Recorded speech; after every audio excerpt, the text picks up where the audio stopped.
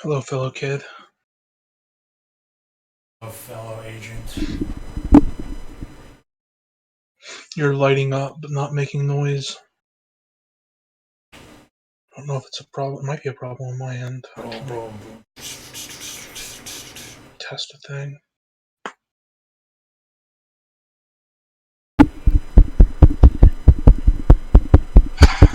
Alright.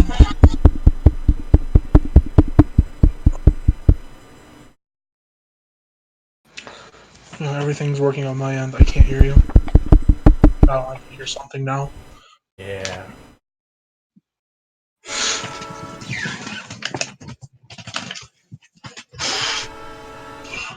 Yeah, it's fucking. I don't remember what all we've done together, but I'm certain that we could fabricate a reason why we'd find each other. Be able to. I don't see how that would happen. I mean, it comes like I said, it's mostly like out of character if you want it to happen. Because if you don't want us to find you, then I'd say we probably need to roll for it. I might agree to it. Yeah, it just really depends. Like fucking, like I have fucking like what's it called? Allies contacts, and I think that you've also had run-ins with them. If you haven't, though, it's the mafia. Like they might know somebody. Winnie's like literally in the government. I don't know the mafia, and the government won't know where I am because I'm under the radar. Well, you see, that's what I mean. Like I said, if you want us to find you, there's an excuse right there. If not, I'd arbitrate it to a roll, but I don't feel like either one of us should decide exactly what the roll should be. He has no idea that you even want to find him to deal explosives. He just knows that you.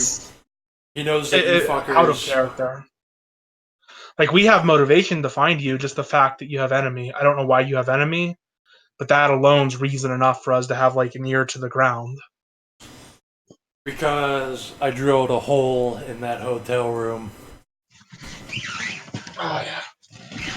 I see where you're coming from, but like, think about it. If you decide out of character, yeah, I want to be their weapons dealer, then the only thing that's happening by going like, oh, we have to wait till the next game is we just wait until the next game to meet you and exchange numbers. Realistically, if you tell him that we will make a pact, we will supply you with stuff if you give us C4, then he'll probably agree.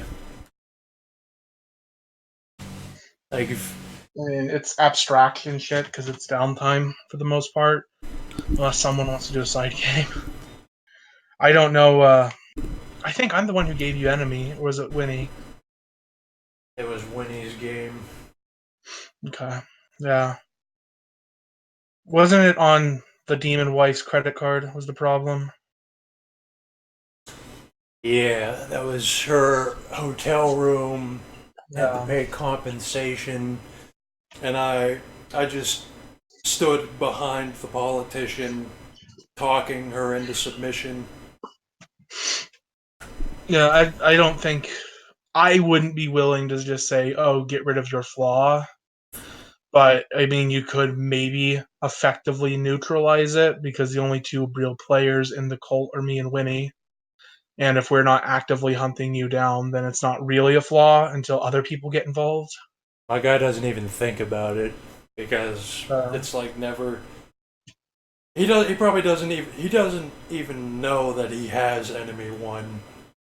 First of all, Yeah, that's what character sheets are. It's an imperfect reflection of what your character is. Your character doesn't think that he has Arsenal 4. He just knows some dudes who will sell him explosives.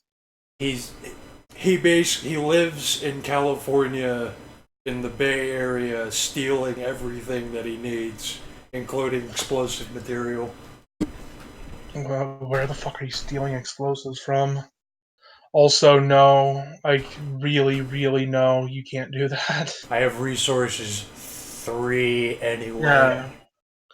That's like the way Arsenal works is your dots just determine what you have access to, but you still have to be able to like actually pay for it. Otherwise, you just get infinite everything.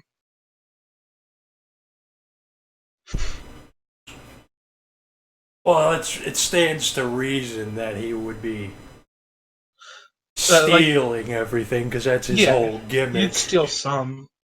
I think Arsenal 5 is just nerve gas, but at 4, just by default, once per downtime, you get some weapons, ammunition, and 2 of each type of grenade, and that's just like given to you. But then beyond that, you have to pay for it and roll for a lot of things. Let's see, how much C4 does he carry on average? I need to look. I carry I don't know if you 5. get. I carry 5 bricks of C4. Yeah, I don't know if you get free C4 on downtimes. I don't think you do. I have But fucking. I have Craft 4, Engineering 5, and Int 4. yeah, Like, I can make. He can make stuff. Bomb making is an yeah. actual skill you can have. What we did, I actually spent the downtime with a different character to train Christian with a discipline because he had really high engineering and crafts. And what he did was, I have access to grenades with that character, but I needed C4. So in the downtime, I taught him a dot of a discipline, and he did engineering and crafts and just converted frag grenades into plastic C4 for me.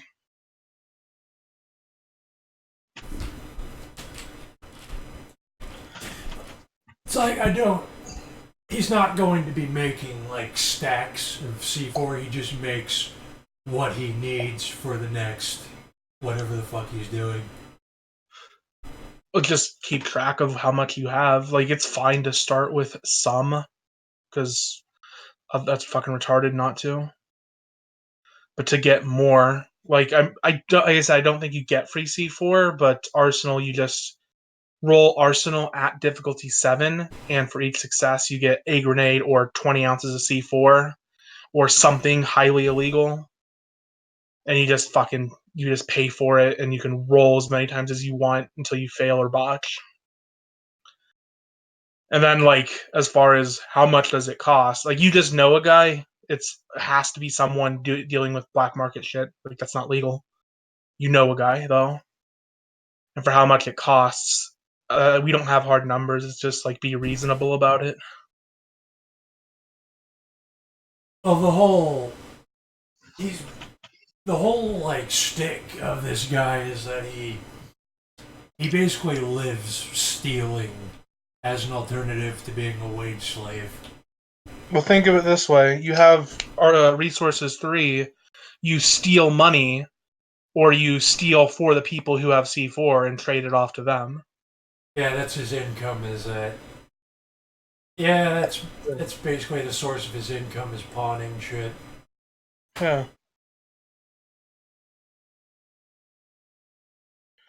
And if we decide that you want to be a weapon dealer for the cult, the fun little part of that is a lot of the weapon deals happen in downtime. So we can spend as much time as we want hashing out the details, but I can argue what I want to charge or pay for it, but ultimately you get to decide what I have to pay. That's if you want to sell. You could also give it for free or exchange it for favors. Well, this is when we have to get autistic, and I have to determine how much labor went into the bomb making. Like, did I steal those? Did you give me those? Did I buy those? If you want to be super fair about it, what we've done before is just like let me decide what I'm paying, and then you're charging me what you pay, and I lose money, you lose nothing. Otherwise, though, you can upcharge and make profit off of me. I mean, if we're being realistic, I need to know. I need to know where the bomb material is coming from. Like, am I buying C4 and then giving it to your character? You live in California, right? Bay Area, San Francisco. Yeah, but I'm not legally like doing anything. He lives there because that's where the tech companies and the factories and shit all are. Like, do you have a vehicle of any kind? I have a rental van. Okay, off the top of my head, real simple. You make a trip down to like Southern California occasionally. There'll be sketchy dudes. I like my Cletus and his fucking horde of people still exist, and they are drugs and weapon dealers. And I'm sure that there are other characters I don't know about who have dealings in Southern California. So it's just a sketchy dude. Could. The way that I was looking at it, though, is like this guy, his engineer is super intelligent and has all the tools. He basically does one-man heists to get everything that he needs. I mean, you're in the Bay Area. Fuck, I might even do a game with that where if you want to say that you're doing some kind of dealings with Cletus, Season, basically, that might be a good game. Is like, hey, we'll continue to sell or start to sell you stuff, but we need you to rob this tech company up there.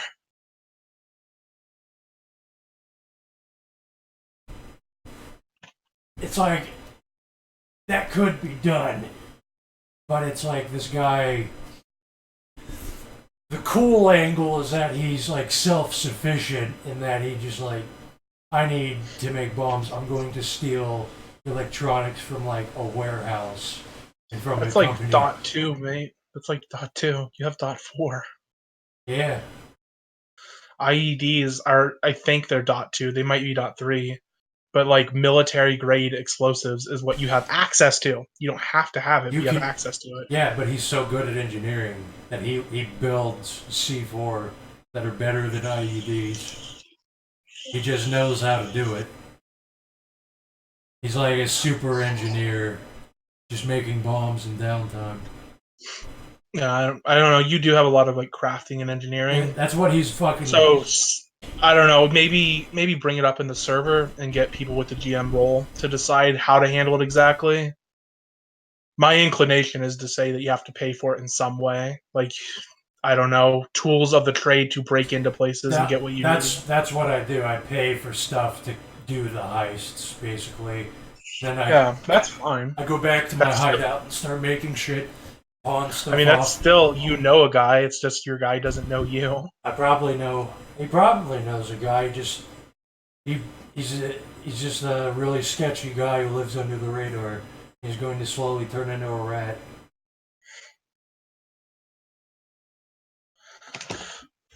I mean, this is all going to be over if I survive a few more games and actually come into contact with a rat clan. Rat Clan. Why do you be a filthy were rat? It's that character, Kill Pretty. That's just if it comes to that, I will murder infernalists with my expendable rat people who have been armed with my weapons that I made. Surface level, just looking at my sheet. Unless like unless you've given me something hard I can follow to find you. Like if you have any cipher, there's no fucking way I can find you. I have Cypher Winnie's the too. Fed though. I Yeah. have Cypher too, but even if you, what does a database tell you about where the fuck I'm living? If I'm not legally. It depends on how well you roll. Like if they get one success, they find like a Facebook or an old deleted count, maybe like your parents' Facebook where they've mentioned you. Implying I live in. He Faggot, nigger, fuck, bitch. Shut the fuck up, Kike. You can't say that in Sweden. Sissy cunt. Database doesn't tell you that I'm living in a fucking sewer. If you roll good enough, it might. How would that work? You have to explain. You that have a to birth me. certificate, and you're a wanted man. You've popped up somewhere. You might as well fucking play a side game to try to find me then. Take that up with Winnie. I don't have database. Does it I fucking? have one dot. I have one dot of contacts, and you have cipher 2. So like, I automatically fail. The bullshit that I'm saying about how I shit C4 basically is actually grounded in reality, whereas database doesn't make sense as to how you find me. You're in a More big like fucking data city. based. You're in a big fucking city. He's a Fed. There's cameras everywhere in cities. Not even the fucking cops can find me. Retinal scanners. Like, the whole thing with databases, you have access to stuff that other people don't have access to. Nigga, this isn't the 90s anymore. This is the future. Yeah, basically.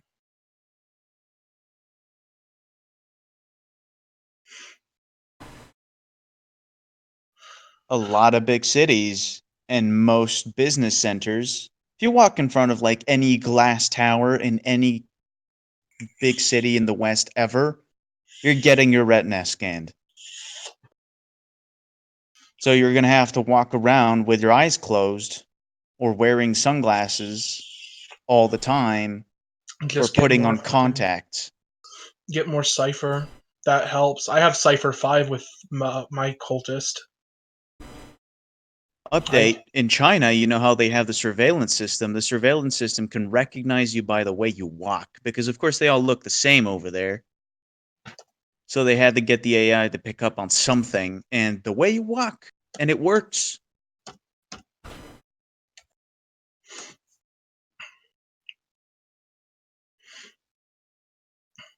Granted, it is China, and they probably all have like a factory default special walk so that they can be identified.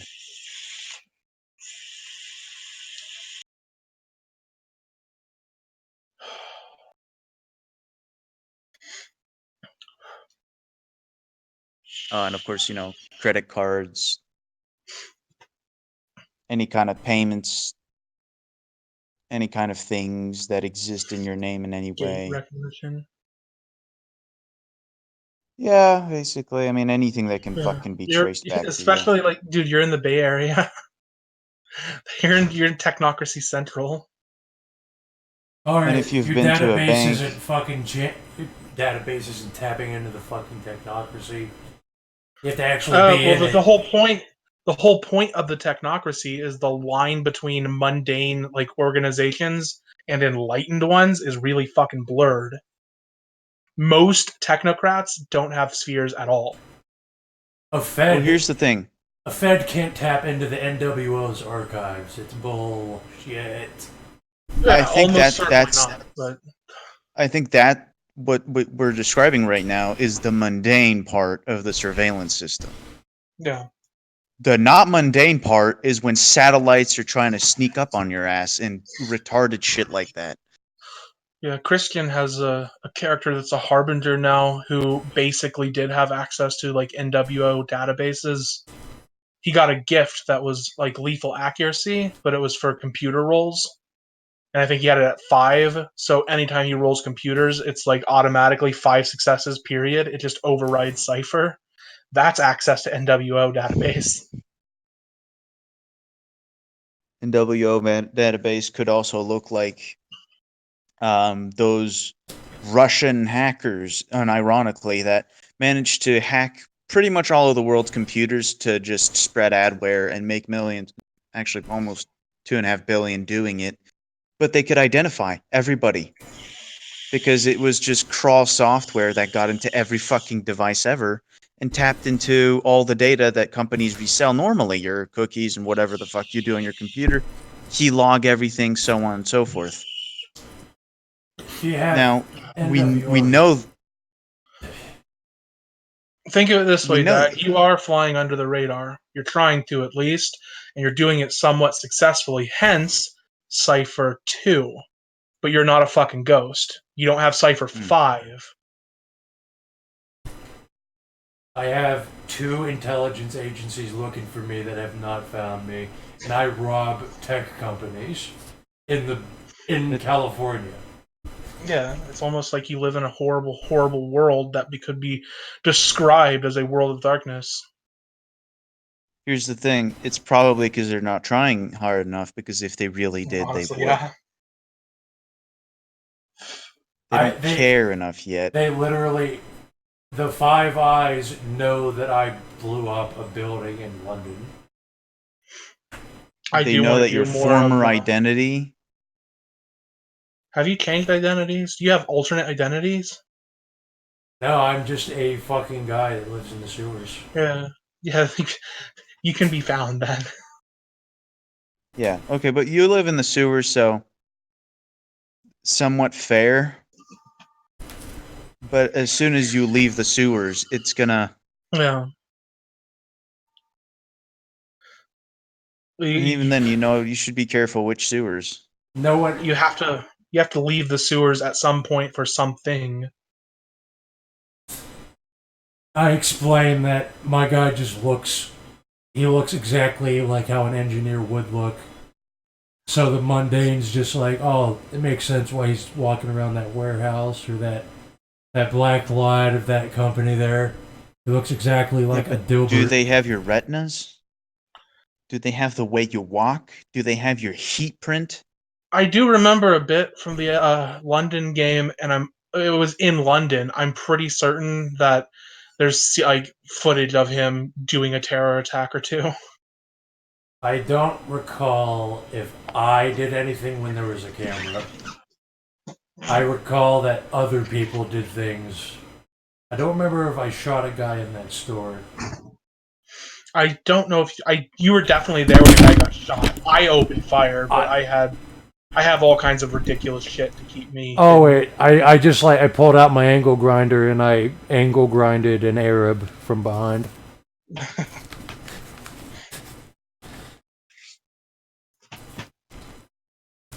Angle grinded. I do want to make more of an effort when I run games to fucking figure out exactly who's playing ahead of time and get their character sheets, because like when I ran that thing for Dave and Nikki and Christian, a lot of the game was planned around their characters specifically. And if I run a game for your engineer, I absolutely want to use your enemy flaws. Let's see. You have a choice of United Kingdom, Cult of Beauty, or My Enemy 3 with U.S. National Law Enforcement. Why not all three at the same time?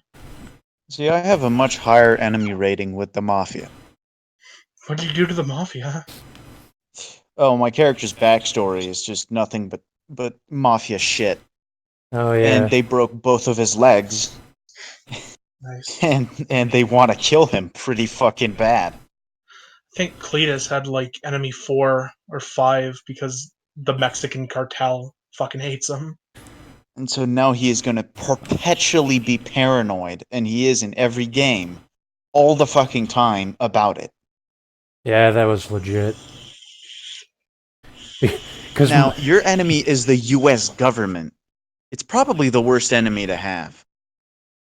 Big deal. If I'm worried above surface about the Mafia everywhere, you should be worried about the U.S. government under surface everywhere. My guy's real. You underestimate the autism that my character has. Your rating number is also like an indicator of how intense it is. 3's bad, but it's not the worst.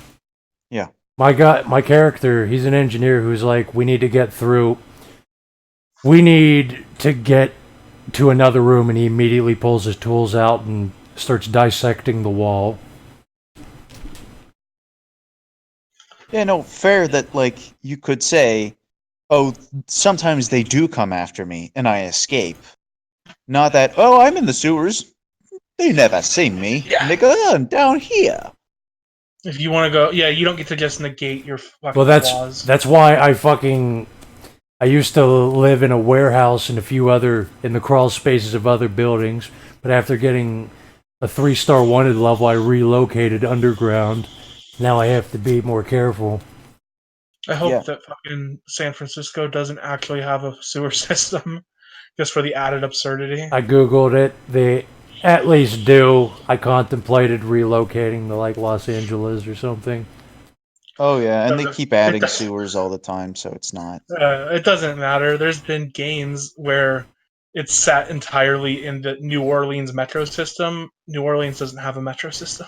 It's something that bothers me is that there's Yes, it does. there's like not even just tabletop, but just like anything where they take place in an American small town, and then you open the manhole cover and there's this giant gothic brick Yeah. fucking There's a sewer fucking system. Underground city.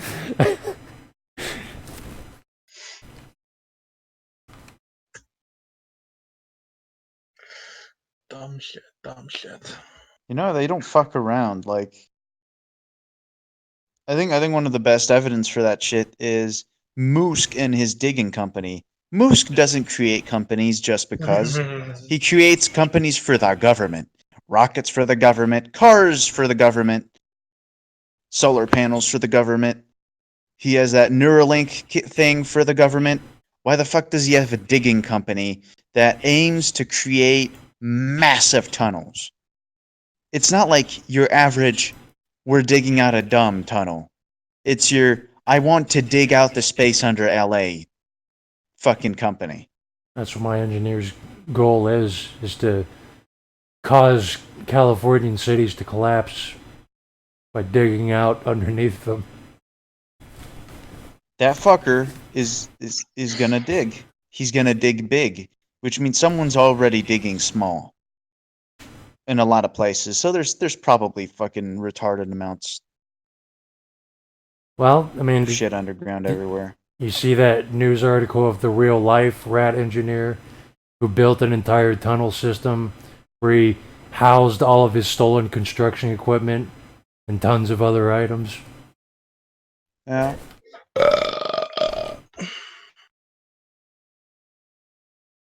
Like that. I am gonna dump points into subterfuge to justify this bullshit, though.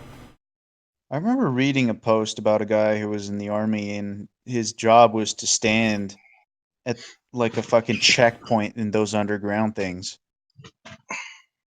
And he was like, I was underground and I don't know where because they wouldn't tell me and I couldn't see where I was going, but I would have to like stay down there.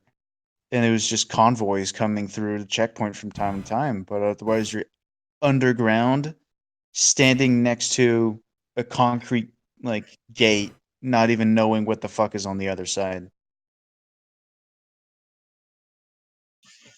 Real nightmare shit.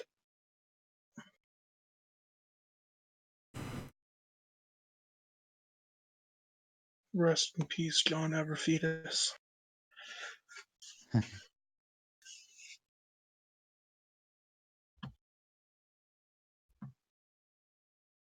I need a clip of that episode of Invader Zim where Tack says, Do you know what's great about your people, Dib? Most of them don't really notice.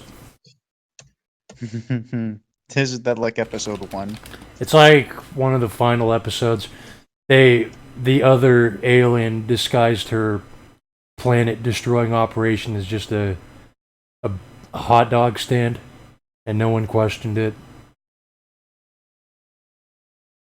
I remember you mentioning it, and I remember watching like 4 episodes of it. I was like, this is a pretty good anime, but they don't speak Japanese, so I stopped. Forgot it. Here's a meat. Already promised the moon to girl. Placed a tracking device. I think that's a good thing to be watching as a kid. Yeah, it is. Hammers that nihilism into you. What I fucking zoned out. What watching what? Invader Zim. Boy, that's all I said. Yeah, I liked Invader Zim when I was younger. I ain't seen it forever though.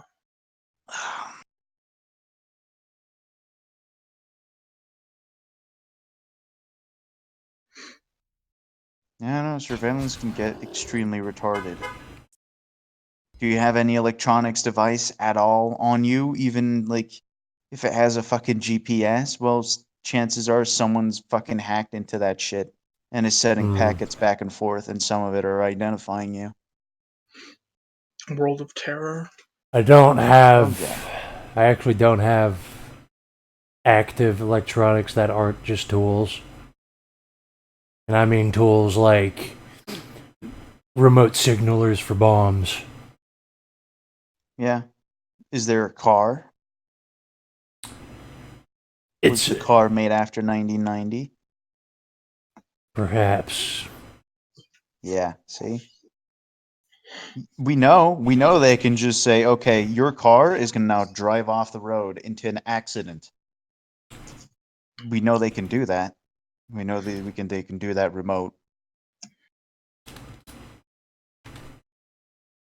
So if they can do that, they can fucking tell who's in the car. For Christ's sake, they put fucking chips in your microwave so that they know when you're in your kitchen to kill you there.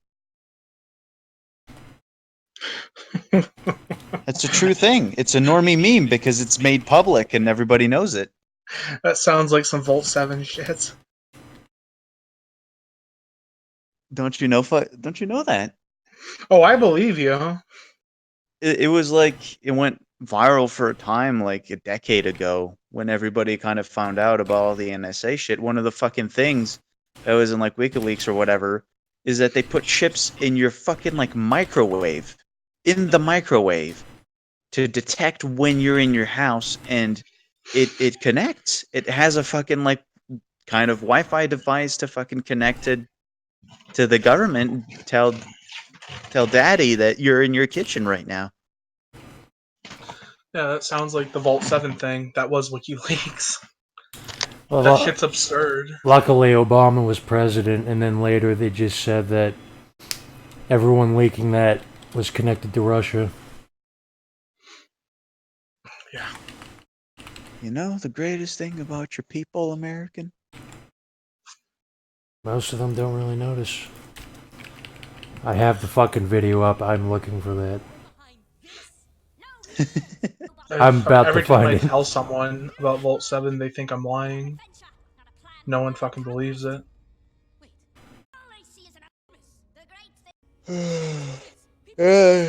Like, the most mundane one that no one will believe me on drives me fucking crazy. Just, like, your phone's listening to you all the time. Yeah. People won't fucking believe me. There is an extra chip in your phone for that. It's not even like, okay, let's reconfigure the fucking device. No, they added circuitry to it.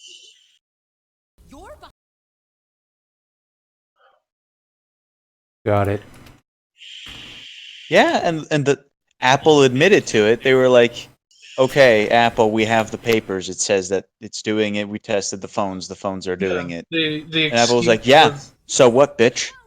it listens and it watches. The thing in Vault 7, the excuse it gave was it's so that law enforcement can get a layout of your home without knowing that they did that. So if they need to fucking knock your door down, they know where every room is.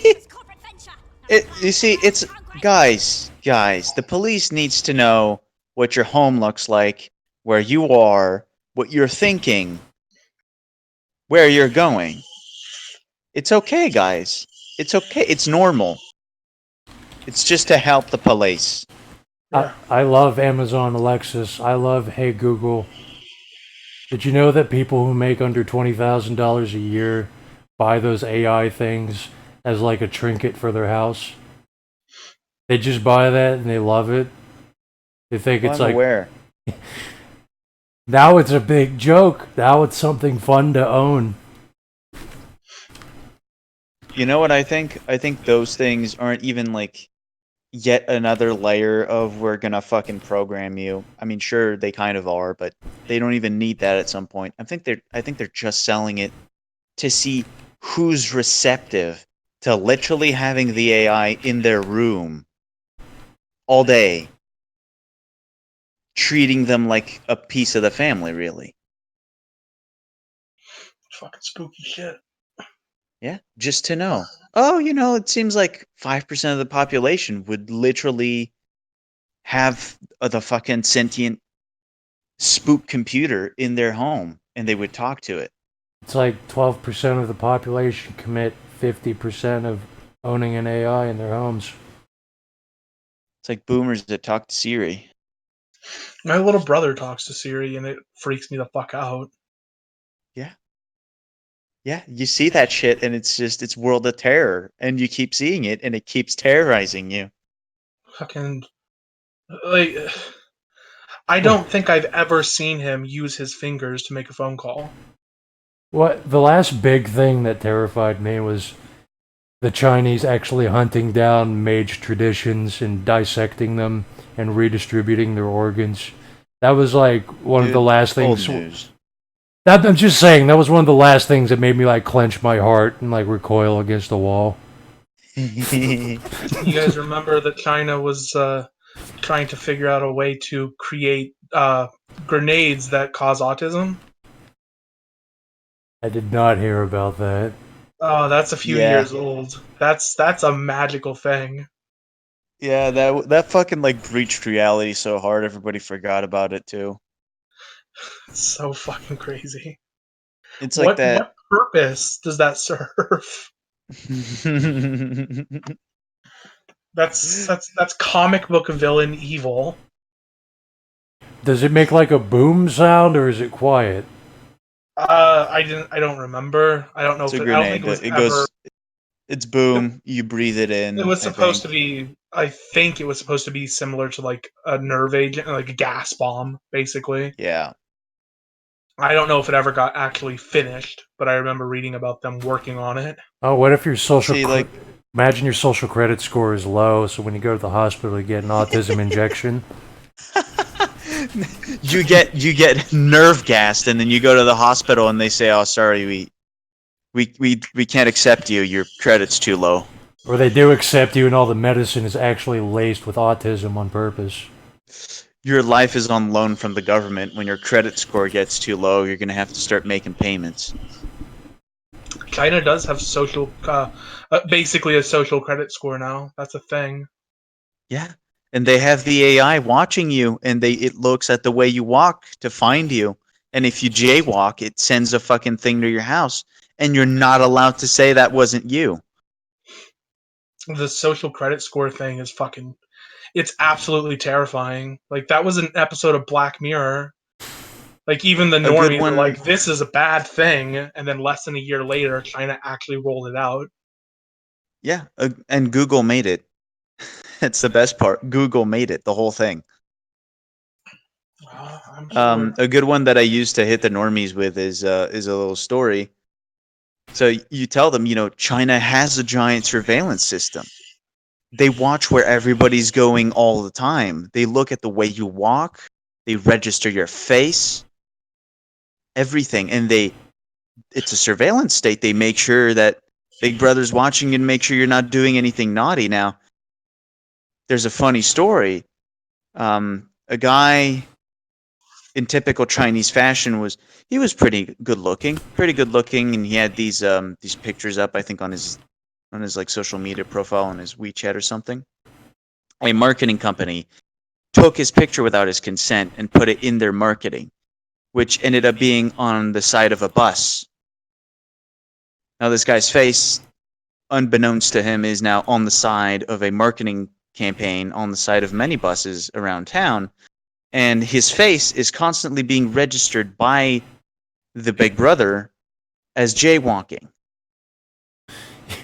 You know, And he is perpetually receiving uh, giving like payments for jaywalking. And since you're not allowed to contest any of it, because the system is flawless in China, he went to jail for a year, and they paid him to go to jail for a year to be recognized as guilty until the marketing company removed their marketing so that they wouldn't have to change the law.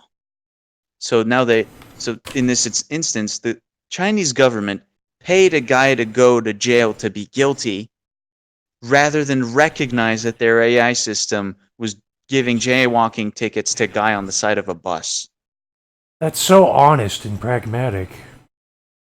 And he didn't consent to even being on the side of the bus. How much they pay him? Like, I might take that deal depending I on the think they paid him paycheck. $8,000. No, fuck that. It's a Chinese jail, man. I don't know what Chinese jail is like. Well, you know what's fun? You know what's scary about China. You know how America does a lot of Black Ops shit with the amount of information that we can actually access in all the like watchdog groups and shit? China doesn't have that. China has more control. China has more resources to do Black Ops shit, and no Honest. one will ever know. Honest. Let's edit the genome of babies without the mother knowing, just to test if we can fucking create genes against AIDS. And it turns out you can't, and the babies are sick and they're dying. But that's all right, because everybody's doing it. Everybody's going to pitch in for science. All of them. Honest They're and going to do it pragmatic. for science. It's all for science. Don't I'm you going to feel go do a science? year in jail and maybe lose my liver or my kidneys for science. Honest and pragmatic. Build. You know what, Kyler? You'd do great in a Chinese jail because they'd take one look at you and they'd say, no organ harvesting.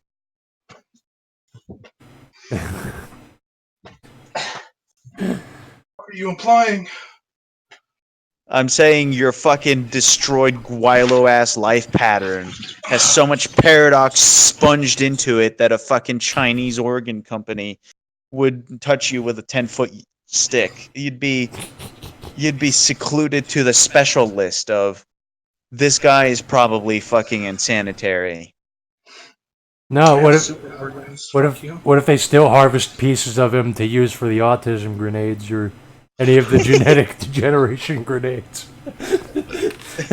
Like you throw a grenade into a city block, it explodes. The Chinese slowly turn into Kyler over the span of like a year. I'd be willing to die to have my body processed into the thing that turns people into foam water. That's a noble cause.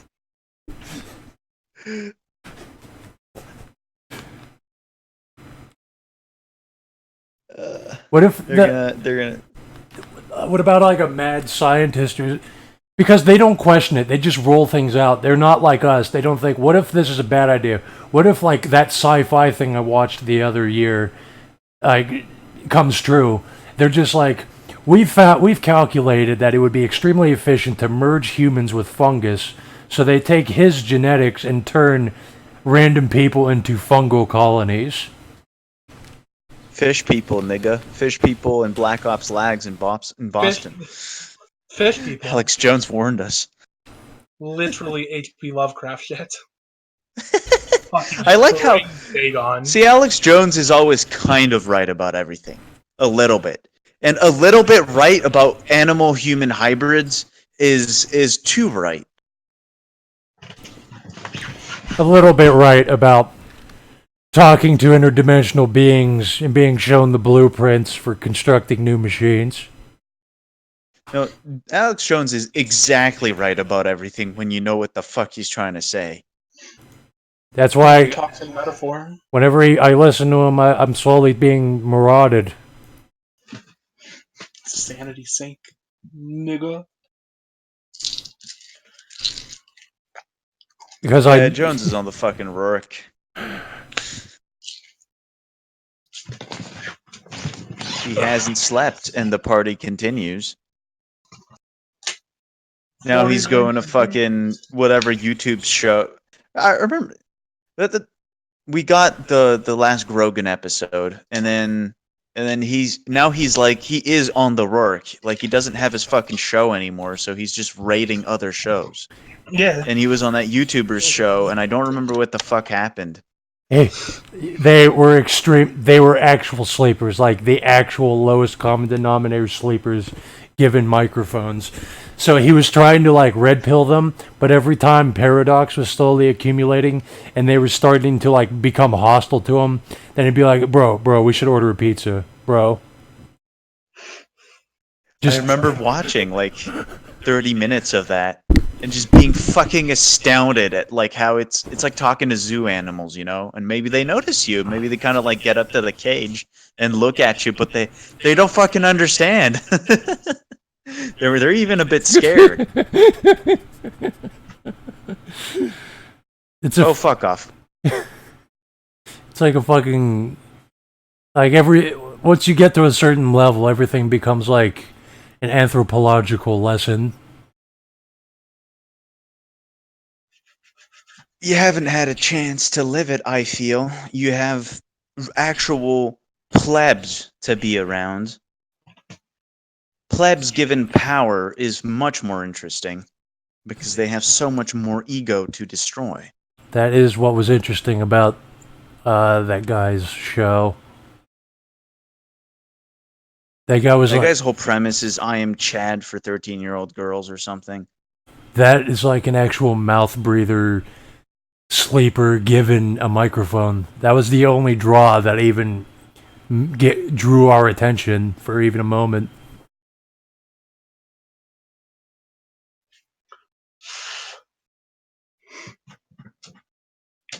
You know, there are a lot of people that blog. They do. Everyone does it now. Yeah. Yes, we do. And when you read their fucking blog, it's exactly like you start, I don't know.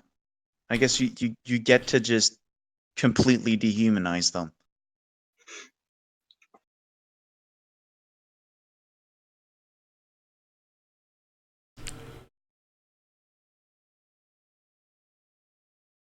I guess their blog is social media anyways.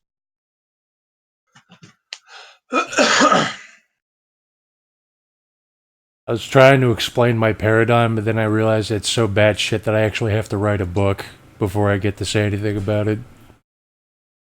To write a book. Has Alex Jones ever written a book? No, because books are for bitches. I think he Alex, did. He you know, the best way to convey your paradigm is like Alex Jones. You just start screaming and ranting and raving. on other people's shows. I've been doing this for years, and I turned out fine.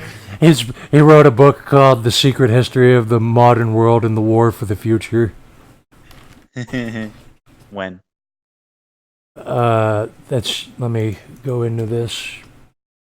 The secret. He wrote it. He is working on it right now, actually. Oh. This is the one that gets him killed, boys. That's it. He's going to write about the Ascension Wars. Ah, shit. He's gonna fucking... Oh, playing with fire. He's gonna write a fucking rule book, and they're gonna kill him. Oh, I'd fucking kill for his book to turn into a rule book. Not even like on the front page, just halfway through, start explaining dice rolls. We're already. You know, if only we could contact Alex Jones and be like, you know how they don't kill you? You make it into a rule book, and then they kill him anyways. But we have a rule book now. Imagine playing tabletop with Alex Jones. We're basically playing his game already. He would have a fucking field day with World of Darkness. Like for a mage game, I would actually play as self-inserts, but we need an Alex Jones NPC who's an actual marauder who drives us insane, and then he drags us into one of his fucking crusades. Alex would need to make a character sheet.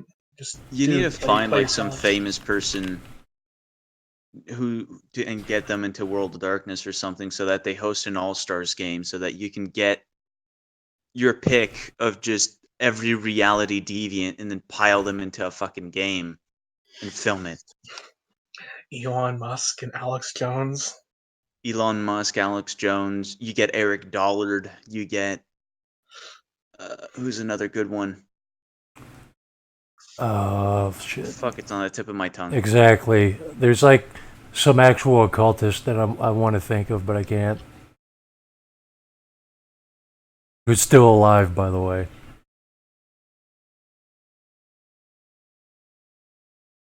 Well, I mean, that THC fucking podcast is a bag of characters. But these are like low tier. These are not like... No, they're not Alex Jones tier, but you know you gotta work your way up from somewhere. That's true. And Dollard was on there, so you could find someone else. Like the libertarian guy, that's the fucking... It's the guy you trick into blowing up a building and taking the fall for it.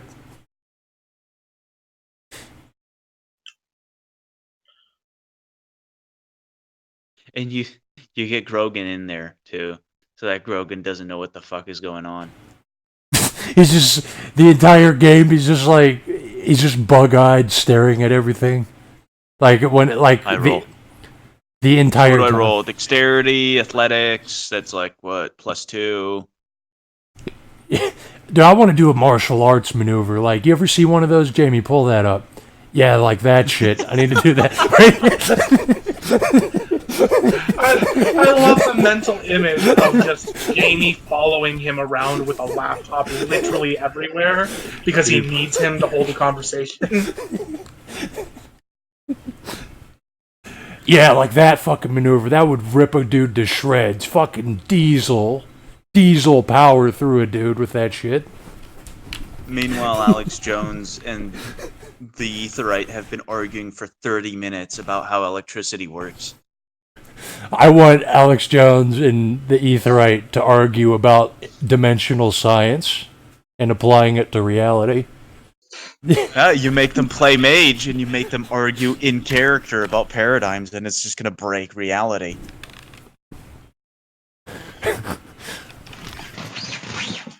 I don't know who would win. Like, one of them's gonna maraud us, and then we're going to kill the other side.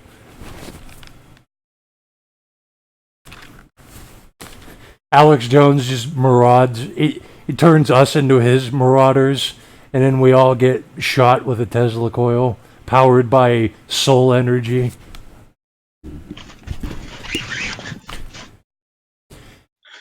Aetherites are not marauders.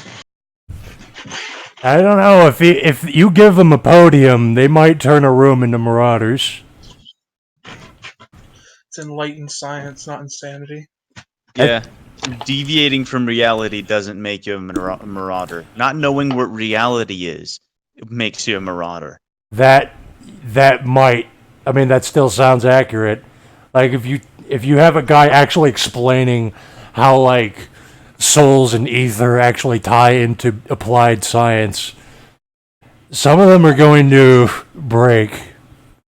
That's too much dynamism coming out of one mouth too quickly. Yeah, it violates reality, but it's not its own reality. It doesn't feed itself. Well, Alex Jones is a marauder, but just because he's too fucking dynamic, he has a paradigm. It's actually not that different from my paradigm. But if I was listening to him talk, I would just snap into a marauder. That's the thing. Alex Jones has no control anymore. Everything he perceives and sees just re-agglomerates into his paradigm. But he's aware. He's aware of paradox. On that podcast, we watched him having to mitigate his paradox meter. Like, he had to appease the sleepers to put his paradox back down so that he could ramble again. Yeah, but he doesn't know any other. He doesn't fucking understand that he has a paradigm. Everybody else has a paradigm. No, he has the only paradigm. No, that's the defining trait is marauders just can't turn it off. In fact, I'd say it kind of makes sense that a marauder would have things in place that he falls back onto to try and mitigate paradox because he can't fucking turn it off. Whereas someone who's just awakened, they can do just as insane shit as a marauder can, but as soon as it starts to get bad, they can stop. Marauders can't stop Their themselves. battles. I think he's like 95% marauder, but sometimes he suddenly gets hit by paradox and he mitigates it. Because isn't that a thing where you're just getting overwhelmed by yeah, that's a quietus. So he's just 95% quietus. It's called a quiet. He's a veteran of the psychic wars. Yeah, quietus is a vampire discipline. Whatever. He's 95% quiet. Yeah, that's what you are as a marauder. When the quiet's in your paradigm just merge into one horrible thing. Marauders Where are it's just- eternally in a quiet. That's their thing. They have a The permanent quiets quiet. feed the paradigm feed into new quiets. They can get like quiets. I think go from 1 to 5, and they can get worse. They can jump up to a 5, but all Marauders by default have at least a .1 permanent quiet. Hmm. So like the book talks about how Marauders will have these moments of lucidity and start to rein in their madness. That's not actual lucidity. They just went from quiet 3 to quiet 2. Alright, so he is just a marauder. It's like the people who are in psychiatric facilities. A lot of them would probably qualify as that. Oh, the walls are talking to me. The walls are talking to me. Oh, today the walls are quiet. Oh, you must be getting better. No, that's just quiet 4 gone to quiet 3. Yeah. Yeah. If Alex Jones wasn't a Marauder, he wouldn't have lost his kids. And his wife. And he wouldn't have that perpetual insanity sink. And he wouldn't have kept going. I love that his life fell apart, and all that changed is he lost money and grew a crazy looking beard. Now he's just crazier. He's more powerful now than ever.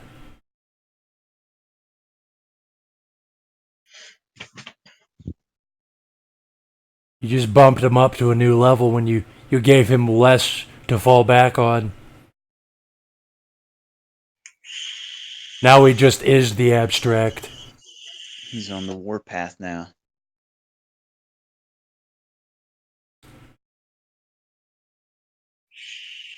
I like how his wife is literally a Jew cunt too. That's great. Like someone else just asked what they need to read to get in the World of Darkness to start playing, and I told them just assume that everything Alex Jones says is true. Yeah. If you want to sire people in darkness, legit good advice is just do vampire for them because it's super fucking simple and straightforward. We have 2 guys on the backlog here. Yeah, that's why I ran vampire for you guys first, because you can literally understand and be able to play that after like an hour. You Yeah, don't need to spend a fuck ton of time in like reading.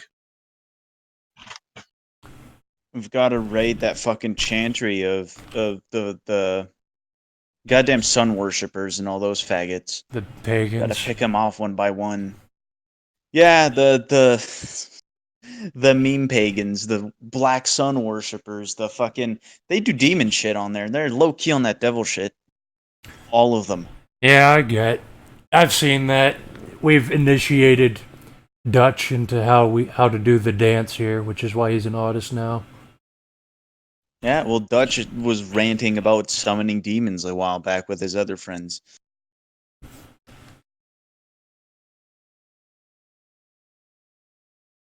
Yeah, This is the real Ascension War. he was telling us to read more Crowley now. I just finished reading about Crowley's life. Okay, on that. And then I ruminated on the fact that Crowley was a faggot. yeah, I'm not into the sex magic stuff because I'm an incel. See, I think sex magic is just a way to fucking excuse it. Evola was all You know- about that sex magic. you know- he was just a pervert. You know what?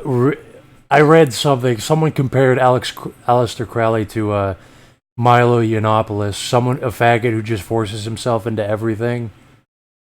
And I actually consider that That's as not fair. I consider that as a possibility. I'm not saying it's true, but that's an interesting take on his life. Here's the thing about Crowley's faggotry. It was esoteric faggotry. He sucked dick and took it and also did a lot of drugs, not for its own sake, because he enjoyed it, but because he was on that devil shit. Yeah, he was. It was fuel. He was an actual cultist. It was like esotericism for the sake of it. I bet he fucked animals. It's very interesting. His rituals sound very similar to some of the things I was going to do to people, except the I sex bet magic. animals fucked him. Just the concept of like Kuranzan was interesting to me because it's very similar to some shit that I saw. Yeah, it kind of adds up. It's that Nefandi shit and then that Infernalist shit. Is Oh, it wonderful. is it really demon shit though? Because Kuranzan is a manifestation of just chaos coming to fuck your ego, so that you can go into the astral umbra, basically. Here's the rule of thumb for demons. When you interact with it, do you become more like it or does it become more like you? If it becomes more like you, it's other spirit shit. Just look at fucking Kitsune and how he's always autistic about this spirit shit, but it's always kind of around the context of, oh, I'm making it some fucking goofy spirit or something. His spirit wife. He's like on his second, I think. He's making them more like him. That's that Tulpa shit. You're making them more like you. And that's not really demon shit until the Tulpa starts making you more like it. Now that's demon shit. I don't wanna hear this conversation. Please don't. I have a lot of things I don't Kyler, understand. you're white. You're low key on that devil shit. We all know about it. White devil. Quite well. Deny it, I dare you. Not devil shit. Fuck yourself. All crackers are demons and worship demons. That's right. That's right. That's right.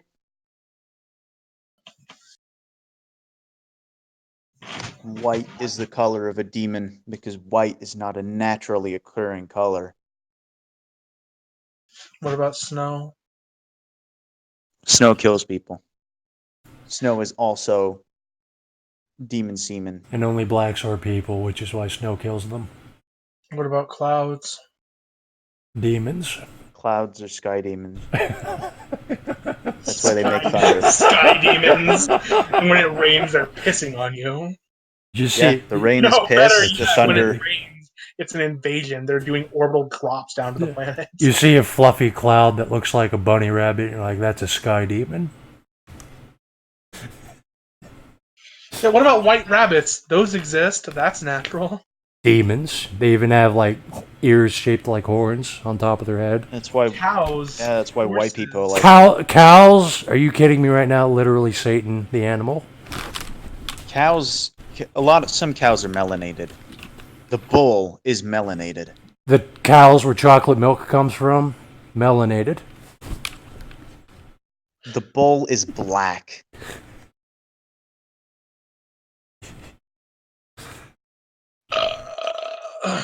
What about albinos? Demons. That's why you kill albino. You break their head open, look for gold. That's why you cut their balls Wait. off and eat their balls to cure your AIDS. What about bones? Those are white. Skeletons aren't That's why real, you cracker. You use bones to summon devils. Skeletons Everybody knows that. aren't real. No. Skeletons are demons Neither are- that you have to free from your body. It's much like the ego, except crackers Yeah. confused that. You have to defeat the skeleton inside of you to defeat the whiteness and cast it out Someone and needs become to- more in tune with your melanin. Someone needs to get a deboning gun as a gift. Does it just look like a windmill of meat hooks on the end of a gun? That's so fucked. That's some chaos shit. That's like vicissitude 5. I delete your bones. I think it's like 3 where you can just Windmill reach of in. meat hooks. That's so. That visual is so fucking. That's the worst. Debone. Boneless opponent. I'm on that boneless chicken. Boneless pizza. Boneless pocket pussy.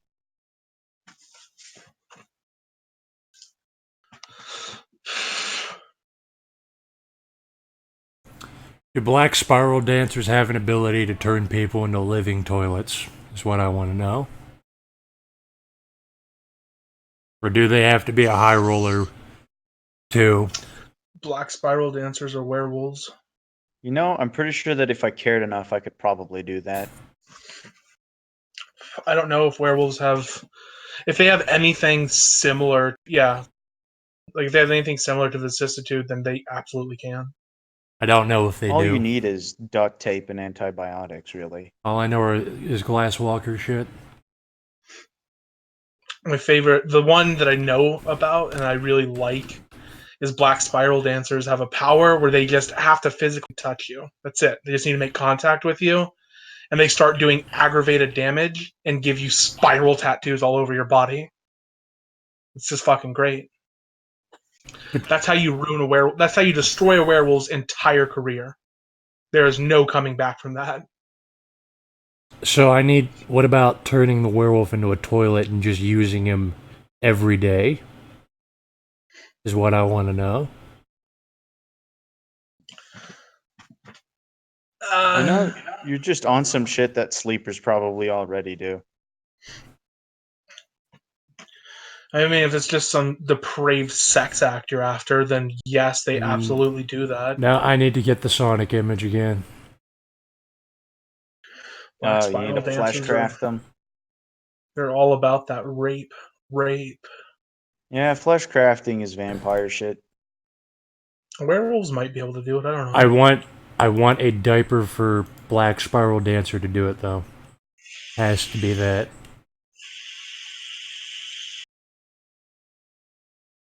Come on, where the fuck is... There it is. Might as well pin these images. They're very useful to every conversation. Who makes these? This is what... Devil. Would you rather? Would you rather be a clown's living pocket pussy fully conscious of everything, or would you rather be a Black Spiral diaper fur's personal toilet while still conscious of everything? It's your body. You're not a toilet. It's your body stretched and deformed into a toilet, like Sonic's head right there. Or be a pocket pussy for a clown. I don't know. Does the clown love me? He loves all. He just has his own way of showing it.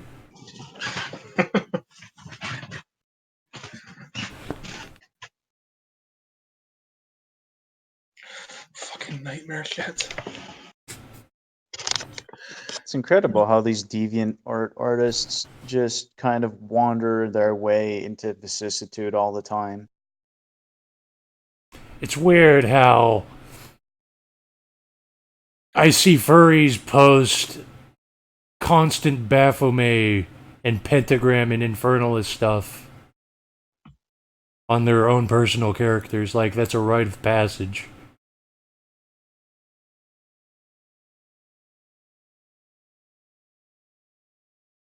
It's like they're low key on that vicissitude shit.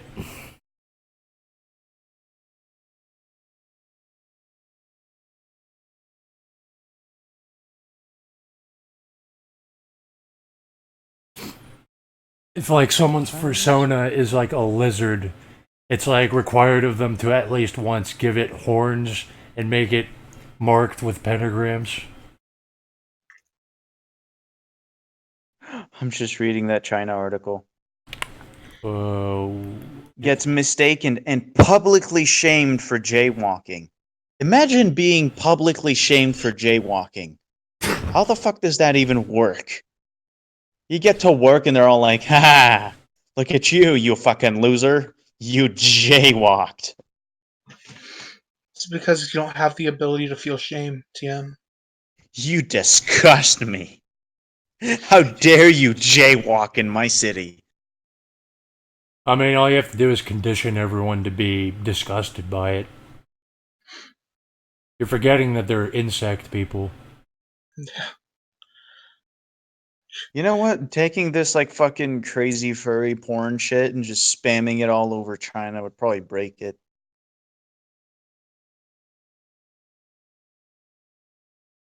Because that's the thing about robust systems, they don't bend. China basically is like a Gnostic prison, and we're like we're the guys trying to go back into the Matrix and break the prison up. We're like the guys in the Matrix, and that's how it works. They're like, yeah, sure, we're kind of trying to go back, but really we're kind of doing our own thing, and we don't want to go back.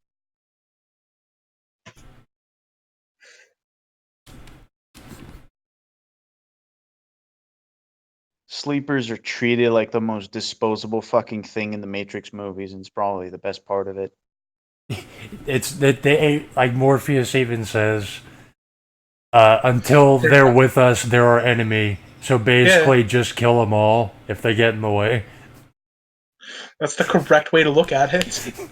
Like the cops are not programs; they're actual people. So you walk in and just gun them all down because they're just in your way.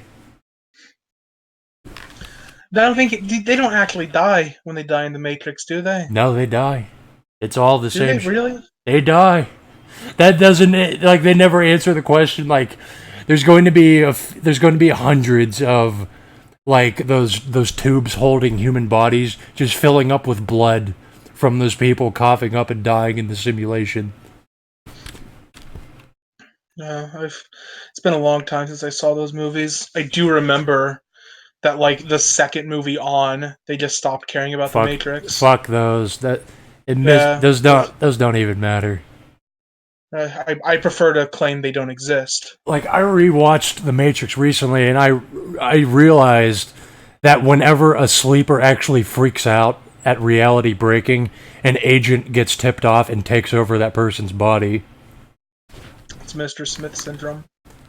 No, that's what all the agents do. That's not just the Smith shit taking people over. It's like a sleeper sees you like distort reality and they freak out, and then an agent somewhere puts his finger up to his ear, and then he teleports to and takes over that body and uses it temporarily. So like, and that's actually after when Mage was written. That's also after the quote here. Yeah. The Matrix is a system. You know what? I'll do the Mage version. The consensus is a dream, neonate. The consensus is a dream, neonate. That dream is our enemy. But when you're inside, you look around, what do you see? Businessmen, teachers, lawyers, carpenters. The very minds of the people we're trying to save. But until we do, these people are still part of that dream. And that makes them our enemy. You have to understand most of these people are not ready to be awakened. And many of them are so inured, so hopelessly dependent on the dream that they will fight to protect it. Why are we reading movie scripts all of a sudden? Because this isn't a movie script. That's straight out of the Matrix, mate. but Magified. What are you going to do, sue me for copyright law?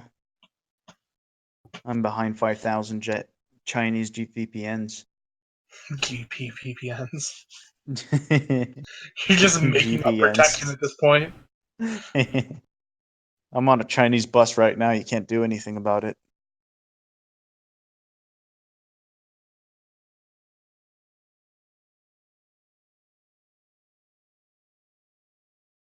And Matrix is the Mage movie. We just kind of take it for granted because it's so fucking mainstream. The Matrix did 9/11 is the best part of that movie. Trenchcoat Mafia. walking in with a trench coat and just gunning down people, and then crashing. Did you know that was the Columbine shooter's actual plan? Like they were going to detonate bombs everywhere, shoot people in trench coats, drive off, steal a plane, crash into a building. I did not know about the plane. That was their full plan. Yeah, that's fucking retarded. Oh my god. But they still See- thought of that. It's kind of like how our crime wave shit is like part of the same zeitgeist that Refn is making his movies with, and so it all looks the same. They're thinking planes because everyone was thinking planes at that time.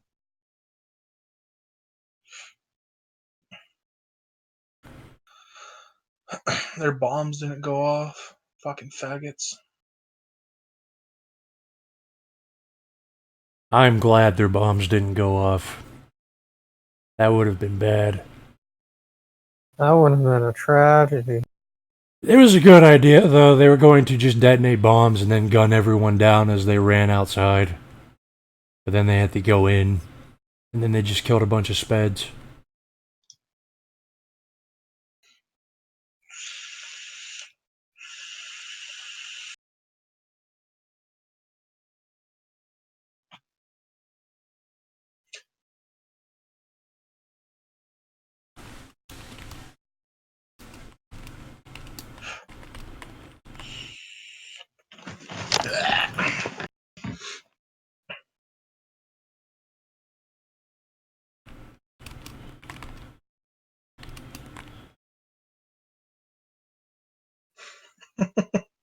The fucking rates for an ad, the King Kong. You fucking for real? I still mob through my city like I'm fucking King Kong. The fuck is y'all on? The fuck is y'all on?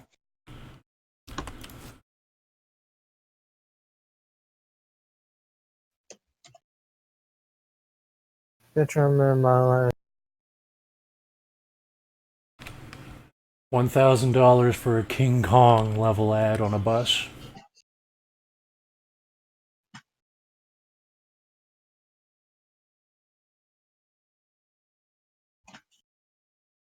Mob through my city.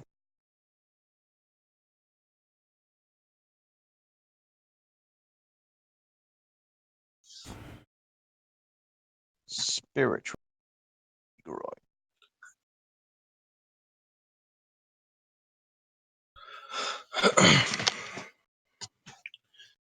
Lyrical sphere, genius.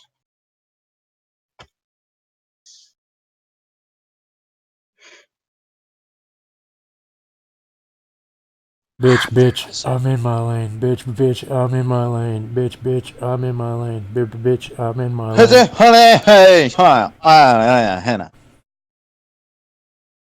That's the Mage theme song right there.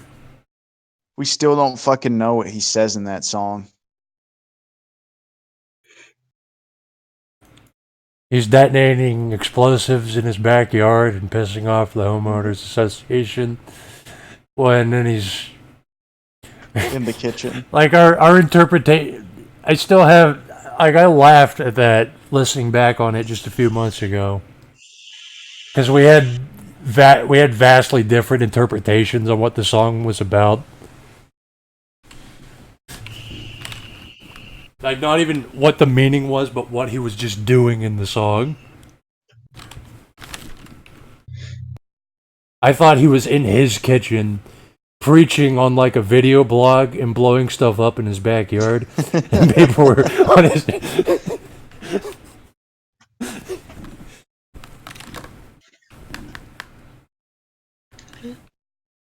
It's that fucking siren call that sounds different for everybody hearing it.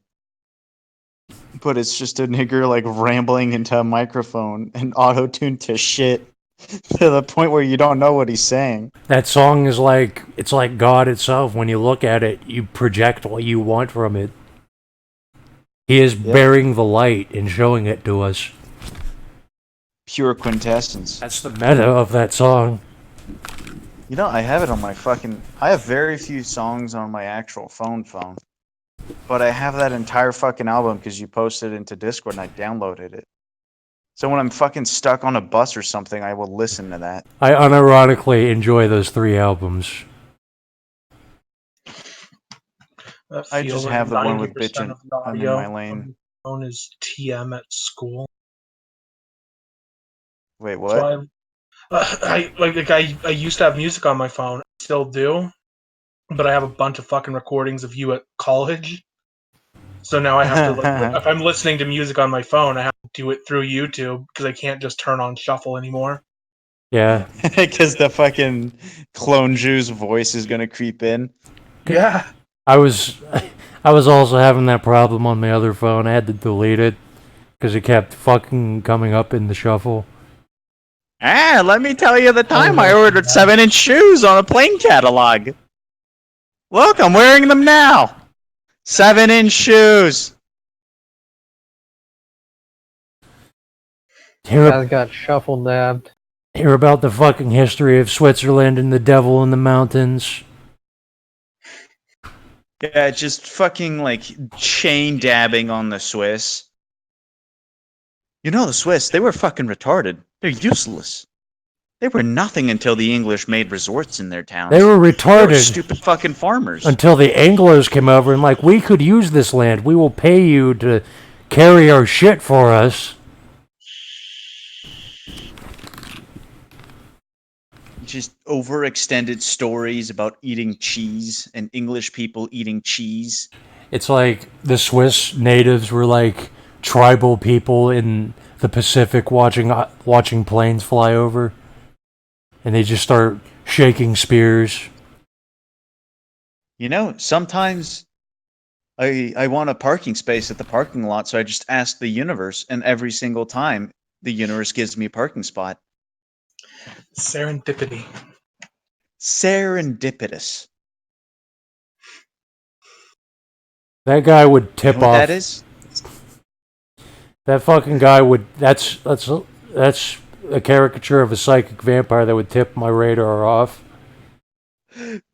See, the best part is that he is like 5'1", standing in front of you, agitated, and there's a pyramid with the fucking eye on top of it drawn onto the board with no context.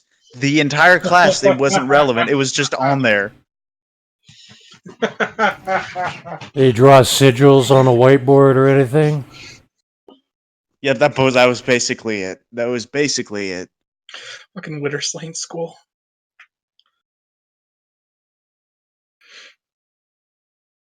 Fuck the traditions. I think he had written like I think it was like written on top of the board, the pyramid of success, and you have the fucking pyramid with the eye, and then like some random shit about like companies written next to it.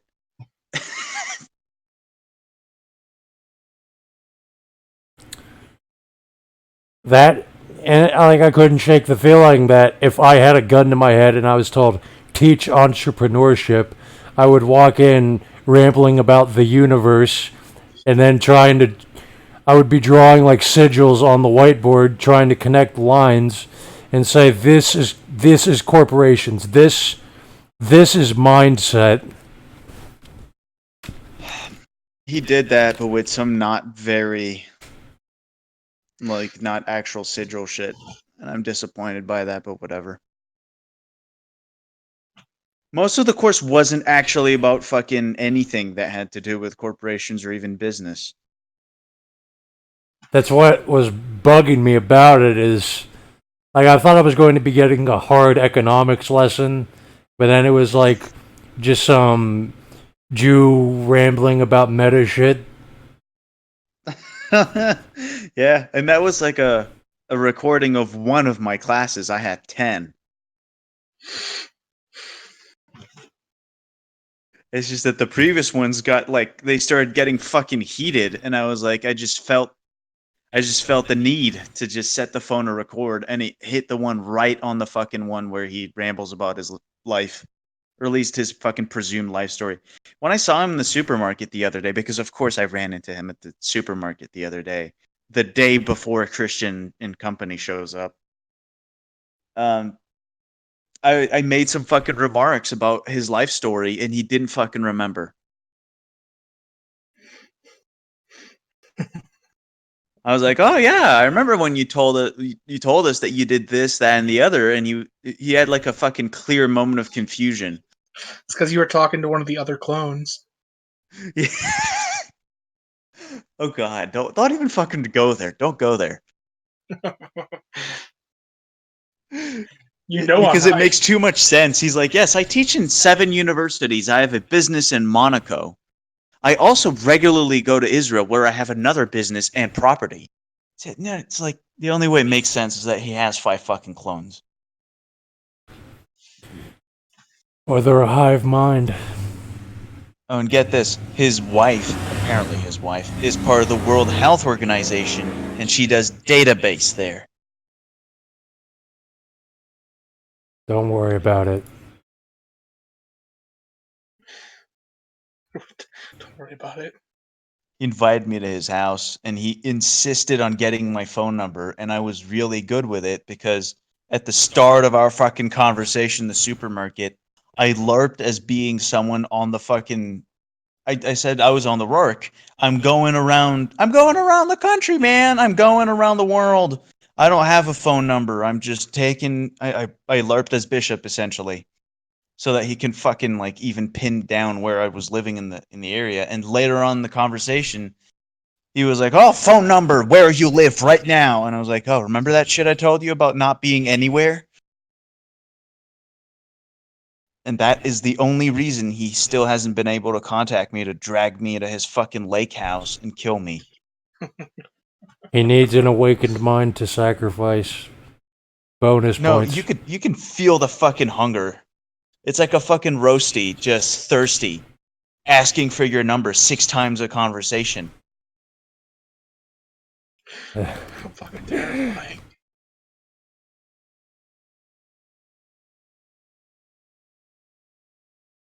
He gave me a ride back home, and I forced a conversation about cars just to see how fucking uncomfortable he would get, and it broke him a little bit.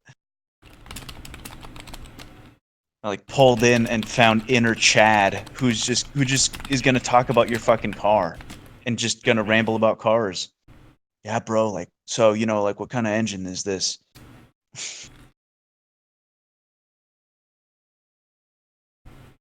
He broke, and he also admitted that he had a daughter. He never mentioned that he had a daughter. I think he only ever mentioned that he had a son.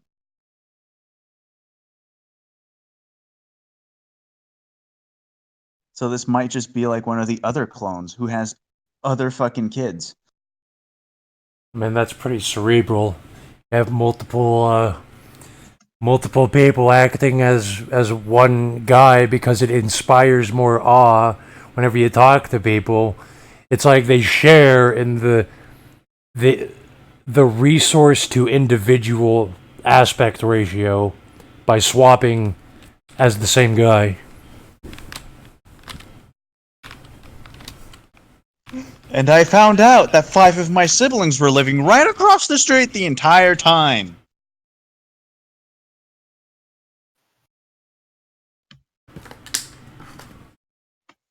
I remember I was like listening to his fucking life in like a fucking trance. And he was building up to the name of his mother, and I had guessed it seconds before, but the phone didn't pick it up. Because I whispered that shit, and he saw it. Because he was right there.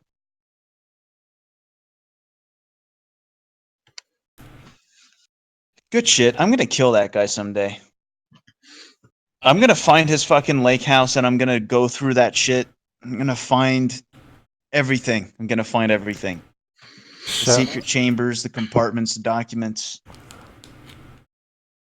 and The then big fucking spiral on the door. you're going to be shuffling through a bunch of drawers in like a library in the dark, and then the light flips on, and then you turn around. There's the other 4. They're in hibernation. Wouldn't that just be terrifying? It's like, okay, I got all 5 of them, and then the light flips on. There's another like 20 of them behind, And then just coming out of the basement. Clown makeup. And then a 21st one steps out of the shadows, clapping. Well. What kind of fucking art house project are you describing? This has gone way off the fucking rails. Weren't we talking about music? Camera boys. There's a camera right there. You're on TV, bro. Get on the couch, boy.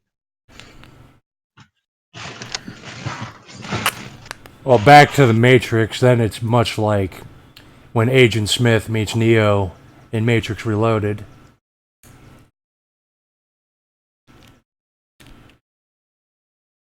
Yeah, it has that feel. It really does. And then they hold you down. They hold you in place while the first one gets ready to stick his hand in your body to slowly start transforming you into him. What did the Wachowski sisters mean by this metaphor? I'm gonna fuck the Wachowski sisters.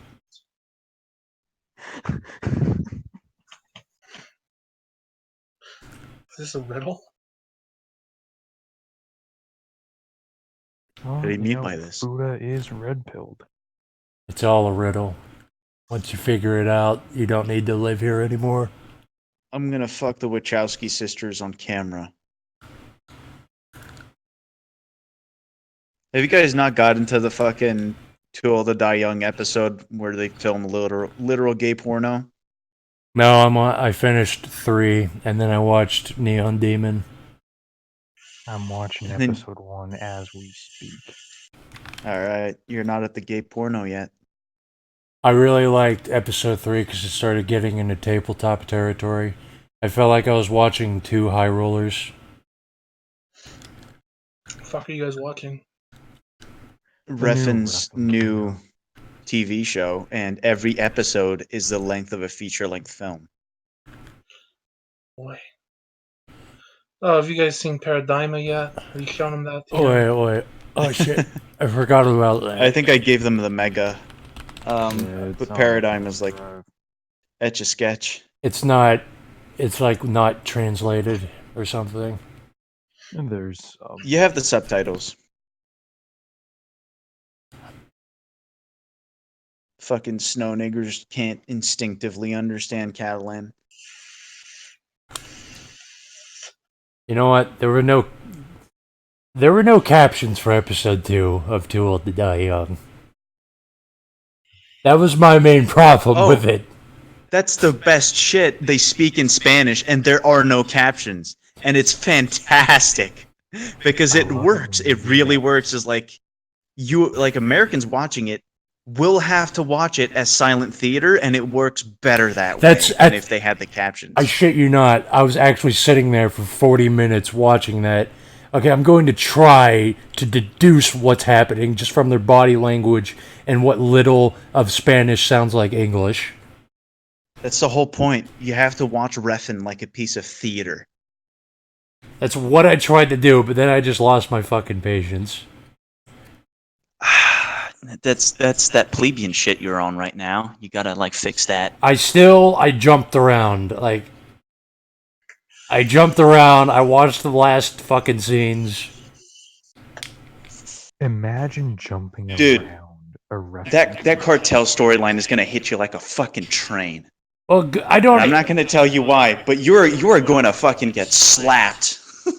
You specifically. Well, I considered that. I'm like, okay, well, I'm going to be more from the perspective of like the cop who doesn't know the shit that's going on. I just know the cop story, and then he's just going You know to get. how episode 1 is like he baits you into thinking it's that buddy cop shit, and it starts off real nice, and then he fucking he hits you with that reality that it keeps going. It keeps going. And it's just, it has that perfect pace of you get lulled into a storyline and everything's kind of like getting a little bit samey, and then it breaks. I noticed that he does that. Like, there's a lot of. It seems like it's getting monotonous and dragging on, and then out of nowhere, like, ridiculous shit starts happening. It's 15 hours of a TV show. The episodes are fucking long, first of all, because there's so many pauses, which it gets Theater. tedious sometimes. Your American fucking bred brain No, just can't handle doesn't- the sheer patrician goodness. It started clashing with how I think real people act. Like I get But it's not about real people. No. It's about surrealism. It's amazing. I get it, but it was just fucking clashing. And I will accept when a few characters are doing that. Like I get that his main characters are all basically like that, like strong silent types. But when like drugged out whores and shit are all doing that too. No, you don't get it. It's not about the characters. It's about creating an ambiance where you can hear the characters think and hear Refn think through his characters. It's the whole point. It's not about the fucking characters being that type. I pick up on that. Like I noticed that I was sensing what they were thinking, like every nuance to it. But it's just like sometimes the reality kind of fucking clashes in, and I'm like, these guys are pausing too fucking much. I notice when it works, like I get it, but sometimes it just it gets grating. You gotta get into a trance. And you gotta listen to Refn think through his characters. Like I do, I pick up on that. I appreciate it, but sometimes it just fucking clashes, I think. And Refn really fucking hits. He really just there's that, and there's his style and everything. But it's a streak. There's cunny, there's incest, there's crime wave, there's fucking reckless ass murder, there's nihilism. He's doing the fucking victory lap with this TV show, and it's fantastic. It's a good thing. This is his ego project. Everything is going to be saturated with his style on purpose. Yeah, like I pick up on that, and it's like I'm not saying it's like a deal breaker. I'm just saying I just notice sometimes that I conflate. I want to project reality onto what's happening sometimes, and then it causes a clash. I think Refn is trying to drag you into a parallel dimension in the Umbra where all of this exists, right? He's trying to drag you to the Pocket Umbra, and in the Pocket Umbra, this is reality. People fucking pausing dramatically to let you hear them think. Sometimes it's not. It doesn't even feel like that. It's like sometimes it literally was like just the guys. Everyone is just Ryan Gosling from Drive. Like sometimes it is just that. I feel when they're thinking, but sometimes it feels like they're just staring around. That's the whole point. Every character is Refn. Every character is just a fucking puppet, and you're meant to see that. That's patrician shit. That's what you do in actual theater. I get it, but sometimes, like my brain wants reality to be accommodated. Your brain is a pleb brain. Like I get what he's doing, and I'm still watching it, but I don't know. Sometimes it just causes a collision, which I guess is an aspect. Feel bad. Is an aspect of the surreal.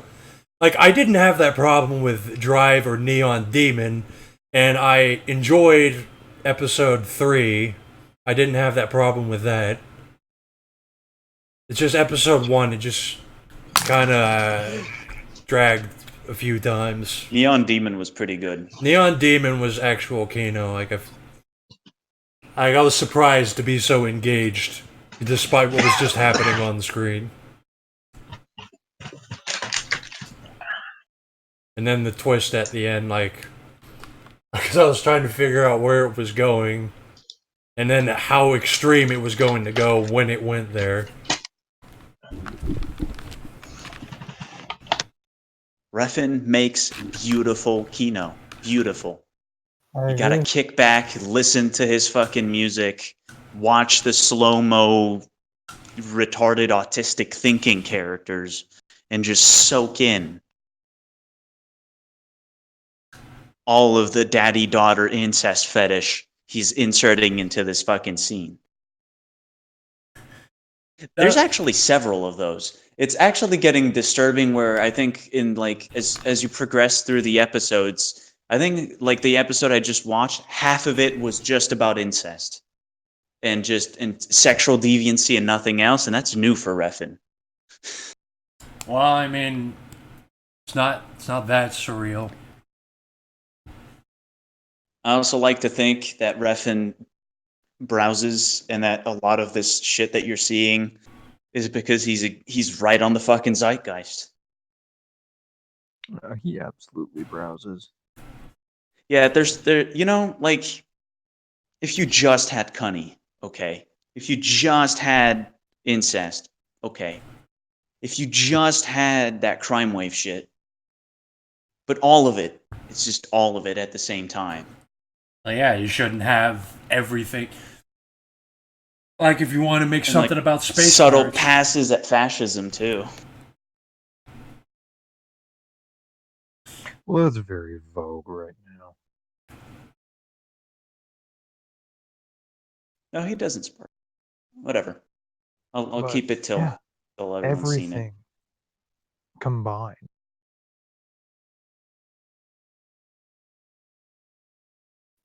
He We delivered is all I'm probably gonna say. talked to Refn before. We've probably talked. We need to find Refn and be like, okay, you did the big nut. You're probably out of ideas. Well, then we'll just pitch him the sex slave dungeon island jester thing that I came up, and then you can pitch incel gladiatorial combat movie. I was thinking crime wave shit. I mean, if you want to really surreally dab on consensus, like, all right, we have already come up with ideas to do that without crime wave shit. Where it is like kind of like it should be like Neon Demon shit almost, where it's just commentary on like incel and sex partner number hysteria, but then it's like that's just beneath the jocks riding BMX bikes doing wheelies, holding machetes over a coliseum where incels are forced to kill each other. So it's like Black Mirror, but every episode is another nightmare. It's a giant nightmare, and reality doesn't even have to take that many steps to get there. Should be the That's idea. good. I think we could pitch that. Yeah. I think we could just like make a thread on TV with like scripts already laid out and just fucking ping Refn. Yo, you filthy cunny poster. Here's my sex dungeon script. Make it. The sex dungeon jester thing, that was supposed to be commentary about people. I don't remember my logic, but it was like the jester is a self-insert for people on LiveLeak watching gore or something. And then I forget what the girl was supposed to be. I don't remember much of that apart from it's a labyrinth and you walk around and a jester rapes you.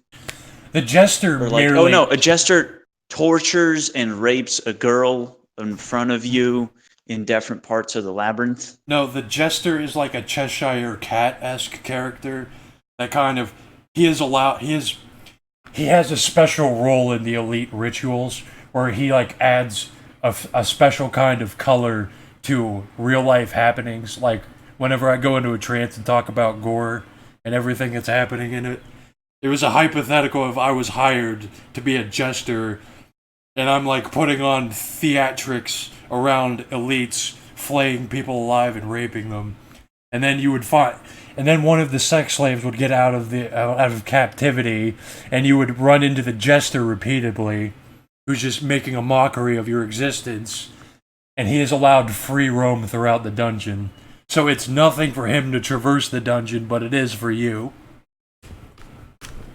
That is where that's just like about people watching Live Leak, but now it's like a man-made hell labyrinth. I've got a high school friend of mine who got into movies, making movies. He makes the werewolf movies. He went to school for it, and now he's actually good. He's actually good at it because he's autistic about it. And so now he's in Hollywood making the movies, and most of his living comes from writing and correcting scripts. And he used to make good shit, but then he understood that doesn't fucking work. And now for a living, he makes the most fucking mundane, just disgustingly sleeper movie script, and he sells them, and it works. And he's broken now because he knows he'll never be able to fucking do anything creative. Well, His last script was about Chad and Brad are minor league drug dealers in England, and there's a girl, and they argue over a girl, and it breaks up their friendship. But the girl likes Brad because Brad is so smart and responsible, and Chad seduces Stacy anyways because he just fucking flexes his abs at her, and she's on her knees before she knows it. And at the end, Brad kills Chad and takes over his drug business and becomes the new Chad. And it's just, the whole thing is disgusting. It's disgusting sleeper shit. Scenes in bars and public transportation, it's the worst.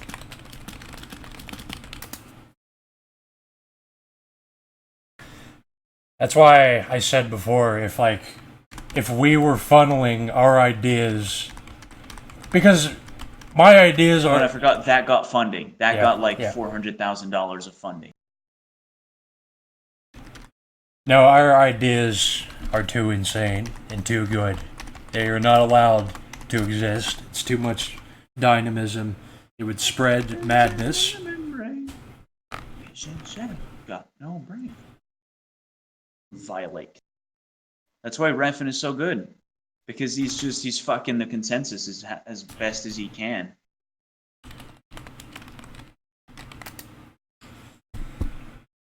If we had that power, we would dab on consensus even harder than him. Doubtlessly, but with not nearly as much style. I would absolutely just fucking wing it. I'm not really... Like, I know how to pose pictures and shit because I've done a bit of that. No, Refn is fucking art when you know how to... It feels like watching what you would expect a well-played play, an actual like theater play, not garbage written by American on top of it, would have the effect it would have on.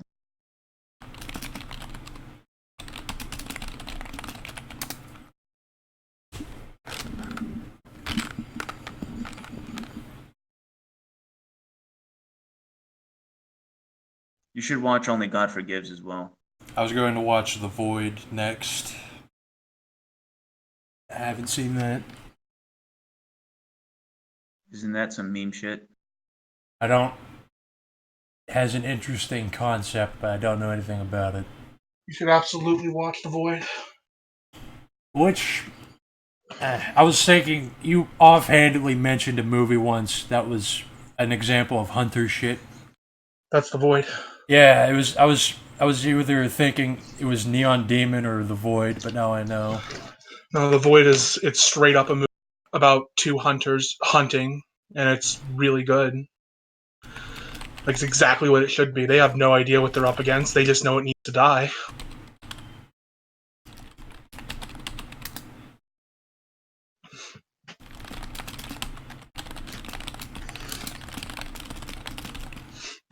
The fucking opening scene is a chick running out and being like, "Help me, God, help me."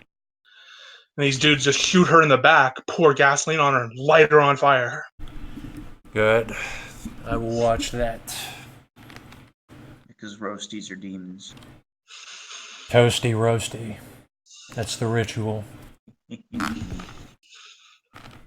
No. They are anti-ritual. Toasty roasty. They're Ain't hunters. nice and crispy.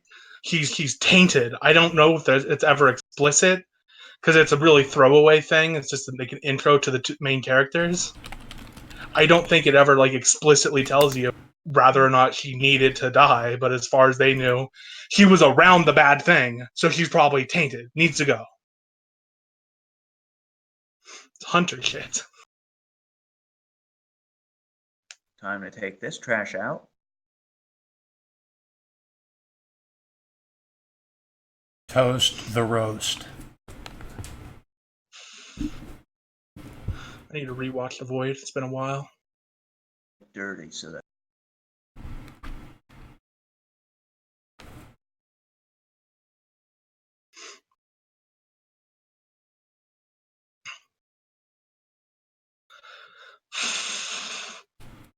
Toste roste.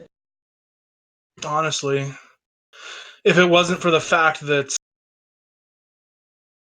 it's a good movie and I really don't want to kill it, just running The Void as a game would be a really great game. Neon Demon felt like I was watching Mythic Appearance, the movie. And then Toreador's Drain All of Your Blood. And eat you.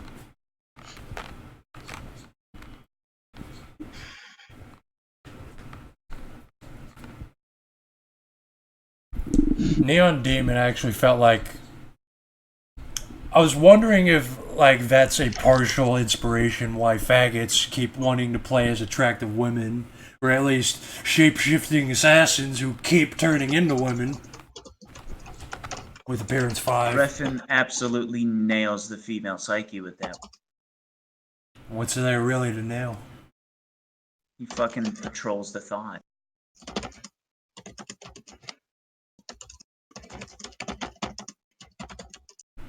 Like there's a lot of these kind of Christian-inspired themes in Refn's movies, and some of the other ones that are like nobody actually watches. The Viking one are blatantly so, but he always frames it in a, I would say, in a negotiable way, wherein like you understand that this what you're looking at is the roasty demonstrated.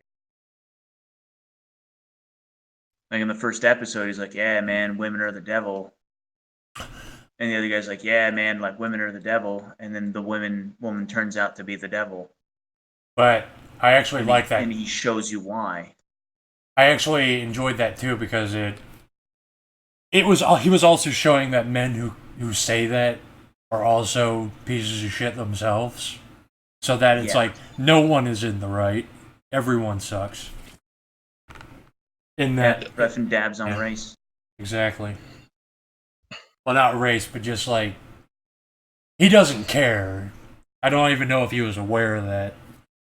No, I think it's done on purpose. He might, wherein like he will have his characters are crafted to be like specifically profiled. Like the cartel niggas, like that kid is supposed to be absurdly attractive, and you're gonna see why later. You're supposed to see that like the gangster boss is a fucking nigger, like just dark. It works with the rest.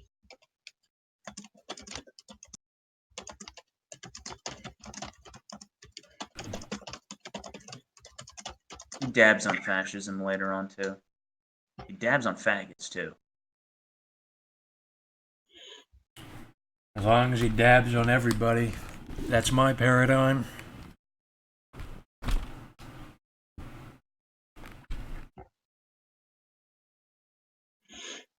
Because I basically hate everyone.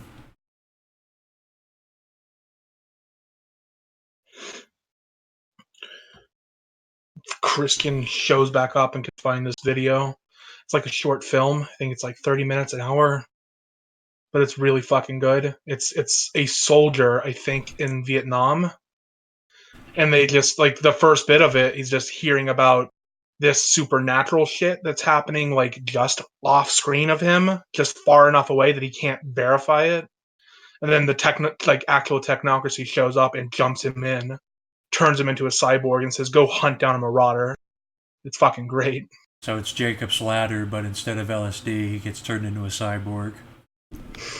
Maybe it's been like a year and a half since I saw it. I want to rewatch it. It was good. I saw it when I was in fucking LA. It was just like there was nothing going on in the middle of the day. So Christian pulled that up. I don't think I've seen it. Yeah, I've tried to find it. I can't fucking find it. I also don't remember what language it's in. It might be English, but it might have been subtitled. I can't fucking remember. Reality. I also want to say that it explicitly talks about Mage. I think it's supposed to be like a fan video, I think, but I don't fucking know. It was one of those things where it has like 3 views, 3 of them like me and my circle. Yeah. That this doesn't exist, broken shit. Yeah, it's Dr. Killbot. Like, there's only 10 people in the world that know about Dr. Killbot, and they're all here.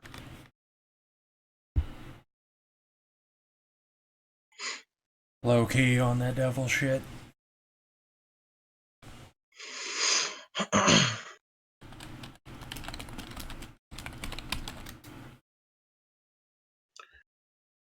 Devil shit. Since we aren't playing a game tonight, time for me to crack open a cold one. I wish I could do that. Join you. Go get some mouthwash, boy. It's 3 in the morning and I'm out of mouthwash. Drank it all to cope with and You need to start like just making homebrew shit. Mommy and Daddy already don't purposely fucking limit how much money I have because they probably know that way. Oh fuck! I think you So need some alcohol to set start. up, so if I set up a brewery here and go and Just get like a big fucking jar. I never drank or I don't know if you drink or eat it. I don't know. I never had this stuff. I just saw it. But my ex girlfriend, her dad claimed that this worked, and he showed me the jar. And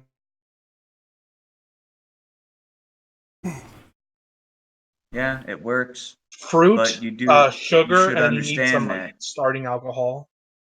Yeah, I know. But first of all, my parents would probably fucking catch on to what that is. Fucking just hide it. Hide it. Here's the thing. My parents Hide it go in a through all park. my shit at least. Hide it in the mountains. That's too much fucking work. I'd rather steal alcohol from the supermarket.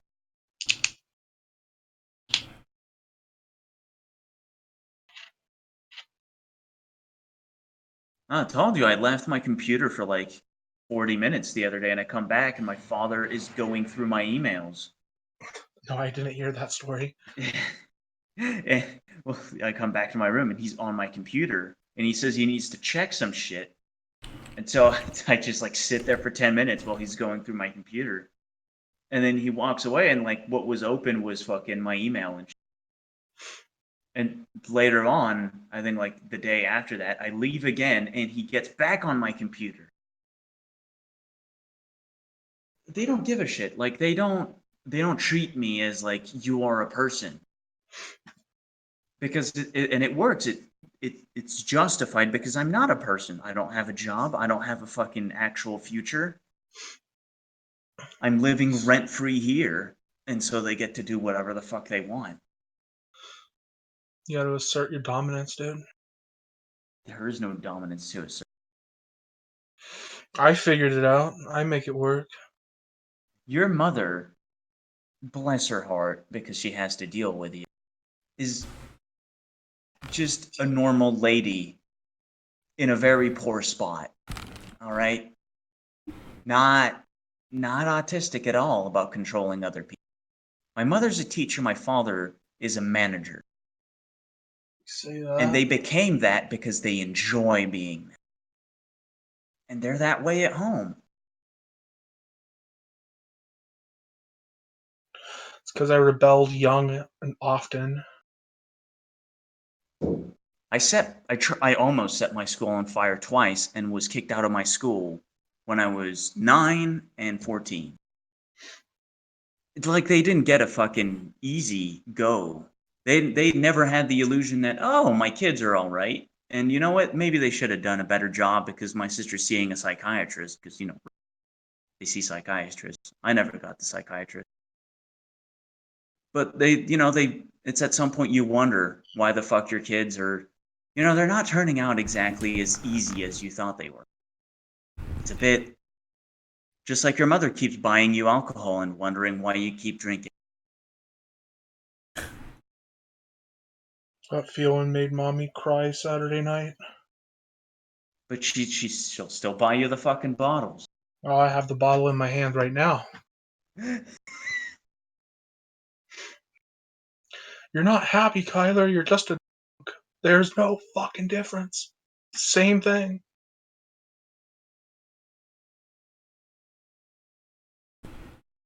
I can relate, except my handlers only care that I have a job. I'm basically allowed to do whatever I want, and that doesn't really involve anything.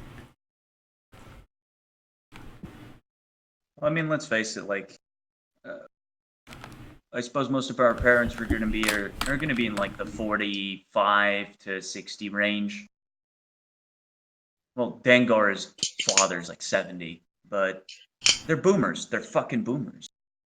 Quintessential boomers who never actually realized that they should help their progeny do something, anything. And so they're fucking surprised when their progeny doesn't actually do all the thing that the progeny is supposed to do.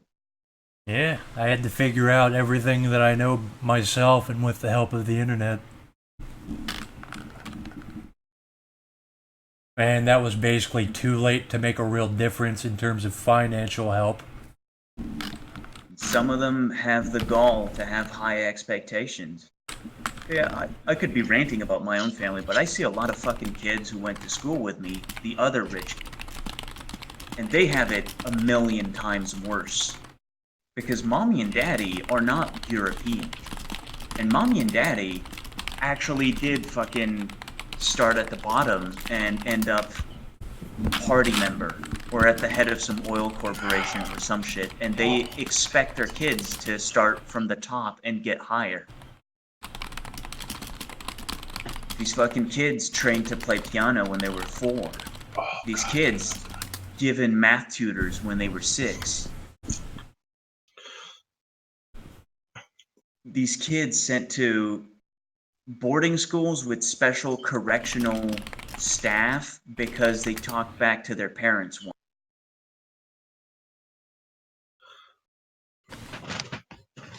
Nightmare world. Like it is like that great shit where people will complain about not having, like I will see, especially in America, it doesn't happen anywhere else really, like the pleb complaining that they never had the chances, and then you look at actual rich kids and what the fuck happened to them, and you don't want any part of it.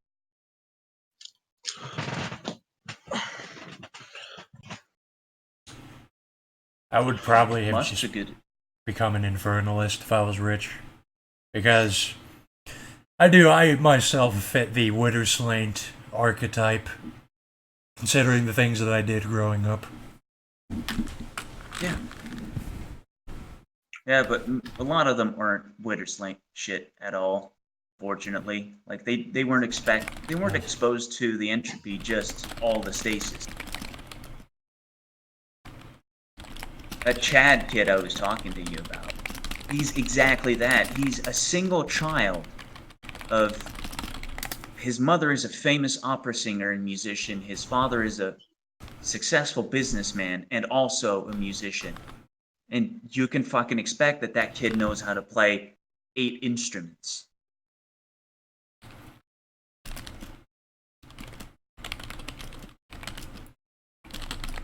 They're living the real terror. And that's why he is like a Chad bot. He could be Chad if he wasn't just completely programmed.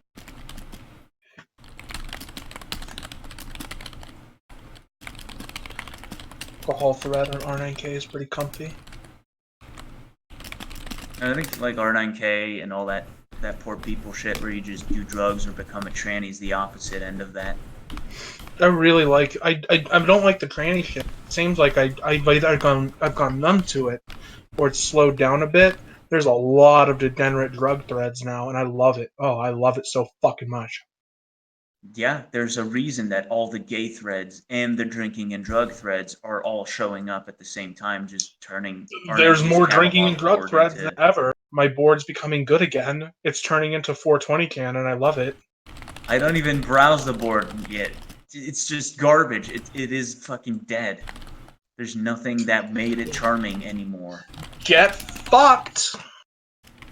All of it is just, hey guys, does GHB Lamau. relax my asshole so that my boyfriend Should can make I love to candy me? flip? I've never done NDMA or ecstasy, but I just ordered enough to kill like 3 elephants online. Strangers online tell me how much I should take, and should I do them both right away? It's so fucking Degeneracy. great. It's so fucking wonderful. Just self-destructive degeneracy. Yeah. If it feels good and it kills me, I'll do it. It's real fucking Malfian shit, and I'm all about it. Oh, did I tell you about that? My mother called a chick I used to do crystal with, who allegedly is clean now, and went to school to learn how to talk to people and help them deal with addictions. She had me call and talk to her, and that was what I had to do to get this bottle. And I broke that woman. Kyler, if only you could be like fucking. You could be like swapped into those ultra wealthy families where like the parents have like some company and they're wealthy and just you're swapped out for their fucking kid and they have to deal with you. That would be a story. I fucking broke her. Like, we went on for a while, and I was honest with her. But it came down to her going like, "You're not stupid. What does alcohol do to you, like, physiologically?" And I started describing liver failure, brain cells dying, heart disease, and I was like, "And it's so fucking great. That's half of the appeal." Feels good to be poisoned. She didn't know what to say. Because you're around people who aren't powerful. They have very little to just control people with. And that's a shame because you deserve people that are at least have enough control over other people that they give you a rough time. I want to see you go through an asylum again. Through asylum? That'd be a fun story. Yeah. It would be the same story. I would just until I got released. In fact, I think I'd be able to get out even quicker now because I'm an adult, so I can just refuse to file insurance and tell them like, you can fucking put me through. You can call your debt collectors up, but I have no money and I'm unemployed. You will never get paid for this. They'll release me super fast. Your own parents sue you so that they can have a doctor sign that you have no agency. You know, that has happened for Asian parents suing their kid. Yes, I know. When their kid has done like shit like they took the car out at night. Yes, I know that's a thing, but like mental health is not a right over here. It's not just something you're given. Like if you can't pay, they're not gonna care, dude. That's the fucking point. If you can pay. I can't. Yeah. That would be let's the just imagine for a second that you were in a wonderful situation where people who were trying to get you to stop could pay. That would be entertaining. Because you would have someone up to your stature. You would have someone your own size to pick on you. I just lied till I got out. You'd end up like the DuPont kid. Oh God. Which one? Listen, the one where the parents were like, okay, just don't cause trouble. We'll give you a house and a wife, and he fucks his daughter. Ah, right. That is 100% on that Refn fucking wave. There is that exact storyline. Oh, in have you Refn boys have you TV show. shown the cultists here? Have you guys seen the DuPont movie? No. The Devil We Know, I think it's called. I can find it. You need to watch that. It's called. It's a documentary. Fuck is what's the stuff called? I can't remember. It's a chem. It's a chem that they put on everything. Oh, Teflon. Teflon, yeah. It's a documentary about Teflon and the making of Teflon and the history of Teflon. You need to watch it. It's fucking beautiful. DuPont. I've seen it 3 times, and it just gets better and better. It's called DuPont. No, I'll link the IMDb. It's The Devil We Know. DuPont Oh. is the name of the company. Yeah, Imagine I'll not just- knowing the name of every major corporation above 100 billion market cap. I'll Oh, fucking send you the thing. I thought that was a movie name. I know them. Yeah. It's about fucking Teflon and the little factory out in like West Virginia or some shit, Ohio, wherever they set up. Interesting. Country roads. This is an interesting It's- premise. It is a really good movie. It is straight up. It's about Pentax. It is Pentax. Like it is so perfectly Pentax that if I didn't know that Teflon was a thing, if they had used any other chemical name, you could have told me this is a work of fiction set in the world of darkness, and I would have believed it. I will actually watch this after, whichever I feel like. Mama. Like, it's so fucked. It is so fucked, and it's done really well. To where like I've rewatched it multiple times, and it's still good, but it's also really accessible. I've shown my mother it, and she's walked away feeling disgusted.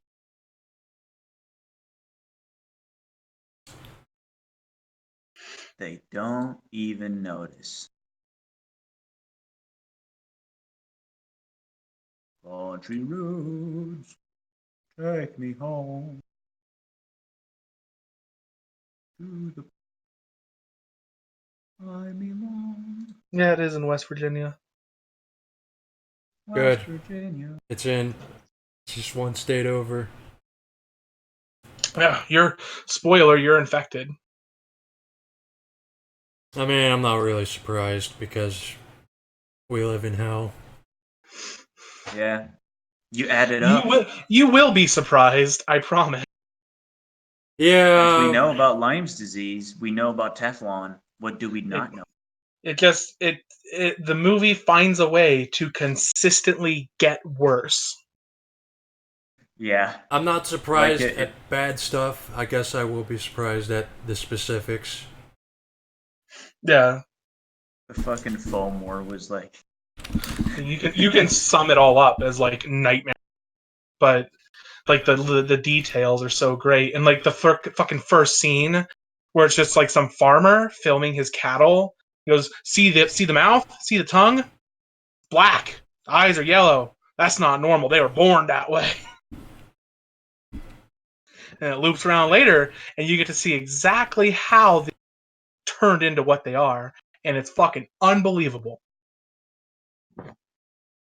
Dropping out of the sky. The best little anecdote from it is they switch on the factory, and it's one of those big fucking smokestack things, right, where they're pumping smoke into the air. And then it starts to hail, and they go, what the fuck is happening? And they go outside, and a flock of birds just drop dead. And they are up and operating again within 24 hours. Country roads. They had to pay someone to climb onto the roof, scoop up dozens of dead birds, dispose of the bodies, and they went, well, that was funny, and turned the machine back on. Take me home To the place. to the place I belong.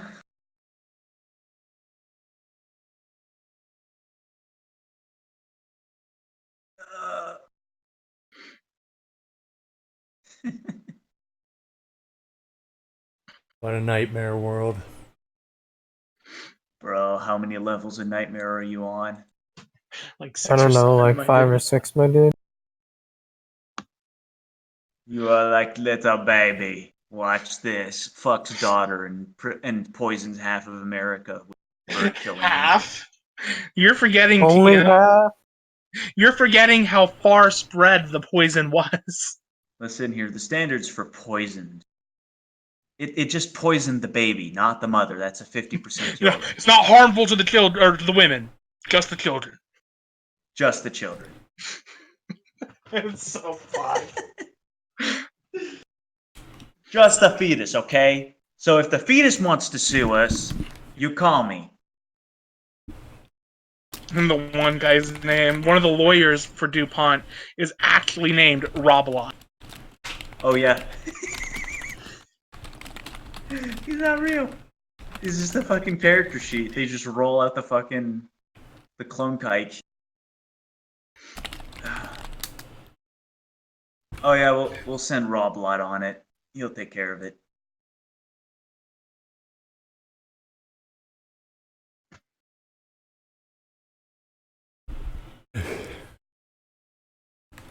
Country road. Oh, I didn't realize you guys were in voice chat this whole time. To the That's a dad. place Better increase that. I volume. belong. West Virginia. Yes, sir. Yeah, Mountain Mountain Mama. Mama, Take me home. Country roads. roads.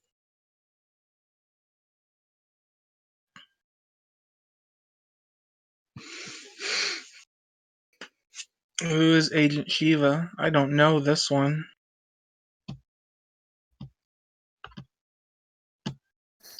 You waiting for me to answer that? Anyone? Open question. There's been like a massive influx of just garbage from the internet. Who's No, asking? no, he's been here for like over a year. Oh really? I've been here for like 2 years maybe now, unfortunately. Fucking watch out for them drop bears. I can tell from your accent that you're in danger. Drop bears. Yo, Skyrim kid or whatever your name is. As if I'm actually a little offended that you actually have to ask who I am. Skyrim kid? Try that again. Yeah. Skyrim kid.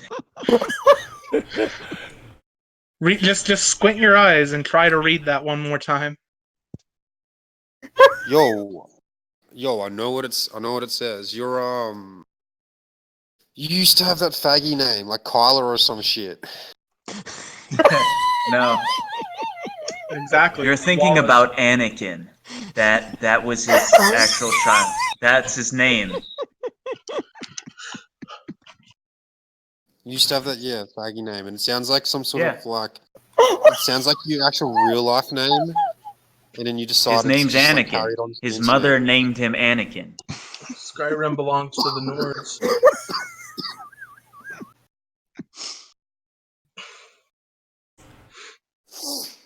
Get fucked. That's who His that mother character named is. him Anakin, but the government said no, so they put Kyler down on the paper.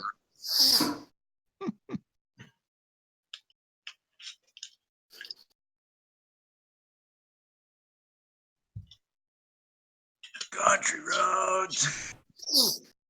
I've been here since Trump elections at least, so Yeah, but what have you been doing here so far? just mostly lurking. Ah, so you haven't really been here. Oh no! If you're lurking, you're here. It's No. Sounds like a rule you just made up. Sounds increasingly nervous, man. Just being an active. What's it called? Good for nothing. There are only like 5 people in this server. Everybody else is a bot. Or an agent. Or an automated agent. Especially women. Agents are Or people. both. Automated agents, hit marks. Oh man. We getting into it. Oh, it has been a day. Been a day. Country road. I've had a downright delightful day, to be honest.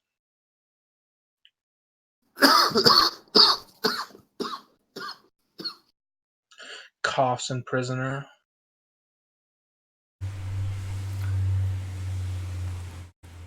You hear that, Tails? We're getting the cock and ball torture today. Post that image right away. Why? What fucking hive mind are you cunts leaked in up to?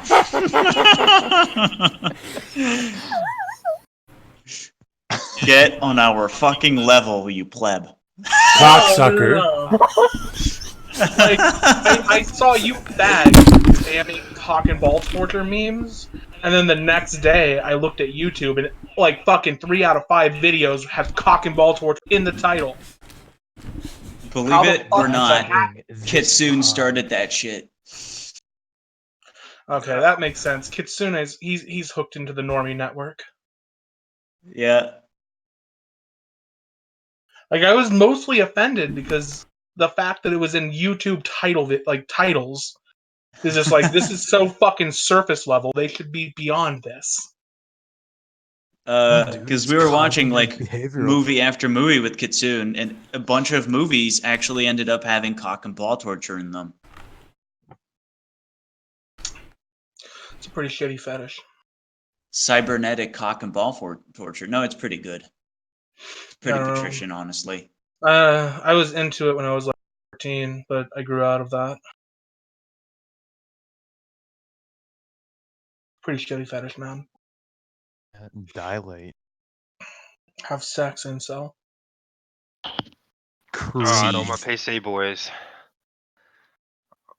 Oh, really? You're on your PC. You're on your big boy PC. What big boy things are you gonna do on your big boy PC now?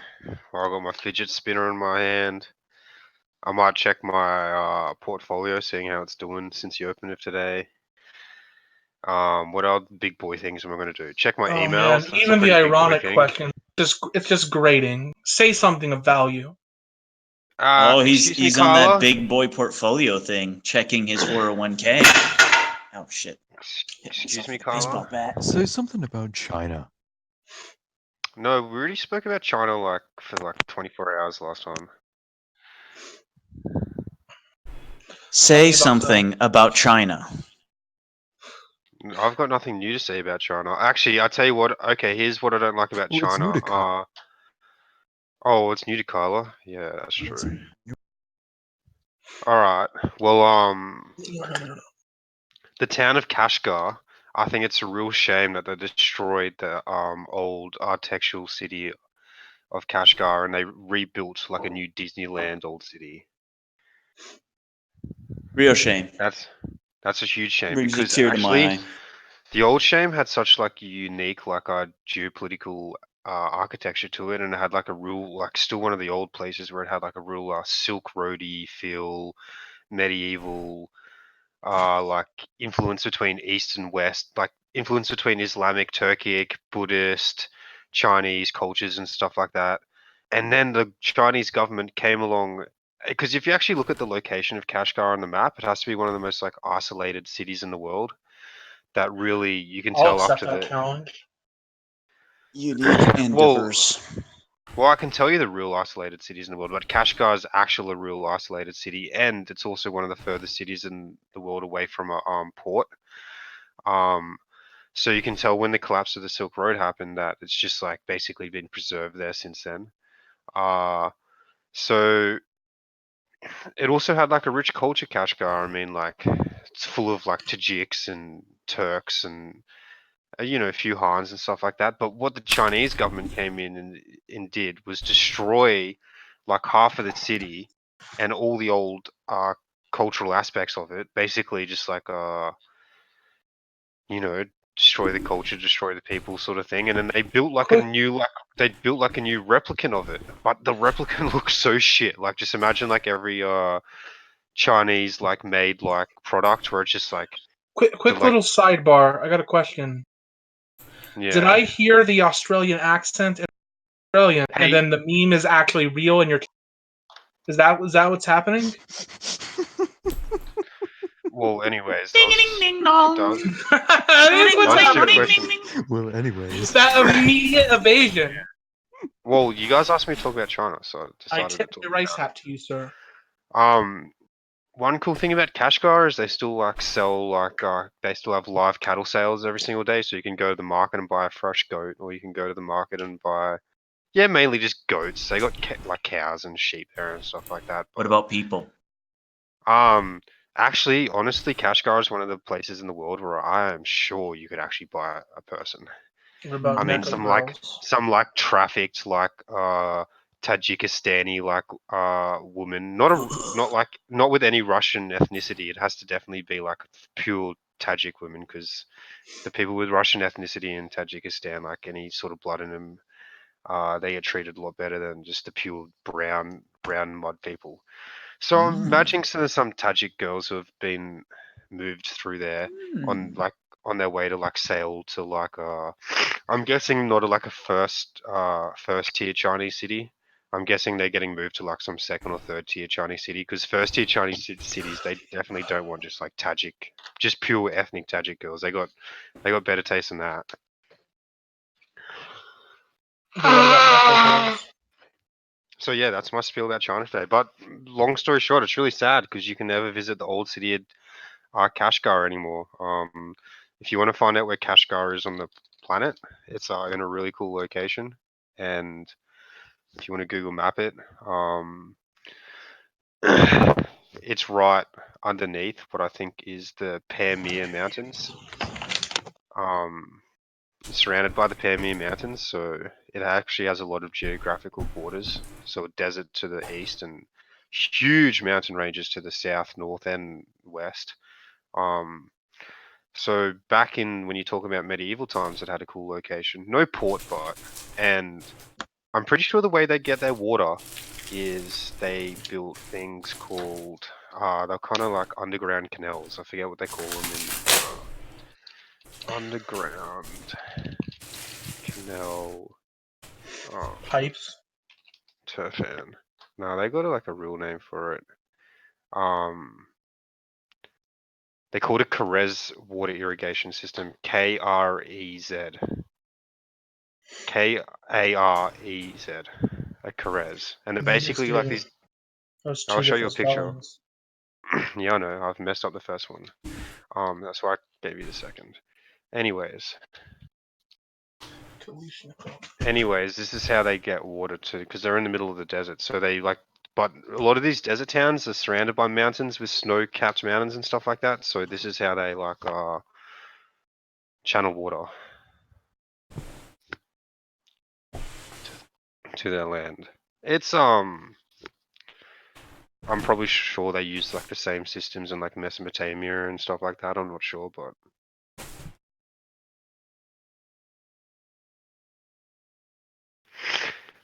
anyways, yeah, that's your answer. These things are pretty cool, but like, could you imagine like digging in bedrock? Like, I don't know, like miles deep, like under the ground.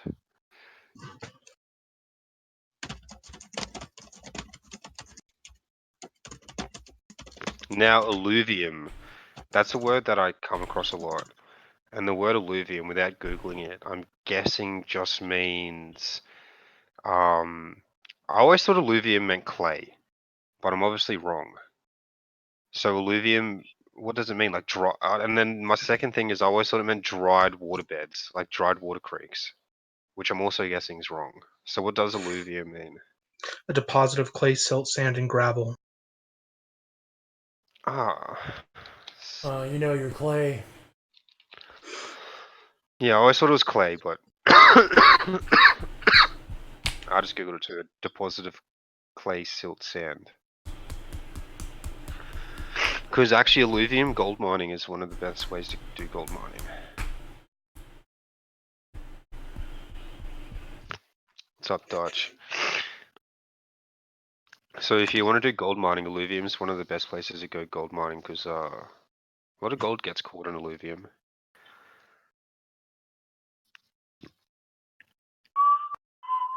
So how is life in China? I don't live in China. I live in Australia, as you duly noted.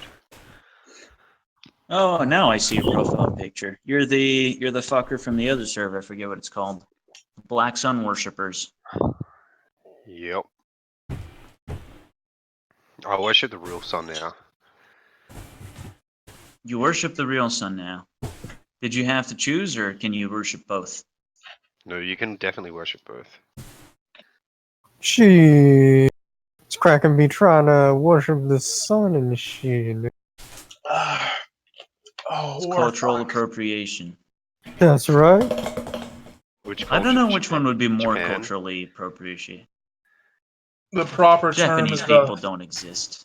the proper term is the melanated sun. The melanated sun. It's the Too long. African sun.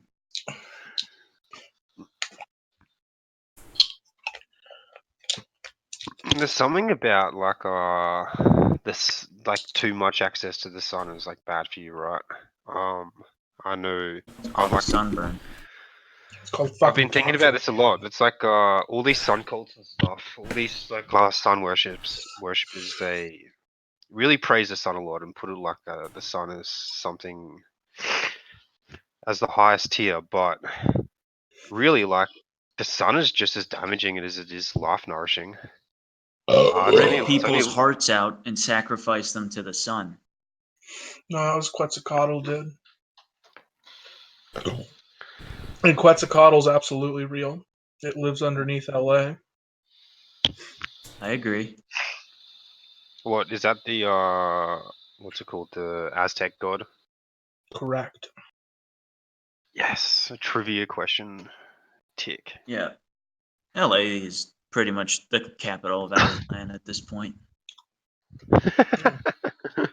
Quetzalcoatl lives underneath LA, and it's everyone there crazy. And Elon Musk is trying to dig it up. He says that he's trying to build underground, but do you really believe that?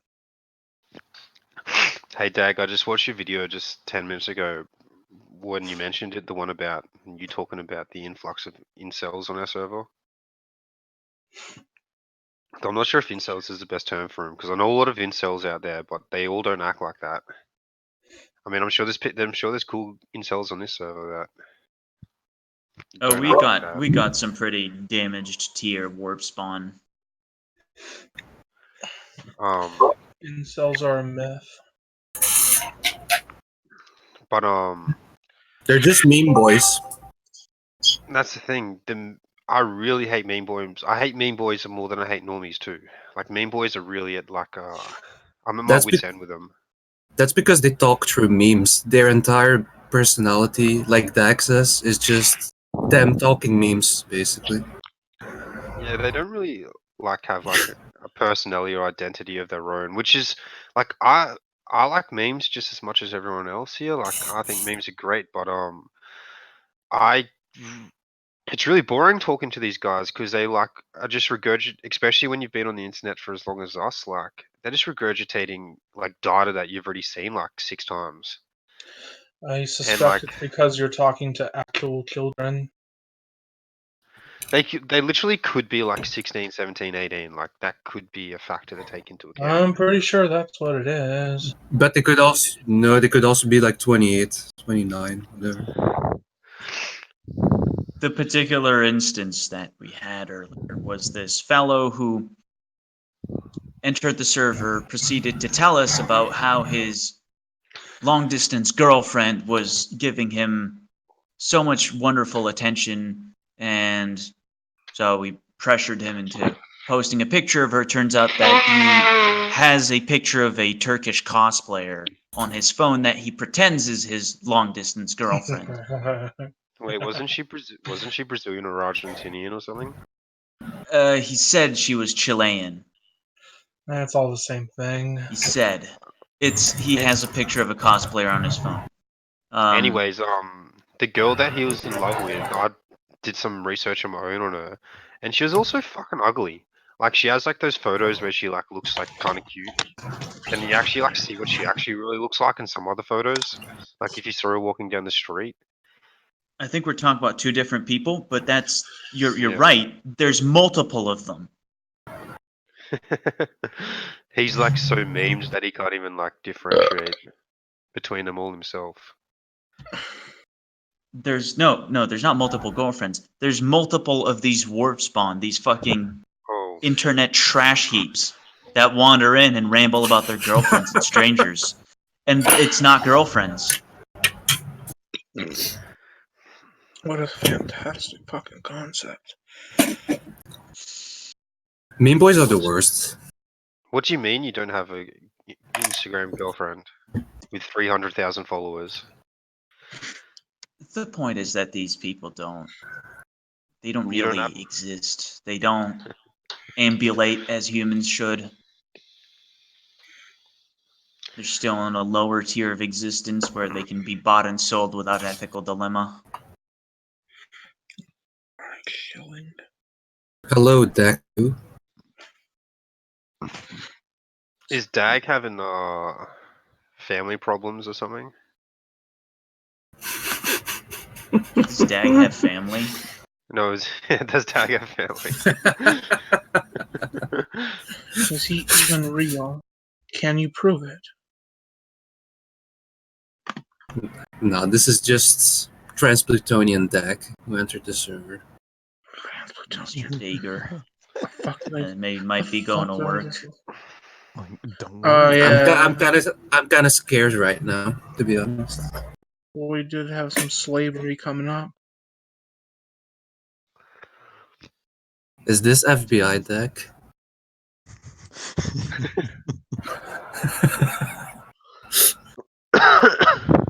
Oh, he records every voice conversation, posts it on YouTube, regardless of how interesting it is. And he started doing that after the FBI visited. That's interesting. That's how he got out of being arrested.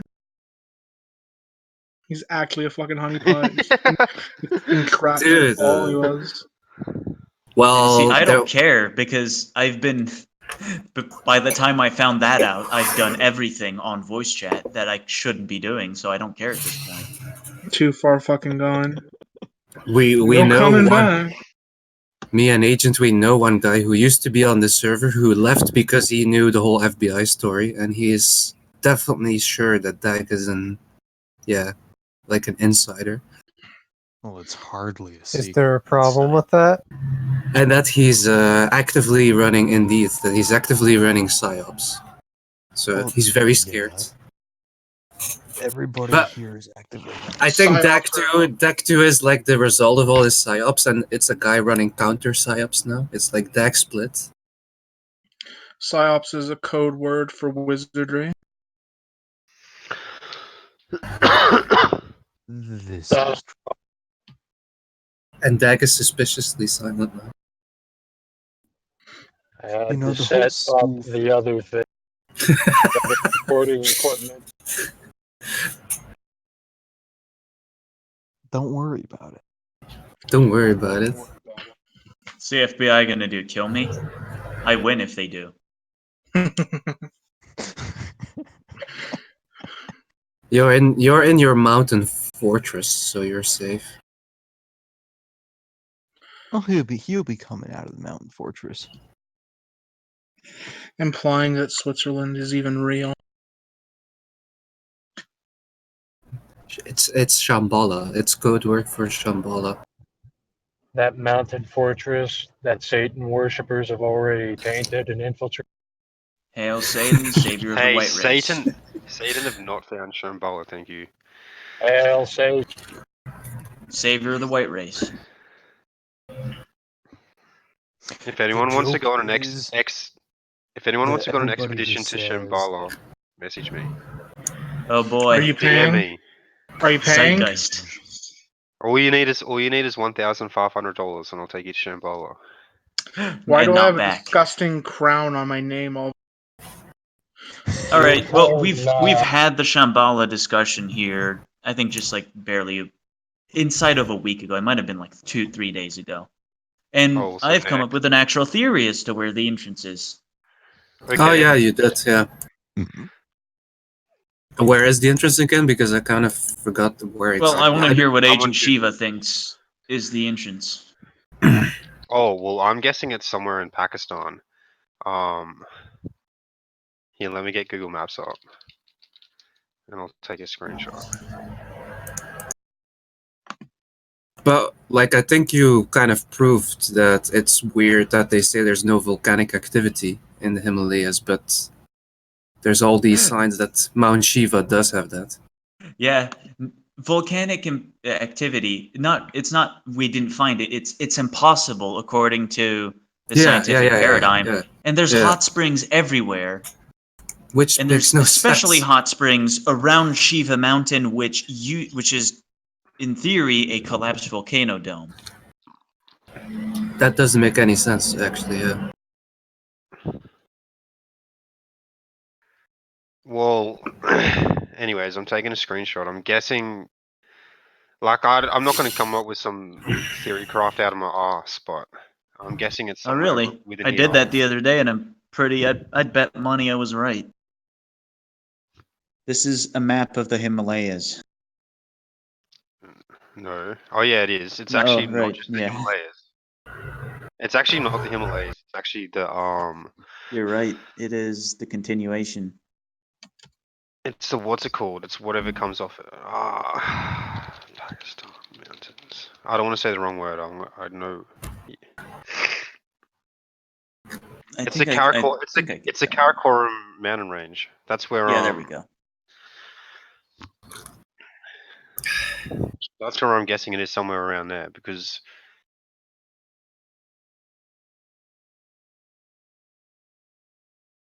it's definitely not in Nepal. Well, I'd love to hear why you think it is there, so I can amend my own choice.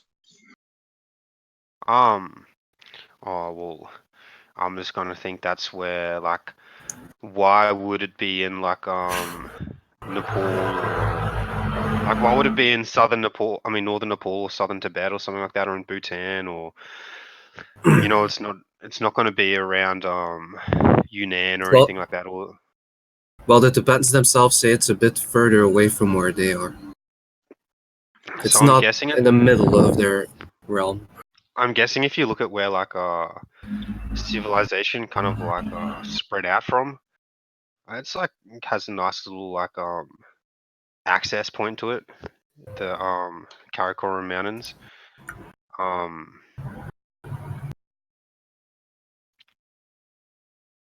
Is that where white people come from, Guaylo? Yes. No, Is it's that not where where they the came moon from. base is? It's where they it's like their exit point of where they traveled subterranean. They obviously came from somewhere else on the subterranean geographical level. Like, could it have actually been the North Pole, the South Pole? You don't believe the out of Ararat theory? I believe that the out of the sun theory into this. I want to hear Out of you. the black sun. The black sun. Are you guys fans of the conclave Earth theory? How does that differ from Hollow Earth theory? Hollow Earth theory? Well, it's Well, like one's true.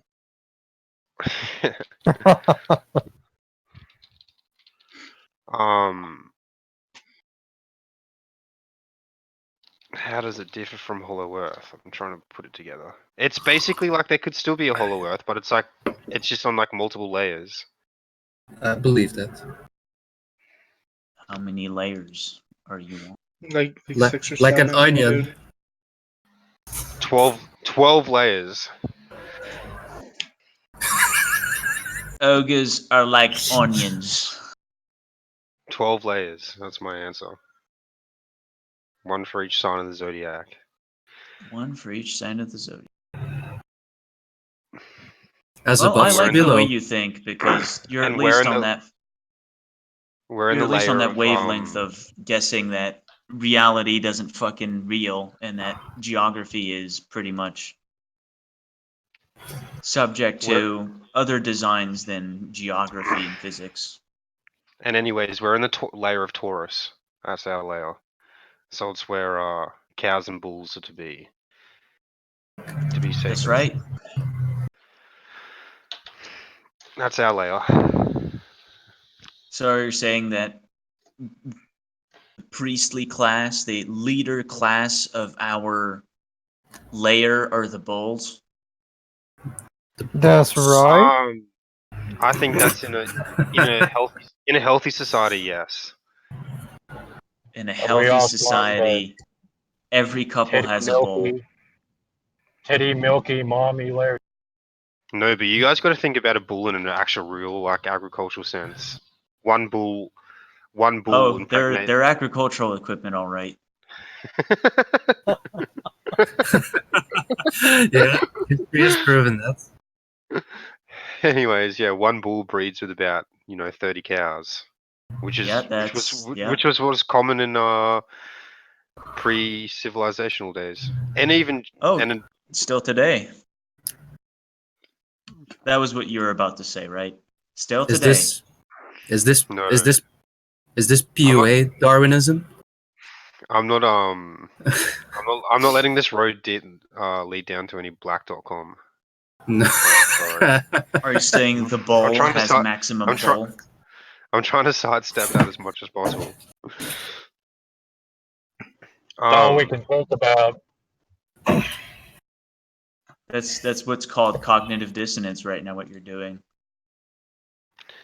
But TM, I want to hear where your theory of Shambhala is, which I'm guessing isn't a that was like a 12-hour conversation, but I'll try to sum it up. Can I take a guess from what you said already? So it's like you found like a hot spring of volcanic activity somewhere in the. Oh, you know what? Yeah, I'll skip right to Shambhala and like not go into procedurally generated Earth. Shambhala is they have a holy mountain.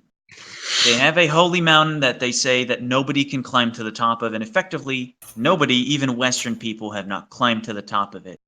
They claim that upon reaching enlightenment, when you go to the holy mountain of Buddhism, of I think also Hinduism and something else, you can turn into a bird and ascend to the top of the mountain, or turn into a spirit and ascend to the top of the mountain, wherein you will be reunited with Shiva because Shiva resides at the top of the mountain. They go to the mountain and they go around and they do holy procedures, and the idea is that during the night, some people disappear into the mountain to join Shiva. That mountain, and I believe it's...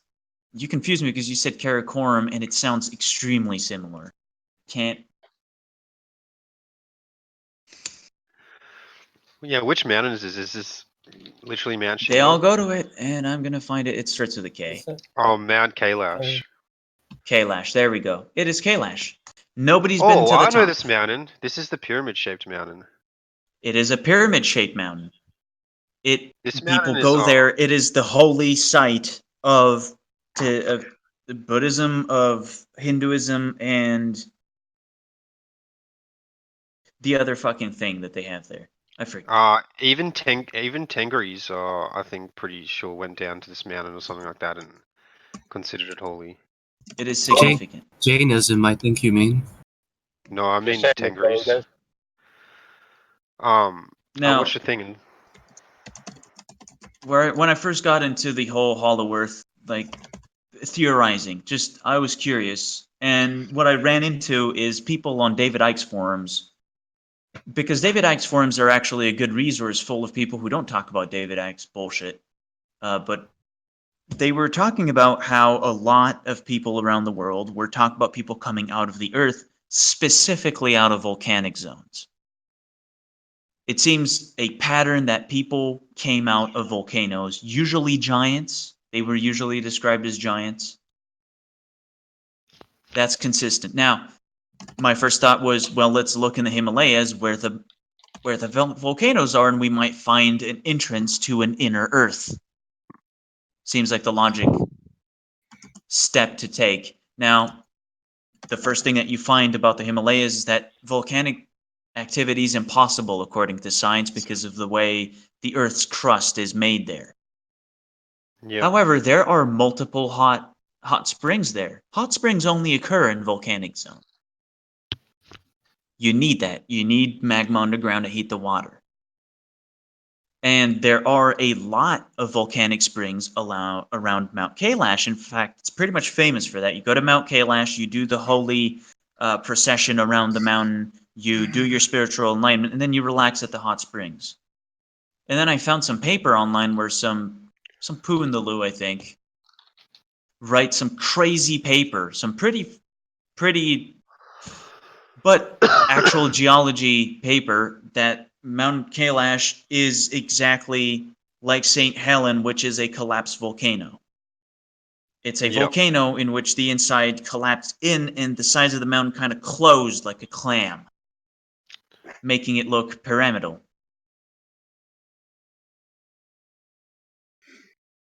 So now you have it.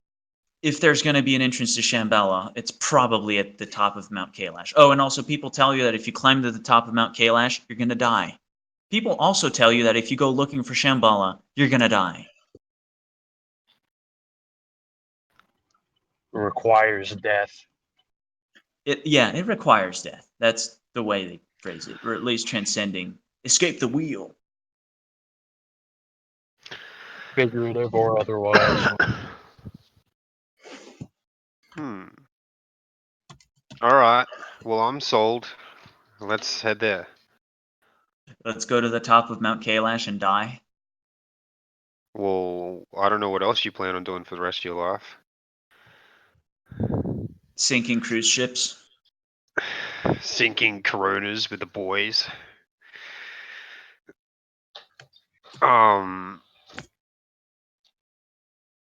Nice. There's the idea that Rudolf Steiner, he comes up with the idea that the Earth is actually like made out of a bunch of pyramids or triangles. First of all, like if you look at it on a 2D plane, like it's made out of a bunch of triangles. And then like Oh, what a polygons on a timeline! 3D model. Sorry?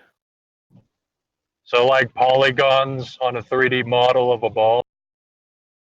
Yeah, basically, but like think about like a bunch of pyramids like glued together into like spheric shape, and that's like the that's actually.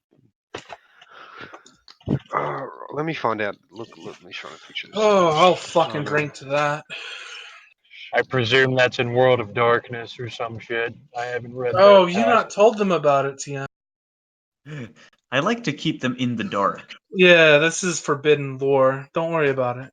Keep us in the dark until I go into a trance and start writing World of Darkness off the top of my hand. Yes, that's the whole point of It's keeping like you in the dark. unironically, like it's dangerous information. Don't know if you're ready for it. Yep. I already know about the energy generator that saps the earth of its life. Oh no, this is mundane. That's mundane compared to. Don't worry about it. Don't worry about it. It's not actually that interesting.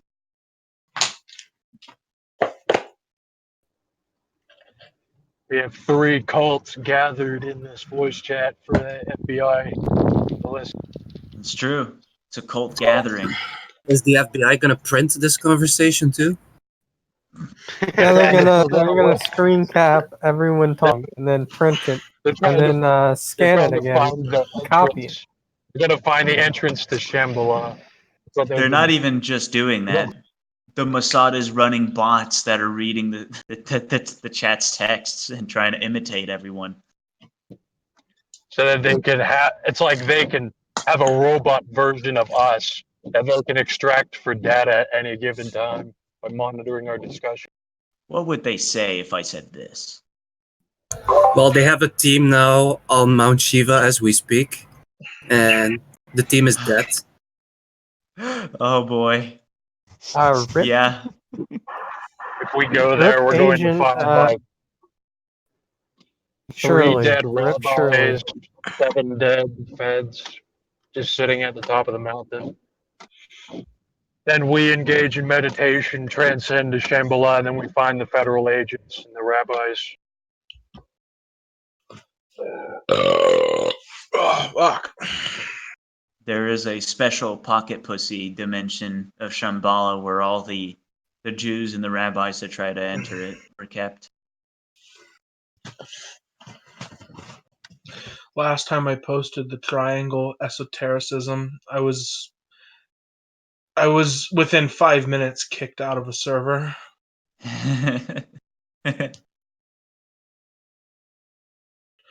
They said they were a Christian server, but it felt like this is my Christian. It felt like a meme.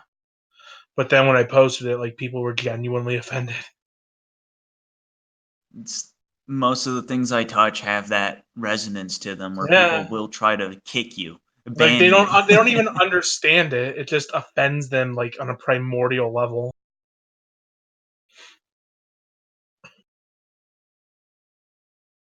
Here, that's it. The shape of the Earth is more of akin to a dodecahedron. That's the. Dodecahedron. It's 12. That's the shape I was You looking for. you like 12, boy, but you know what 12 is? 12 is 2 plus 1, 3.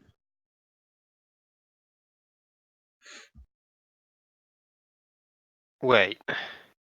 No, it's 1 plus. Took you a minute. Hold up. So you I saying looked we at the like fucking- triangles and shit, nigga? I looked at the Shit, Discord. we'd be triangles and shit. So I you looked say at we'd be Discord for saying we half a got 90 second. degree angle. And I thought that Dag was not Dag, but fucking Goat was posting some anti-Semitism because of the triangular. That's where my mind immediately fucking went. I think Goat needs to go to jail. The more I look at unironically, it, for those being an 8chan four- browser. Those 4 emojis in a row, it looks a lot like the merchant. Discord knows what they're doing. About? There's no merch there. You need to post the emoji. That's a cloud and a question mark. It's a cloud and a question mark. Trust me. What do the cloud and question mark mean? Yeah, what does it mean?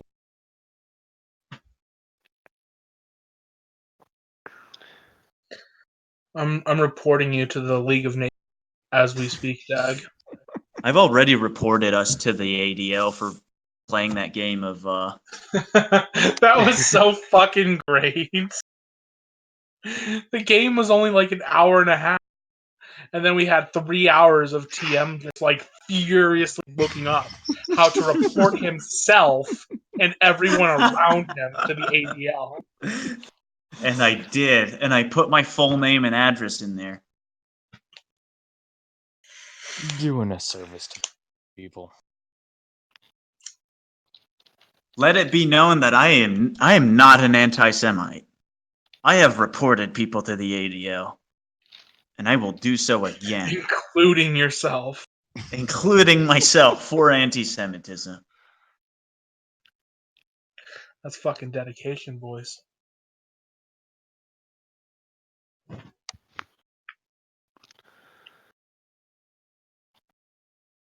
How many levels of double agent are you on? Oh, like 5 or 6, my dude. It's a leading question. Implying. Reality I is stated. triangles. Mount Implying Kailash I is a have triangle. ever been Is that a big anything fucking other than- ashtray? Mount Kailash is actually like not relatively unknown. Like people know about it. Like Mount Kailash is also an ashtray.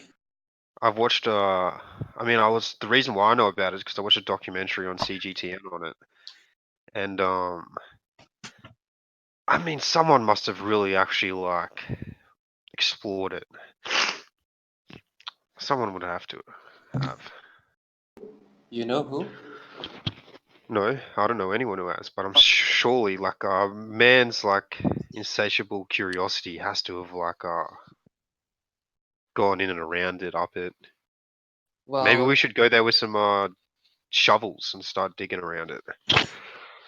And like illegal weaponry, maybe some drugs, explosives, just the standard explosives. You know what I think we really need? We need a plane, and we need to parachute onto the top.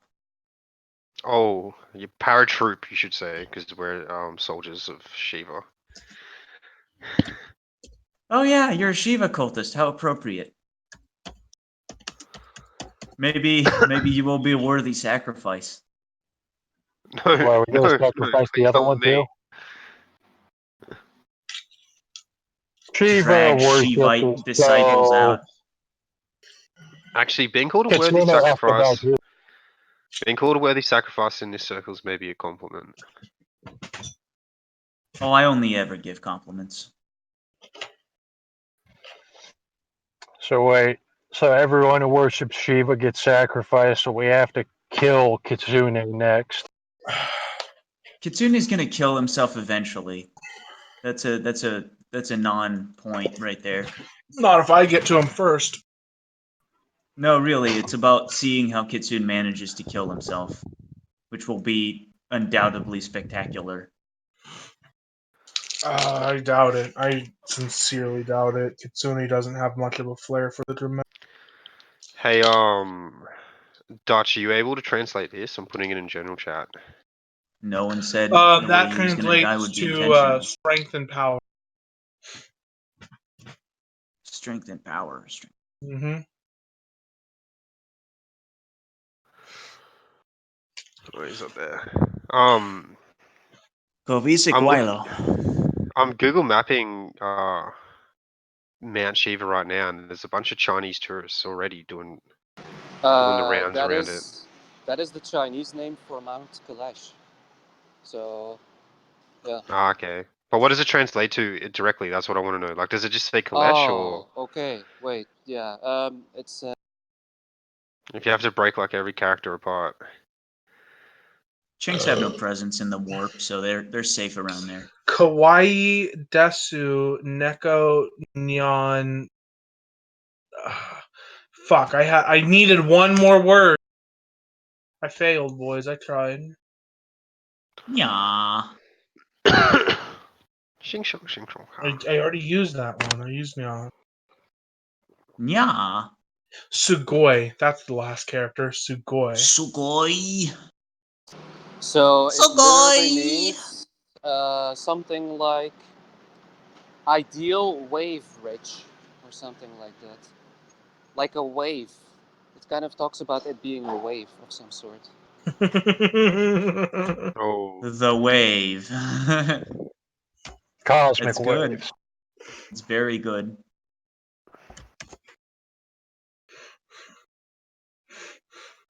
You just gotta ride the wave.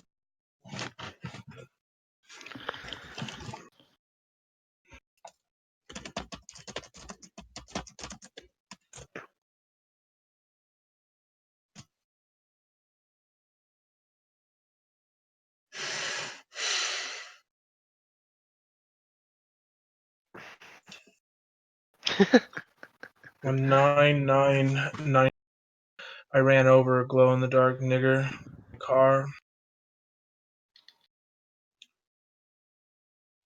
I also masturbated to the thought of fucking my niece Lanny. I was in the DMV once, and this little 12-year-old came up and asked me to show her my cock. So I pulled out my Glock and shoved it in her mouth. She was a CIA plant, and they were trying to catch me. But that's what the CIA plants. You just shove your Glock in their mouth, and they start crying, and it's kind of arousing. But it's also what they deserve. So it was all good.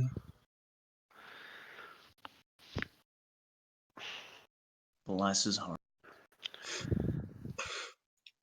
The best quote from that wonderful, wonderful man is when he's screaming at his family and they go, "Why do you have a problem with black people? I don't get it." And he has a beer in his hand and he spreads his hands open as if he's expanding his body as much as possible to be intimidating and screams, "How can you defend the nigger?"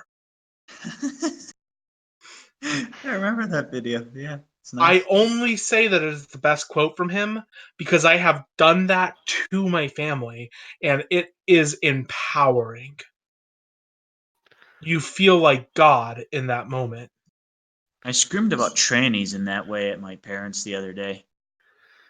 With a beer in your hand? Not with a beer in my hand.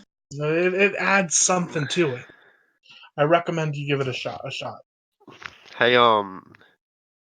in better news, you guys should click on my Google Map link that I posted in general. And I'm thinking, I'm coming up, hatching a plan. This is the barracks. This is the barracks next to Mount Shiva, and I'm pretty sure we should storm it. I'm pretty sure about 6 of us guys could take out. You're on that crime wave already? I'm pretty sure a bunch of us guys could like reclaim Mount Shiva from this outpost. Look, we already have intel about their supplies, and so we could like lay siege to them. And look, they only have like a bunch of like what looks like soda pops and Pringles and ramen. Crime wave. I think we could destroy the defenders of Shiva easily. What do you think about Chamunda? I'm gonna have to Google that. You're not a very good agent of Shiva, friend. You're a pretty shitty cultist. I'm not even in your cult, and I know about this one. Come on, mate. It's the goddess of war and epidemics of pestilence, disease, famines, and other disasters. That sounds like you just read the Wikipedia. Well, you know what? I've had a few drinks. I've had a couple fucking drinks. Give me a break. But I knew about the name beforehand. I just knew that it was the goddess of war and other things. But okay, thanks for the more data. I'll add that one to my memory bank. Yeah, Chimunda's pretty okay. I like Chimunda.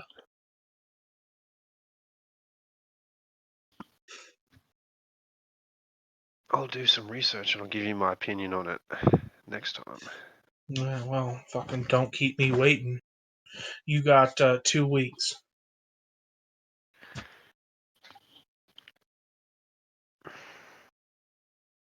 You're gonna die that soon? No, I just No. I don't know.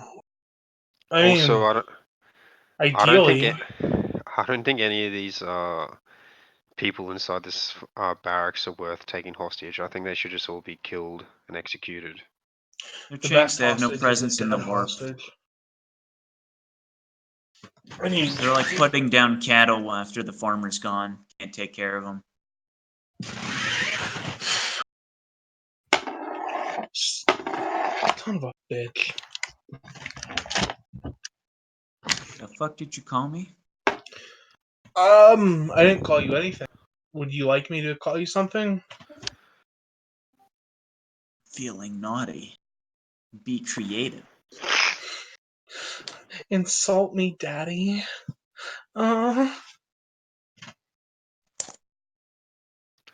Fucking, what was the one that really pissed you off, like, the first day I met? Fucking Kraut. Mountain Kraut. Mountain Kraut, Mountain Dew. Man, anything west of what's it called? Not Kathmandu. What's that shitty Tibetan city called? Anything west of New York, not west, east of New York, can fuck itself. Anything west of Lhasa is just a pure like no man's land. Like for a place that's so densely populated, like it's in between India and China and like Pakistan, like just it's like basically encircled by that. And it's so densely it's like in such a densely populated world that TM, the Tibetan Yes. plateau. how do you do it? I can't stand the Asian cults. How do you have like real conversations with them? I can't, fucking drives me nuts. That's because you don't have as rigorous training as I do. Maybe it's because I just don't appreciate the culture or something, but fuck me. No, I don't appreciate it either. The Asian cultist shit, I don't. Oh, it's so fucking bad. What Me and Asian Yam and Hawk are culture gonna shit? fuck this shit up, you fat motherfucking bitch. I will come to Washington, D.C., kick down the FBI's fucking front door, and rape your mouth, Dag. Hey, There, we're fucking worshiping Yamantaka down here. We're going to terminate you from death. We're going to You free you. will And make will you use it like a toilet? I will use him like a toilet. You know what? No, I won't, because I know I'll him. toilet He'll you first, enjoy it. bitch. We'll both get vicissitude. We'll see who turns who into a toilet first. You hear that, Tails? Getting turned into toilets. Of all the nightmare religions you could fall into, why Asian theology? It's so Motherfucker. fucking. what do Asian you mean? mythology is a great way to What do you mean literally Asian summon. theology? Oh my god. Like Far what? You're East, or starting an whatever the ascension fuck war. you You can't win, yourself. nigga. How big of a Fucking net are you Texas casting? Brotherhood of Fuckers. We are Asian. What Asian theology are you talking about? This what like what's it? Eastern philosophy might be more accurate. I don't know tons about Shiva, but the word Buddhism comes to mind. That whole sphere can fuck itself. I hate it That so slanty much. shit. Yeah, that slanty shit. I don't like it. Hey, nothing slanty about Buddhism, my friend. Nothing Said slanty about increasingly nervous Buddhism. businessman.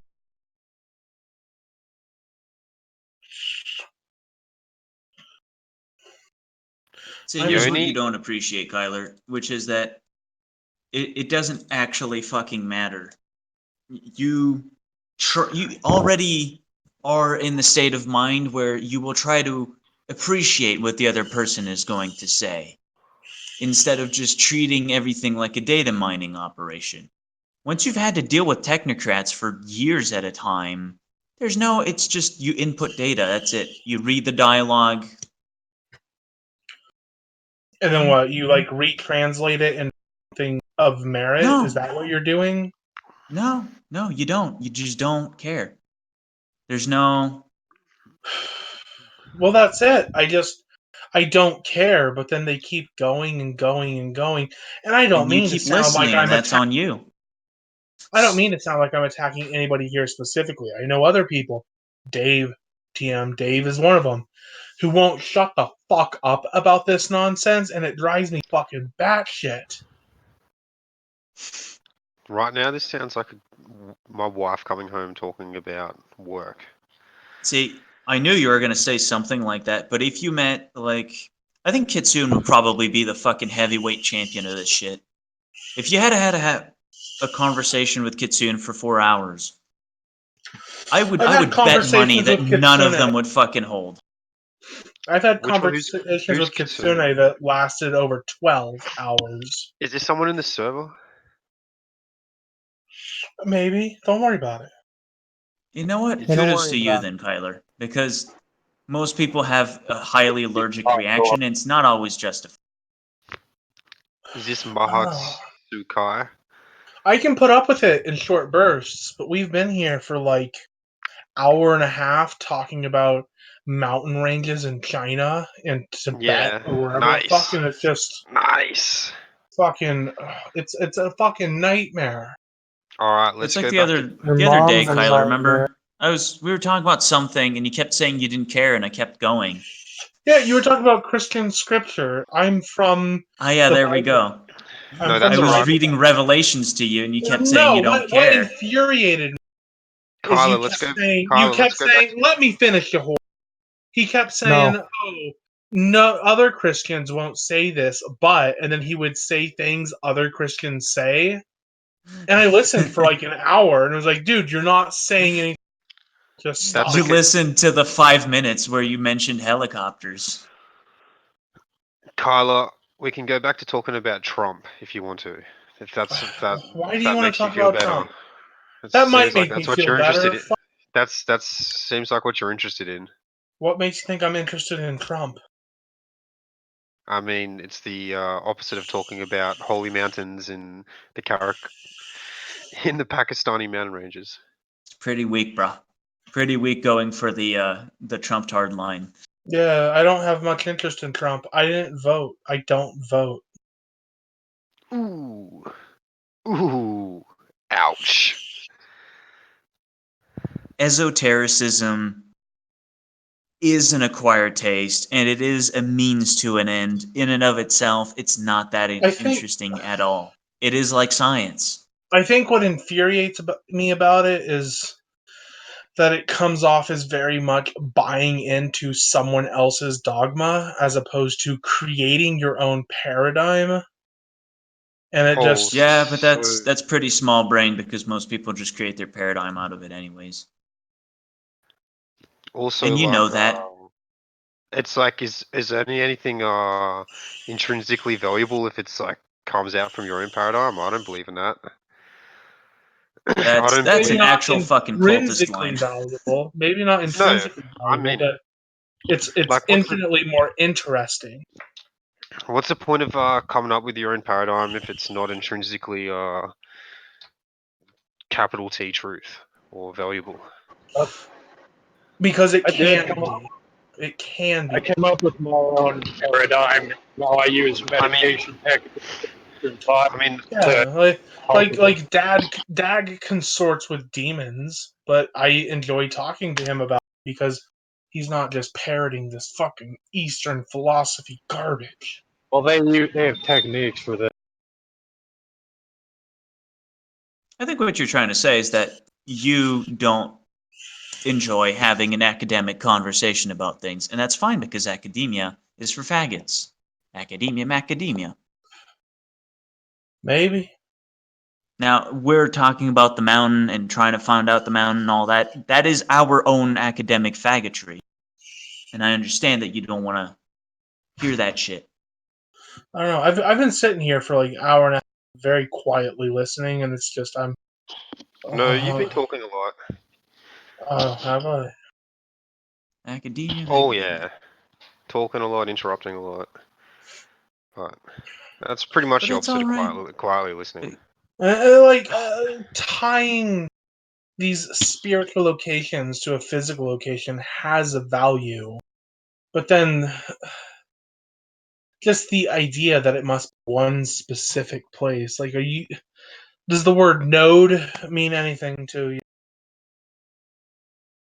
Yeah, and World of Warcraft it does. Of course it does. Yeah. World of War.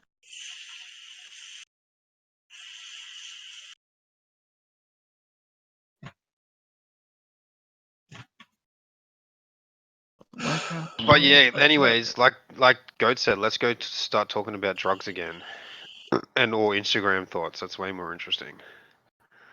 You guys have that in your server, and that's why I don't visit it. I like talking about Instagram thoughts. I know you do. I know you like going on Tinder and seeing the thoughts. I think Dag is doing that bullshit, or did that bullshit at some point.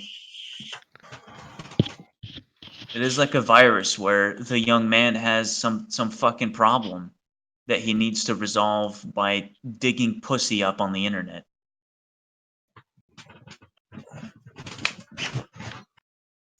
And it's ugly to watch. It's ugly to watch, I'll tell you that. I enjoy it.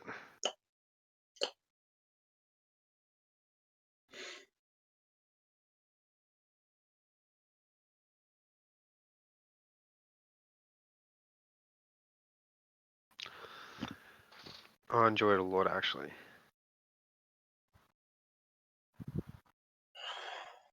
A lot, a lot. Hmm.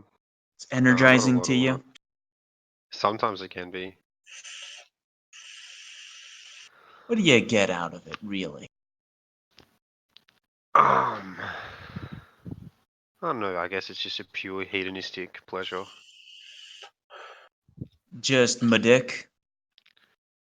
What, like, out of like actually making fun of like Tinder thoughts, or actually seeing Tinder thoughts in person? I don't know. You tell me. I don't know what you do with the whole Tinder thought activity. Well, I do see girls from Tinder, and what I get out of it is like a sense of validation, pure physical pleasure, a sense of power, and something like primalistically. So you take these holes out, you feed them, you use them to masturbate. Don't you see an issue with that? I don't feed them. You don't feed them well. I don't take girls out on dates. Oh, I see. Tinder's just transcended beyond that into just being fuck. Not really. Most guys actually do take girls out on dates, but I try to skip that process as much as possible.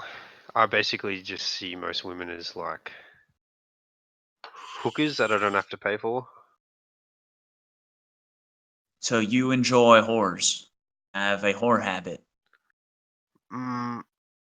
If I had more money, I probably would have a whore habit. What do you enjoy about whores? But I wouldn't call most of them whores because, like I said, Okay, what do you enjoy about most of them? like I said, a lot of these girls are like girls who are like 22, 21, like studying psychology or something like that. Like they don't go clubbing every weekend and things like that. They're just like normal girls, but they feel like they're missing out on. A lot of them feel like they're like they're so. But what do you enjoy about them? You. Tell us about you. They're not that interesting. Oh, of course they're not interesting, but it's nice to have been the presence of female company. Like it's every man It should have hits like the a. lizard brain. Oh yeah. How Oh, disappointing. Yeah. And massages. Oh the lizard. yeah. You ever But thought like, that maybe the lizard brain is something to kind of leave behind? Gotta shed no, that skin. no, I think it's something that can like come in tangent, like it's like come in tangent with other like increases in your own personal self development. So It's like pressuring young girls who feel like they're not part of youth culture from the internet into fucking you is a way of developing yourself. Oh no, I didn't say You're that at all. advancing some process through that. Because don't get Oh me no, wrong, I could definitely see enjoying despoiling women for its own sake. Oh no, like I don't. I said it's just basically pleasing the lizard brain, and that's really the end of it. I say you can advance yourself in other ways. It's like not everything's black and white. It's like So I can. you're kind of a lizard, is what you're trying to tell me, and you're fine with that. Of course. I mean, I'm not interested in like abstinence. I think that's like fucking gay as fuck. And I'm not Oh, really really? interested in monogamy as well. I also reckon that's kind of gay as fuck. So. Oh, What's you're your one of reasoning? those. What's your reasoning there? They're missing out? Well, it's like, what sort of man are you if you don't have like the imperative to like go breed? But I'm not actually breeding. I'm just simulating breeding. You're an So ascended type of man.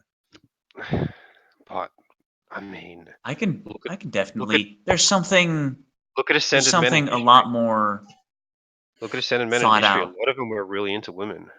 It's only like they bring up the no fap crowd brings up the crowd that weren't into women, but So you I'm feel not. powerful doing it. It kind of like it Oh gets you yeah, of into that course it's trance. a power trip to have like someone submit to you like their like whole body and being like that's a power trip, of course. I won't deny that. If you had other ways to feed the lizard that way, and you'd get the same thing out of it, would you do that? I have tried other ways of feeding the lizard. I mean, look, you could argue that is exercising feeding the lizard? Have you tried fucking kids? No, and I will not try that. Why not? You're in Asia, you could give it a spin because that is usually what most customers of that kind of service come out saying. I mean that's a meme, but yeah, there are people who do go to Southeast Asia to do that, but I've never done that. I've never been to Southeast Asia too. And I'm in Australia as well now. But but like yeah, is exercise satisfying the lizard brain? Is like eating like a nourishing diet satisfying the lizard brain. Like, It depends mean, on I what know- you mean by the lizard brain. I know plenty of people who like other men, like who, like I said, who bred a lot or satisfied their sexual urges a lot. I think a strong sexual urge is like a strong will to life in a way. It's not the only way to like have a will to life, but it's like one part of the whole cocktail.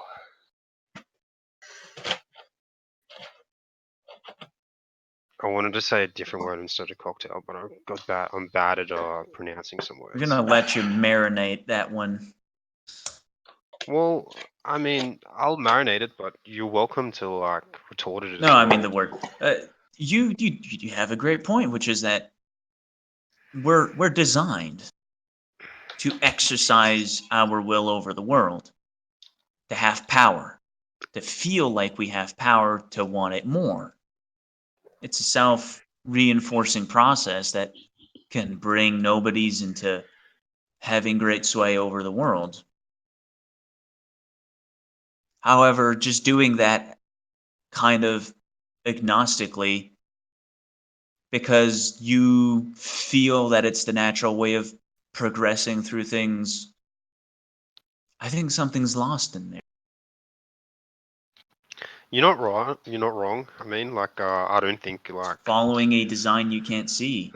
but I think like in every aspect of my life, like nothing really like is metaphysically pure or like, I mean, I'm a degenerate in like most aspects of my life, really. So I You don't feel think you're that. mostly following a design you can't see.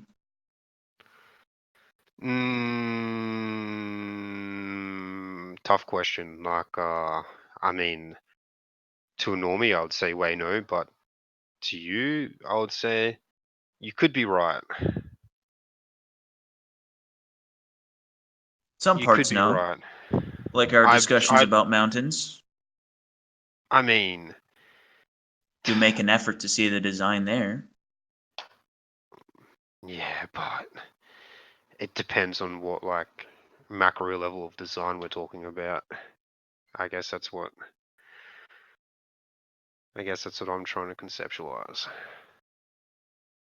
And then that's like, and then talking about that, that's I don't think it really has a dead end to that conversation about whether we're following a design we can't see or not. It's Well, not at all, because to loop back to what Kyler might have found irritating about the ranting and rambling about the mountains, that, or at least he was saying Asian religions.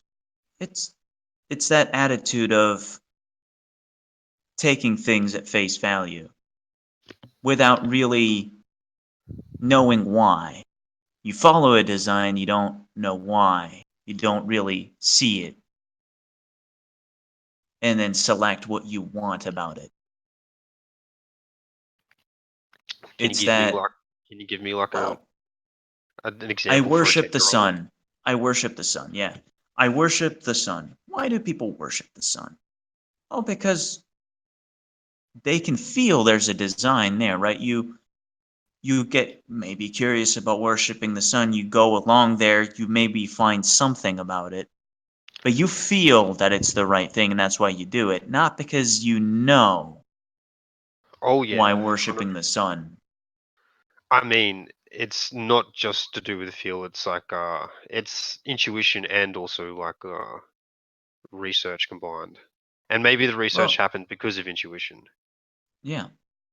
but Well, definitely no. extrapolate that to your whole being and kind of, we all have principles we live by.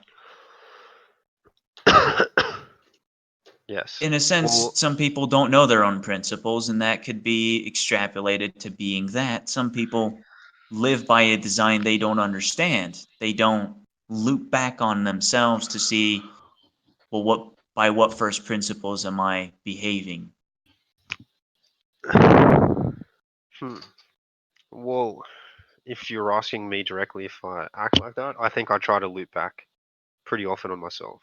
And maybe that's why like if you ask me who I was if you ask me do I ever say anything wrong or something like that, I'll say yeah, just like talk to me 3 months ago or Yeah, so you can see how Tinder thoughts and cultist shit doesn't align, at least in first impressions, with I mean, doing that. No, really though. I mean, you haven't sold me out of Tinder thoughts yet. Like, no, I don't really see that line of thread, that last part that you said. You're behaving because it feels right. Because that's not wrong. Things feel right for a reason. You just don't know why. You just will pursue women because it feels right. You Oh will yeah, pursue your sun worship because it feels right. Just yeah, pursuing but things because they feel right is what we like to talk about as sleeper shit. You're in your dream and you just do what comes on instinct. yeah, It's not lucid and it's but not you're nice like to see. you're overplaying like the role of rationality, and like you're underplaying like the role of intuition. TM, ping me in like 15 minutes. I need a fucking break from this shit. I'm gonna listen to some music. Okay. Thank you.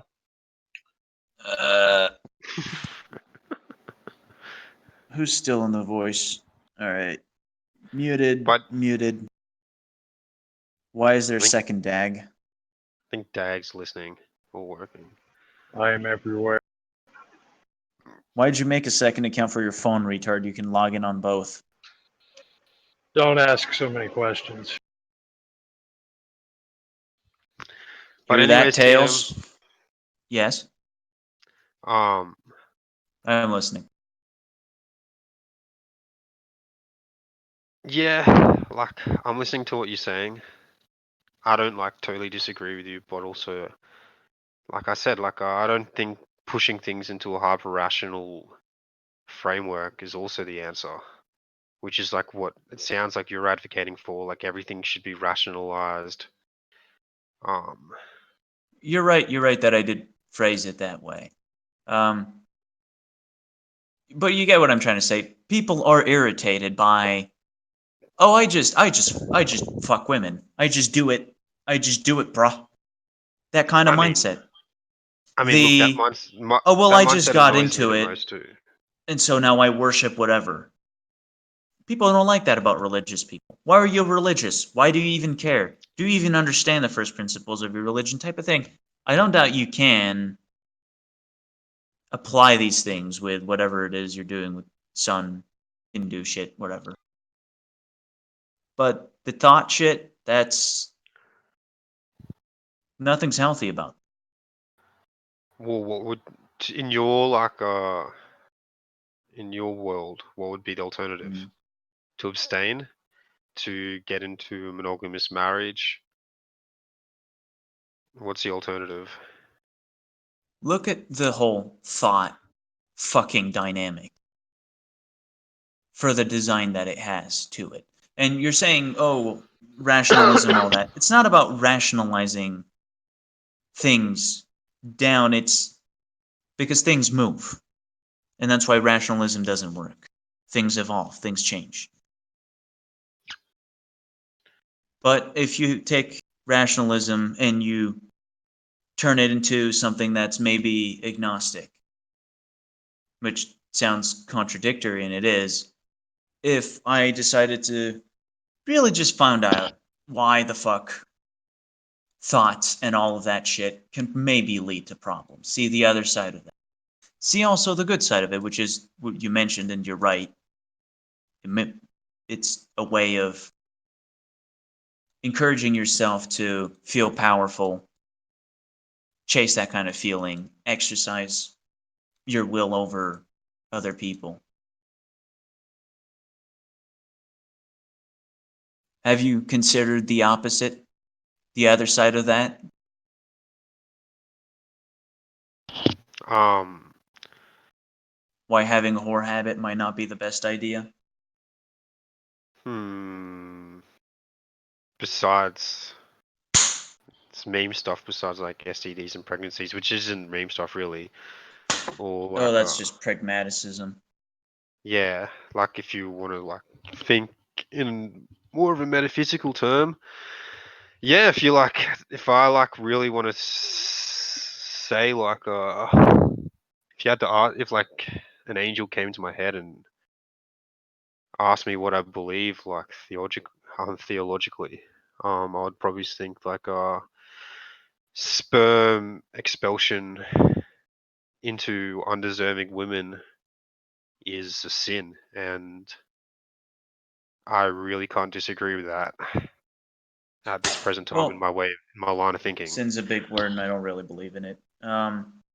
Well, like you can. That's just. But people Well, you say can say that it for undharmic. Okay, it's non-dharmic. there's a design to things, and things are designed in a way that there is usually a choice to them. Both of these choices have their merits, but choices correlate and coordinate. And choosing to have a whore habit coordinates with other choices, like your choice of paradigm with the sun and the way you worship and so on. That reality deviancy shit, that's not congruent with doing the correct way. The non submissive way of progressing through paradigmatic things and trying to enlighten yourself. That doesn't work with having a whore habit. There's something that's not congruent there.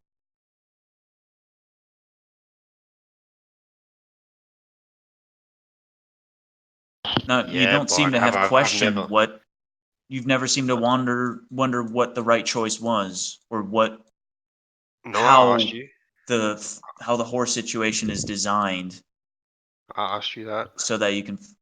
You I asked asked me you in your that. worldview. What's your solution to it? Oh, my solution to it is women are put there to breed. They are. If you're not going to use a woman to breed, you might as well not use a woman at all. It's simple as that. They're there to reproduce, to breed, to extend yourself through them. If you're not going to use them for that, you start seeing the negative consequences of it. Like having a Okay. whore habit, that can be one. That can be one, right? Having that dopamine oversaturation in your brain turns you into just a little bit of a junkie. And I'm not here to badmouth junkies. I can see the benefits of that, at least on the short term. Okay, I'll agree with you then that I agree with everything you said, but I mean I Now only you're try to saying rush. being powerful and kind of expanding your will. That's the whole point. You Yeah, but yeah, take a okay, but woman that's and you extend yourself through her, yeah. So but really, through childbirth. when I was really talking about all that is I really meant through childbirth. So what I'm doing is a degenerated version of it. That's why I said it's like I use the word simulation. So I'm like simulating that experience, which is like There's there isn't, yeah, I guess.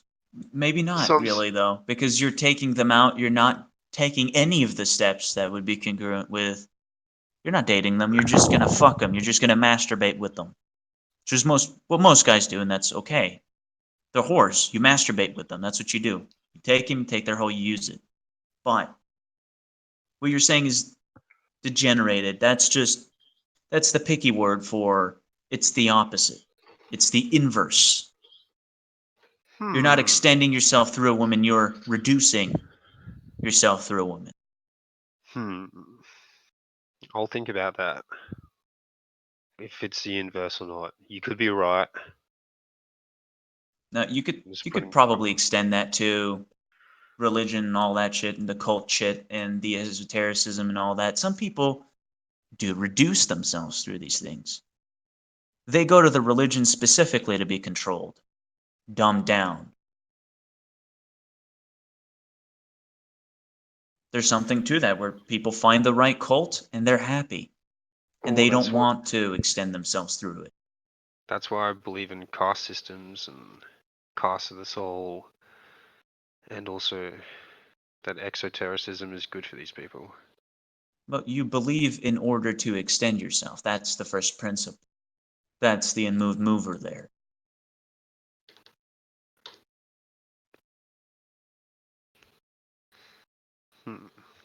Well, okay, but I'm still gonna keep fucking whores because I don't know what else to do. I mean, look, I'm gonna be like, I'm no saint. I'm a hypocrite in many ways. But I enjoyed the psychoanalysis or whatever that was. Yeah, I'm bringing an argument over, and it's always good to, because I like to do it for myself, so why not for other people to just take a good look at what you are. And like, these are not conclusions I haven't thought about like many times myself. I don't doubt it. Um, Yeah. But then I like get into the idea of like, I mean, pragmatically, I'm like, I should find someone to breed, but then I meet all these women and also like, fuck, I'm like fucking not even fit for a relationship in many ways and shit like that. So then I just end So up dig back degenerating farther. again. You're not looking at yourself completely. There's that Oh, part that why comes I'm right not fit? before, right? Yeah, why I'm not fit to be a breeder yet? Yeah, and I do dig back further and like, that's where other aspects more. That's like, so I do these like problem solving issues of myself, and I mean, look, if you want But you're to, still this is fucking like, horse. yeah, but that's not the core of the issue that I'm fucking whores. There's issues deeper than that that have to be resolved. Symptoms. You're still sick. You're still sick. Yeah, no, really, you are. Of I course haven't I'm sick. masturbated in 2.5 years.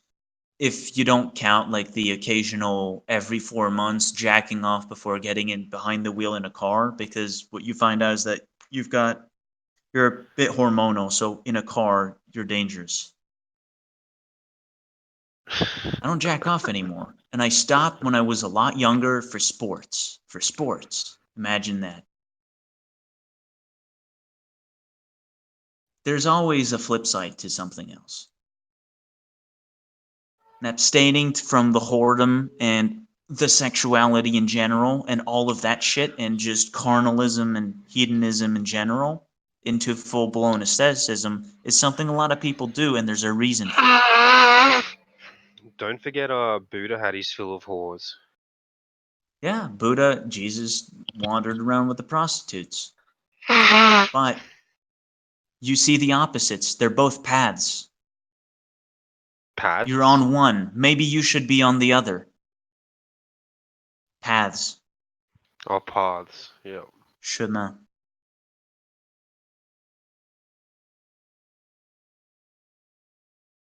Los I don't know caminos del destino. Shima? What sort of word is that? What language is that? French.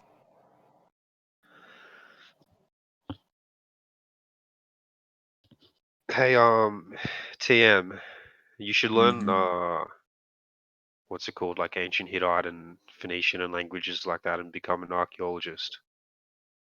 Ever thought about Wow, that we career route?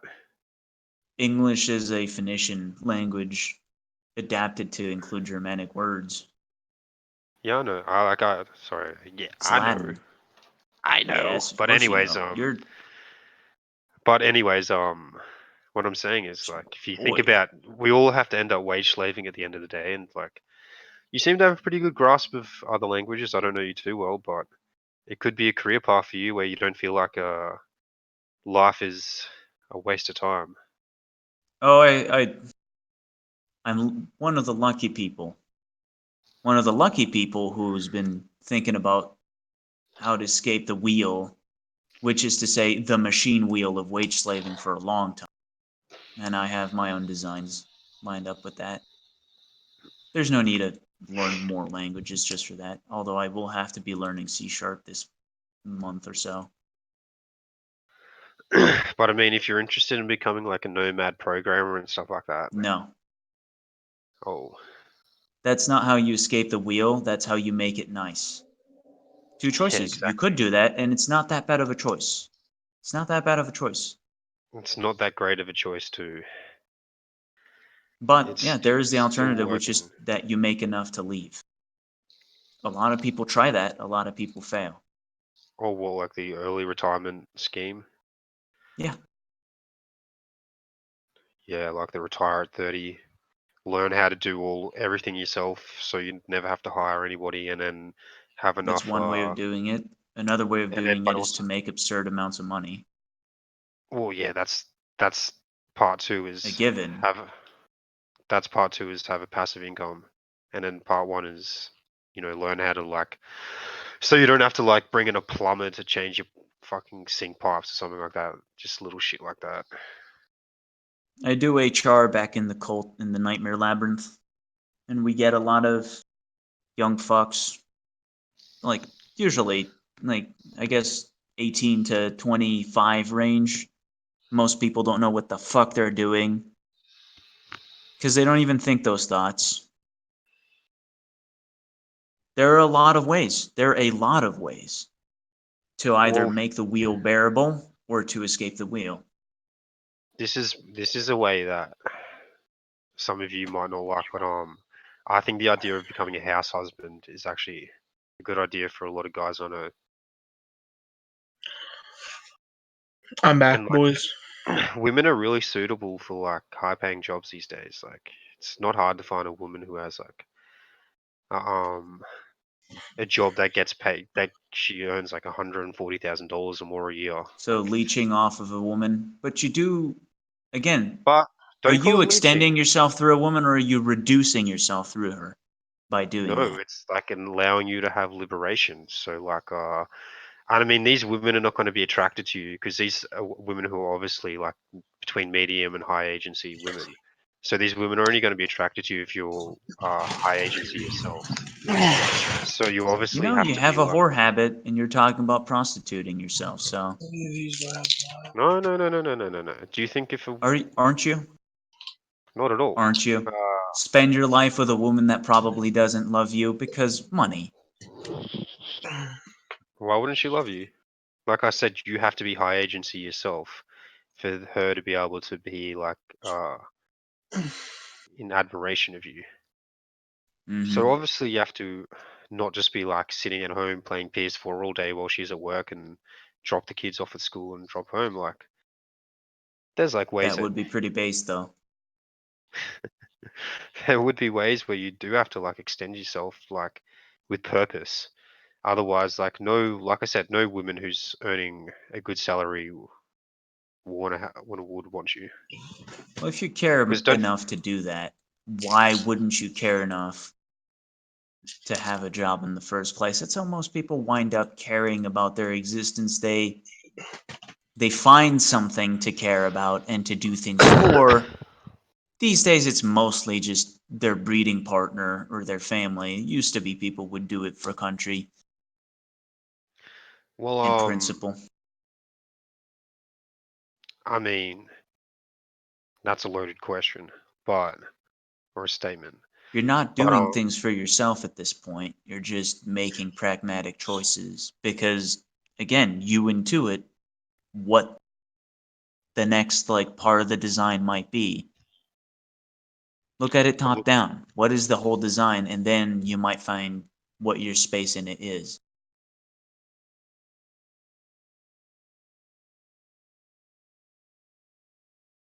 anyways, the workplace is so feminized anyway these days that women succeed It's in not it. true So for all jobs. You pick the right line of work, and that's not true. that's true, but And that's probably a bad thing because you'll be working a lot harder. Choices. Choices, choices, choices, Shiva, man. Ask yourself why they're there, and you'll have better answers. TM, you should be one of these riddle guys in front of a secret gate. Aren't I already?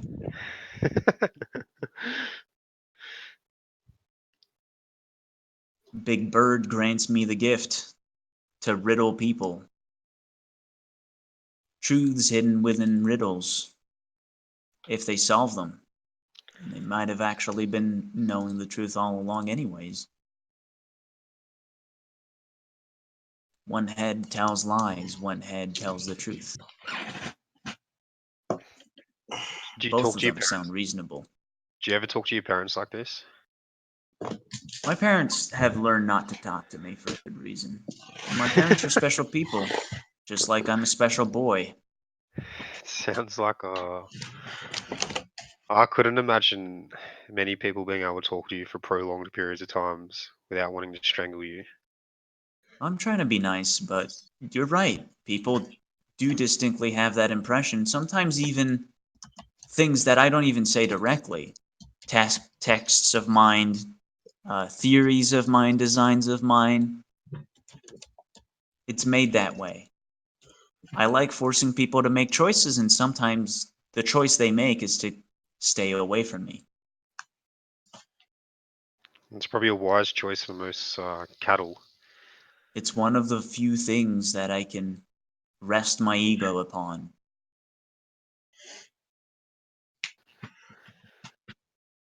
Yeah, the cattle. It is a wise choice for cattle. They don't want. They don't want to send the sea. Nor do they deserve it.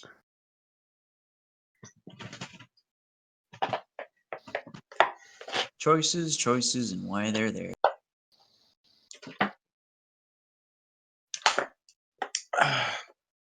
Hey, TM. Hey, Kyler. You know how you make run escape gold by being a greedy merchant? And then losing it by being me?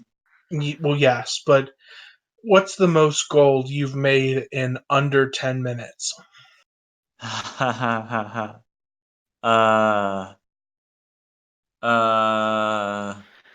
10 minutes tops. Yeah, 10 minutes. I've actually made probably over a couple mil in under a few seconds because of problems, because of No. glitches. I just Are we talking? like Are we talking about I computer I games turned now? on some music. Yeah, A we're talking about dude in video. another server pinged me and said, "Hey, I need to talk to you." And I jumped in, and he goes, "I'm quitting RuneScape. I know you play RuneScape. Meet me in Follador." And he gave me 2 mil. Yeah, I once walked to Lumbee. I was in Lumbee. In fact, on my starter account when I relaunched it after having been, what was it, banned the first time? Yeah, banned. Daughters make the best mothers. And there was someone there trading their Iron Man. And I said, "Hey, are you trading bonds to your account?" And they said, "Yeah." And I said, "Trade one to me." And they said, "No." And I said, why would you say no? And they said, "What are you going to do with it?" And I said, "I'm going to go quest and I'm going to go do great things with all these." And they handed me a bond for mil. Nice. Nice. He fucking boy covered the cost of like I thought I was gonna have to flip free to play garbage forever to get a bond back, but he covered a bond and I have like 800k left over. That game is So mostly like Jew training, essentially. You yeah, flip on markets, you work, you swindle people. it just felt really good that like this guy I've talked to a few times, he thinks I'm schizophrenic because I only talk to him when I'm drunk and I lie through my teeth. And it was like, "I feel bad for you. Let me help you." Hey, You've Kyler, got can you've I? got at least a solid point of infamy just because of the way you behave when you go on your drunken bouts. Yeah. Hey, Kyler, can I ask you a sincere question? Yes. Are you attached to like a respiratory machine or like any drip or anything like that? Yes. The Oh. you hear is just him being a big man. For you. For you. No, it's a vape. That's true. When he vapes while drunk, that's the best part. So, like, listen. Listen. I was saying it'll drive the sanest man insane. And it's wonderful. The best part is that you quit every time, consistently. You drum up a conversation, you drag people in, and then you drop out. Yeah, you're making me want to hit that fucking vape right now in the most offensive way possible. Hit it. Smack Hit the it. mouth Do fedora. it. Tip it. Do it, faggot. Go Give green. me like 2 minutes. Hey, does anyone abstain from alcohol here? I do, but not by choice. What do you mean not by choice? You have Chinese ancestry or something? I wish I had Chinese ancestry. No. I can't seem to either buy the alcohol because I'm broke or have it on hand when it's worth drinking. Oh. Yeah, abstaining from alcohol is a good idea. And are you broke because you're unemployed? Yes. He's broke because he lives in Ethiopia. Was it Ethiopia? Was that the meme country? I think it was Malaysia. I think it was Malaysia. I use Sealand. That's my one. Mm-hmm. Do you know, for like, I think it's £50, British, you can buy a knighthood from Sealand. You can be a knight of Sealand. Yeah, they sell a bunch of merch to keep it going. I wouldn't mind being a knight of Sealand just so I could tell people I'm a knight. And then when they go like, dude, it's current year plus like 4, knights don't mean anything. 150 I would bucks. just I would pull out my fucking pocket knife and be like, no, it's not, get on your knee. And then I would knight them with my pocket knife and do my damnedest to make them think it means something when it doesn't.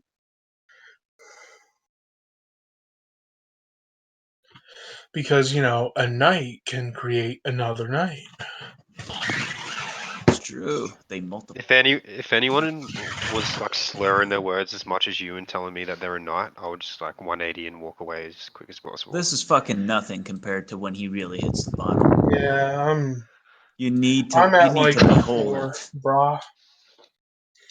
Such a potty mouth. I remember my good old days of drinking, and I can't measure up to that level of slurring. I don't slur. I speak Oh, with you do. dramatic effect. Listen, when you have to catch your breath between every word and you're slurring them. It's a wonderful world. I'm all right with drinking. I've ran it over in my head, and people kill themselves drinking. Honestly, just would kill themselves in another way if they could. And drinking actually slows it down. I'm pretty ambivalent about it. Same with marijuana and other drugs and stuff like that. I don't drink. I drink 10 times a year maybe. And Marijuana actually does make you retarded, though. I'm convinced of that. Me too. I think constant smoking of marijuana makes you retarded, but I think if you do smoke it irregularly, it can give you I don't mean it gives you insight of something new, but it can make you really concentrate on a thought for a very long time, and it definitely can change your perspective on the thoughts you've had for a little bit, in usually a paranoia sort of way.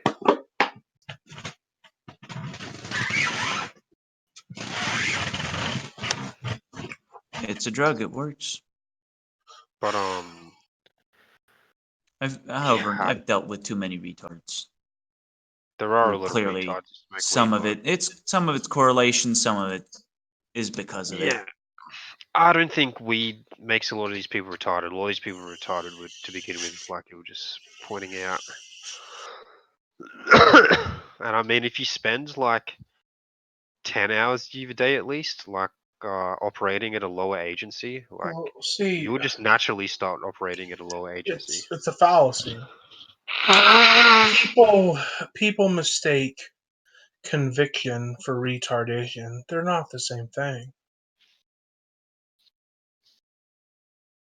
Alright, well, that's a tangent, Do you but have a go on. supporting point?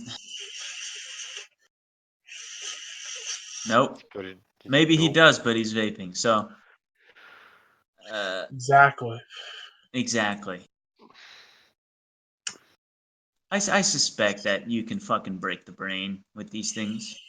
The Not brain with goes ouchy marijuana. if you really. Oh yeah. Look at I you, suspect Tyler.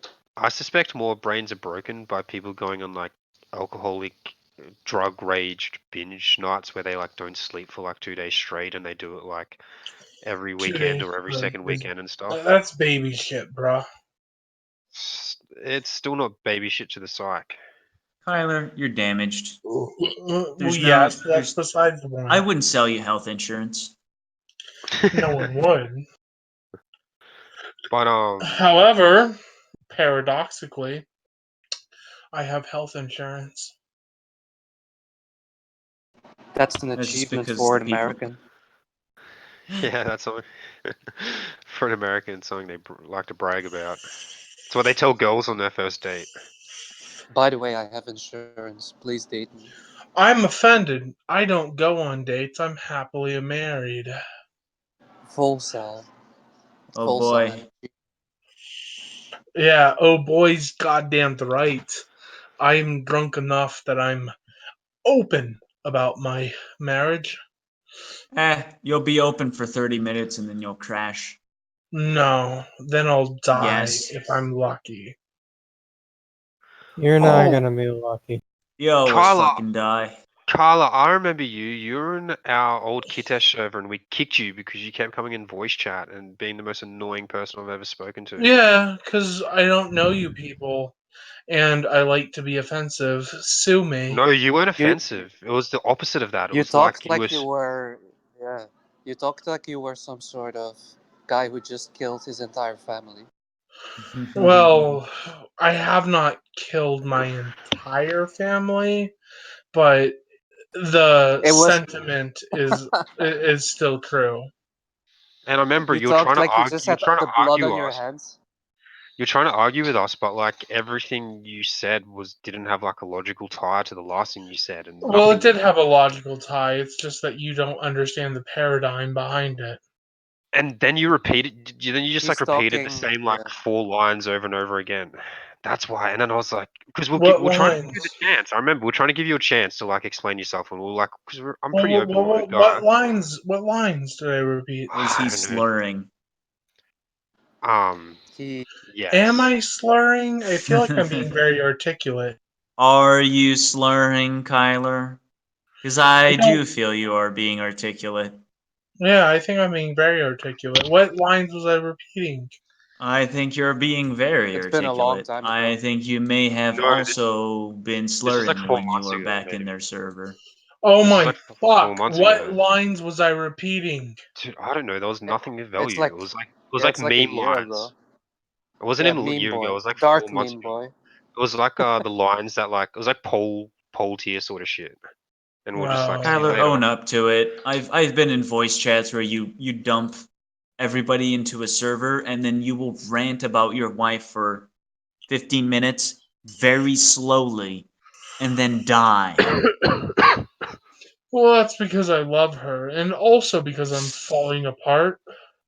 So some of those times, I recognize that some of those times are me begging for help, but being unable to put my begs for help to So proper just words. admit that that's what you're doing. How I'm many not people doing have that you right killed? now. Hey Carla, You I Yes. might have think before. that there's two ways that you should go. I think you should either put down the bottle or just drink No. yourself to death. Drink yourself to death that we can all witness it. Where it's like a slow process. I don't want the process to be this slow, but it has to. No, I want to some speed this up. people, But he has someone healthcare. But somewhere, and I can take a few educated guesses about where and who will see me drink myself to death, but I barely know you boys. I don't feel you deserve to see me die, and B, I don't think you care to see me die. Oh no, I care to see you die. I care. I care. Oh, do you We really? care a lot. How much do you care? Probably like a 5 out of 10, which is a good amount of care 5 out for of me. 10? Which That's is like not enough. that's high on the care spectrum Are for you me. willing to spend real money on it? To watch you die, no, but Ah, that makes me an that's the accomplice. Give I know what us- you're trying Are to do. you I know what, Give us your willing to PayPal. spend real don't, honey. money I'll on spend seeing real Give us money. me your die? I'll PayPal. spend real money to buy you alcohol vouchers, sure, but it's Yeah, me too. but How Give us your much? PayPal. Well, weekly contribution. I weekly don't got a contribution. PayPal. Send it to my donate PO to my box. Patreon so that I can No, kill send it to my myself. PO box. Send me cash. But anyways, like I don't want this death process to be something that happens in 7 years. Like I want to see it happen in the next like 9 months. You know, if you send him cash, he will I drink can't do himself to 9 death. months. Like 18 months, I'm gonna be dead.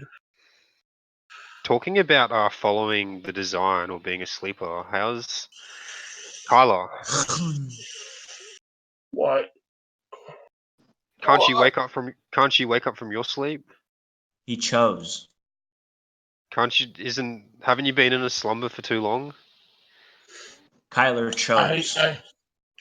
I don't sleep. Yeah, you're one of those people who like sleep with their eyes open.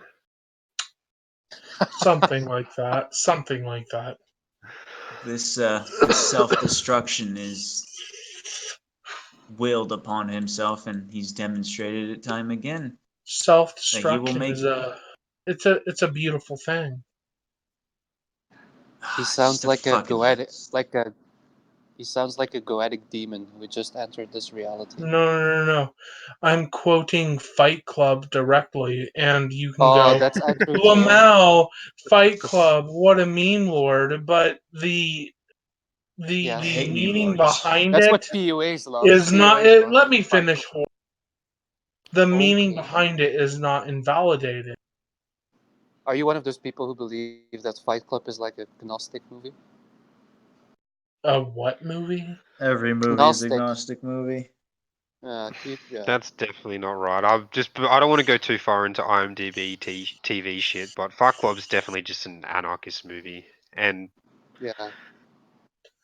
Yeah, and self-destruction is With homosexual undertones. but I don't know if those Very, undertones are very homosexual. I've demorphing. heard that theory, but I think it's more like some Because sort of it's based like on a book written by a faggot. yeah, What but else do you like need? actually. Rogan did an it's more interview like it's with more the like guy who wrote Fight Club, and oh my fuck, it's more like Mishima type the movie is like, masculinity. oh come on, talk over me more, whore.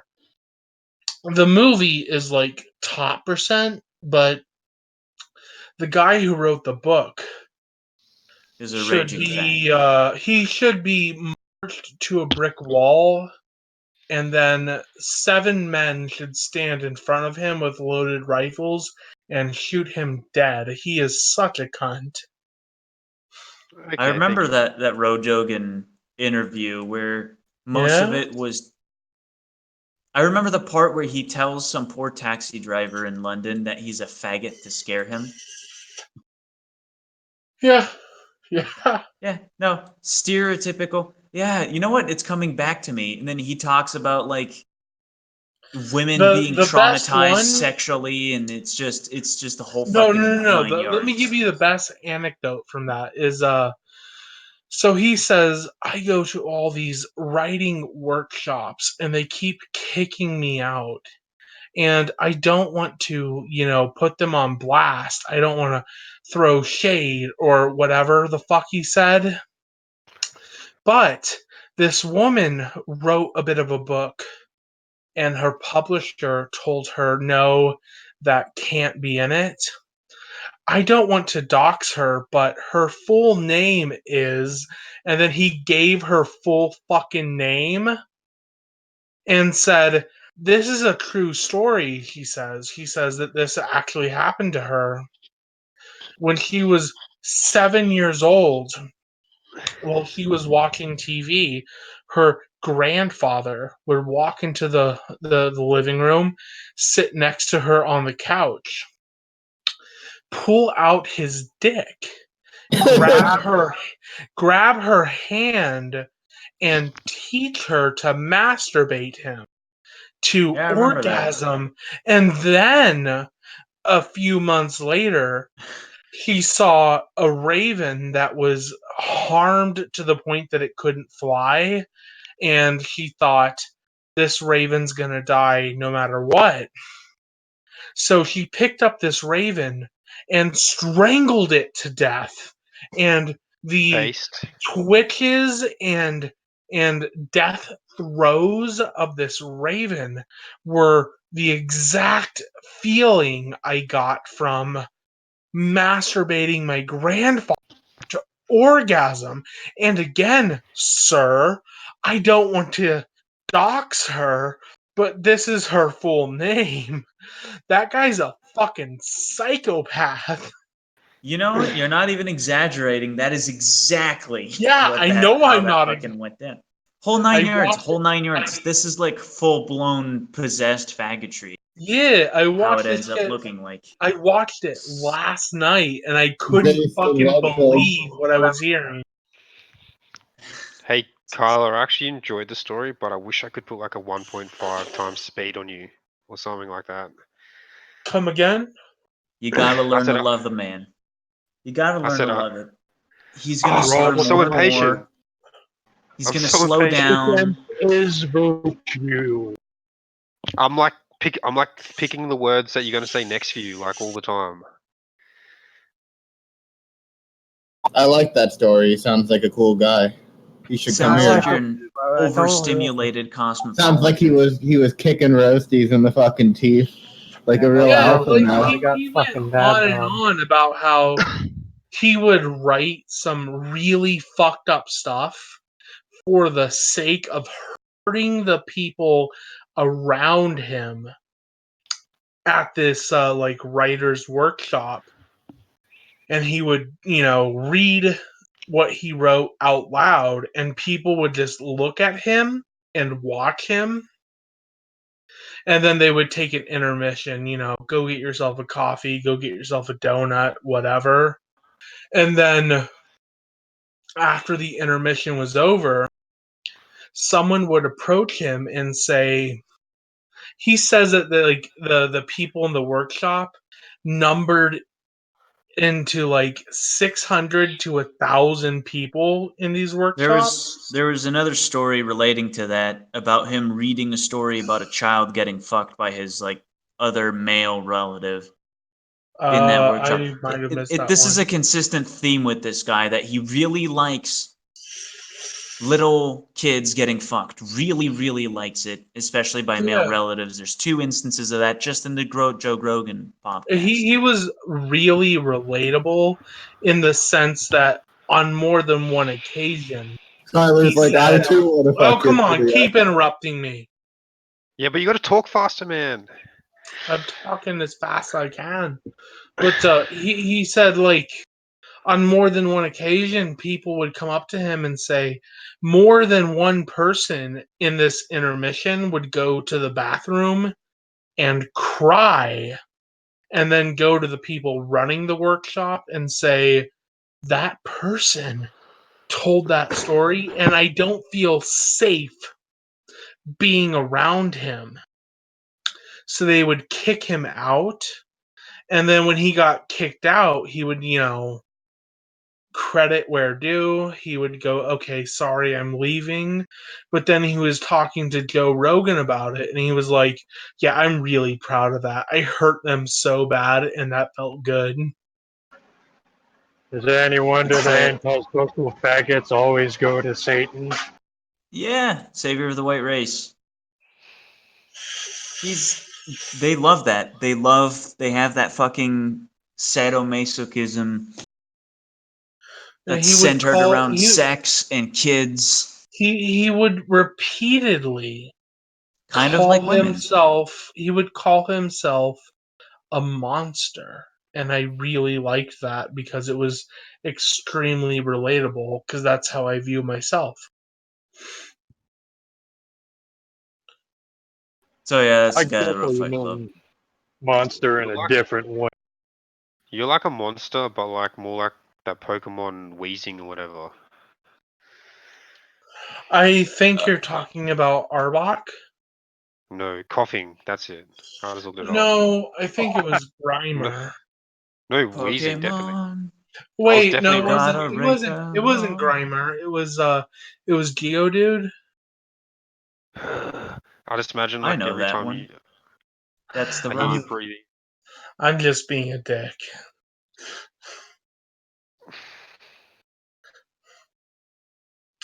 I understand what you're saying. I'm just being an asshole. Child No, grooming I'm being gang an asshole to Pokemon. you.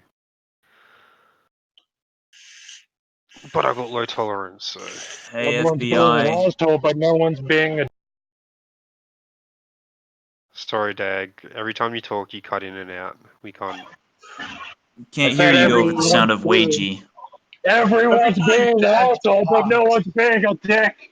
Like Dag starts to talk, and then I hear a secondary voice from behind him saying, "Agent, you can't say that," and I'm not sure what to make of it. Yeah, Agent, You're you're not not very supposed to be saying that.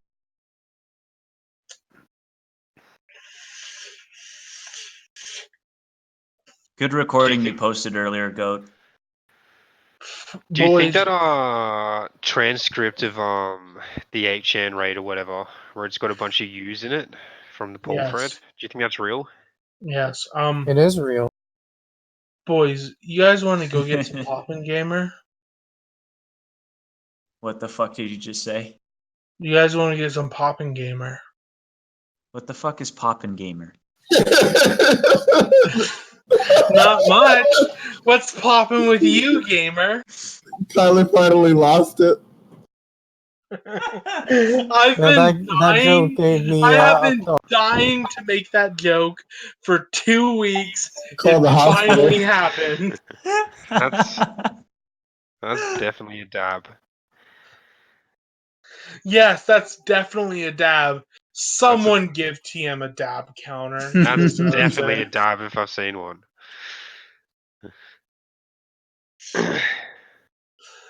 Oh, I am euphoric. I am so glad that I'm married a man, finally Hank, worked. not a gamer. TM, whatever your dab counter was before, restore that and then add like 50 million times.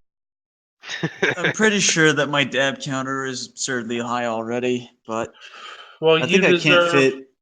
You Oh deserve wait, no. more. I Here just we go, dabbed dab on. counter.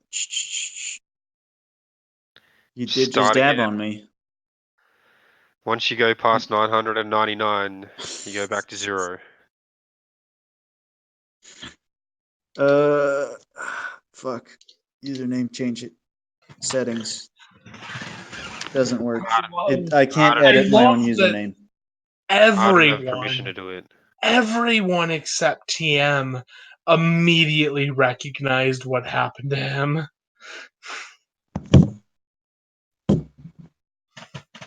That's because TM's brain's too big for any smut. No, that's because That's TM's a small-brained cock. very, very small brain cuck non-gamer. I just that was your poll was too great. My game was inferior. Alright. I gotta go about 5 minutes. Yeah, get dead. Go make something of the day. Get fucked. Die in a fire. Die with your hand around your grandfather's cock.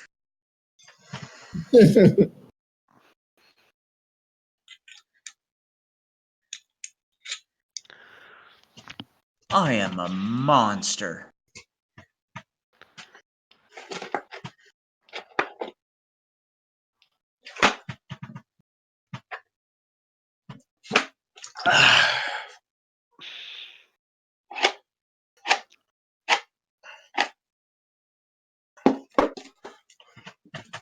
What's popping, gamer? What's poppin', gamer? Are you some kind of gamer? I think Mount Kalish is too obvious a Kalash, choice to be Flesh, Kalish. I'm gonna look up the what's it called? It's too Shut obvious. up. It's not esoteric enough. Not a real gamer. No, it's not that it's not esoteric enough. It's just that it's too obvious and that it would have been already discovered. Oh, Because if it's so obvious, why has nobody climbed it? Because it's illegal to climb it. And because first of all, mountaineering is a new hobby which hasn't been around for a long time, and then since it's the introduction of Do you know how many mountaineering, frozen corpses there are on top of the Himalayas? 4. but we're not talking about the Himalayas in general. Or are you talking about Everest? If people have climbed Everest multiple times and there is an entire touristic industry around it, why has nobody climbed Mount Kailash, which is not far away and 2,000 meters lower? Ain't the hardest mountain climb in the world the K2? Well, first of all, it is kind of far away, and second of all, but I mean that's just a matter of semantics. That's semantics, anyways. But why has no one climbed it? Is because That's it's not been what I illegal to asked. climb, and mountaineers have never been interested in climbing it. I just never. But they had no since the 20th century. Don't ever do that to me again. Since the 20th century, that's only when people have been Kill yourself, interested in climbing Kyler. it. In time. It's taken a while. But I'm reading right now. There apparently is a route to the top.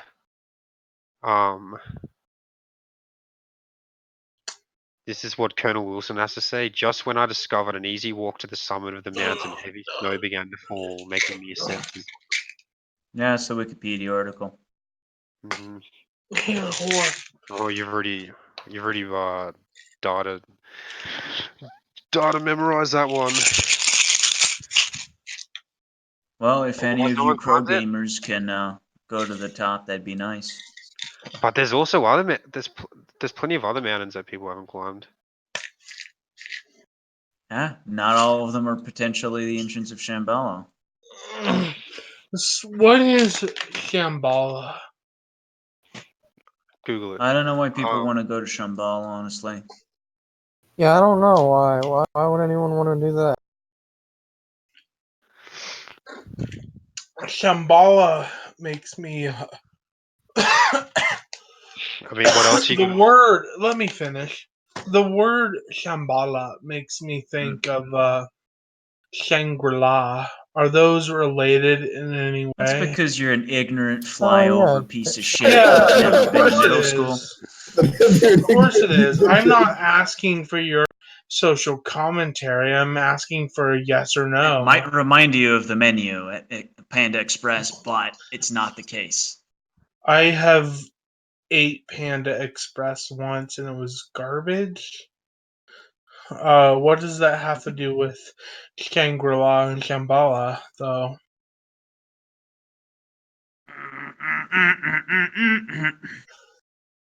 Shangri-La is, I believe, like paradise with Eastern philosophy, but I don't know what Shambhala is. Essentially the same thing. Okay, so Shambhala and Shangri-La are the same thing. Good. The nuance is that Shambhala is the physical manifestation of it. I thought Shangri-La was a physical manifestation. Shangri-La is supposed to be kind of an under It is and a place you transcend to it. Shangri-La is supposed to be the fucking physical kingdom.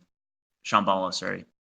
That manifests at some point in the physical space. I see. The two are the same thing in two different paradigms, but have their idiosyncratic qualities.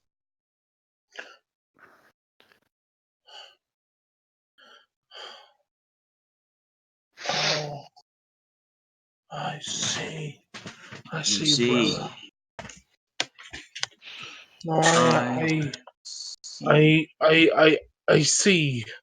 I You don't see? understand, but I see. Why am I slipping into a made up Slip accent? into a news faggot.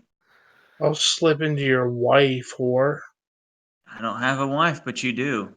I bet she's slutty. Art de Morgan! Oh my fuck. Oh, There you go. Like I said, half an hour. don't. Half an Stop, hour. stop. You've got like Stop, 5 minutes left. stop. I hear what you think I hear, and I want to ignore it. I hope mommy trips over you on her way to breakfast. I'll beat her to death.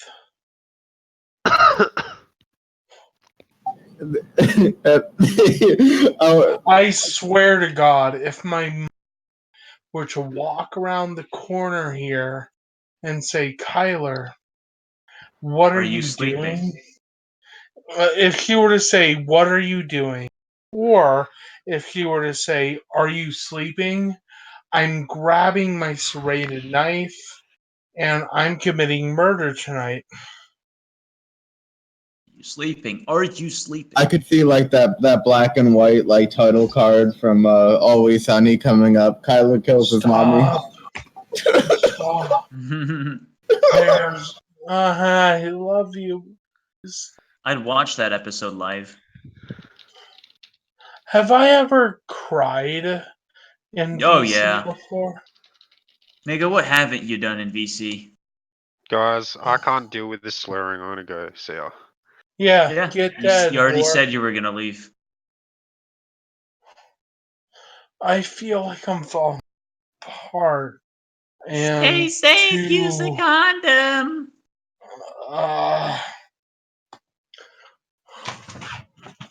Oh my God, boys Girls. and non-binary folk. Fags. I have a question. That's a good question. When you guys hear the word folk, what do you think? Flyover retards. So only flyover retards say folk? Yeah. So I'm a flyover retard? Oh, yes, you are. Okay.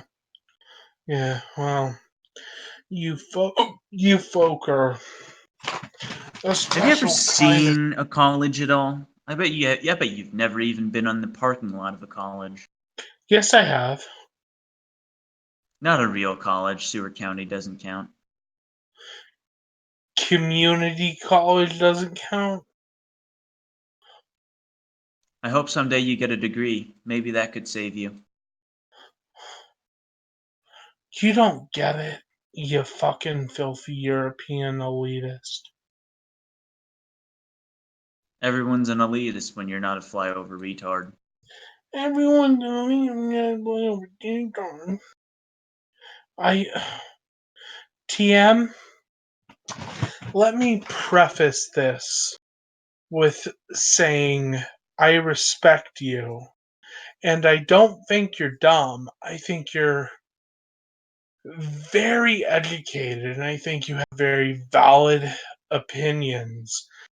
Okay, But flyover retard. when it comes to your opinions on America, it is an extremely childish opinion. Just say it And again. I don't think that it's childish because you're stupid. I think it's childish because you're uneducated slash an elitist. Treatza. Just repeat it again. To give you some context, whilst I hate Europe, I value European culture and opinions, but you disregard American value and opinion, and it just seems Treatza. it seems below. It seems like you should be better. Big gulp soda. What about Big Gulp Soda? That's a Texas exclusive thing, and that is 1 out of 50 states. No, not. Oh, I don't. You gonna make another clown character? You gonna make the We Was Kings character? Goat. You're not a person. I know. Girl, 3 minutes away. In 3 minutes, we have lift down. 3 minutes and counting down. Stay in VC while you snore.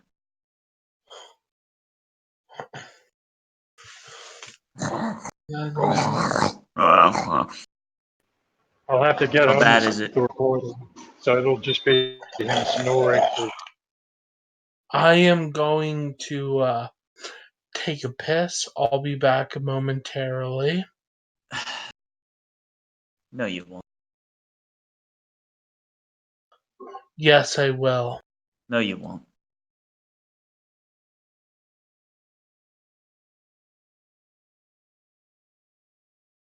Treatza. Treatza. No, really, though. I like how he thinks Take I us made the seriously, clown. Treatza. We are a proud and noble people. Treatza.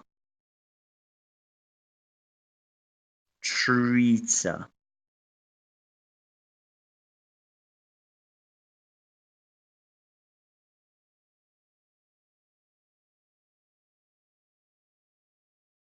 I'm gonna set one of those gallon jars of mayo on fire. I'm gonna do it.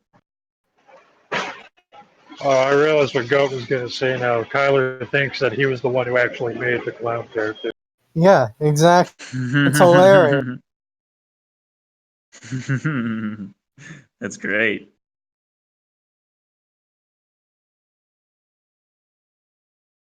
Yes, I created the clown. It was all my doing. Hong Kong. Our psyops was successful. The Nightmare Labyrinth was no match.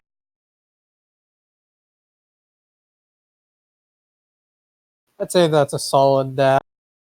Yuck, yuck, yuck.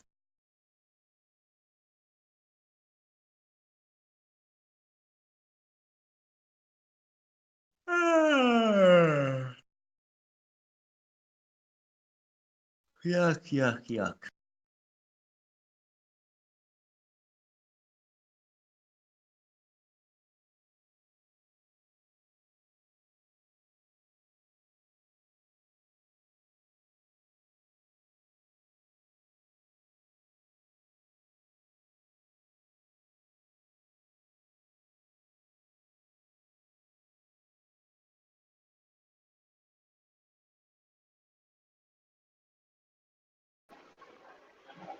Yeah. Clowns. Shiva really is Chaos Spawn, and Dutch is his handler. Oh, what? Yeah, no. I Yeah. don't. He's not Chaos Spawn. Chaos Spawn is fucking insufferable. You can't talk to Well, Chaos Spawn. You talk at it. Okay, he's just a sleeper. He's not a Chaos Spawn.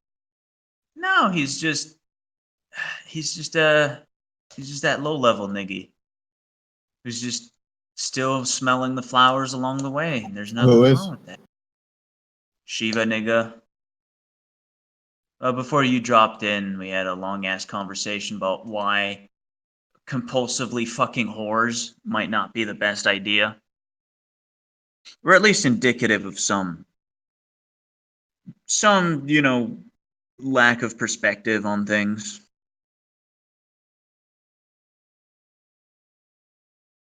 A compulsive whore habit will probably be.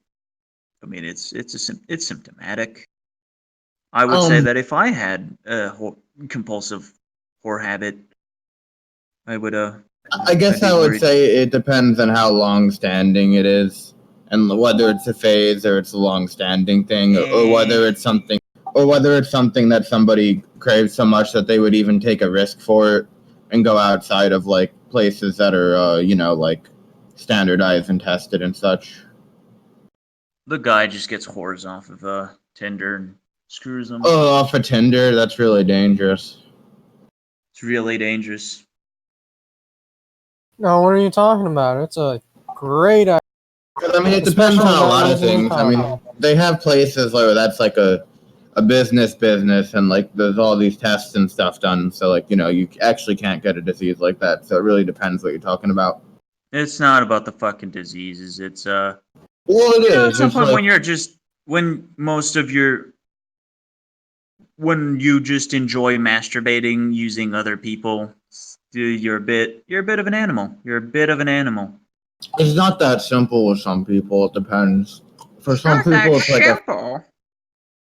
If it's a phase, it means you are being a faggot and you stopped. That's what phase means.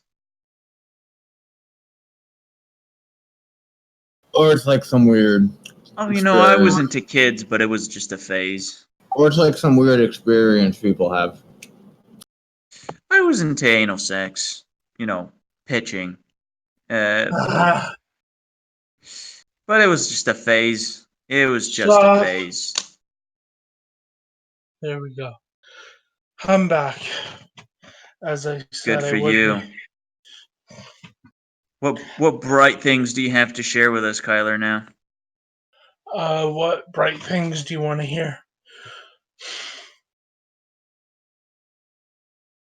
What wonderful things do you dream about? I rarely hear about those. What I dream about?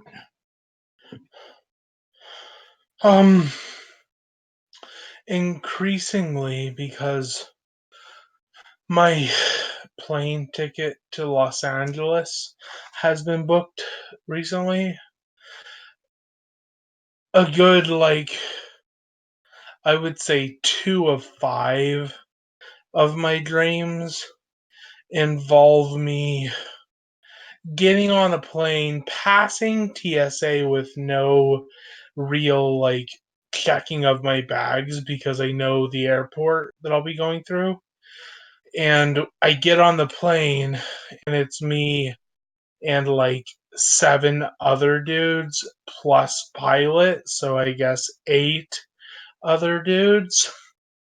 But I have a pistol in my bag, and halfway through, I pull out the pistol, and I would love to say that I do a proper terror attack and destroy a building, but in reality, the dreams are I pull out the pistol, I kill everyone in front of me.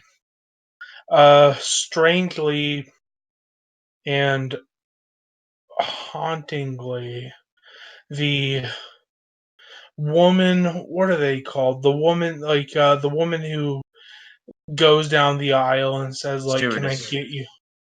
Yes, the stewardess is my wife. Mm-hmm. And she says, can I help you? And I say, I love you.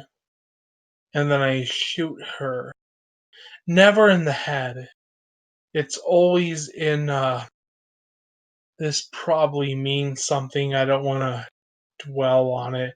But I shoot her in the pussy. And she falls down. And then I rush to the cockpit and I don't pull the trigger, but I put the pistol to the pilot's head and demand that he, because I'm flying to Denver as the first flight, I demand he flies at a 90-degree angle directly into a mountain because I'm flying into Denver and that's all mountains. And then we hit it, and everyone on board dies. Base. That means you fucked up. I think it means that I want to die. The most the most concerning thing about it is the blase manner in which I harm and then kill my wife because I really love her, but I do it anyway. It's So, really just hard to hear, Kyler. It really is. what do you mean hard to hear? I'm really just getting emotional hearing about it just now. Yeah, I appreciate your sarcasm, brother. Crashing this plane. Yeah, So that's a good let's way get to this sum it. straight. You're Bane. Your wife is the CIA agent. Yeah, it's basically I'm crashing this plane with no survivors, but I've flown in the get into. It's one of them bitches where there's like a propeller on either side. It's a two engine motherfucker, and there's less than 10 people on board. So it's nothing magnificent. It's just me killing at most 10 people.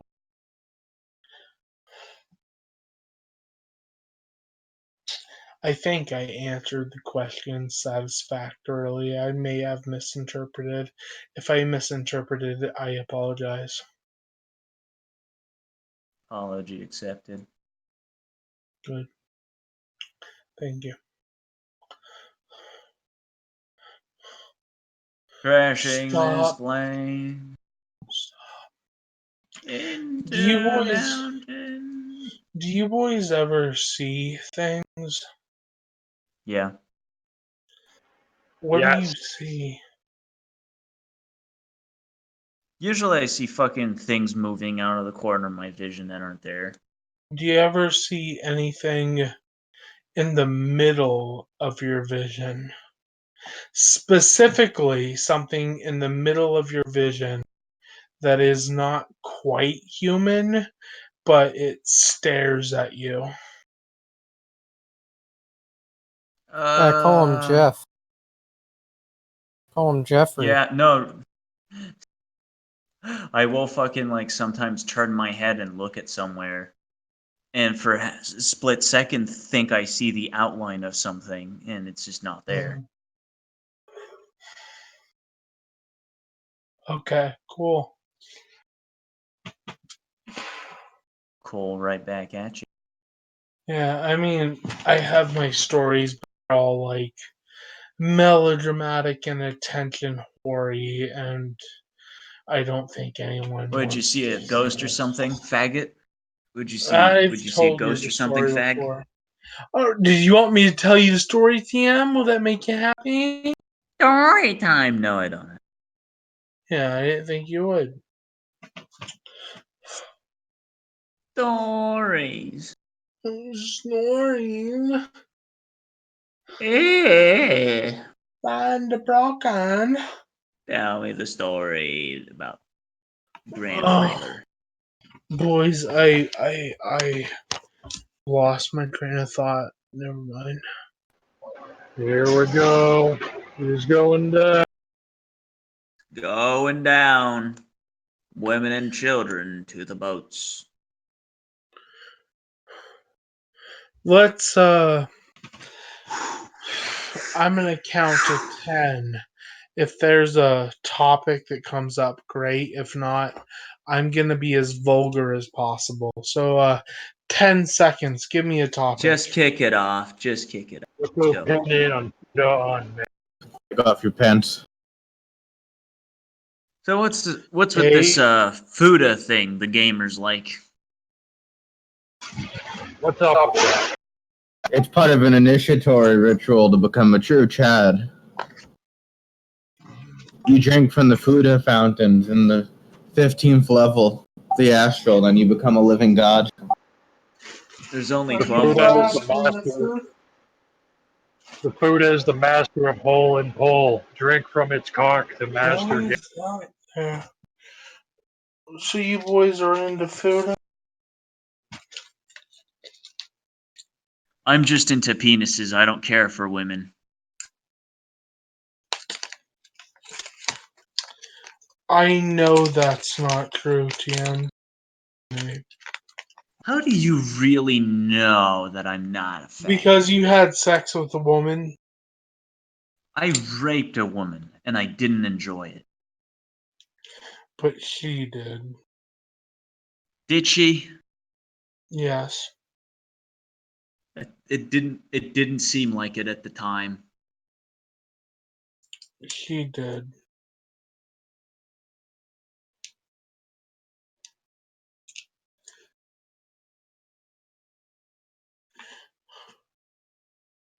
Do I have any?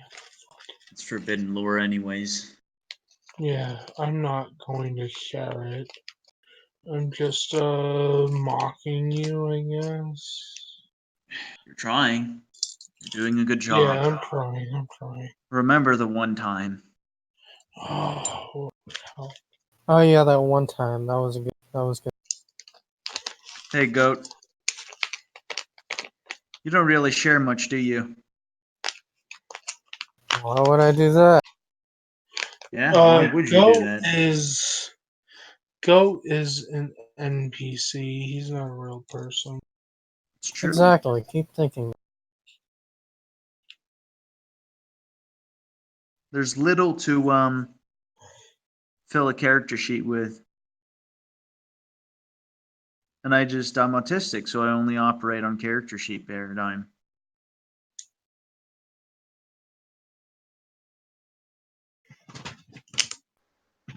My character sheet's fucking ridiculous. Because you made it ridiculous. I changed it up since then, made it more reasonable. Only Also, I for made athletics? my own life ridiculous.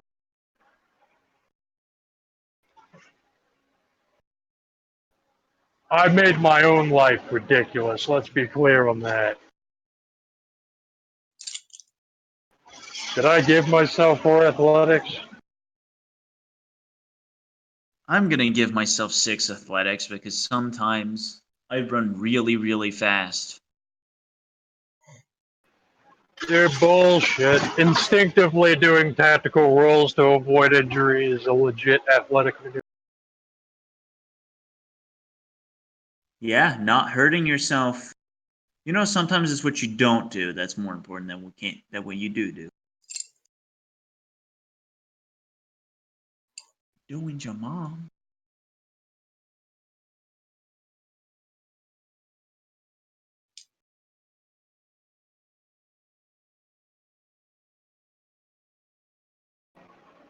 Changed my rank to add Sinistrati because I guess it made sense.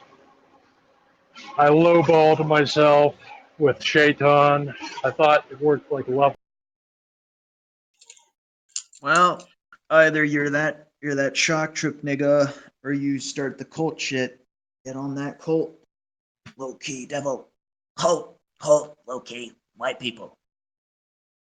White people. White people. White people's prophet is Crowley. That's right.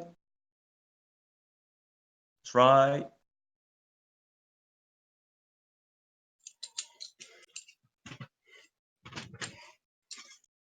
Low key, devil shit.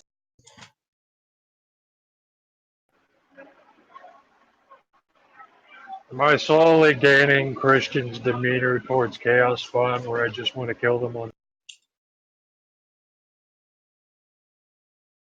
Christian's frolicking with the sleepers happily these days. I didn't say sleepers, I said Chaos Spawn.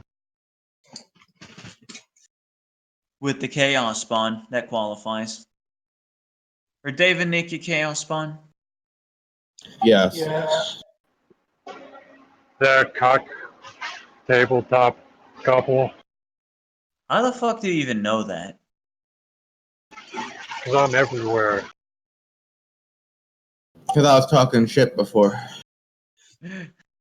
So many people talk shit about them. It's like half the world knows. I was disgusted when I was disgusted when I learned about the lolly thing. Oh yeah, that was. I sat in on that game partially, and I remember how cringe it was that she was in the room with both Christian and Dave, and being like, "Oh, I'm gonna be the lolly who waves the hole in front of the stranger's face hole." Oh, I remember how hard I fucking cringed. It was quite hard. Cringe, bro. Someday, like 12 people have to show up at their doorstep and just say, "Yeah, we know you're a cuck." Just all 12 of them. Just get a crowd of like 25 people. Yeah, we're here to say, give our condolences. Oh, I thought you said we were gonna do a gangbang. Of course, your mind would go there. I thought you were going there with it. They'd answer the door, they just all have their dicks hanging out through their pants. Just waiting for the cock and ball torture. And they'd be like, "We know what's up here. We're all coming in." Hello, is this the cuck shed? It's the cuck shack.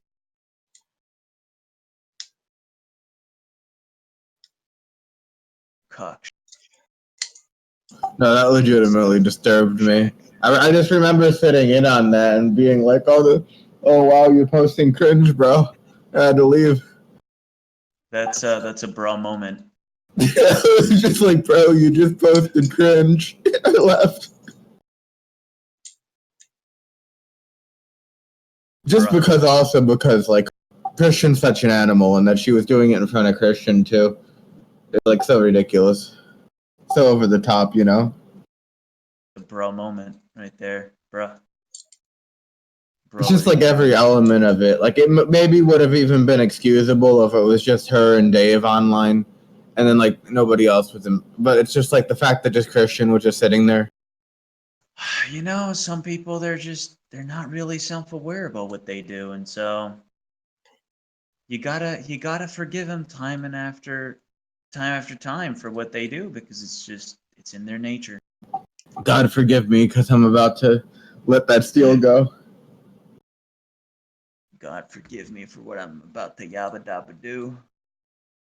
Yeah, God forgive them what they gotta yabba dabba do. Bro, you just posted cringe. No, I was actually disturbed. What disturbed you about it? Like meme marriages are disturbing to me.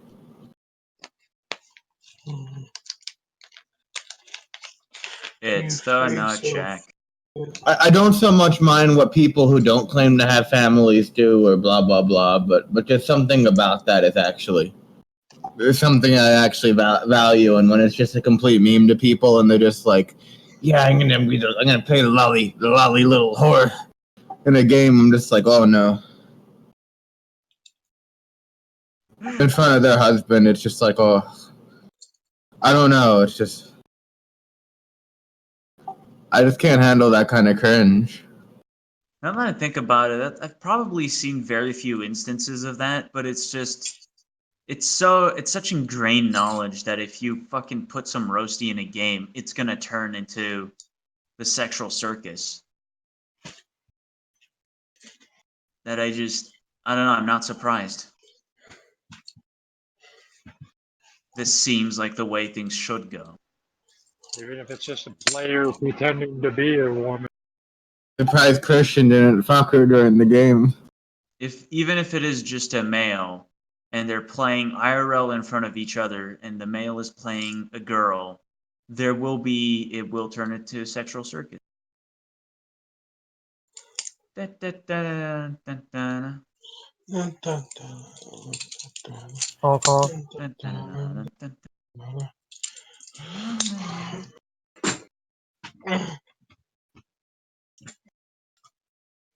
No.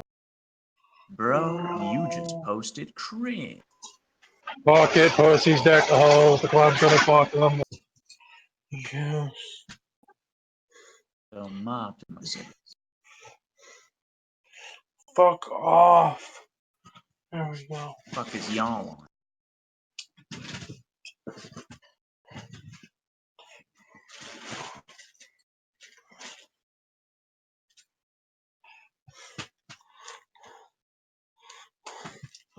No. Now we're finally getting to the good part. Soft moans of no.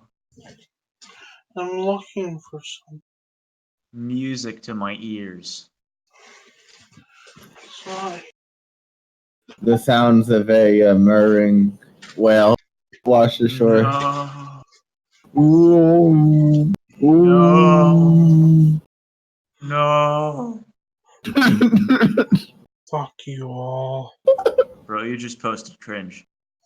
Yeah, Kylie, stop posting cringe from your whale sounds. Fuck you all. This is a pretty bro moment right now. This is a bro moment.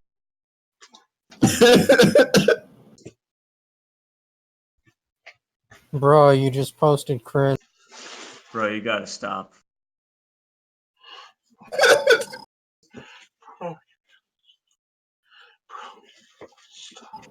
Hmm. Bro, that's Why is that there? Okay, boom. okay, boomer.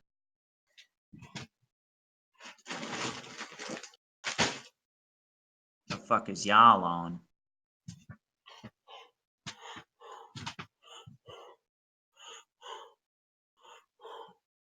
That's right. Catch your breath like a big boy.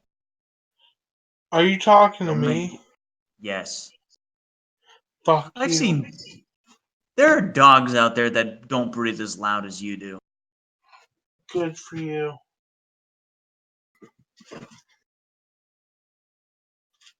You're a big boy. I'm one of them. I'm looking. Ruh-roh. Very Dog squad. okay. No. Where are you? Oh, no. Dogs and white women. It's a match made in heaven. Shit, cracker. You heard it All right. dogs go to heaven where the white bitches. It's true. They get all the virgins in heaven. Women go to heaven because they don't really make no choices. Islam is actually a stolen religion, stolen from dogs. Islam only works on dogs. Shalom that nigga. Oh, why do you think they kill dogs in Islam? That's the irony of it. They're trying to sweep it under the rug. Holy shit. They got to kill all the witnesses. That's right. I know how to. Oh, that went horrible.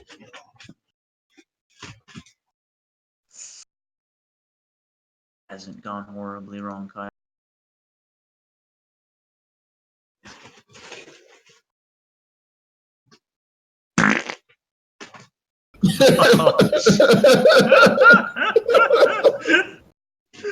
What the?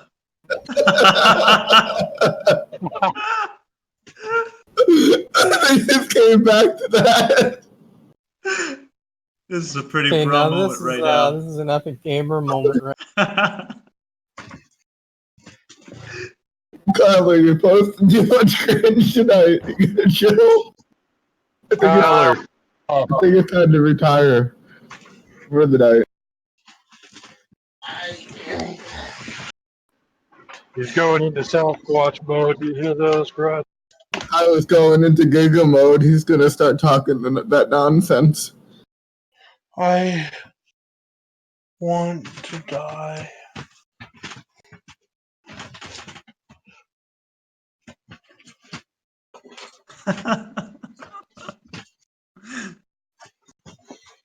Oh, holy shit, having to live with this guy.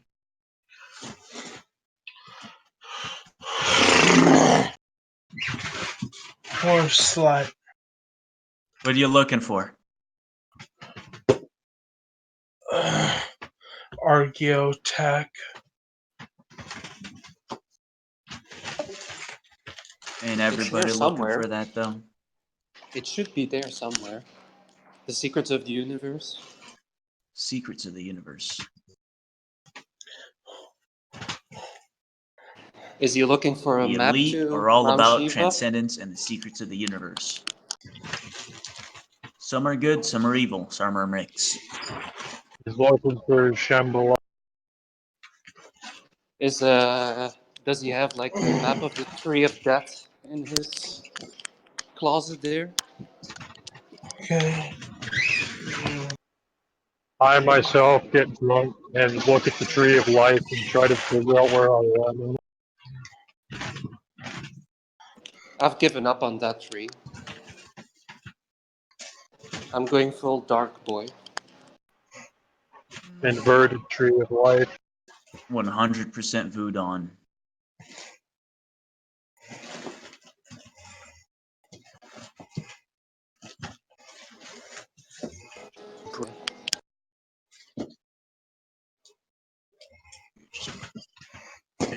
Cringe.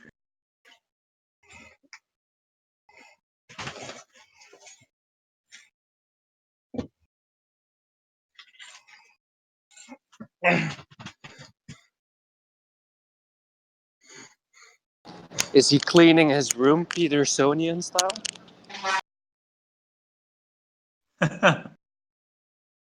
Fuck Clean you. your room. Yeah, you gotta like clean your room, you know? Like you gotta find like purpose in life. Yeah, like in the room because the Canadian meme, he made those You jokes. gotta And clean your room. if you don't do Gotta find it, then lips. who You are gotta you? find order in the chaos. Yeah, he's fighting the Lobsters. dragon now. I am a Dragon. lobster. Well, this is where I disagree with Peterson. I don't want to fight the dragon, you know? I will be the dragon. For the longest time, I didn't catch on to what the fuck Peterson was on about. I just figured he was just CIA op shit. And then I listened to one video and I was like, this guy actually created an animist cosmology around being conformist to society. That With is a totem perfect way to animals and describe it. everything. Yes. It's totally It's almost conformist. like Totally. Kavinsky said something about that, about fake revolutionaries seeking to domesticate the masses. Fuck you. Please. Oh, Shut he's looking up. for the wall scroll. What? You're looking for the wall scroll, aren't you? No, I wasn't looking for anything. Uh-huh. I was looking at. Uh-huh. So that shifting and searching sound is looking at things? Whatever. Fuck yourself, the rusty rake. It's not very nice, Kyler. Rusty Ray. I'm. You're not very nice. You're not very nice. You're not nice posting right now, Kyler. This is a nice That's server. because I'm extremely.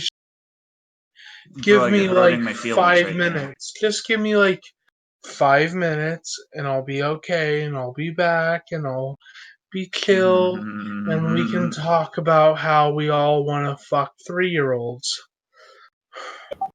Excuse me, Kyler? Did I Bro, you're posting stutter? cringe. You did stutter. This Did you say CIA, I have nothing to do with this crazy man. Bro, stop. Yeah, Stop can you say posting that cringe. one more Listen. time, but more Yeah, close to stop the that. Listen. mic? Stop that. Stop Listen, that, man. just Stop. listen for a moment. I think Hitler did some bad things, but I also think Hitler was a pretty okay guy.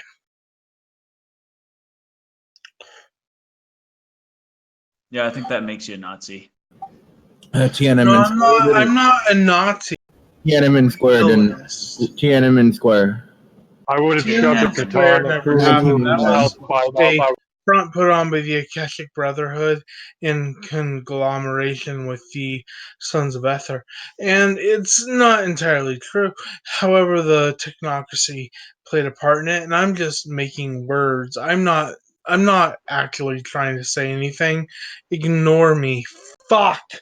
Fuck. That doesn't hold up. How old Aleister is your wife Crowley again? is a black magician. How old is my wife? Yeah. Do what thou wilt shall be the whole of the law. 17. Love under will. Your wife is 17. You got a 1-year-old and a 7-year-old. That's a statutory rape right there. It's pretty cringe, bro. Yeah, you wait. He's a red-blooded American. He takes what he wants. Are you quoting the show, or have you not gotten to that episode yet? Have I not gotten to episode 1? Yeah, I have watched the first episode. Dag, are you working? Red-blooded American. Yes. Dag, are you working? Tiger. Yes. Dag, are you sleeping? Yes. Who is Duck? Fuck yourself with a rusty razor. Fuck yourself with a rusty razor. No, it's shave his belly with the rusty razor. Shave his belly I'm pretty with sure the it's the other rusty way around. razor.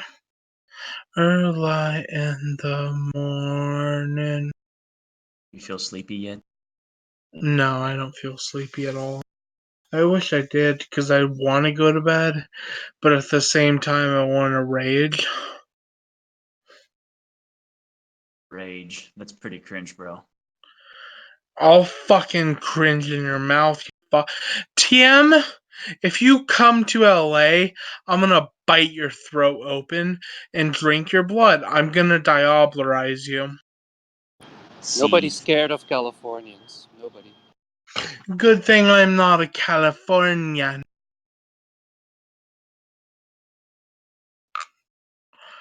El Califato de California. Dios mío. California.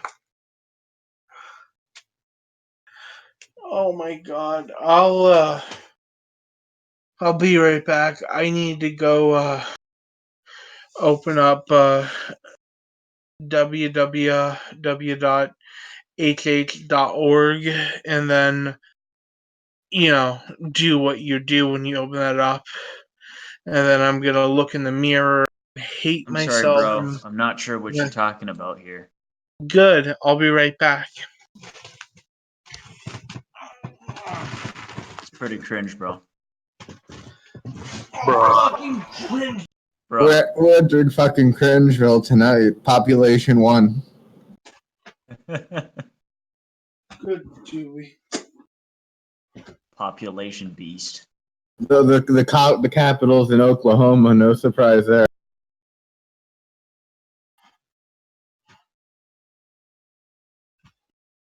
We're gonna take you where the sun don't shine.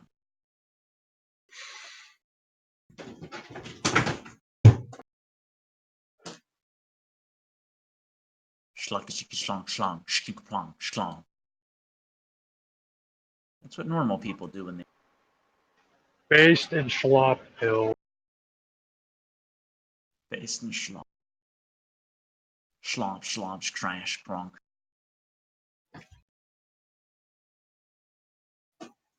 Meanwhile, in Taiwan, is life worth living or should I blast myself? I would ask that if I was in Taiwan too. The fuck is y'all on?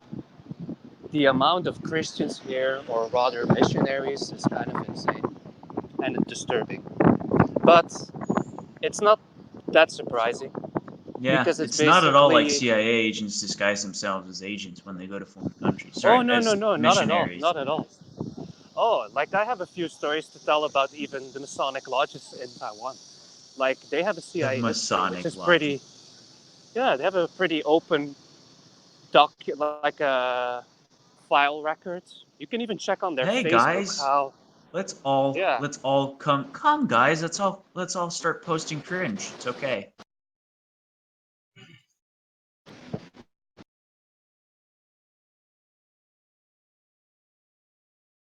Right.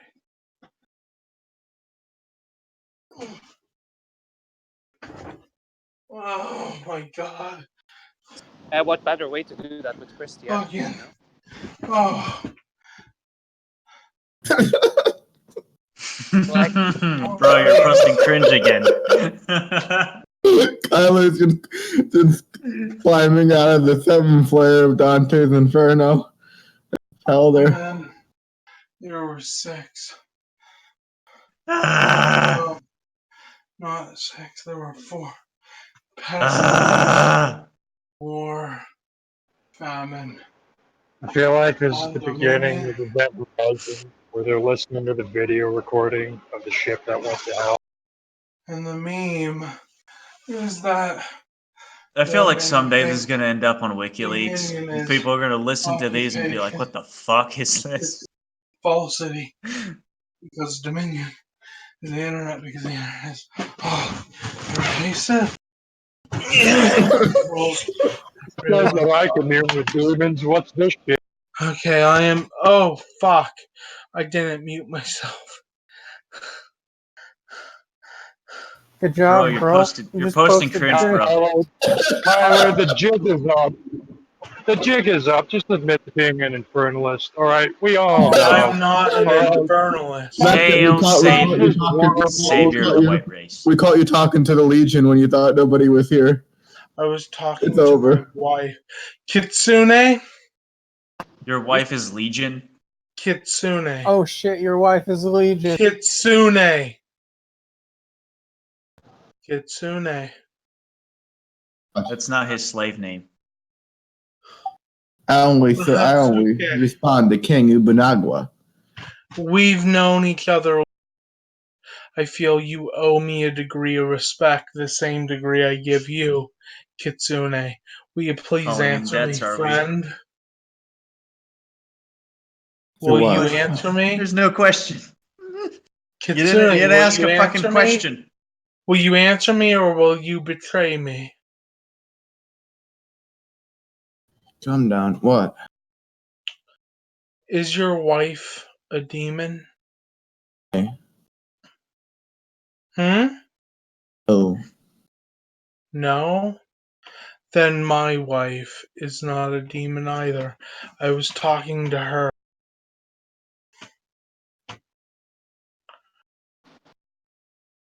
Yeah, but what the fuck were you talking about, though? Bro, he was posting cringe. Yeah, whatever. Fuck you cunts. Oh my Dab god. and crab. And then dab and where am I? Whore.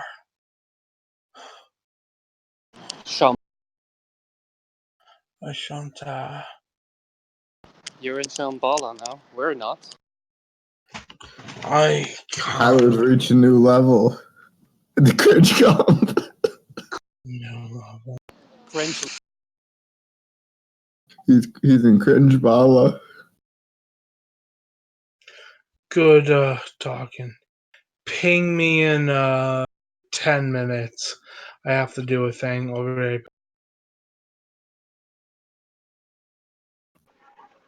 He's got to sacrifice someone. Oops. Good lord. That Gotta was some drain. serious cringe he posted right there. It's been serious. He's terminal from cringe lately. That was some terminal velocity cringe.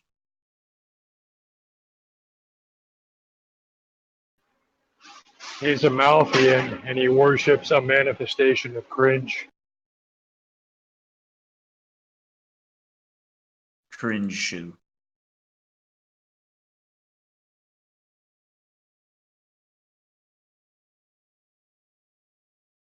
What the fuck is y'all?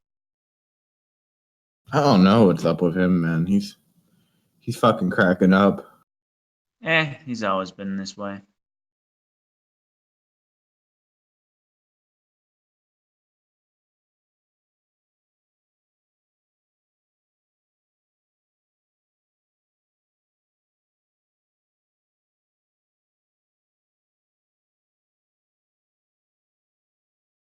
Posting cringe. Grab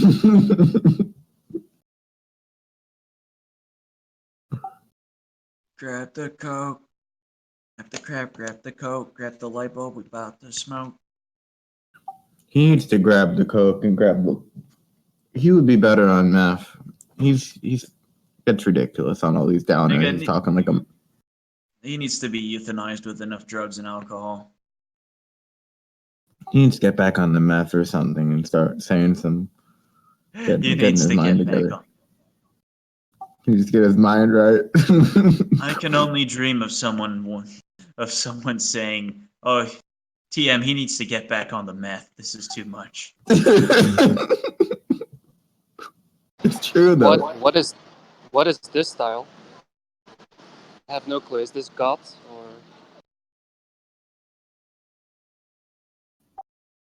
I posted a picture. Looks like cringe. Goth. No, actually, this is hipster fashion. So they have these oversized, usually dark clothes like that, and it's very popular with Asians. It's a very Korea thing to do. Yeah. It's very French couture type of thing. Because it's extremely androgynous and it has that French something of like the way it's cut. The guy is essentially wearing French women's fashion, but kind of just slightly tweaked to be for men, and it's very popular with Asians. They do it a lot. Are these Asians or are these white people I'm looking at? No, they're Asians. They're Taiwanese. That fucking neck tattoo. Yeah, if you thought That's cringe. Not gonna lie, bro, that's pretty cringe. this guy is cringe posting daily.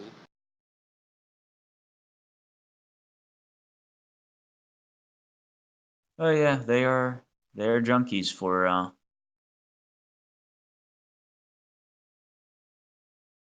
French fashion. What would Maoists do when they see this? Would they execute them on the spot? You know, sometimes I have to make ethical and economical decisions, and I think to myself, what would Mao do? And then I get my gun and I start shooting birds. Which is a reason. That's a reasonable. I set out to exterminate the ecosystem, and then I tell my descendants, follow Hitler's legacy. With a beer in my hand. Bro, you're posting cringe.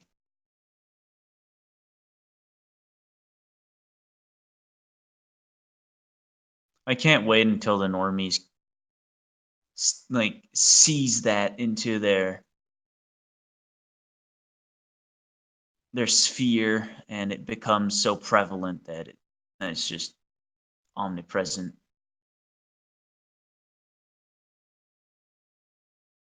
people telling you that it's cringe, cringe, cringe, cringe.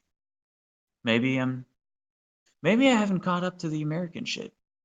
Because Americans are always on that low-key devil shit.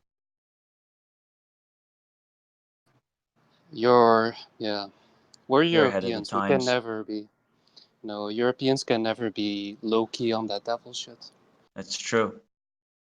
We try, but it doesn't work. We moral fag so much. It's embarrassing. Moral cuck, more like it. We moral cuck.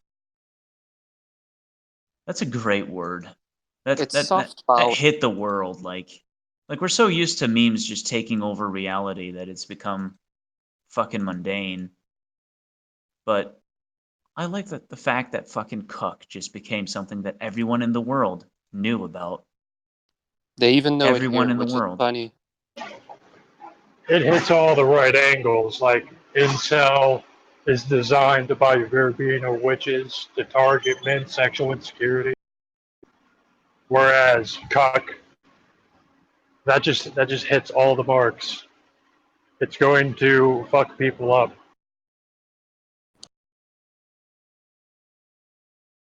Especially in a materialist society. You really hit the core of people then by saying they fail at acquiring and they have to watch others acquire.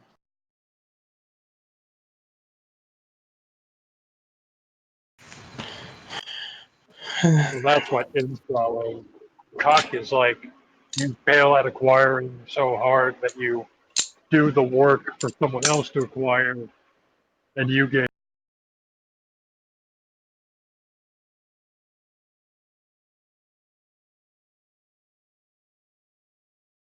It's masochist consumerism, you could say.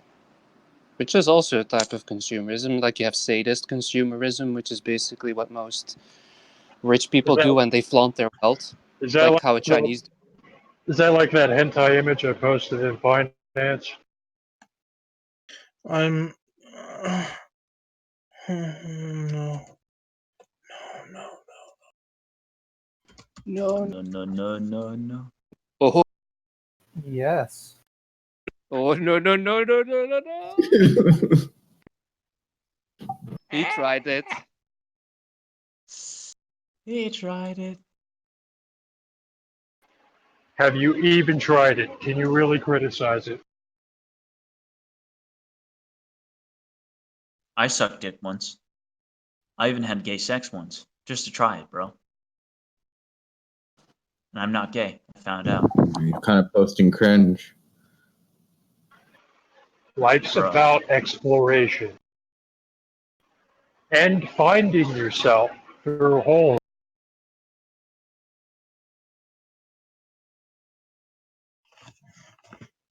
You just gotta go through those hoops, man.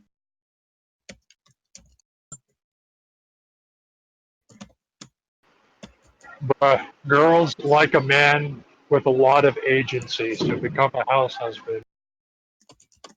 It's true. Bro, if you need money, just marry into money. That's pretty easy. Dogs have a lot of agency, so it explains everything. Dogs are agents of modernity.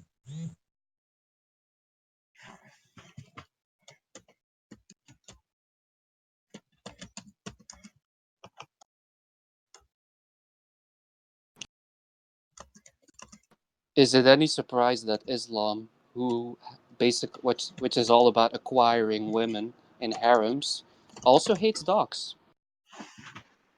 Bro. Well, they would, wouldn't they? Islam was stolen from dogs. Seething in incel rage that Rex and Fido can go the extra mile to please a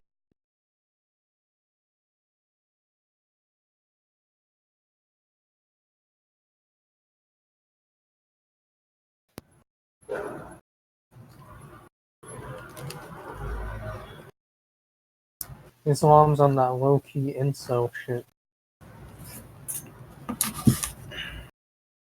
Low key, on the down low.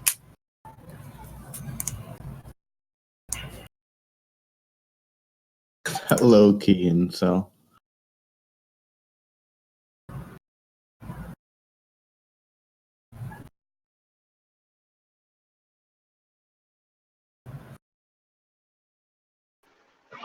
I'm Han Solo. I'm Han Solo. Solo. Solo.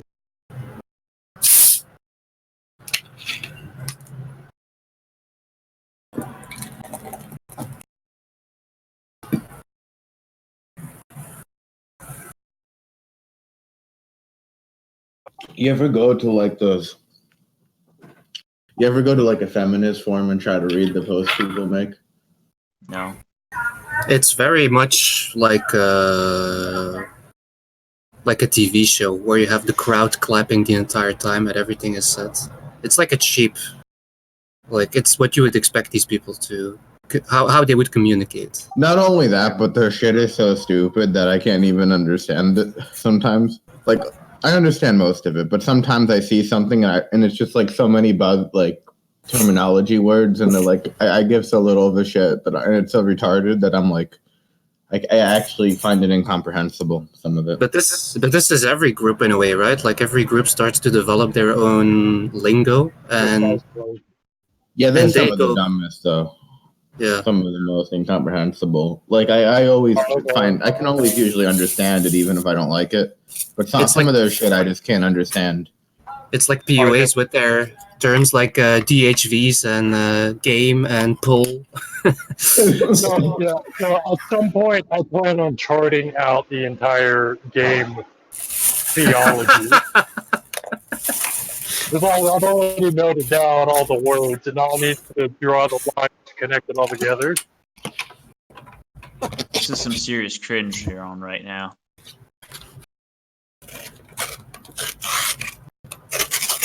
I find PUA terminology to be quite intriguing, to be honest. You could literally use their philosophy to play a game of Mate for a character. Yeah, you could. Mind screws. It's so retarded, but it would work.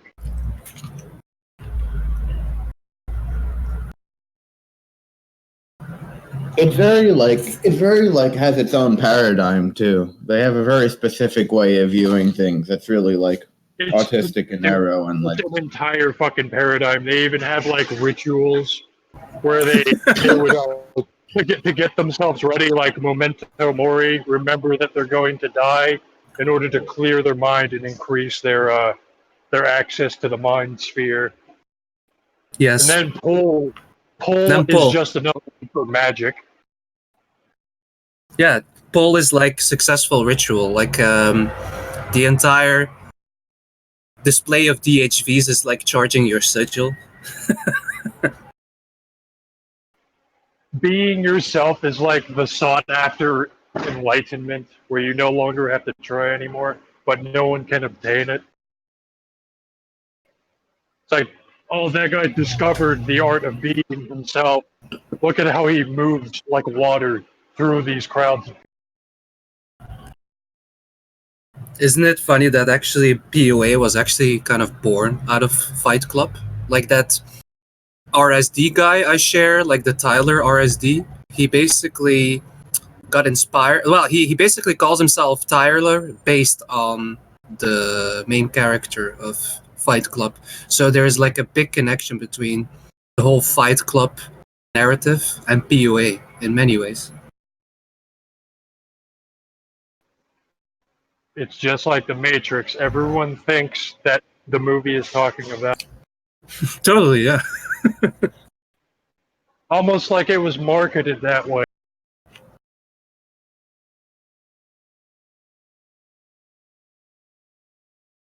We have had no great war, no great depression, and then something about depression is their lives or something like that. That's like the main slogan of that movie. I like society's I falling like the apart. movie. I like the movie in the right paradigm. It kind of lines up better, and I legitimately have a fear that I'm going to wake up in Fight Club whenever coming out of a drug trip.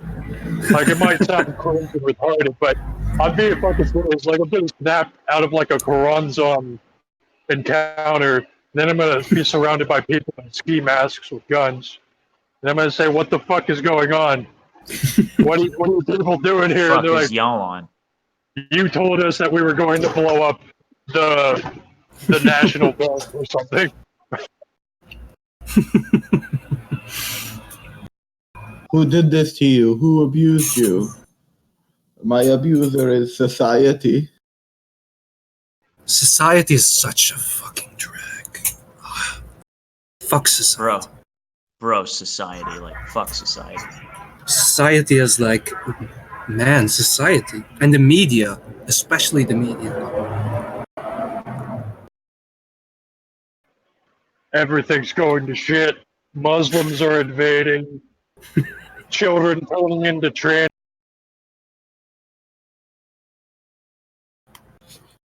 You would think that having your president be alt-right would help your cause at least a little bit, but it's funny that, like, right as they have their king, they're getting deplatformed from every possible medium that exists. Let it happen again. It's like a second Holocaust. Basically. I kind of enjoy the whole deplatforming. You still haven't recovered from the first one, too.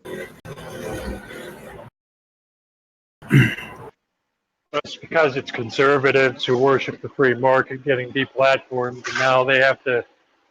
It's like they're being shaken into a new reality, like hard ejected out of their paradigm, because it just does not work. They Unless fail they to, say it's not yeah. real free market.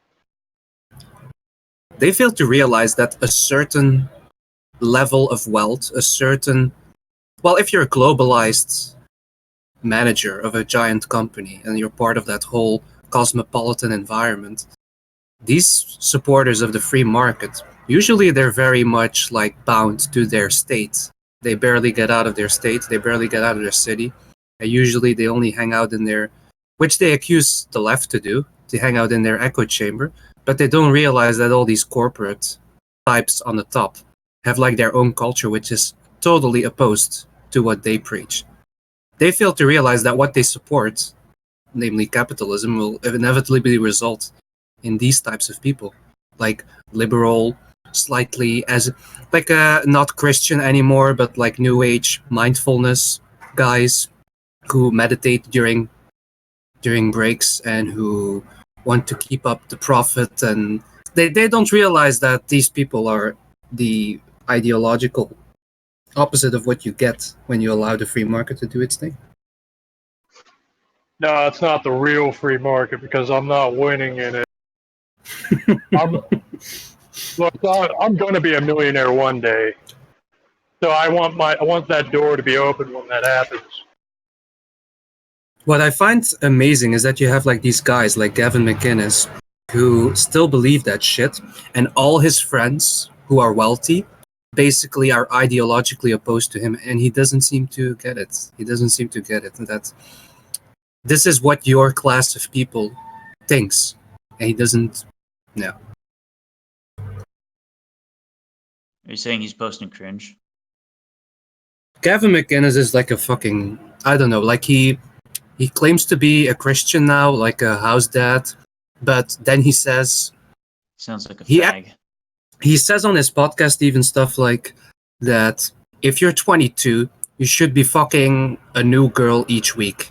But after 25, get your shit together, wear a suit, get a job, stop being like that hedonistic, and immediately settle for a good wife. So he's basically endorsing hedonism up until the age of 25, and then he says, dude, just get really good in practice and like well ingrained into hedonism, so that when you start a family, you'll be great at it. Okay, also, bro. just wear a suit and get a job. Just put on a suit. To get really successful in your mid-20s in your career, be homeless and completely unemployed for the first 25 years. This comes from a guy who lives in New York. I mean, like, what else can we expect from a guy living in that sort of sewage? Like, I'm pretty sure that New York does function this way. Like a bunch of hypocrites who, even if they get their supposed act together, that they still engage in hedonism behind the scene. By the way, he's also a Catholic. Sex. Yeah, he's also a Sect. Catholic, and they are pretty hypocritical, as everybody knows. Catholic McGinnis. Irish. Oh yeah, shit. Well, you've got Catholic hypocrites in the Anglosphere, and then you've got Catholics in Spain who are still being blamed for people beating their wives. I wonder what Polish Catholics are like. I have no clue really how Polish are. I don't meet many Very Polish. strange. But they are extremely religious. Extremely religious. And they're probably they're probably more correct than anything you can find in the Anglosphere. I think they're like the only Catholic country that still bans black metal concerts and all that shit. Yeah. Most Catholics don't really care about that stuff anymore, but they seem to. Yeah, no. Anything church is just a meme at this point.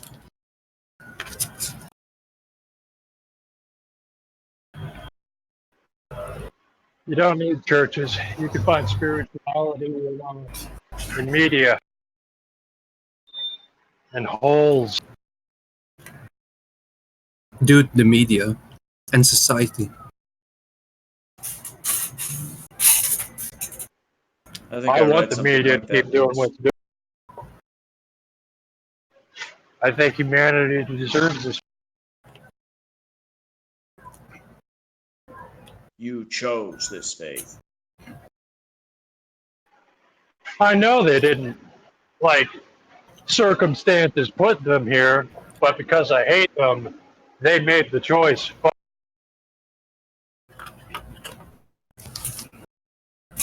Kill them all. They are being killed.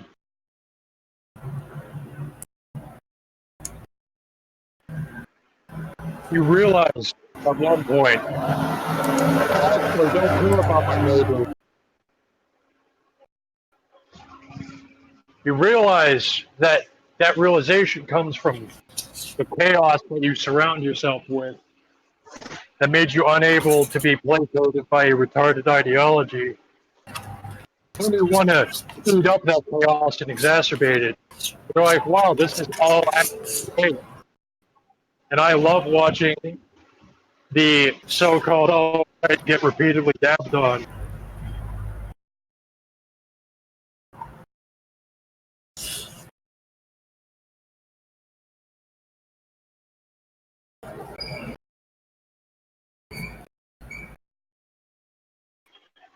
Look at them now, worshiping China, hoping that China will come save them.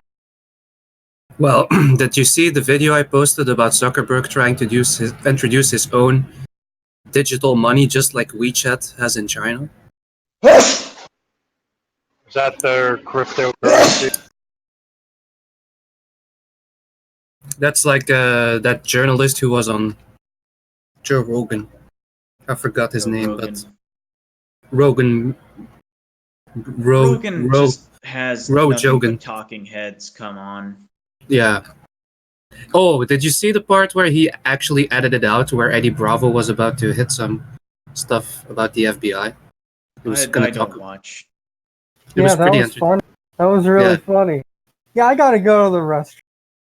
Hey, by the way, Eddie, please can you stop talking? I need to go piss really bad. Okay, guys, we're back. Like, he never usually does that. He never edits out. Joey Diaz, that was alluded to him being on CIA payroll or some shit. Yeah, I remember when Joey Diaz to him was said something about him working to the CIA and smirked at him, and then Joe Rogan got actually nervous and shrugged it off. I wonder is that the Cuban gangster? Yeah, that's the Cuban gangster, motherfucker. Yeah. They had all these fucking sleazy ass stories to put on Rogan. He's the only one crazy enough to actually mention. He's the only one based and crazy enough to actually mention the CIA connection on the thing because he cares so little.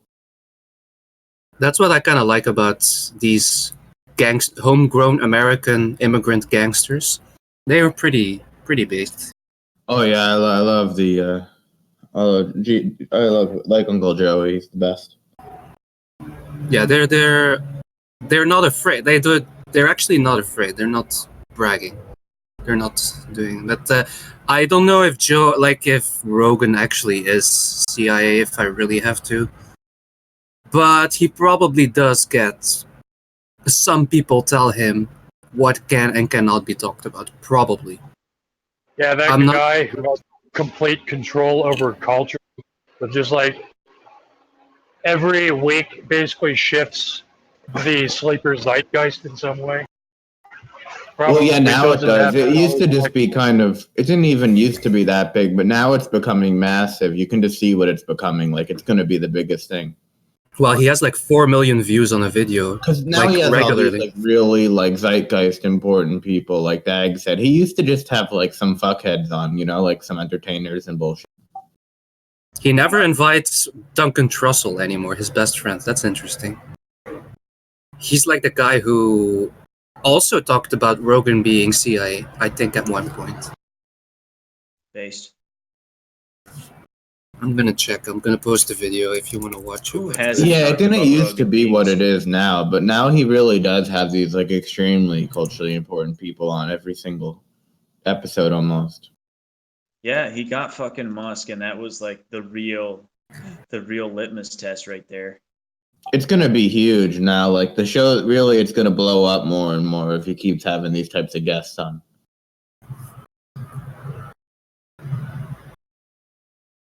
So yeah, this is the video where his, former best friend talked about him being worried about Rogan, that he might be approached one day by the CIA because he has too much outreach, too much influence, and that they feel like he's definitely like a cultural figure now. So Sounds like he posted cringe. I posted cringe, but I find it interesting how podcast is like a new form of psyop.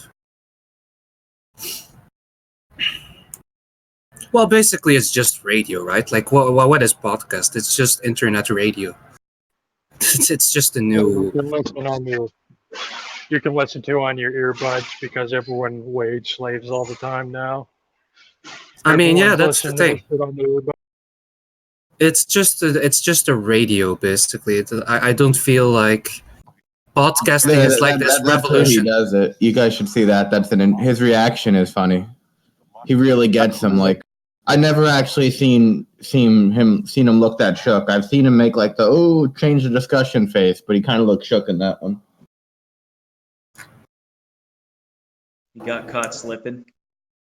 What minute does his face change? Like, do you know the time? Let me see if I can find.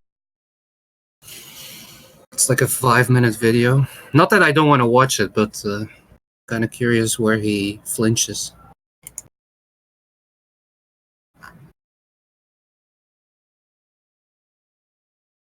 He's low key on that CIA shit. No, really though. CIA. Oh, it's at 3:30. He says it at 3:30 in. Which is interesting. 3:30. Not 3:33. That's interesting. At 3:30 in. Oh yeah. Oh, what the fuck are you saying? What the fuck are you saying, Joey? Please. Oh, Joe, you're crazy. He goes, maybe you're working for the CIA, who knows? And he gives him like this knowing smirk, but he's too expressive. He gives away the fact that he's... I saw the clip where that Cuban guy just yells out Alex Jones and out Alex Jones. That was nice. Yeah, go to 3. It's like 3:25, 3:35. He calls him out he basically calls him out. Yo, you fucking spook. He's like, oh, maybe you're a fucking spook, Joe. And Joe's like, oh, I don't know. Bro, Joe is like, bro, you just posted cringe.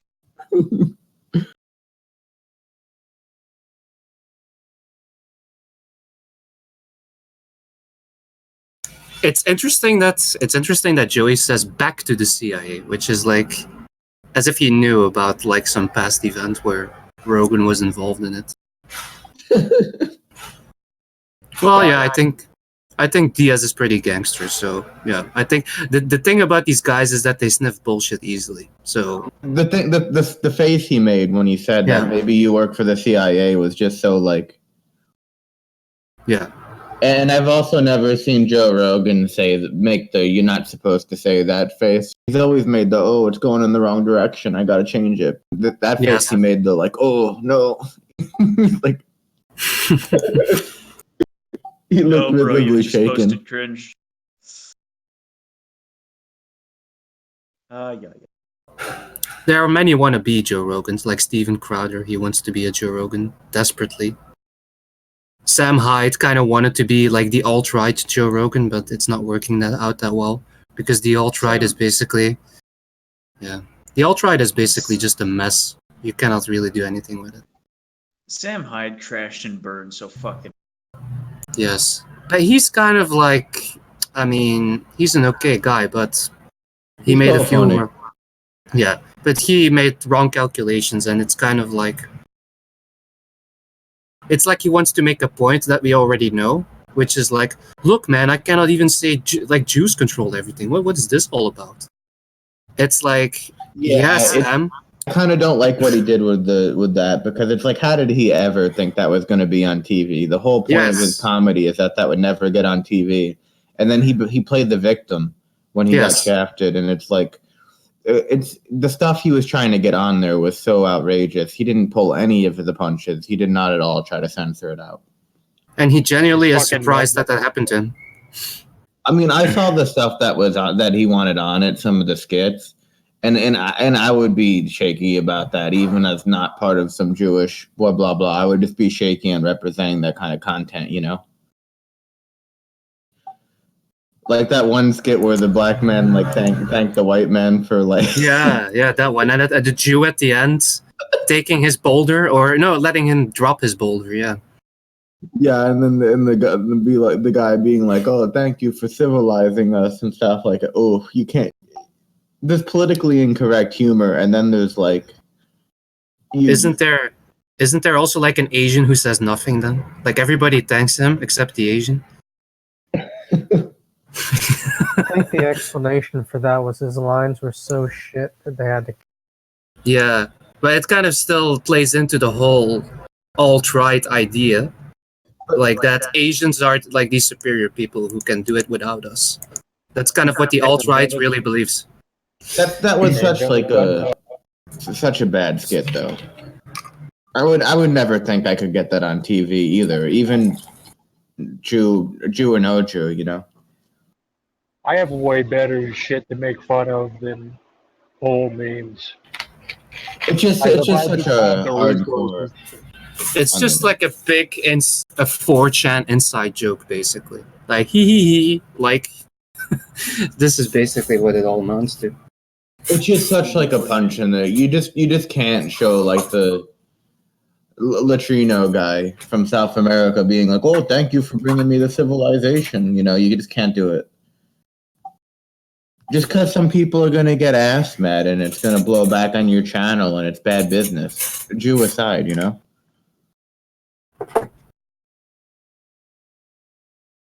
He tried to get way too much on. Like, how did he ever think that was gonna?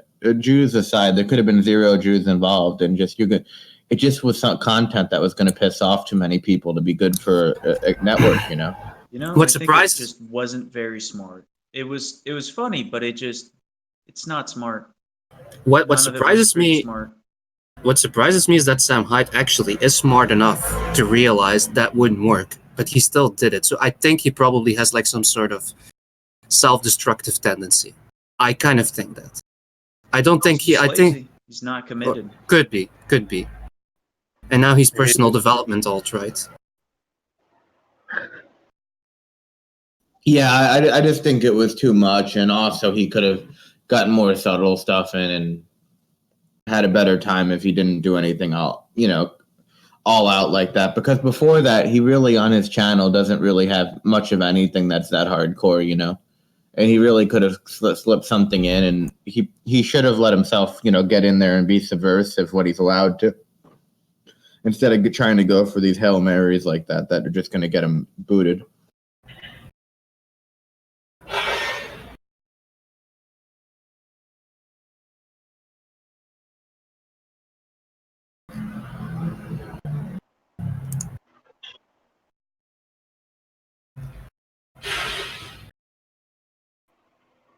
I don't have health insurance.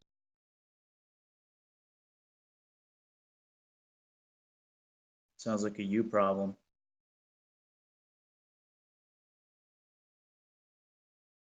Protestantism almost seems to be made for America, I feel. Like even before America was a thing. Protestantism is just we don't adhere to how people used to do things. That's it. That's all it means. This whole like religion shit for the past few hundred years of Christianity is complete nonsense. What I find interesting is that most of this stuff happened in the western part of Europe, like the fight, Reformation, Counter-Reformation. But like the Orthodox part of Europe was largely unaffected by this whole Protestant wave. And up until today, even though you have like some American missionaries going to Ukraine and trying to convert the local population to their Protestant sect, for hundreds of years there was like no actual Protestantism active there, or maybe like a very small minority. Was used as an excuse for hundreds of years in Europe. Fighting, and this whole Protestantism nonsense is just ironically has more to do with taxes than anything else. Exactly, 100%. It still does today too. What I find I think the Orthodox was busy getting fucked in the ass. Like they didn't even have a seat of power because it got fucking sacked and moved. In many ways, yeah. Rome. They had to nationalize their religion because their capital. Maybe the same would have happened if the Umayyad Caliphate ended up taking Rome. Maybe it would have happened the same in the West, where you have like these national churches. They wouldn't have been able to hold it. That would have ended badly for them. It's just that Eastern Europe was just so fucked by a numerous amount of factors. Like they just could not hold their seat of power. They were busy fucking each other, getting fucked. Like none of them. There was just a lot of shit that disrupted the power structure out there. Well, it doesn't help having large plains as your geography, it seems. Plains that reach all the way to China. Doesn't really help. Doesn't do you any favors.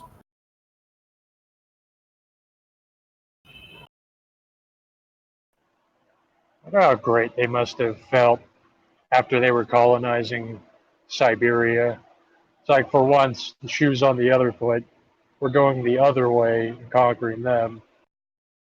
Yeah, I wonder like how this must have been documented somewhere, like some guy writing in his diary, some Russian, how he finally got to the Tartars' house and killed him instead of the reverse.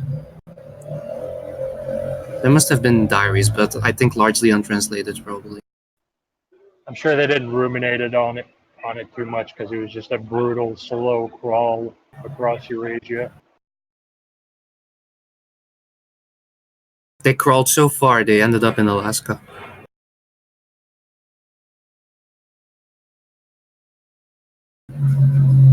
Crawled so far and got so far.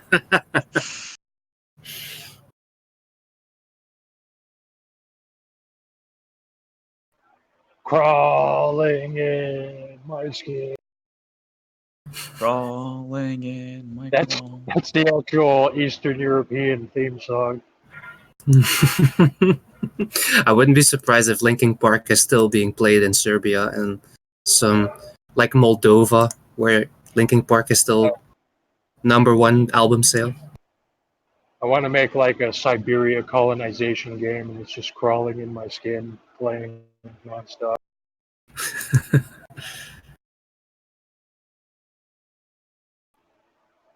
or the next like Mountain Blade or something. Whenever the Eastern Europeans are about to lose their capital city, it just starts blasting.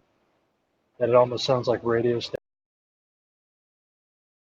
Whenever like any enemy party, no matter how large, gets within any distance of their capital city, you just burn all of the improvements down, kill all the population. One of your village, like the first village, gets burnt down, and then the song starts going. It starts with one thing. I don't know I why. don't know It doesn't why. even It matter. doesn't even matter how hard you try.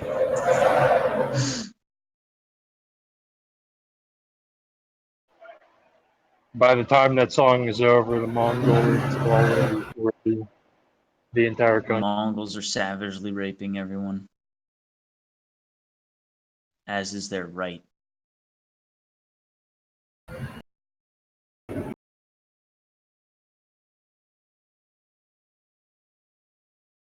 It doesn't even matter.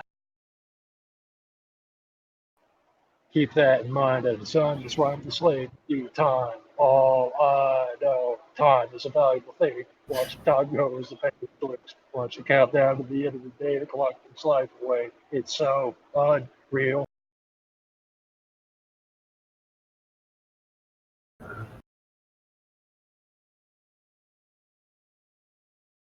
Looking out below, goes out the window. I remember using Linkin Park to post cringe because I didn't have like cool phones, but other people's phones had like the speakers on it, and that was new. And everybody had Linkin Park on their phone, so I would just grab people's phones that were lying around, play Linkin Park, and everybody would have the bruh, you posted cringe reaction all the time. But Linkin Park is unironically based.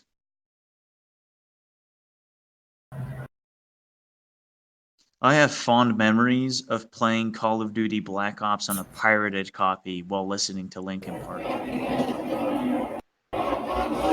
The early 2000s, I was fucking downloading Linkin Park, Dragon Ball Z music videos off of LimeWire. like torrenting program. Yeah, and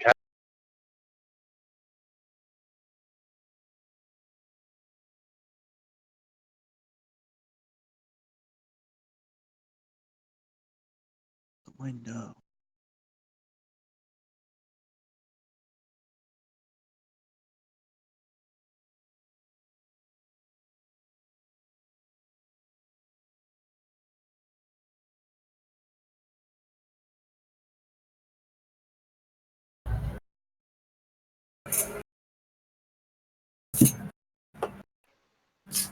Everyone rise for the Weather Slint national anthem.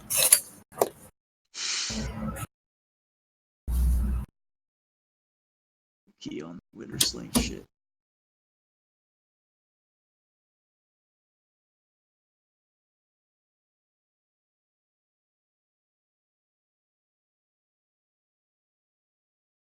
It doesn't even matter. Joey Diaz exposes Joe Rogan for posting cringe.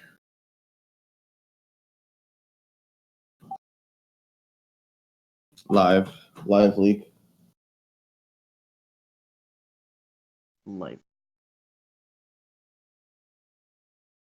I like how you can tell that Joe Rogan is clearly such a fucking normie that he could easily be talked into working for the CIA and thinking he's doing the right thing, even though he's Joe Rogan and he has gone through every interview ever that you need to understand that the CIA aren't the good guys. Yeah, he could like understand the gaslighting where they go like, oh, "Come on, we're actually the good guys." You know we're actually trying to do great things, right? We just can't tell them along the way, You know we're You're the getting good guys, right? indoctrinated. You're getting indoctrinated into the New World Order on that fucking level.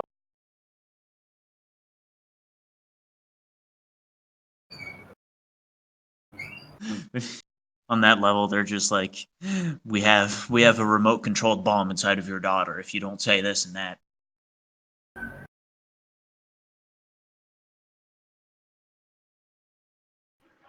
We have a cyanide nanobot inside of your heart.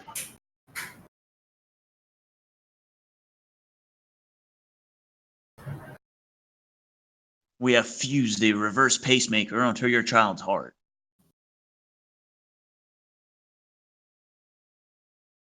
Is that what you want, Joe? You want your family to have a heart attack?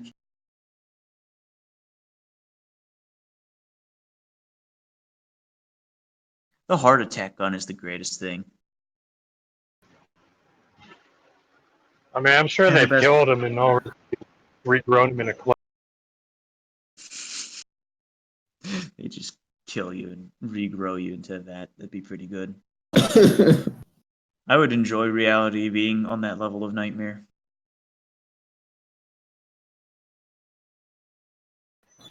I mean, you better start believing in nightmares.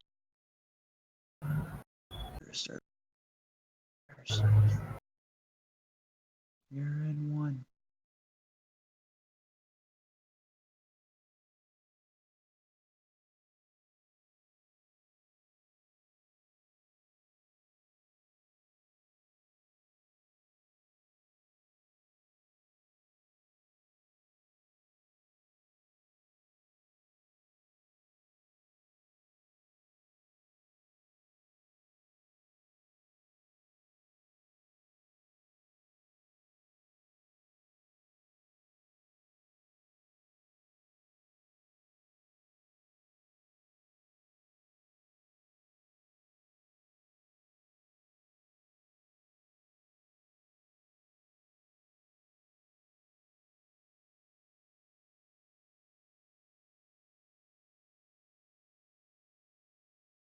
One thing.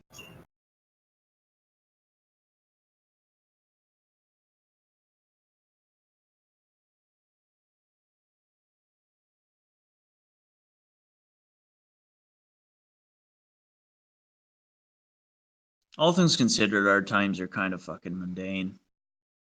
Like, the most exciting thing that happens all year is that normies start saying cock and Grogan brings on Alex Jones.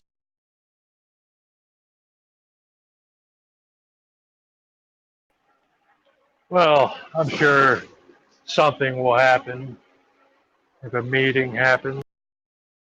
Yeah, if a meeting happens, but all things considered, things are going pretty steady.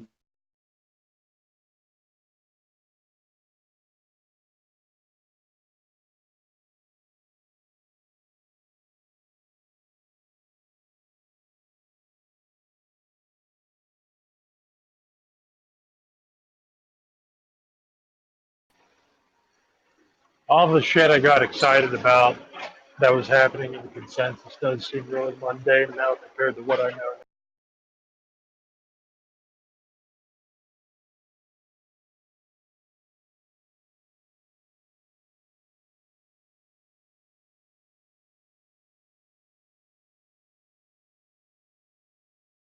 Compared to the circus it used to.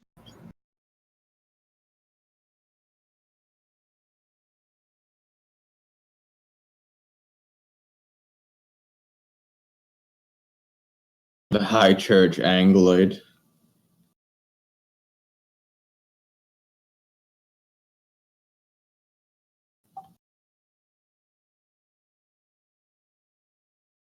Who is this guy?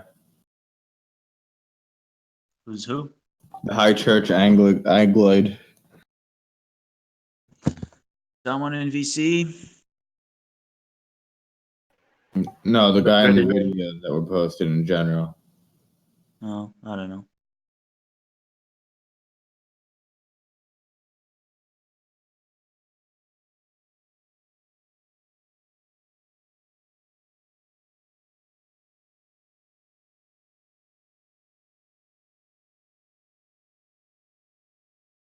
There's some cringy posters there.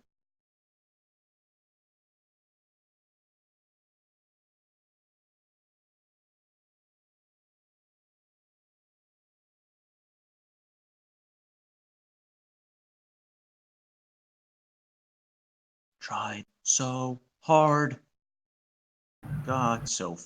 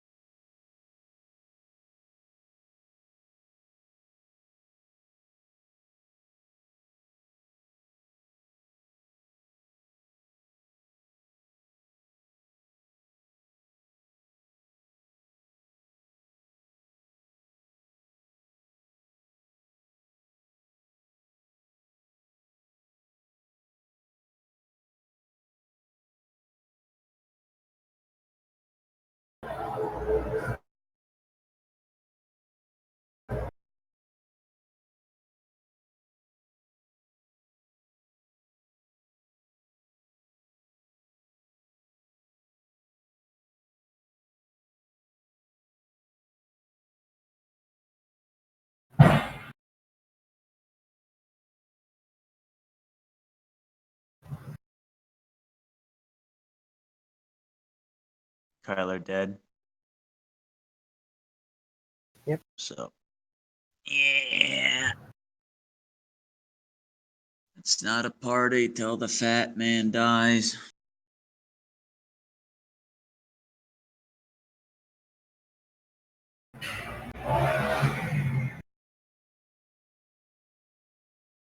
Extract brain matter. Synthesize thoughts.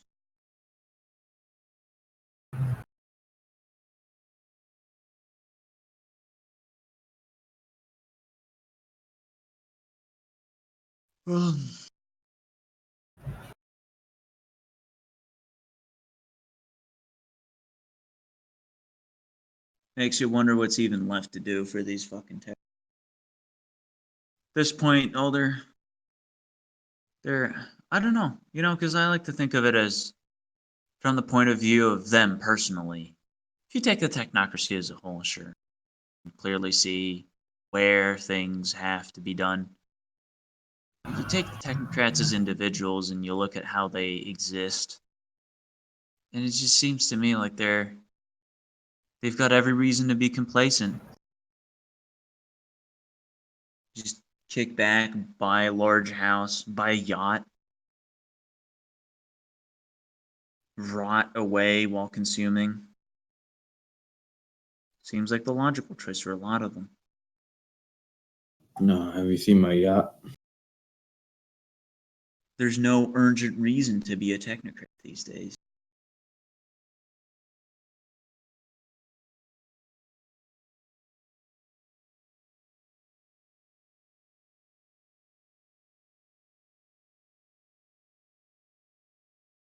Have you seen them?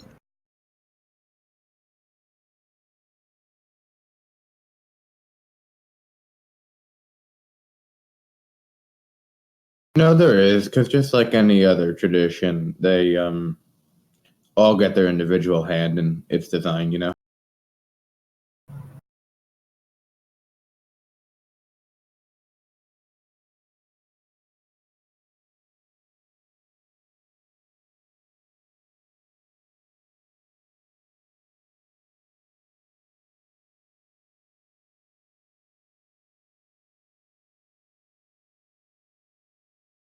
Hey.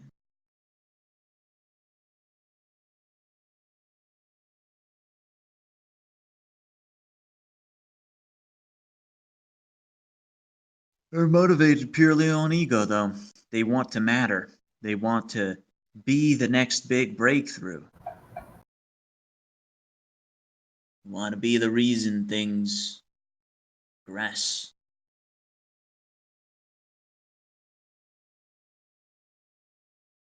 Yeah, like like all traditions, they have their general aims, and then they have but all the means of achieving it and the directions it goes in are actually still controlled by the high-ranking members. It's still a creative process that they have an individual stake in. It's not like the technocracy truly is a machine that they're simply fuel for. They still get to kind of choose like how it accomplishes those aims. I.e., like the Mars space base,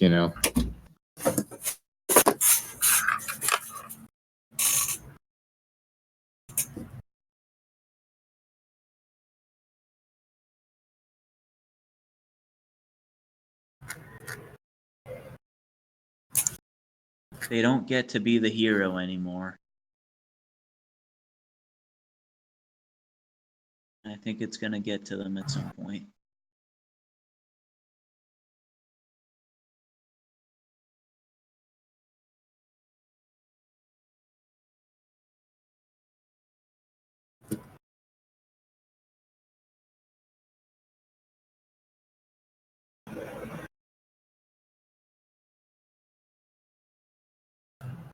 You think? Yeah.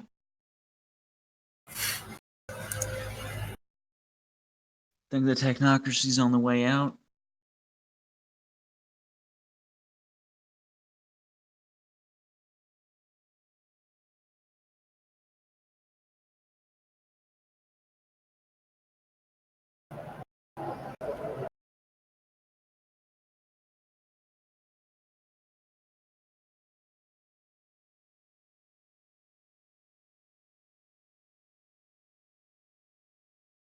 Are they on the way out, you think? Nobody looks up to them anymore. They need that. That's what fuels them. Who? They do look up to them.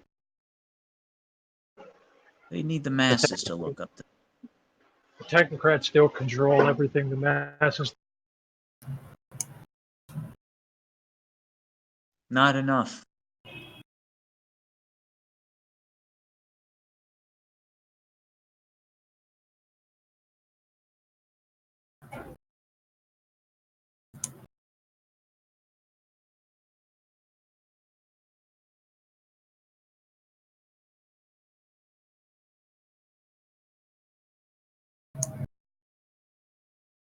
The High Church Angloid. I like that posting. He's some guy who, I don't know. He's one of those guys on YouTube that desperately wants to use the platform to convert people, but it doesn't really reach out. It's like pearls before swine, dude. And nobody's gonna become... Well, he could try in other parts of the world. They seem to be very receptive to... If you want to be a missionary in the 21st century, you basically got to do it in some third world shithole. Like, no way in the West that you can find as many converts as you like. It should be in countries which are under the impression that the Western model is something to aspire to, and then you present them with the whole spiritual leaflet. And then you say, yeah, not only is there economic progress to be made, but your soul can also be saved by all the stuff we do in the West. And it does work, because Korea is now 30% Christian, and that's since World War II. So basically, they're on the way to convert half of the country to Christianity in Korea, which is an impressive feat. It's not so successful in Japan, and it never was really successful in Japan to convert them to Christianity. Of course, like other parts of the world under colonialism have been mostly converted to Christianity, like Africa, but they've never really been religious. The Africans or the Japanese? The Japanese. Yeah, it's an animist religion. It's like Shinto is just animism. It's very practical. Well, like it's not even really a religion to them as much as it's just like a branch of their culture. Yeah, it's just habits. It's just like when you pass by this temple, you ring the bell. You do your bow, and that's it. And it's a cultural thing. They have the little festivals and stuff, and it's not like they were never devoutly Shinto. It No, was just a that's day. that's a big point. Like these are devotional religions. Like They a don't lot have of that. They have Zen. Zen was also kind of influential. Like it was a thing. It was like an element of their culture, but they were never into being devout. What is interesting about Zen is that it is almost like an art in a way. It like aligns with their calligraphy, their way, their gardening. It's just a way to express yourself. It was never really about Zen Buddhism. Was never really about devotion like what you see in Thailand or something like that. It's very much like I wouldn't say a lifestyle, but it definitely is more about like small little habits you do that are beneficial to you. It's never about devotion, and that's the big difference. Middle Eastern religions are most of the time all encompassing. Like for example, like Islam, they even have a whole legal system. This is like very typical of Middle Eastern religions. They wish to have an answer and a new habit, norm, social value for everything. And they don't want to leave Everything can be anything open. derived from the first holy principles. So yeah, it's very different. In Asian religions, it's very different. Like, but they did have sometimes like these attempts at devotional religions, but these were sects, and they were immediately expunged by both the Japanese and the Chinese emperors. But I find it interesting how the Japanese really were immediately suspicious of Christianity as soon as it landed. Like they kind of allowed it at first because they were under the impression it was coming from India. So they kind of thought like, oh, this must be like a new kind of Buddhism or something like that, because these Portuguese, they claim to come from India. They did always historically have like a small sect of devotional Buddhists. So it's called like the Pure Land ones. Yes. It's These almost ones, like a Christian Buddhism. It's very weird. It's like Buddhism, but it's Christianity kind of, and like it's basic. What I find interesting is that the Chinks were actually kind of late on persecuting the Christians. Like, they kind of allowed it to grow and fester, and then they immediately killed it off, like during a few dynasties, like during Tang Dynasty. They kind of allowed it when... Oh no, that was not Tang Dynasty. Yeah, during Tang Dynasty they did, like with the Nestorians. They kind of allowed them to spread their cult, and then they kind of turned on them and killed them basically, or they had to move underground. Same thing happened then again under the Ming Dynasty, where they allowed all these Venetians. Well, before the Ming Dynasty, during Yuan Dynasty, they kind of allowed all these Venetians and Genoese to preach. And then the following Ming Dynasty was not in favor of that, so they kind of pushed Christianity underground again. And the Qing Dynasty tried to do the same and kind of, well, not successfully, I would say, but the communists then eventually pushed Christianity underground again. And so it's like in Asia, they are naturally more suspicious of Christianity, but it kind of takes a while for the Qings to take notice. Like Japanese immediately had an immune body response to Christianity, it seems. Like with the Tokugawa shogunate, they immediately were like, okay, we have to kill all of them because this is going to undermine our whole civilization. And in China, they kind of allowed it to go, and then they were like, oh shit, like now we need to get into action. And I kind of think this is how Asia will always be like this with Christianity. I never really think it will ever get beyond like half the population or something. Like even Koreans, I think like Koreans at one point, they will probably turn on it. And because Koreans are extremely nationalistic, and it only takes a few guys to realize that Christianity is not native to Korea, and they will probably like destroy it or like transform it to a point where it doesn't even resemble what Christianity is to most of the world. Probably. It's already the case for what Christianity used to be, and probably is to what Christianity still is in the parts of the world where they practice it genuinely today. It's just become a cult. That's it. It's a social club with a moral righteousness angle, and you sing and you clap. And you hold hands. And you do the submissive thing where it's like, oh yes, I submit to the Savior and I submit to the Lord. It's just a golf club with a lot of bullshit on top of it. A golf club for poor people.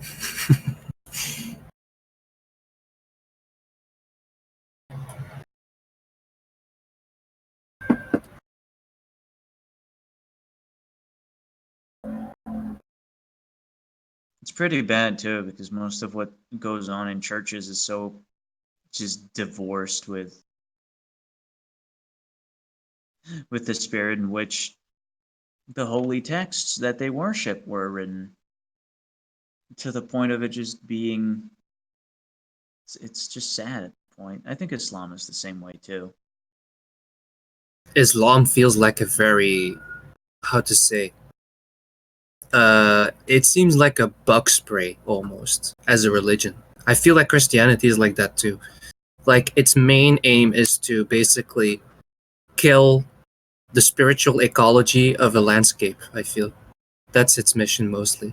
Just kill whatever was there in terms of animism, like all the spirits, all the gods that inhabit the land.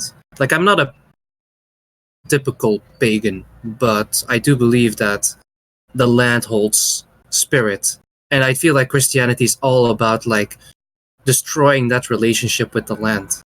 Because in many ways, like when you look at the maps of medieval Europe, it was all aimed at Jerusalem, and it was like their own land didn't even matter. All that mattered was Mount Zion. And I kind of feel like it's maybe it doesn't want to make everything about Jews, because in the end, most Christians make it about themselves, and Jews become like these preliminaries to their role in the world historical unfoldment. But I do think that with Christianity, you lose a lot of connection to actual spirituality, because it's mostly legalistic. I feel there's very little. It claims to be devotional, but at the end of the day, it's just sticking to a bunch of rules. And when you talk to most Christians, they really think all that mysticism stuff, like this is what you have on all these stupid alt-right servers. Like you have that guy like on YouTube called True Dilton. He has like a server on here on Discord as well. And when you go there, it's full of these Christians, like Greek Orthodox Catholics, whatever. And they pretty much all they talk about is rules, like about the stupid Eucharist when you can eat it. Like they talk about like what you can do in terms of dating. Like it's basically just. I had this conversation with Christian. How can it be spiritual if there's no kind of contemplative or Yes. or repetitive prayer? And he said, "Oh, because it's." I said, "How the fuck are you going to actually contemplate God and Can put I your not time?" hear somebody, or am I just fucked up? Why Dag, does you it can't seem? hear us. No, I hear Dutch and I hear TM sometimes, but like it seems like Dutch is almost talking to himself for No, vast I'm periods here. of time. Like, what the fuck is going on? Dutch was on a train of thought. You must have been doing something else with your boxes or something that distracted you. No, Yeah, it Dutch was was mostly. making a point. Oh yeah, I was just on a rant. Yeah, well, When you were saying like, yeah, like Christianity, like, yeah. So that was just you No, continuing your thought. I you just can't wanted hear to make. me. so okay. To answer your thought, yeah, religion, the tool, has survived and probably contributed to killing religion, the spiritual path, essentially. Wait, you can hear me, right, TM? Yes, everybody can hear each other. Dag is being schizo.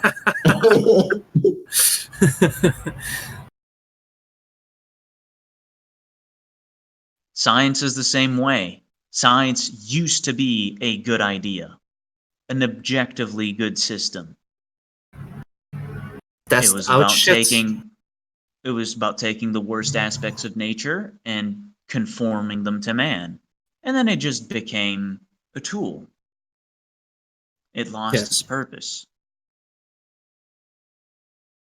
Now, all religions, Christianity started off as some crazy cult and people were being killed for it. And it wasn't about us versus them. It's because when Christianity became a tool of state under Charlemagne, that it became the state. It became a tool. What's your opinion on Gnosticism? Do you think it actually is Christianity grew out of it, or do you think it was like a parallel movement?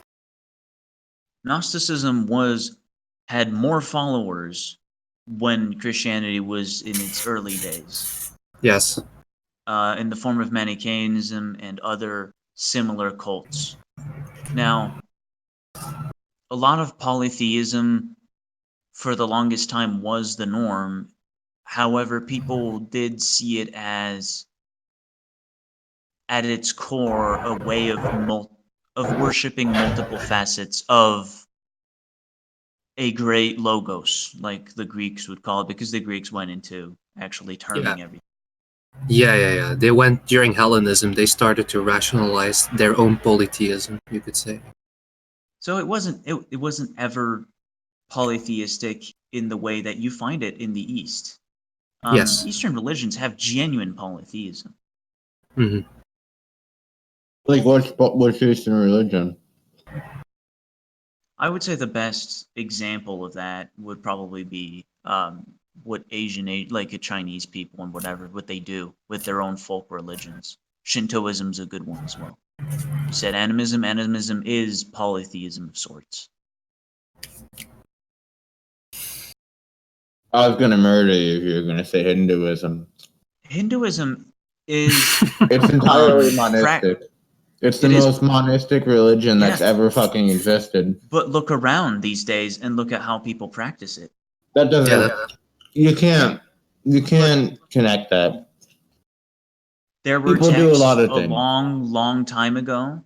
When you introduce Christianity and Islam to fucking Africans, they start they do all that shit alongside having little totems and seances anyway.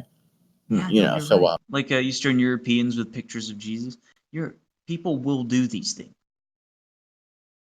Now, the whole point of religion is to be religious. Okay? Not to come to a higher conclusion about God or whatever, or the greater design of the universe, or to understand things, or to bond with spirits. No, it's to be religious. It's to be part of a cult. People want to be businessmen. People want to be scientists these days.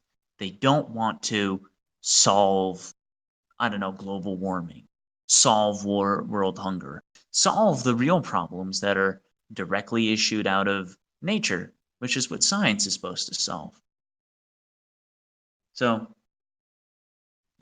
I'm being verbose just to say there used to be a cult once upon a time called Christianity, and it just happened to have won. I think part of why people still stick to it is that they recognize that it won because it had the best arguments for a monotheistic system. Now, that doesn't mean that other systems weren't good. They were very good, especially when you had brilliant thinkers interpreting the spiritual mores of their time and codifying it in philosophies or different religions. And Gnosticism was one of those things. Gnosticism as we know it today, the world is a prison, we are being tortured by evil energy feeding demons thing, is infernalism. It's a recent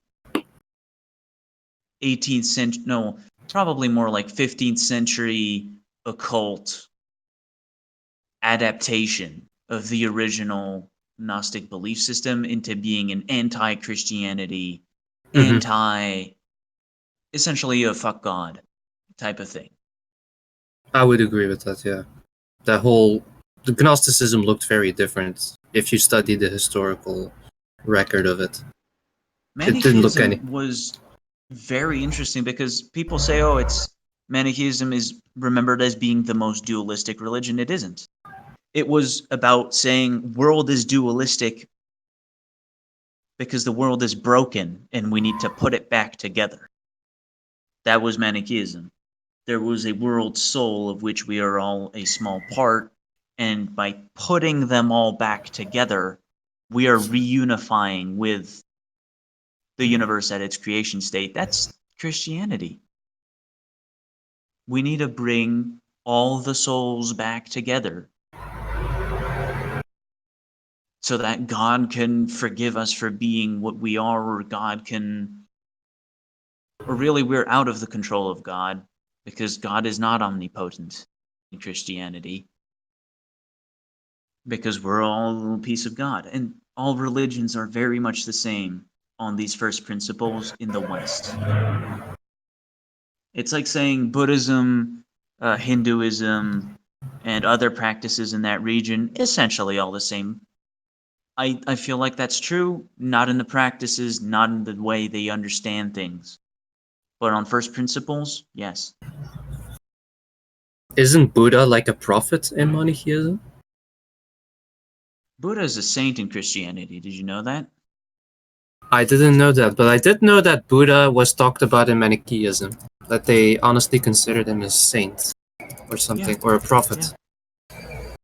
Yeah, Manichaeism is kind of between both worlds. It was very interesting, and it got very popular for a century or two. Yeah, it says here, like, Mani believed that the teachings of Buddha, Zoroaster, and Jesus were incomplete, and that his revelations were for the entire world, calling his teachings the religion of light. And it was pretty popular in China at one point. Yeah.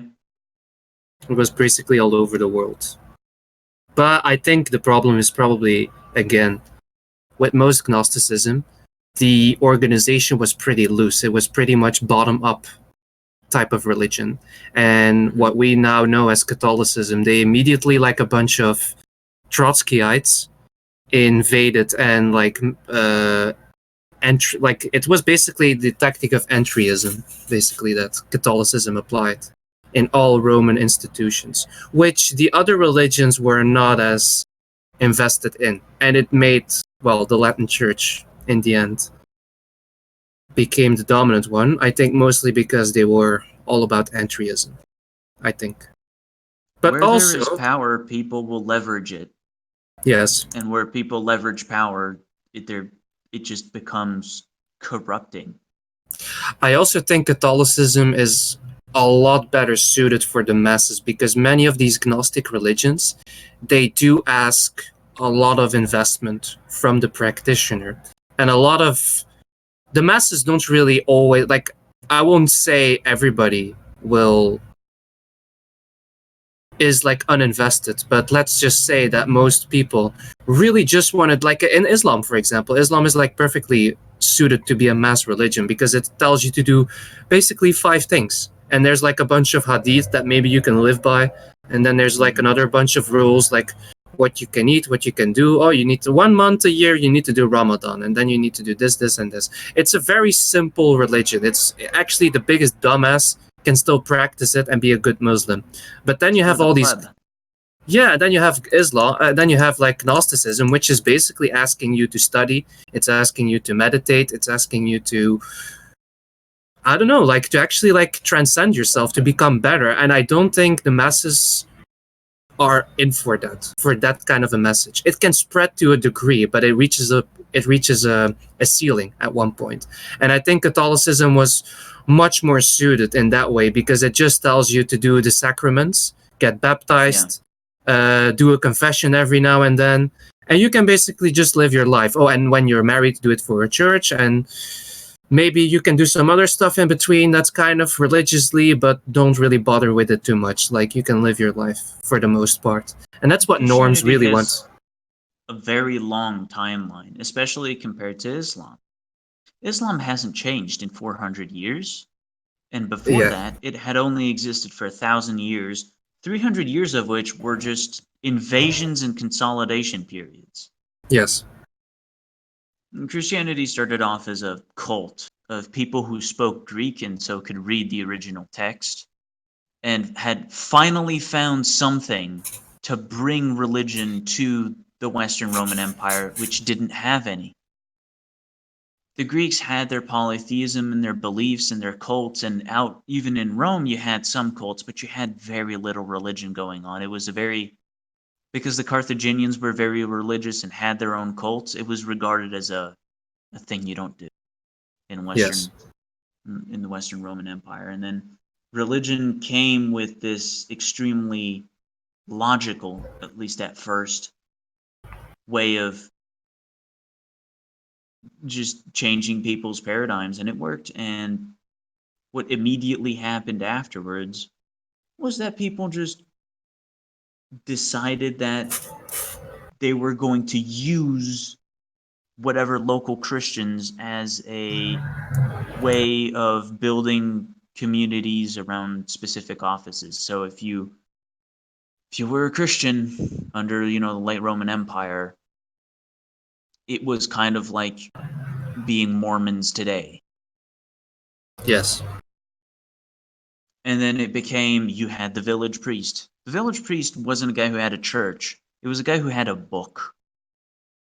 Sometimes he didn't even have all of the book.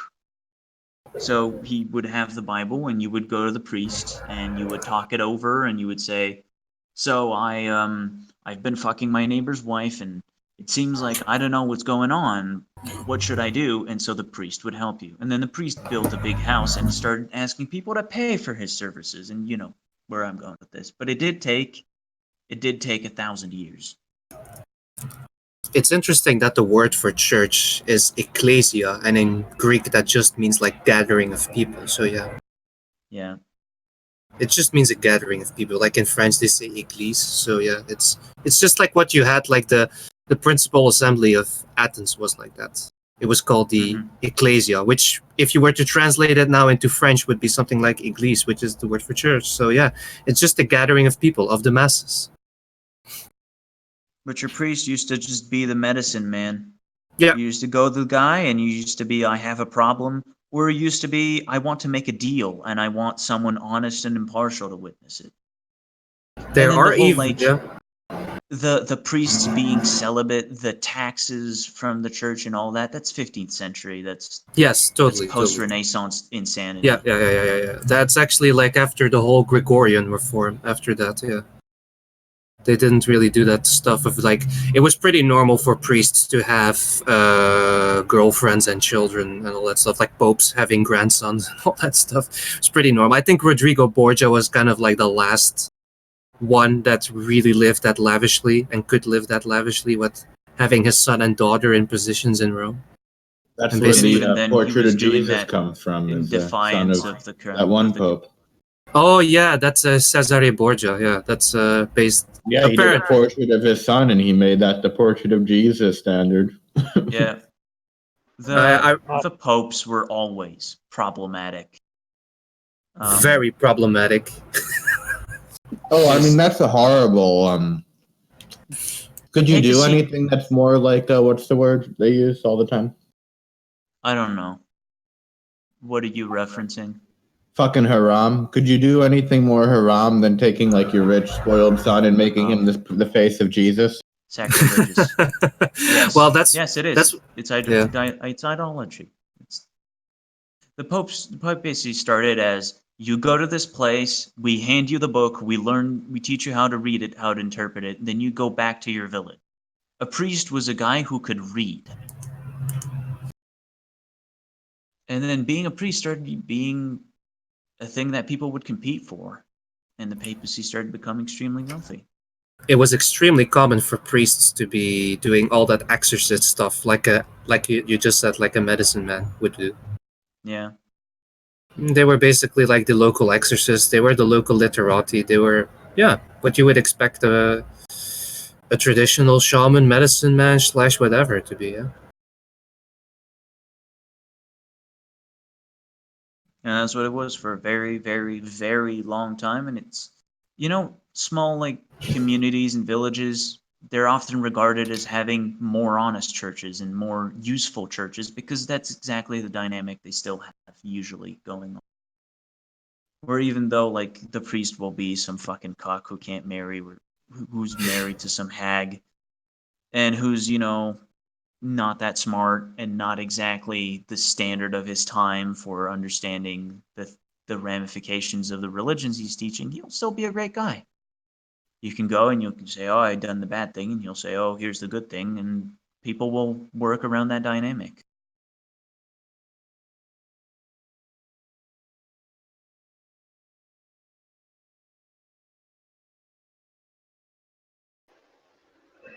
I figured out what was happening. I had Kitsune muted. I was going crazy, not realizing what was.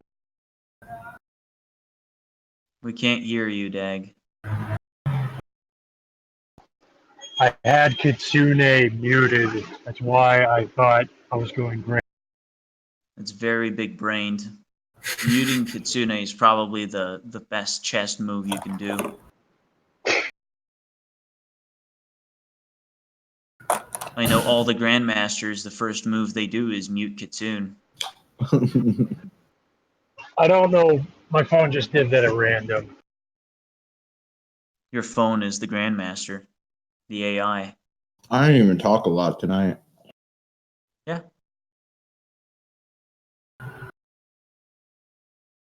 Oh, we were mentioning that earlier, that some people just, they can't. Some people, it's not even you. It's just that you seem to get under a lot of people's skin just by the way you communicate. Other people have that with other people, and it does a kind of like a web of who can't talk to who because their paradigm just makes it so incompatible. It's called not being inverted. You inverted fucks. Mm-hmm. Where is That Kang? sort of good stuff. Who? What? Kang, like the guy who was dying in the seventh circle of hell. Tyler? Oh, Kyle. Yeah. Like he was. Kang. Yeah, Kang. Kang. Kyle. Kang. Yeah, he You called get himself it right. Kang. So yeah, he seemed to be dying in the seventh circle of hell or somewhere Tyler else, dies every other week. and then is reborn magically, respawns. It's like a ritual for the server, the dying and the rebirth of the Kyler. It's very symbolic. Yeah, he just gets in voice chat and has his ritual death. The consecration through his blood.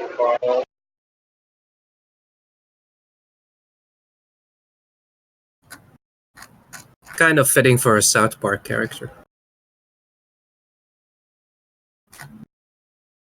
Kyler is a meme character, kind of like those shows. He's alright. He's always been a good boy. He's always been someone you can trust more or less too. That's true.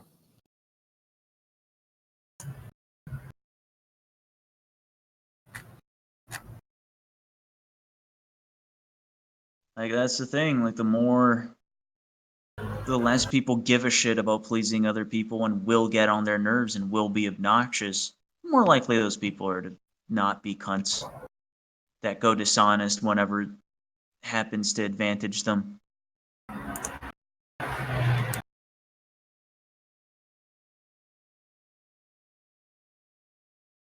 There is something honest about insanity. Honesty is very important. It's like China. That's why we want to be more like China. Exactly. At least they're honest. Yeah, China like at is least literally everything bad except they're honest. they're honest about being bad. Like, I kind of love how Spurks think this is like a redeeming factor. Like, you oppress, you kill, you maim, but at least you're not a hypocrite who coats it. It's like it speaks to their Spurg brain as if it's like somehow redeeming that you just said that's like saying that one fucking Haitian dictator, because he didn't at all try to hide it, and he just justified it by saying he's like a reincarnation of like a voodoo deity. That at least he's honest. Well, that's actually why the alt-right, like the alt-right Spurks, they like Trump, because at least he's honest. Or Duterte from the Philippines. Like, well, at least he's honest. He's just being straightforward. I don't have to decode his indirectness. I don't have to read between the lines because my Spurg brain is unable to. So they really love that they don't have to have any social skills or like any sort of Yeah, You he's like real that fucked up lower- because the respective people don't understand that their drug problem versus ours is that their drug problem is mostly like a bunch of third world people who have to work 120-hour work weeks, and they don't like, you know, they're not like getting Can't high. cope. They're like fucking being able to do 48-hour shifts.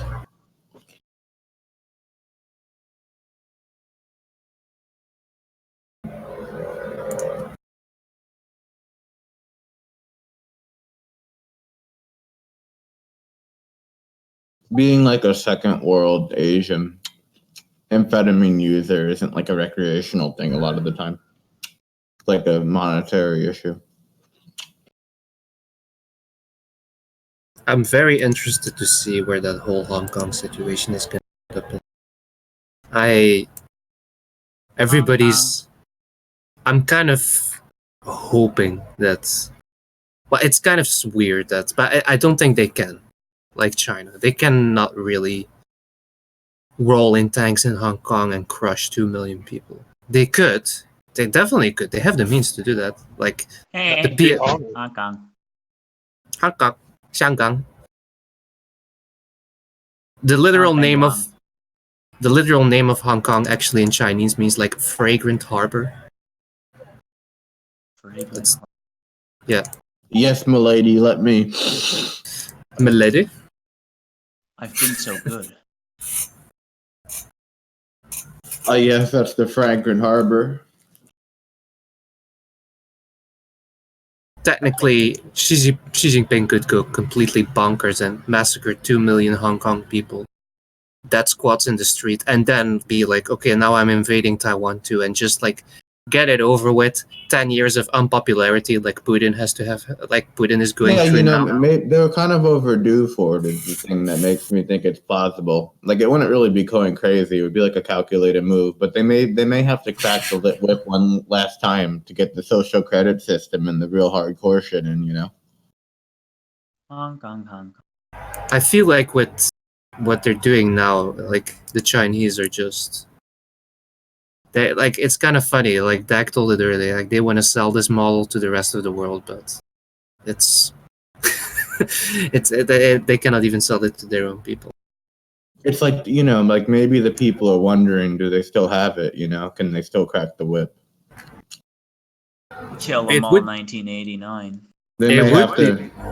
Yeah, I mean, like what can they do in the long term? Because Hong Kong technically is the one country, two systems policy is until 2046, I think, or like abouts, and then Hong Kong has to basically give up all its institutions and become like a regular city of China, and not like a country within a country, like it is now. And because technically Hong Kong is, by all, I mean, if you go there, you basically have the Hong Kong dollar, not the Chinese renminbi. You have passports, like for example, which is like, fixed to the American dollar. So in many ways, Hong Kong is like really a different country. The only difference is that the PLA is there, and it officially belongs to China. And the only way it belongs to China is for the PLA to be there in the right smack in the middle of the city, though. But in many ways, it is still operating as an independent country. And that's why that whole bill is like gonna be like some sort of immediate connection to China for the very first time. Because it doesn't really have like a strong connection to China now. They're going to lose their judicial independence. And then Yes. they know that they're a big city. They're going to be absorbed into the other big cities and have a social credit system. Then they're going to have the same arbitrary laws and also get their organs harvested in death camps, which is really odd. Yeah. I wouldn't mind it. Wait, the organs harvested for the benefit of the society in the honest death Feel camp. when no mommy GF. It's so honest. Gonads. It's so honest to just take organs out of an executed prisoner. It's an efficient reallocation of resources from where the resources were not adequately being spent.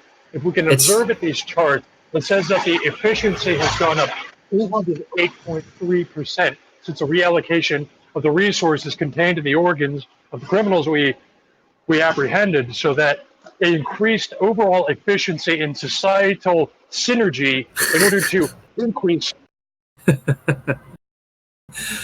Yeah, it's so pragmatic. Only the Chinese can be so pragmatic. Like, we Westerners, we're not pragmatic at all. We have so much to learn from China.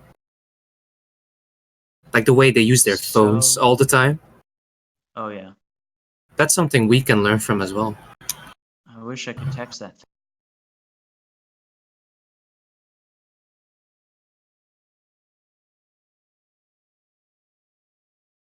But yeah, if you go to Hong Kong, I find it interesting that, for example, we Europeans, we can go to Hong Kong and stay there for 3 months with our passports.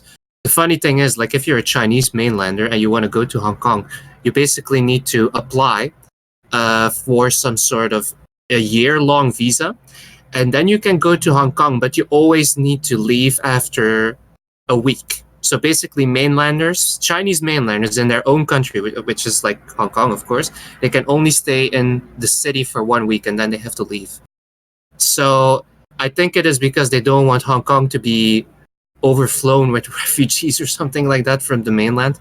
So they have put in this policy that, yeah, mainlanders, of course, can come to Hong Kong. It's part of China, but they can only stay here for 1 week. And all these Westerners, all these other countries with which we have deals with, they can stay up to 3 months if they like. Of course, that's what it is. The economy is better in Hong Kong too. Their GDP is like comparable to a first world country.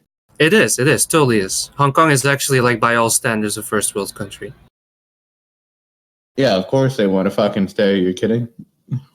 I mean, it's what happened before, right? Like, half the population of Hong Kong is since World War II. Since World War II, they're basically half of the population of Hong Kong has like come from China during Mao Zedong. So yeah, of course, it's a refugee center basically for Chinese who actually have talent, have insight, who resist the status quo.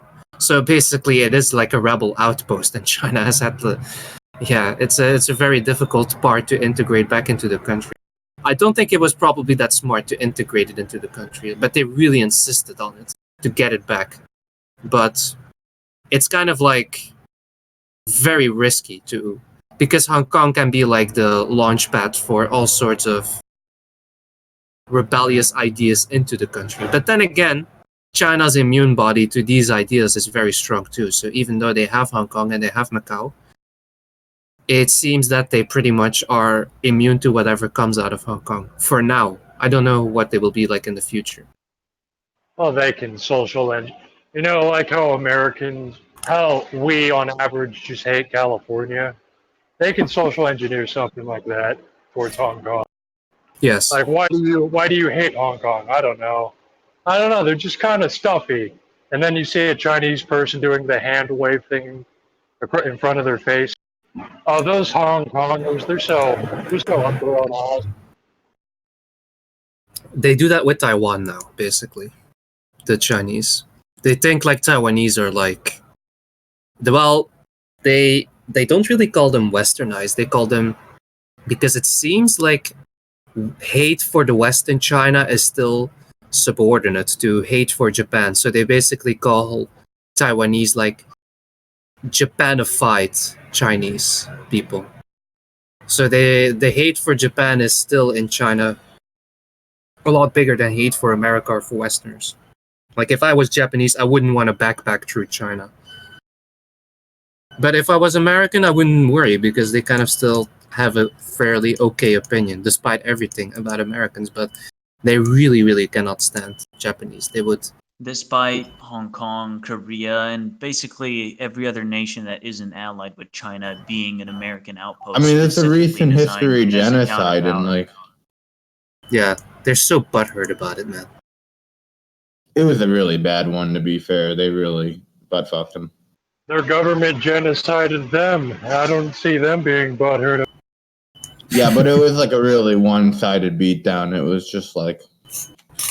I mean, China's just butthurt about the fact that they, as the center of Asia, got dabbed on by that weird little island nation that was always somewhere on the edges, not really doing much to them, and all of a sudden it wrecks their entire country.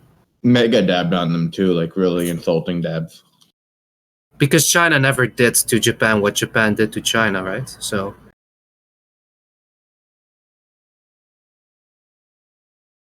Yeah, well, Imperial Japan was kind of an anomaly for like an inversion of Japanese attitudes towards imperialism, which was never traditionally their thing.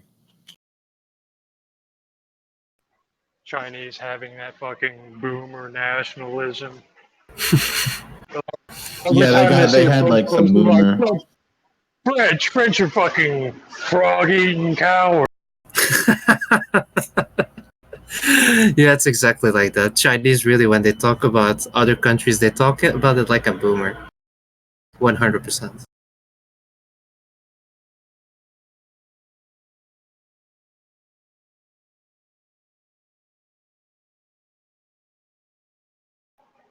Running something like a Chan board in China has to be the most cyberpunk bullshit. Because then it's like, what? Because just a Chan board in general is pretty, like back then, it was pretty legit. Like you're underground and you're constantly shitting on the status quo. But in China, you're literally risking, like, some fucking poster one day gets taken away by the government and has his organs redistributed.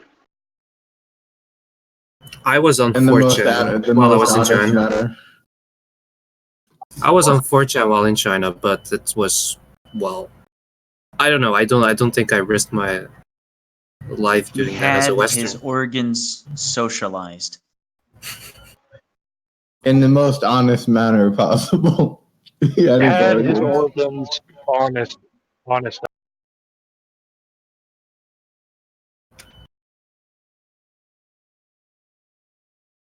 Has there ever been a more honest? I don't think so. I think, what if gamers like that? Because it's like, why do I have to do this whole song and dance to get laid? Why can't I just grab a bitch by the hair and rape her? That would be really awesome. Like, just stop fucking around. Stop fucking around, guys, and just take people's livers, hearts, kidneys, sell them back on the open market.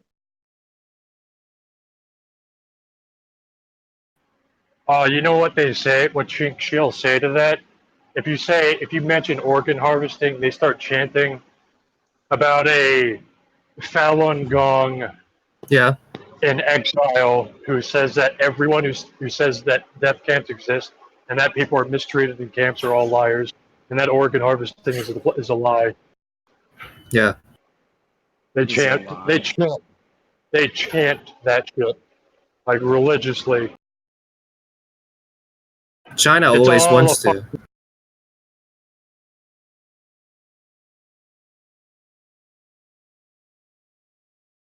China always has problems with cults. Oh, this gigantic fucking state with its megacorp oligarchs. Oh, it's just so honest, and everyone's just picking on it for no reason. It's like, this American propaganda is just, it's just wrong with everything that they've done, and China is just like the last honest bastion on the planet. You know, as a Jew, it makes me really wonder whether the concentration camps were indeed there, because it seems to be the natural progression of fascism. I dare say the Holocaust happened. Well, I mean, if you ask the Nazis, like, while they were doing it, they said that there's no death camp. Yes. They said that there's no human experimentation. They were if not there honest. if there was human experimentation, that would be so honest and beneficial to science and economically productive.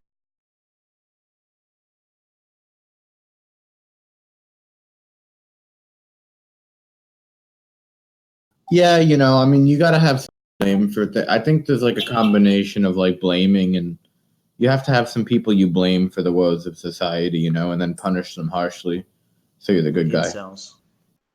Japan, Muslims. Incels. Alt-right. The patriarchy. So yeah, so it's completely honest, based in red pill. Whenever a megacorp is trying to scapegoat someone based on bullshit and organ harvests them in death camps. But if you get blocked on Twitter, that's literally like black helicopters forming into your house and shooting your dog. You know, sometimes it's about feeling safe. People who feel safe are happier. People who are happier do less unsafe things. It's a beneficial cycle. Very honest view. Just being honest here. How come Megacorp China cannot win against a cult like Falun Gong? Because they don't exist.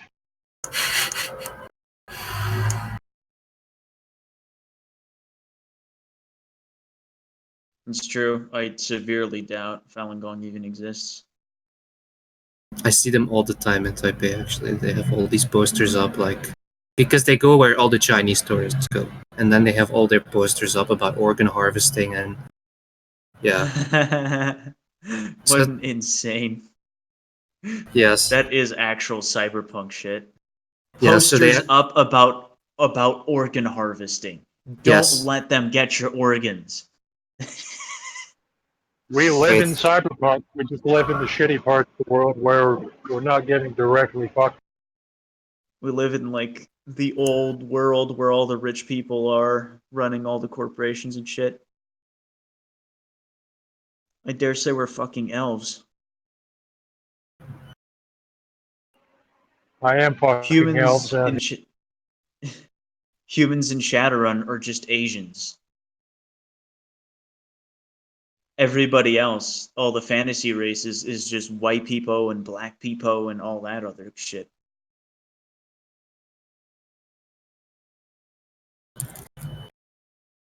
It's objective. I'm being objective.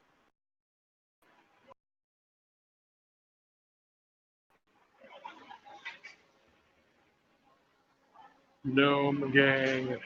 Gnome.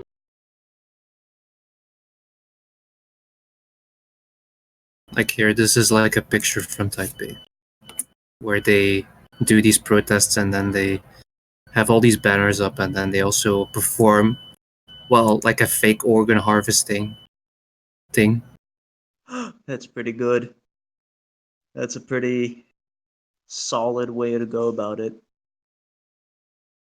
Yeah, and then all these Chinese tourists, you actually see them pass by and they kind of give it a look, but they really largely ignore it, like a cuck. Well, because they know that a Falun Gong guy in exile said that there are no death camps.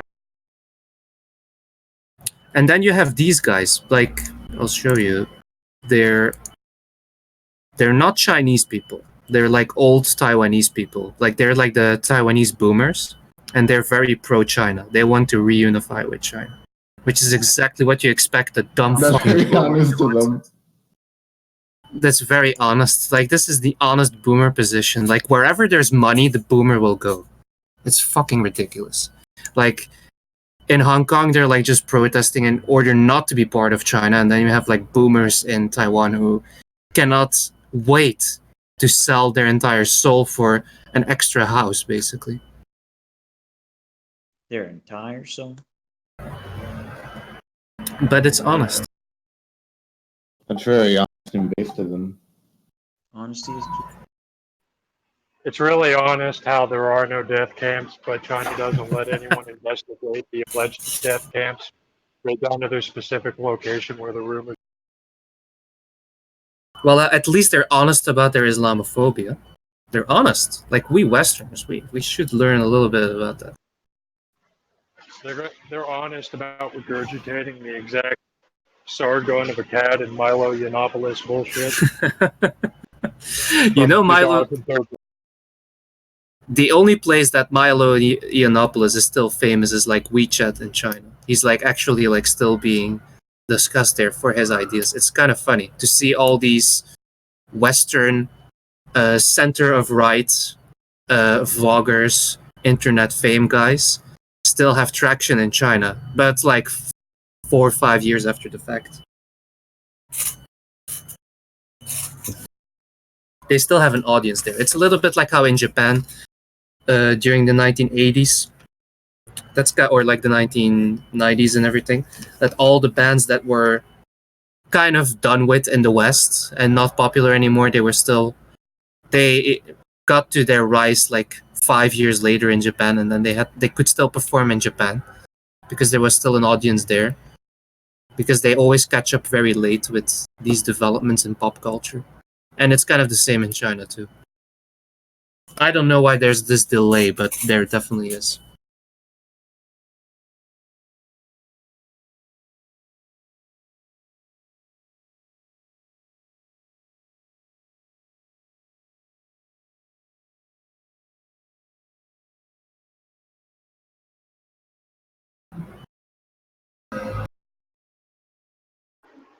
Well, you know, it's basically like getting sent to a death camp and having your organs harvested to get blocked off of Twitter for saying death to all. I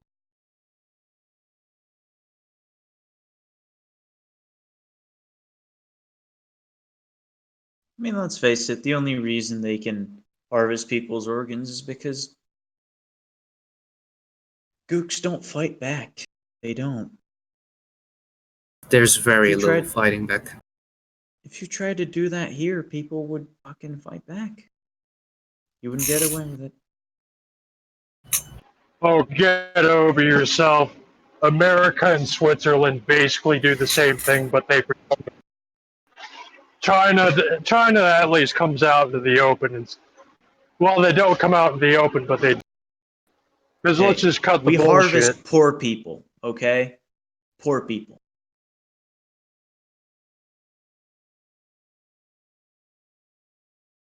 The poor don't count. If you're poor, getting your organs harvested is probably a mercy. Let's face it. It's either a lifetime of slaving away under debt, or you get to have your organs harvested. Just sell a kidney, man. Oh, what are you talking about?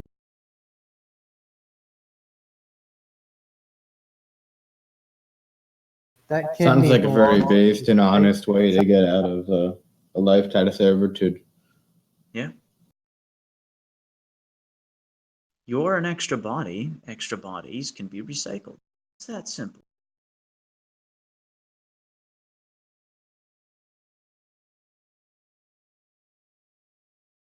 It's that simple.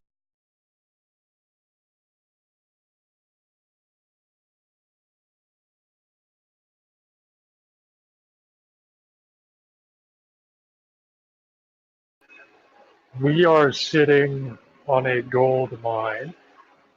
Just needs to be extracted from the people not using.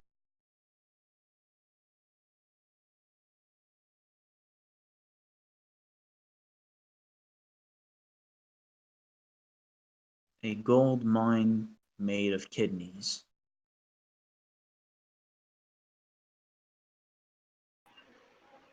These China basically have the lowest organ transplant waiting times in the world.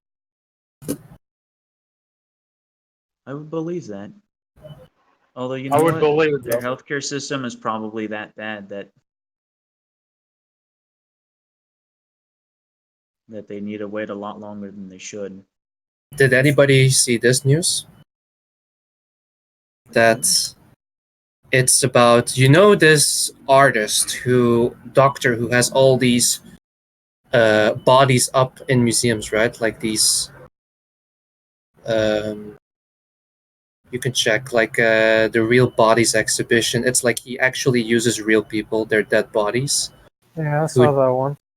Who donated it and supposedly donated it and then puts them up on display in order to make a point about like organ donation and all that stuff. And now some people are fearing that these might actually be like real Falun Gong practitioners who are now on display in museums. So yeah. Your oh my god. You go to the museum and your relatives are just opened up like an animal Yes. in an art exhibit. And it's Who like would these even go to those things? well, lips, right? Like they kind of want to see. It's like making a whole modern art point, They want to see contemporary. a dead body. Like if It's like Jews tried to do that, there would be another Holocaust. But Asian people do it and they can get away with it. I think they're the real enemy. I think Jews are our friends. What the Nazis lacked was a superpower on its way out to direct all blame onto. Like, well, so if you brought up death camps to the Nazis, they wouldn't have to deny it. Be like, well, America had death camps for Native Americans. it's Remember always when America? Yeah, well, America invaded Iraq, so we can basically kill whoever we want. Yeah, it does kind of always loop around to that. It's always like, no, you.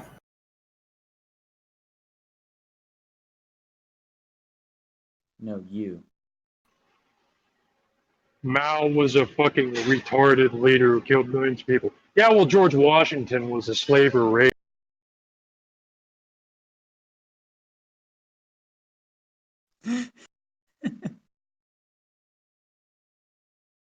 Yeah, well, George Washington's slaves. Yeah, George Washington and the slaves. He raped them. Why can they not argue? Can't fucking think. Is profound. It doesn't have that many patterns floating around. Because basically, the Western world is like the Wild West of fucking abstractions, and you just have to be in the right places at the right times to make it work. Otherwise, you become a retard who just imitates sitcoms and memes.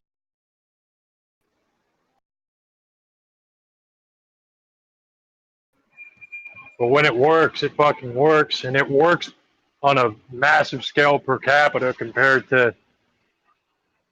Because it's like what I said before is you basically have to you have to commune with like God and the One in order to learn how to track masses of humans in Western society. But in China, they're so low level in consciousness that another low level consciousness can easily do it because they're just animals with simple programming. So it's based in red pill to keep everyone retarded. TLDR.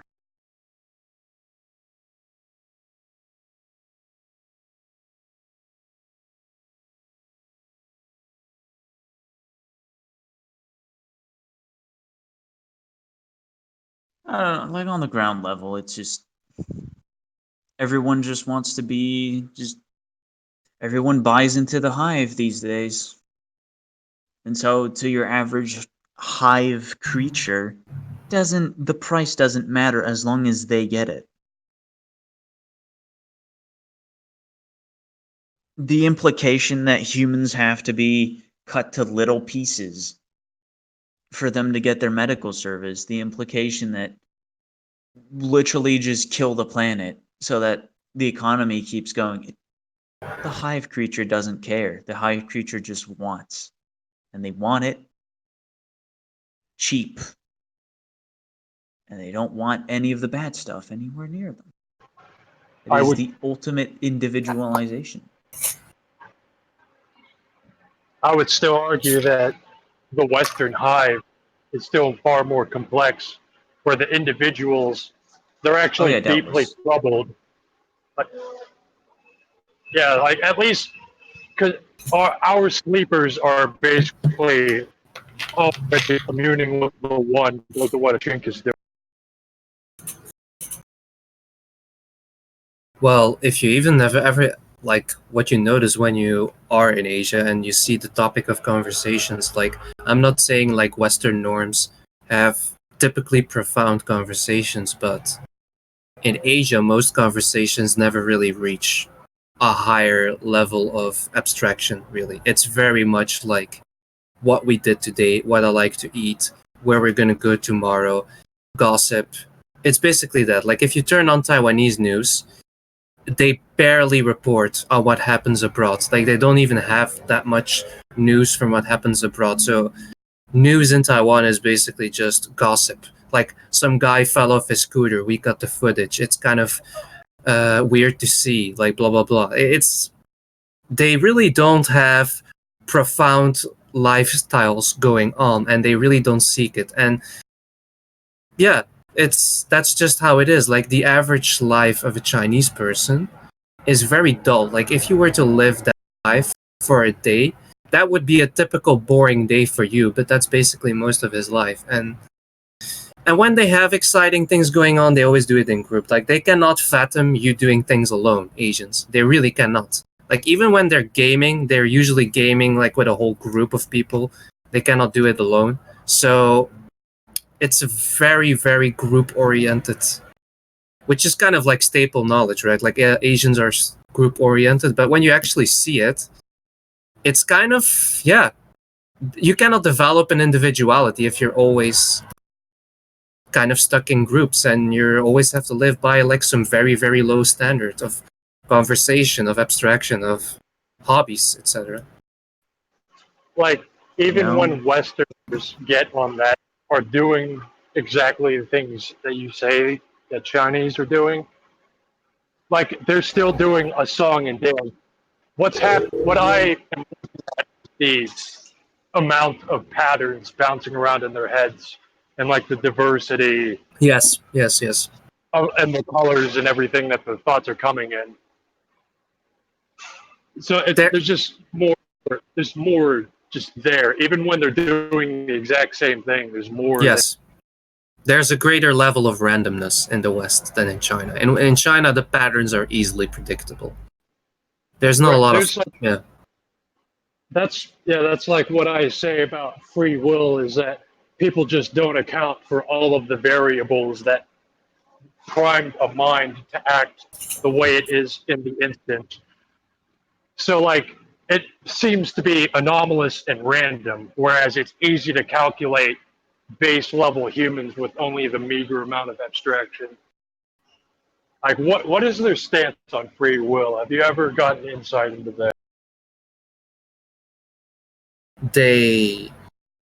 About free will, they basically, what you will hear a lot as well, I can only speak from my experience here, but what you hear a lot here is that they insist on not thinking too much. That's really the thing. Like, I think they can, and they have the ability to think by themselves, but they kind of immediately associate it with everything bad. It's like when we would consider depressed thoughts as bad, and so we avoid them, or something like that. But they consider thinking itself, doesn't matter if it's bad or good, as something to be avoided. Like thinking too much, thinking too deeply on things. You don't think too deeply about a thing. They consider that as pretty, like it's like the road to hell for them, let's say. And so free will then kind of comes into that, because thinking by yourself, like going deep, implies a level of individuality, because you're disconnecting yourself from the group talk and you're going on a tangent, you're going on a monologue inside of yourself. And that's exactly what creates a level of free will, I would argue, because you allow information to enter into you. You reflect on it, you digest it, you get out of it what's good for you. But to them, they just take it in and shit it out, so to speak, and they don't really process it individually. So I do think that thinking and individuality are very much connected, and they avoid it. So they don't really have that notion of free will because they don't have an individuality that is as strong as ours, and they don't have a thinking patterns are not allowed because it would lead to all sorts of nasty things, they believe. So So to them, quite similarly to how they don't have sci-fi to warn them about technology getting out of control, they don't even have the concept of free will. So, like, one of the core fundamentals of contemplating the self. Yes. Because thinking is considered like, for example, they will argue that Westerners suffer from suicide, depression, all that stuff because they think too much. So they Aren't the Asians the ones killing themselves all the time? That's they're doing the same thing. You know, They're I'm doing the starting to same think thing that as this wage is just slavery. like Asians have a kill switch, wherein like if they start having the thought patterns like the technocracy doesn't want them to, they just kill themselves, and this is just an expression of them knowing that they should be afraid of that happening. Yes. It's like they immediately burn as soon as they start thinking. You joke as if that's like a hardware function, but that's a psychological function. That's a psychological function programmed into them. Like, don't think or you'll die. Like, it's a mimetic kill switch programmed into them. Don't think or you'll die. Oh my god. We are in the world of terror after all, so thinking you die. What a night. They have a sentence in Chinese for that, and it's very common, and I see it pretty much like there was like I was watching the news here yesterday, and they were just interviewing this old Taiwanese man, and they were talking. They've just asked his opinion on current politics in Taiwan, right? And this guy actually went on a tangent, this old man. So he didn't just say, "Oh, I'm for," "Oh, I'm against," because Taiwan is democratic, of course, but so they can allow on TV multiple thoughts, even though they don't really get too deep into it. But anyways, like this old man went on a tangent, and they asked him like, so what do you think about the current situation? And he kept on going, talking about these parties, and then he saw connections there, and immediately one of his friends said in Chinese, "你想得太多," and that actually means exactly like you think too much. And you see that everywhere. Like it's is this the Chinese incel? Is this the Chinese have sex? I think so, probably, because you see it everywhere and you hear it everywhere. And as soon as I because I have that, of course, like I can go on tangent. Yeah, I have that tendency, like when I talk to them, and then I just give my. Well, I'm not really talking to them about too much, but sometimes I give my own opinion a bit, and I maybe talk too much about. Let's say I talk for 30 seconds about one thing, and then they immediately will say like, "Ah, you really think too much, huh?" Like, and that is have sex. That is have sex incel. It is. Yeah. Yeah. But they don't have the anomalous mental activity. Like, there's a lot of randomness that keeps have sex from just dominating absolutely all of reality. Like, it hasn't gone everywhere. It's still just like a meme. But China, they don't have such anomalies and randomness from the patterns in their minds. So they just roll shit out. I'm picturing robots like in the way they thought about it in the 80s, and they're like robots, and they're walking around or something in a warehouse doing robot work, and then one of them will, or like they're interacting with customers or something, and one robot will say something, and then the other robot will walk up to it and will say, this is a violation of Asimov's second law.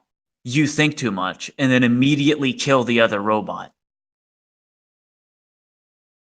That is exactly what I'm picturing right now. What the Asians are doing.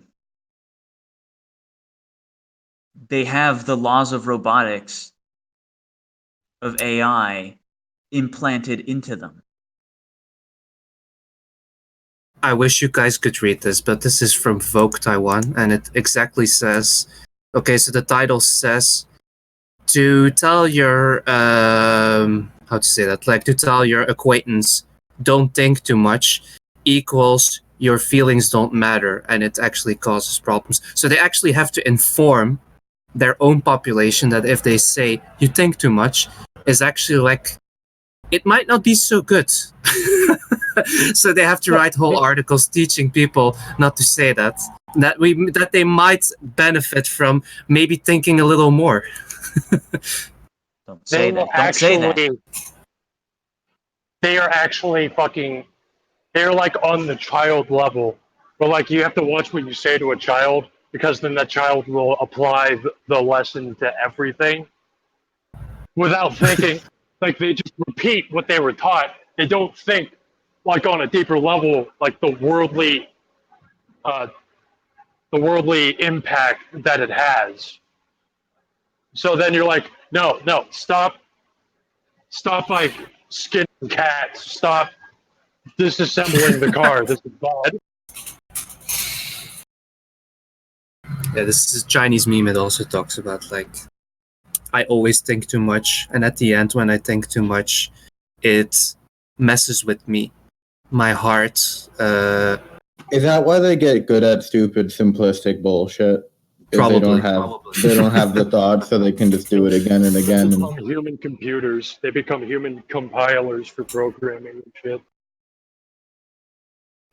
Yeah, even their social media, like they basically live a life through the lens of others, literally. I mean, like, this is why they take that, like, you know, the old Japanese man stereotype, like he arrives in America or Europe and all he does is take pictures. It's because he is living literally and figuratively through the lens of others.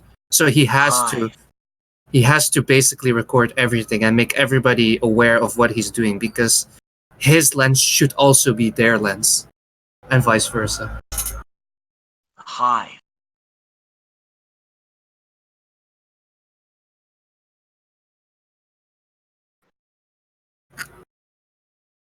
It's all one great high.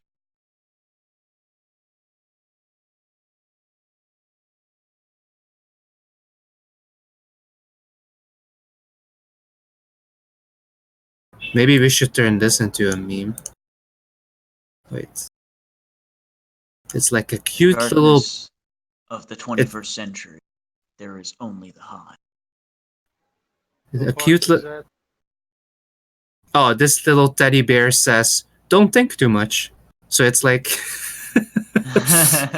So you should share this with all fucking like Chinese chills.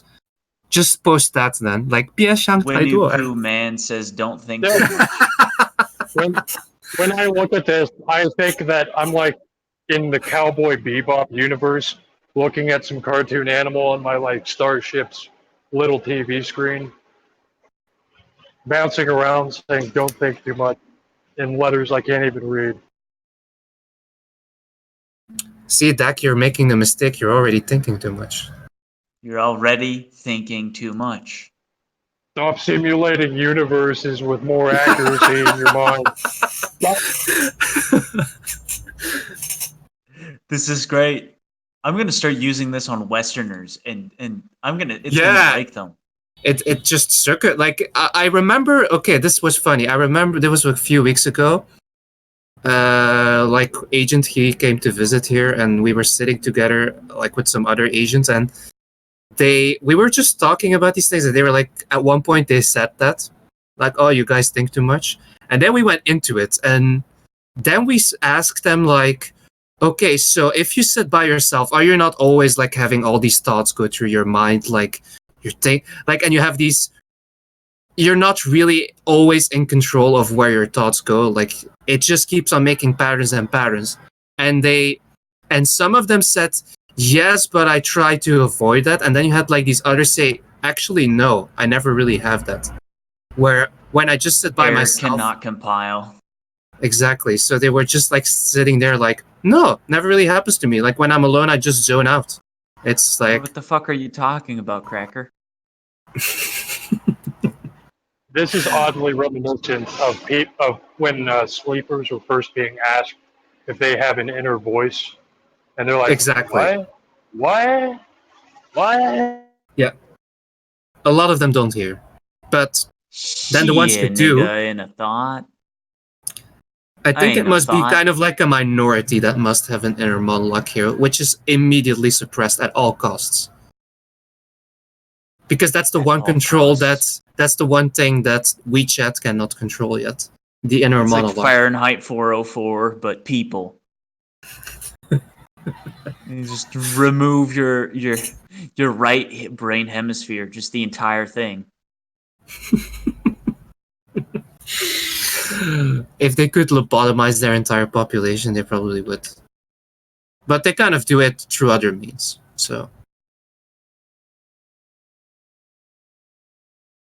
All roads lead to dystopia.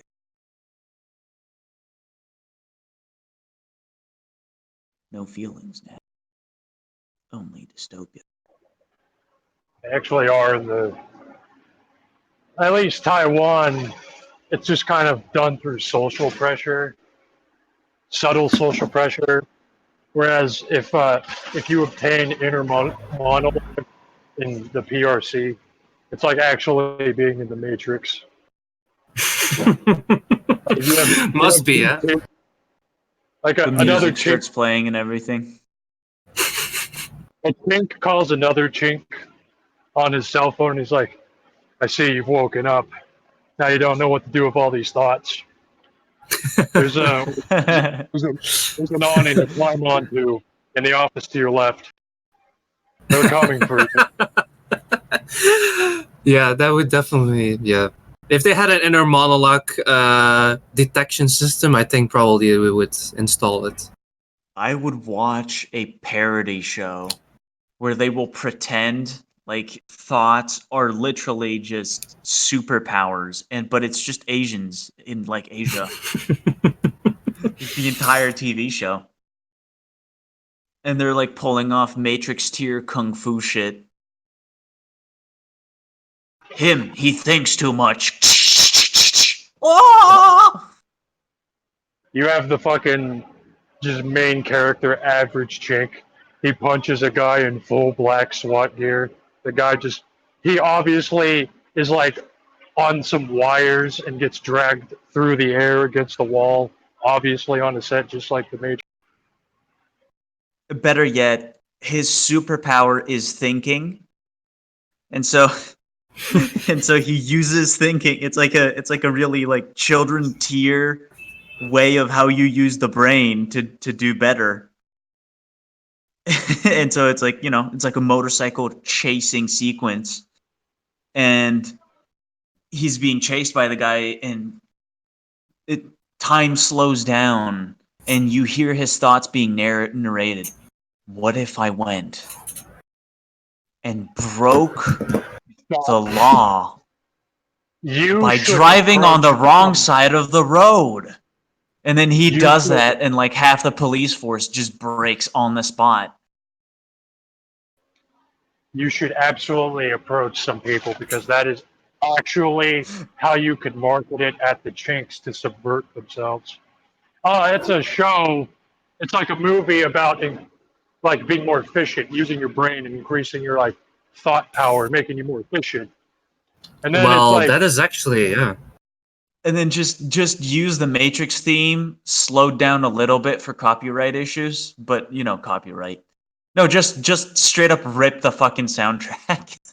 In China, copyright doesn't exist, so that shouldn't be a problem. Just upload it to their media, like Yoku, something. Just fucking rip the soundtrack. The chink that the main character talks to is just named Morpheus.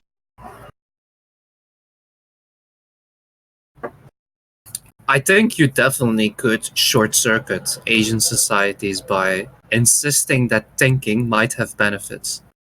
And then Chinese spooks kill you for supporting Falun Gong.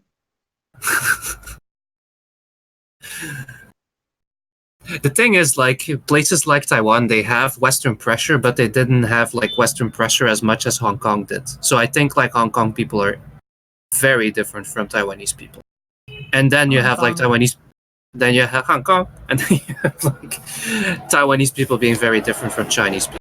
And so, but yeah, I mean, it is interesting how thinking is considered the gateway to hell, especially like ruminating. I should be more specific. It's not that they probably think about like, oh, I need to get my coffee, and these thoughts, like very A requires solution B type of stuff. But ruminating, creatively connecting dots is very much frowned upon. And not just frowned upon, but yeah. I'm gonna fucking develop, you know, like the dialogue tree: seethe, cringe, incel. I'm gonna develop the Asian version of that and start using it on Westerners. Yes. I want to see how a Westerner replies to "you think too much," because I feel like when that happens to Westerners over here, they kind of are a little bit perplexed. Like, well, are you telling me to stop reading? So it's very much like something that makes Westerners kind of amazed. It's like to tell them to stop winking their eyes, or like to stop breathing, or to. It's weird that it even applies to the sleeper ones. Yes. Even to the sleeper ones. The sleeper ones still have their trains of thought. It's not as creative, but they still have their trains of thought going on. And they might, and sometimes when you kind of do meet people who you like, you know, you never really figure they're very creative with ideas, but sometimes you meet them and they're kind of like telling you a thing. Like, for example, I know this one person from high school, and I never really considered her to be like a very creative thinker, you know, like she never really had profound thoughts. But she told me then, oh, one day I had this weird thought, like maybe the whole planet is like a prison of some sort.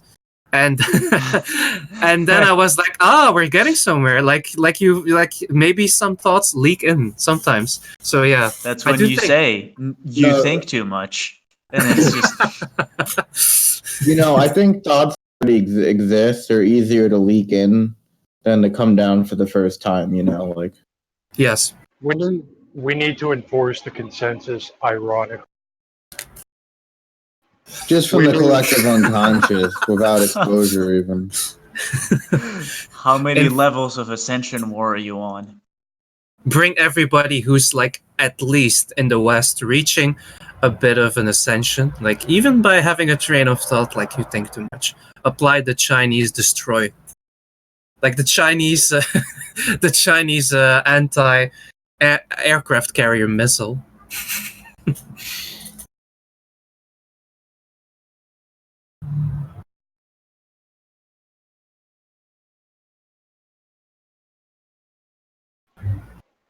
I'm basically on that level of defending the consensus, ironically, because it drives people crazy.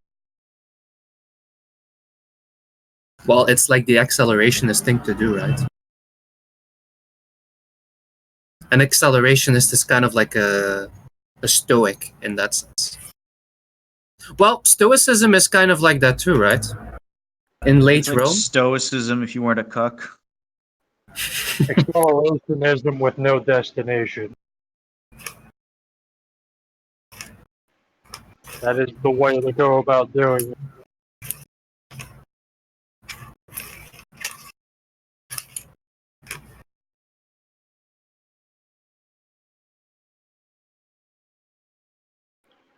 I just have to overcome my instinct to want to kill degenerates when I see them.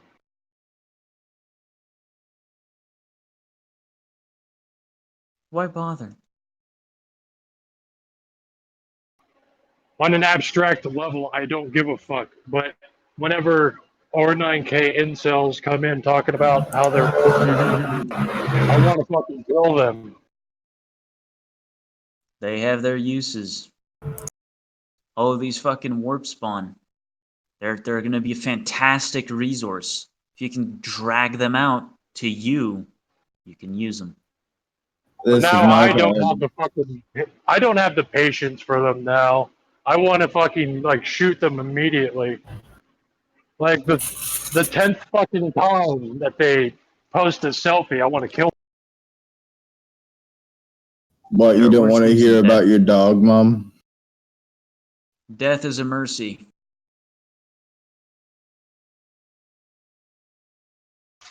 Look, when I was growing up, if I ever had a wrong idea, the internet would tell me to kill myself, and that worked out eventually.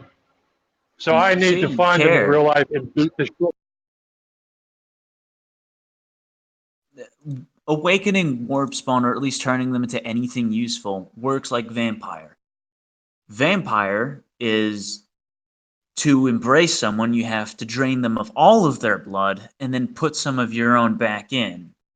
This is the same thing. You have to drain them of all their quintessence, anything they can rely upon to pose any kind of resistance, and then you put your own back in. Which is to say, it's gay rape. I can deal with other chaos spawn, but when they're that nothing, I just like the only cure is to drag them into the middle of the woods and like beat them to near death while screaming ideas at them. Yeah, that's exactly what I just said. Drain them of all quintessence and then fill them back up with your own. Yeah, but I can't do that, so they're just going to keep being a retard. So you can just drain their quintessence and then that's it.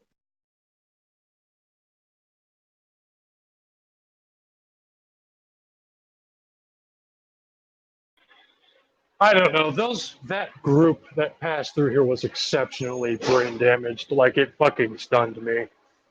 Like you can say stuff about meme lords and people who are trying to find meaning in life, but those people, like the only way is to physically torture them in real life. That turtle man was really something. That fucker, I at least like gave him a text-based lashing before I banned him They because I talk want that. about, for some reason, they talk about more relevant things in that other room. Don't You understand. banned the turtle. Could have dragged him out. We could have dragged him out. We could have house gamed No, he him. was fucking retarded. He was actually Yes, fucking he was retarded. retarded. Yes, he was actually retarded. You told me the same thing when that fucking tranny that kept doing shrooms came through. You said that person is just so far gone. Yeah, but you can't drain them for, you can't rob him and shit.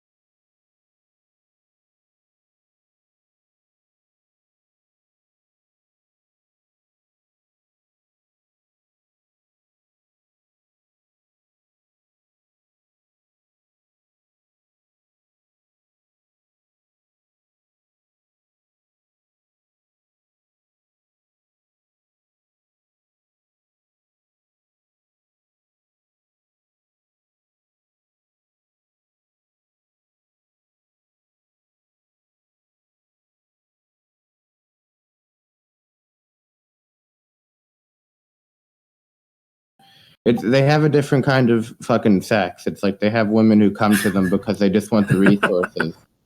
Dag is back.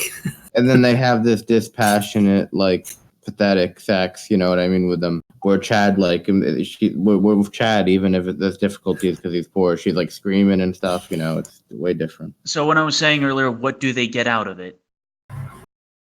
What the fuck do they get out of egoistic enjoyment? Yeah, that's it. But egoistic enjoyment is just social validation, which is to say programming validation by another name. Yes. Well, that's all they're about. If they weren't about that, they would. If normies weren't about that, they would work 20 hours a week and live comfy lives, you know? And things would all be geared up a different way. Like, society would be geared up to take advantage of the heightened productivity and the fact that, work, like, there are multiple benefits that come with self-sacrifice to the corporate machine. But self-sacrifice to the fucking breeding program, at some point, the bitch who's had, like, 10 guys peasant thrust into her that week, no. Like, something's gonna click where it's like, maybe I'll just do this once a year.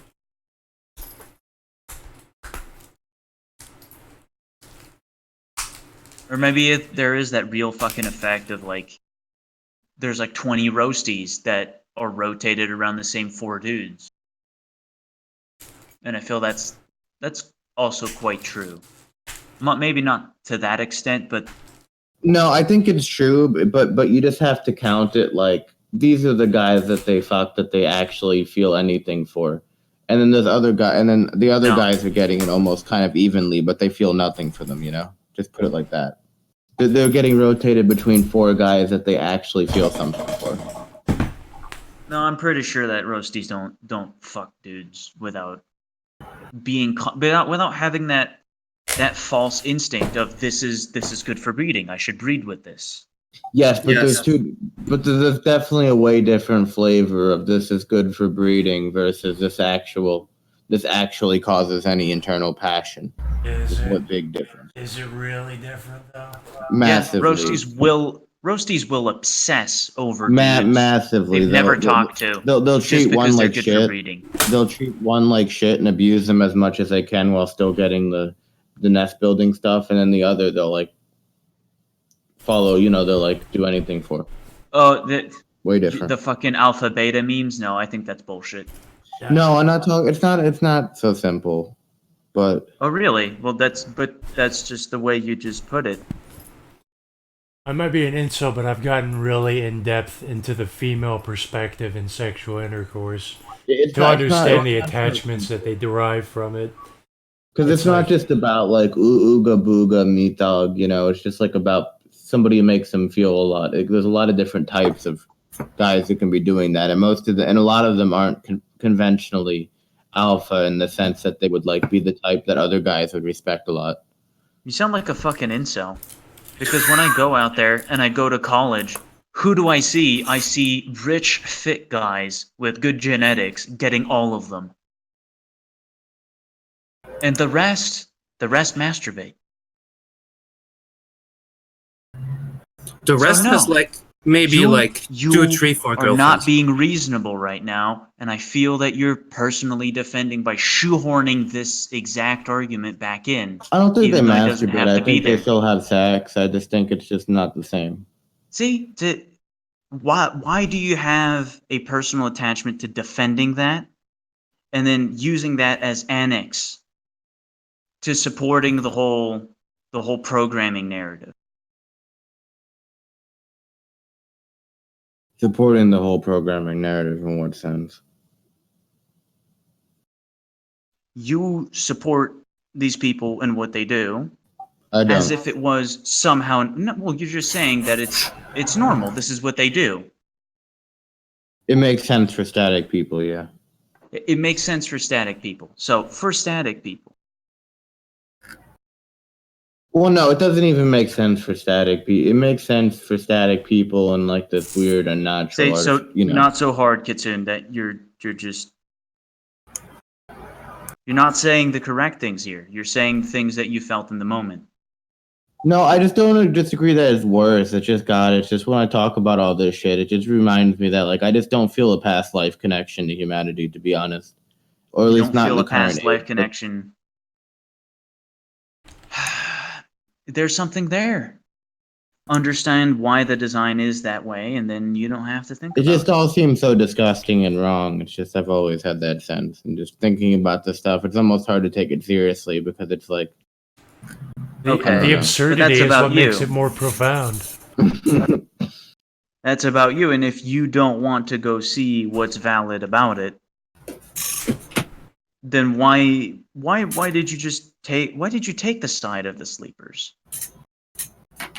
Well, because I think that's the sleeper side, is that it's just like also like all the options that currently available to them are so disgusting that they just take the lazy, slovenly, nihilistic, just gonna fuck 8 women at the club option. Yeah, Because that's the easy observation to make about how they exist. what But what else would they why? take when they don't even understand? They're not dynamic people. They can't understand anything. So it's like. So they have no other choice than they have to bend to consensus. That's what we were talking about Yeah, earlier. what are they going to do? Go Because in. even the supposedly more wholesome old static normie practices of like being in these really boring arranged traditional marriages where you only have missionaries, like that's all dick. It's all fucking dick, and it's bad for you spiritually too. Even that's just as bad for you spiritually as taking 80 dicks. That's wrong, and that's wrong, and that's Because you those bought people weren't into. really bonded to each other because it just that shit is just as bad for you in different ways. Completely stunting and horrible for you. I'm 100% sure that is memes. 100% memes that people used to. Everybody in the past has always been miserable. I'm not saying that. I'm kind saying of- there may be some like lost writings from another spiritual age. I believe there were. Yeah, As far as like in Kitsune, recorded operating human by your history, it's all paradigm, been the some kind last of one fucking was miserable. the last And I one was honestly just don't thousands see and this thousands big of years ago. all this ye old days better shit. I think it's all trash. It's garbage. It's been shit since it's been the Kali Yuga. It's been pretty equally shit, But honestly. you're It's stuck just a in new a flavor. paradigmatic fence that is 10,000 years away. You're saying that you don't feel a past life connection to how things were 10,000 years ago, potentially, but that's according to your paradigm. Nah, 3,500 years. Deal with the fact that you're in the current one and operate and understand how it's designed and operate by it. I don't operate by it, and I don't understand how it's designed. I wake up every day, and the first thing I ever felt was, why do people bother if this is what there is? That was like one of the first feelings I had. I cannot imagine the feeling of bothering because this is how it is, and this is what I work with. Like I never even conceived of that. Because this is what's happening. This is existence. The only way that it can manifest into people doing bullshit like this. Like this is the only way that things can be. Now that's what makes it so fucking crazy to think about. We're the ones who are lucky enough to be stuck in the worst part. Because in the worst part is when you experience the greatest amount of growth by starting from nothing. Chaos is stimulation.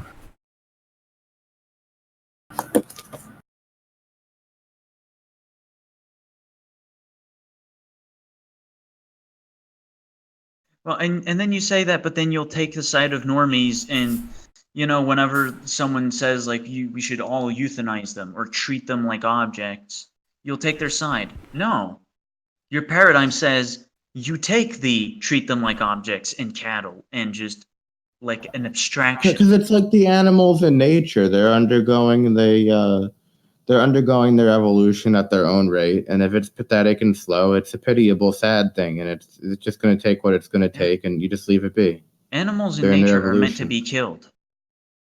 They're not. That's not. Yeah, you don't know anything about my paradigm if you think that if that kind of nasty carnivorous bullshit is part of it. And That's how you get reincarnated as a fucking demon in my paradigm. There is nothing natural. You get reincarnated as a demon for hunting animals. No, for knowing better and engaging in carnivorous shit. Only if you know better, though. If you don't know better, you don't know better. What if I need to survive by eating? That's also there's also exemptions for that. There's also even What if I exemptions need to for, not like, get anemia? No. Yes, there's exemptions for, like, if you're gonna. There's a food chain. There are survive without hierarchies. anemia. There are But hierarchies. It's made but this but way. the whole paradigm is that, like, you don't just be like, well, I'm in it, so now I gotta live like it, because if you know better, then you just operate at that level. When you know better, you can conceive of a higher level. You sit on your hands while the normies do their absolute damnness to torture each other to death.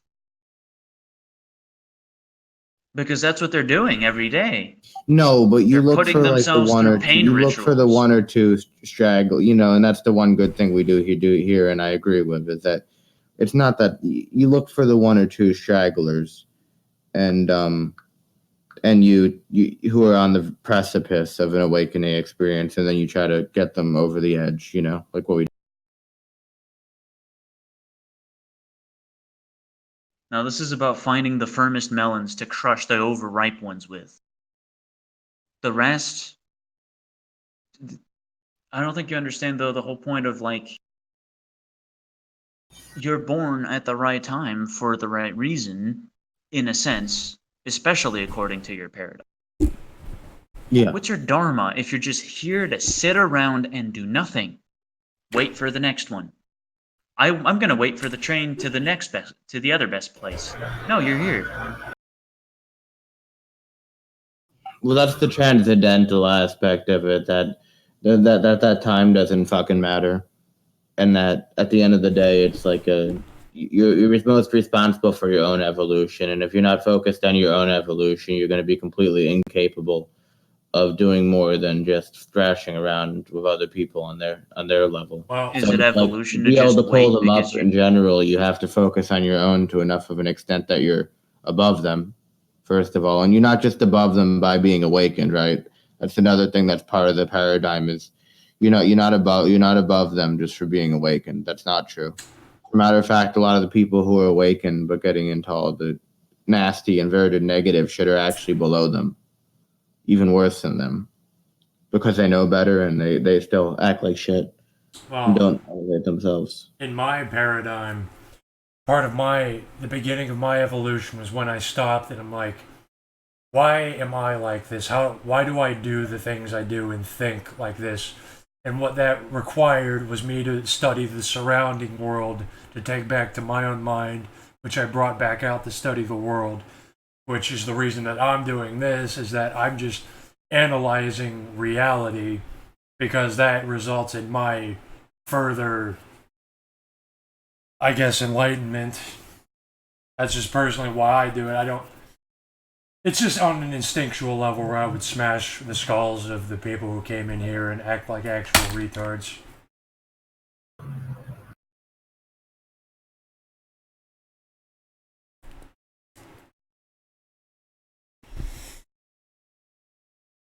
That's my personal reason for what we're doing right now.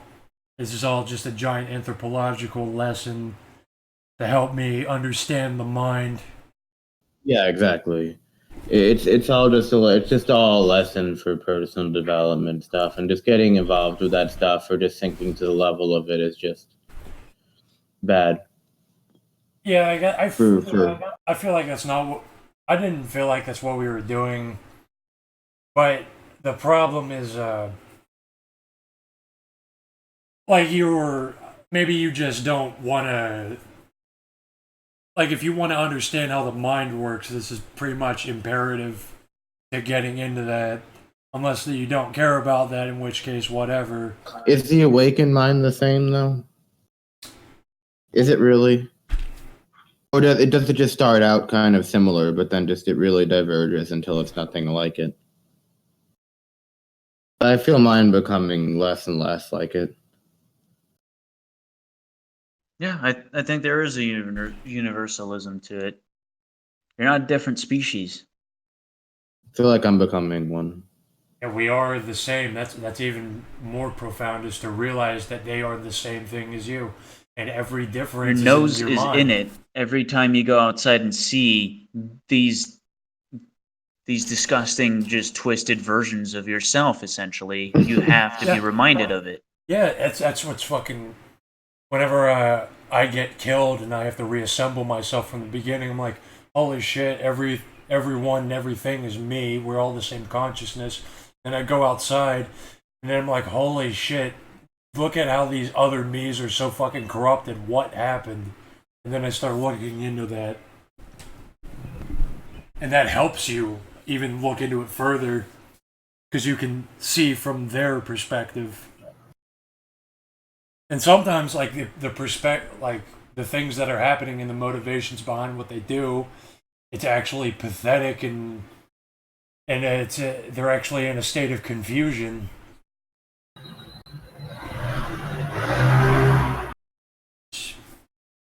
Which is what the have sex thing is doing. Is like it's all, like we said before. Like all they did was change the way the mating, like the grazing grounds operate, is that they've created a new caste of males who evolved to a new way to prey upon the women.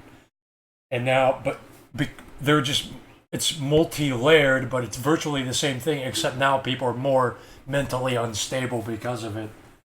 And like a lot of things that they do is just a lie because of the shit that they've been told that's incompatible with life. And they just never think that, they never try to find the real themselves. They never ask why it's happening. And now we're trying to analyze why that's happening.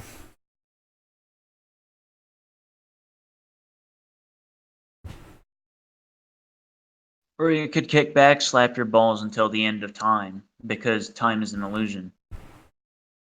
Like we could, well, it is, but still, like this existence is actually happening. This is the only way that it's happening. Why is it like this? Even though it is, the one thing that's true is that we are here right now. So that's what is real. So it's a part of like understanding the cycles and everything that you're getting into understanding the mechanisms of existence. We're just in the field of like anthropology and psychology right now. And sometimes, like, because that gets into some deep shit about the state of being, sometimes it's like insulting and feels reductive, because it actually is. It's like the brain is basically a fucking machine. A machine that produces things that gets into spirit shit. But still, it's like, it's extremely just profound to observe it, but it's also insulting. That's one of the, I mean, that's the fucking ego death. It's like, people are so entrenched in the ego and all of their so-called virtues that they have to fucking die to reassess everything. That's how fucking extreme it is and how entrenched it is.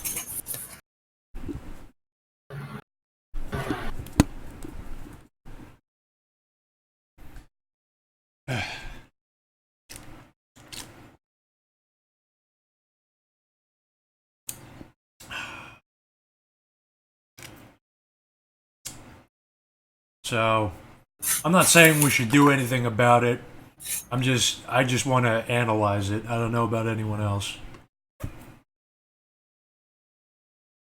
I'll do both, because why not if I can? I mean, if I can. Like, if a degenerate washes up at my feet and starts being directly offensive to me, I'm just going to curb stomp him. I mean, I can. If like, here's, like, I don't care what's happening in society, but when society comes to try to kill me, There's going to be some fertilizer bombs detonating at buildings. In-house games. In-house games. Of course. In-house games. That's, Amen, brother. In-house games, brother. That's basically, so in-house games, that's what my character basically tells people is like, basically don't give a shit about things you can't change or else you're just going to seethe impotently. Just be prepared for when society comes to try to kill you, to try to kill a bunch of other people first. And that's what my character's warband is. Well, you guys are all familiar with that case where the Israeli army invaded Palestine and started broadcasting porn, right? Yes. So I've always had this idea, like kind of based on that sex is both a tool of liberation, as like they kind of know in Tantrism, but it definitely is a tool of control. And I'm pretty sure that the way society is organized now, where sex is this thing you need to acquire and consume, just perfectly spiritually aligns yourself to the consumer mindset even more of acquiescence. And yeah, so I think it is really, this whole stuff is actually, it is both, I think, kind of like a natural, well, not really a natural, but it's kind of just like the effect of what happened in all these developments that we've been going through. But I do think that it definitely is like a psyop, I think, in many ways. Yeah, that's what... And it's a control tool. That's what's so fucking... That's actually what I like. Like, people call it degeneracy and shit. That's actually what I like about Western society, is that there's so much psyopsing going on, benefiting millions of psyopsers, that no one really knows what the fuck is going on, and it's just complete abstract chaos clashing with reality. Yeah, it is funny how we are this kind of weird clusterfuck of various psyops that you don't know where they begin and end, and they're all going and they're like conflicting the other ones, and like it's just such a mess. It's a mess, but it's great because it's because it's because they successfully ended up distributing power before. And if you wanted to change society, you could easily kill the king, and then you could pretty much from there on change. And that's how basically most of non-white societies out there evolved. Like, they had their centralized power, and you just take that out and you can maybe make a change. But nowadays, if you kill a bunch of bankers, the whole society still runs perfectly, you know? Right. So it's because power is distributed among so many levels, and on so that you can start easily do like a whole set of terrorist activities across the whole nation, but society would not immediately collapse, actually. So it's very hard to hit a blow at such a society when all of it is dispersed and all the power is everywhere. And like you say, it's like multiple psyopsing, reinforcing each other. And like when one psyops is like taken down, there's like a whole bunch of others taking its place. So it's a lot more effective the way it's run. There's not even really any government, really. There's just like this big giant pile of really just basically super rich people who are all citizens of the world. I wasn't even saying that it's like a uniforming psyops and that they all reinforce each other. It's like just fucking chaos where whoever can get to the top of the pile just has the best social engineering. But yeah, like, even you could actually still do stuff with terroristic acts, but the thing about this society is that it makes it so that that's unlikely, and at best you're going in by yourself and doing nothing because it just whittled down everybody.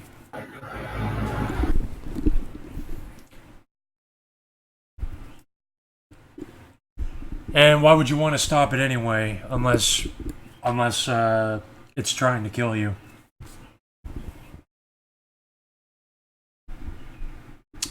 That's what. See, like, it's so profound. Like Poltards say it's just the Jews, and Here's the thing: they're not wrong. They're not except wrong. for the just part. Yeah, exactly. They know nothing. They want to impose an order, and they have no idea what they're imposing the order onto. That's what's so funny about watching China, is that China is like attempting to brute force counter the all the corruption that comes with consumerism. And people can blame it on America, they can blame it on the Jews, they can blame it on capitalism. This is just fucking nature. What goes Curlian mentioned about Paul is that it is Hunter. It is a game of Hunter, the entire thing. And that's what's wonderful about it. The hunting. Yeah, these dudes on the internet are literally running a massive game of Hunter. Yeah, and they actually do show up at places with a crossbow and torches.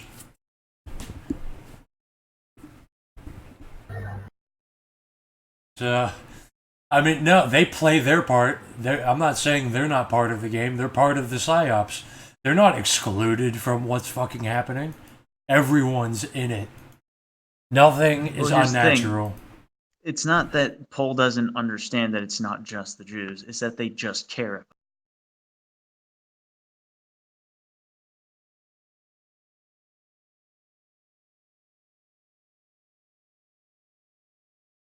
They're still fucking, like, they're not particularly wrong. Like, I have myself, my character in House Games has traced a lot of things leading back to vampires doing the corruption of societies. But nowadays, if you think that you can fix anything by just killing them, you're fucking wrong. But I get the reasoning, because they are responsible for a lot of it in the beginning. Except for the general lack of development.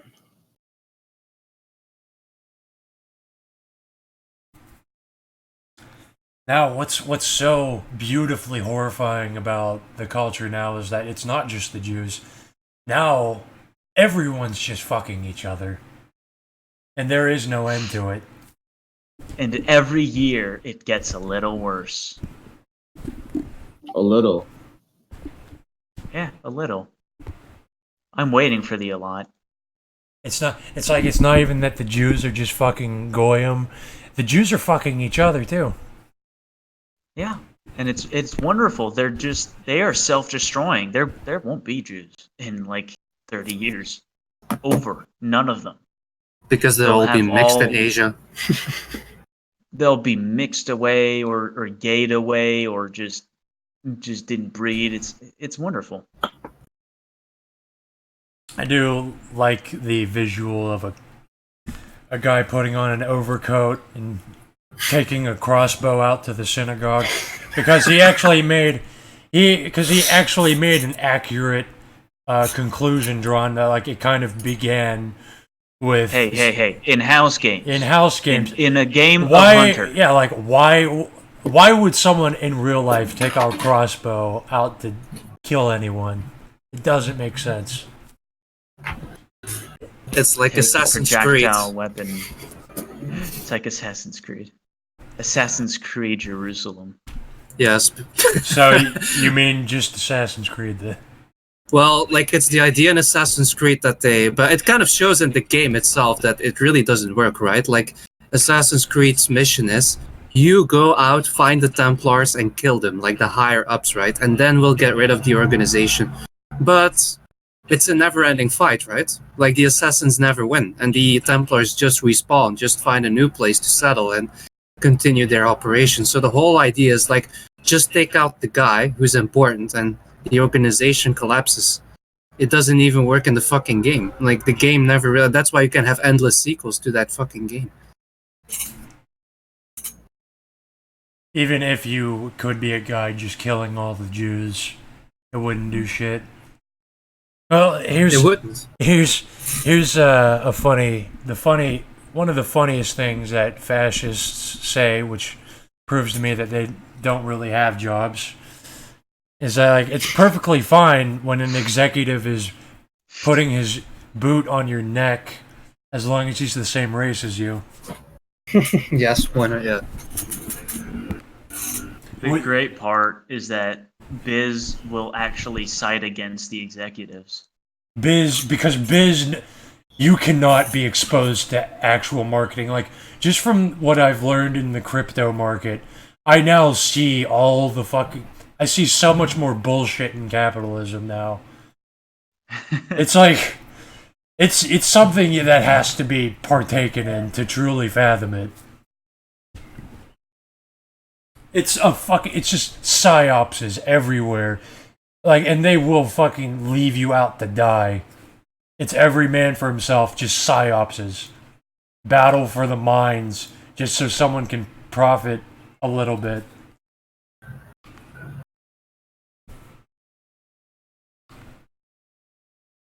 It's like, no matter what worldview got shoved down my throat, like, it would always get grinded against reality, because reality was like, this does not work.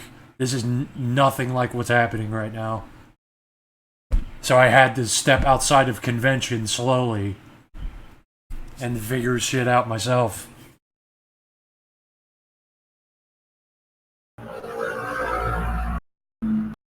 They have no fucking clue. It's so beautifully, horrifically complex that humans cannot even, like, fathom it. And by the time they can fathom it, they're already going into, like, some kind of transcendental part of life. To rephrase that, the terrifying part is that this isn't of human design. This is naturally occurring. This is nature. Nothing is unnatural. It was meant to be. This is just the same exact way as, like, the movement of stars. This is like, nothing has ever been out of place.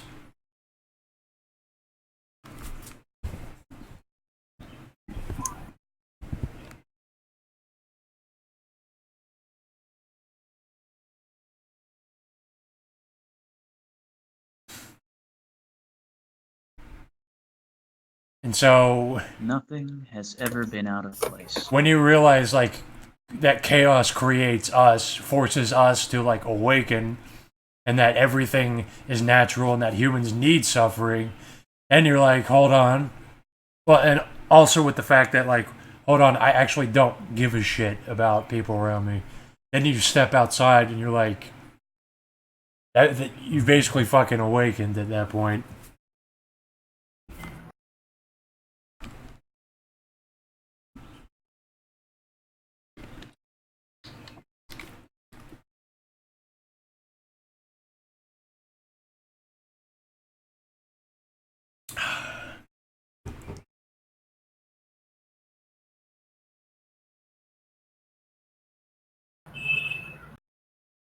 Then you can, at that point, do LSD and really understand how malleable human brains are from the first-person perspective. That's one way. If you're... well, I mean... that was the way the Swiss scientist who found it went about it.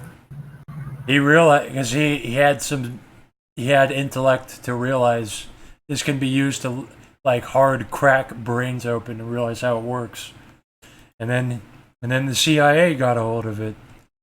And they've ever since then been attempting to game the human consciousness on a massive scale.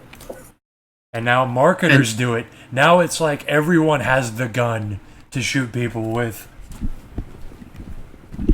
And achieve a No, it's really true.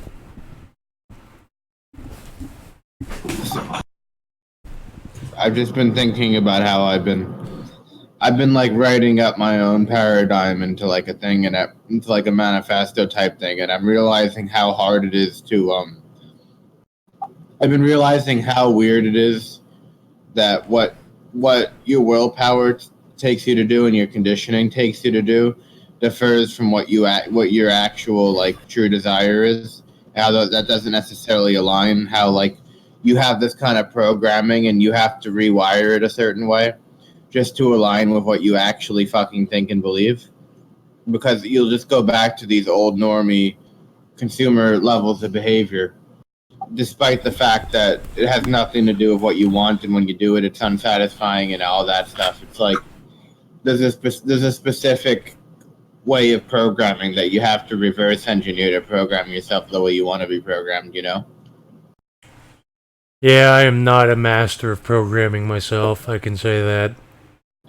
It's very weird because you have to back engineer all this shit, and you think when you awaken, it's just all that shit is just gone. It's not at all, really. You're just as far into it as you were. It's just that you're now aware of it, and you now have a strong desire to fix it, and you have to, like, figure out how to fix it, and it's interesting. Yes.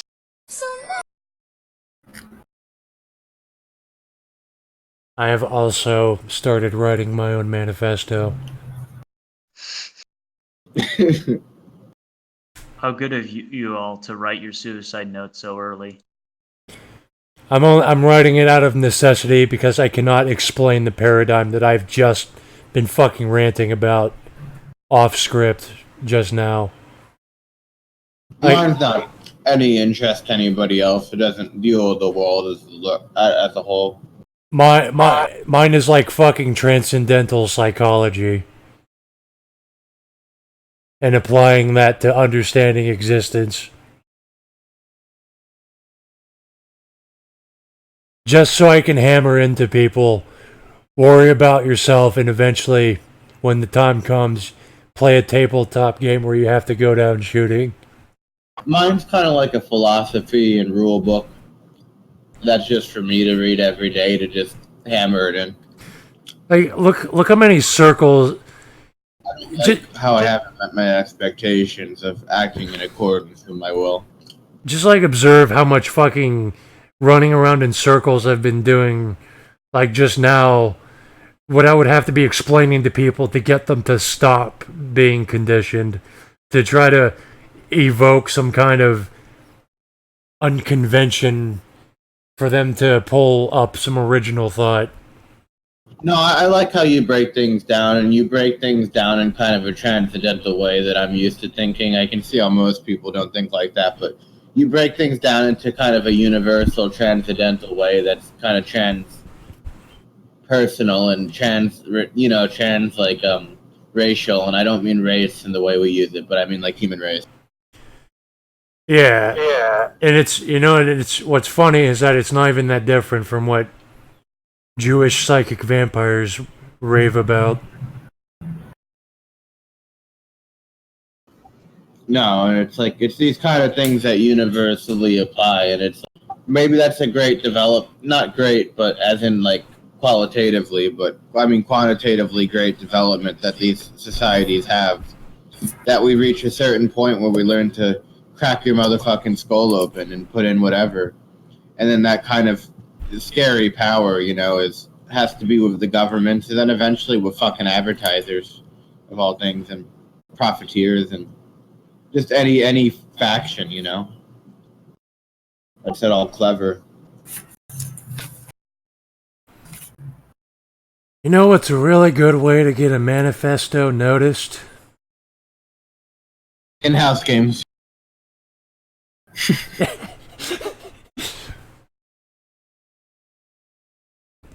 But yes, in-house games. I mean, just in case something like that happened, at least there's going to be some post-mortem shit.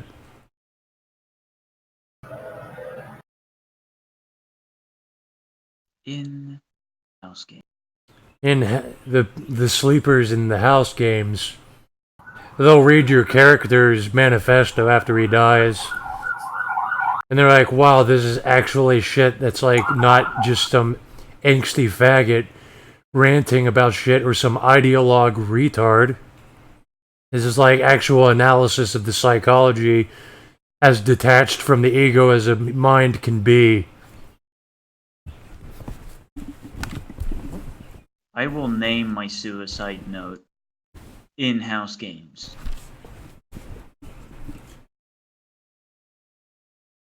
and then just sign it off with in-house games.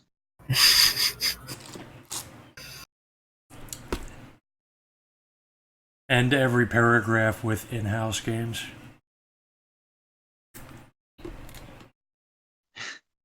Every single sentence.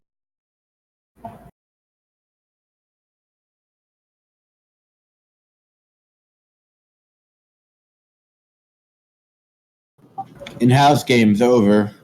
Roger, in-house games. We're talking on some autistic wiretap radio. In-house games, the sections I've been working on so far in my character's manifesto is, it already sounds batshit insane. It's like the 3 eyes, unconsciousness and free will, ego, the kaleidoscope of dreams, the Gnostic prison, the sleeper, chaos spawn, LSD. Lack of knowledge causes idolatry of things, such as states. Yeah, that's true. There's always like this. There does seem to be this like omnipresent idolatry in people, and it's like if they're completely ignorant and they don't have anything remotely deserving to worship, they'll start like worshiping like holes or money, or like, you know what I mean? I was focused on the angle that people who know nothing about history will think that one state is magically going to defy the physics of being a state. Or people who say, people with confirmation bias, they're like, I need a paradigm right now and I hate liberals. And then the first thing they see, like Catholic, Chinese, something, they'll say, oh, that's I know nothing about this, but this looks based. I'm Catholic now. I'm pro-China now. Catholic Chinese. That made me laugh when I took that as like one thing, like these Catholic Chinese people. I could just try to imagine that. It's so funny. Yeah, I can see that being an actual ideology in like 10 years. Being like a Catholic Chinese. Yeah, dude, this is I figured it out. I've optimized red-pilled ideologies, and I've merged Catholicism with China, and it optimizes the amount of red pill and based. In honesty, too. That goes without saying. Could you imagine if the Chinese started a new Catholicism? That's what they're doing right now. It would be so honest. They're actually they're reverse engineering Christianity instead of just killing everyone in it, so that it's basically just a giant honeypot. Well, that chink I posted that TM added it to look like a girl. He actually has a Facebook where he's a Christian Singaporean and he's very pro-China, so you're right. He's a Christian Singaporean and he's pro-China when they would throw him in prison. Happy Traitor Day. They would take somebody would report his fucking Facebook page and they would come in the middle of the night and like beat him half to death and put him in an organ harvesting camp. Ungrateful colonials. Could you imagine having two like ideals that are so at war with each other and being not self-aware? Anarcho-monarchist. Yeah. Wait, I have more pictures of him. Because really, it's like everything that China is, mainland China is against everything Catholicism is. Even like a gay Catholic is less in conflict because they're in conflict with like 2% of the Bible, right?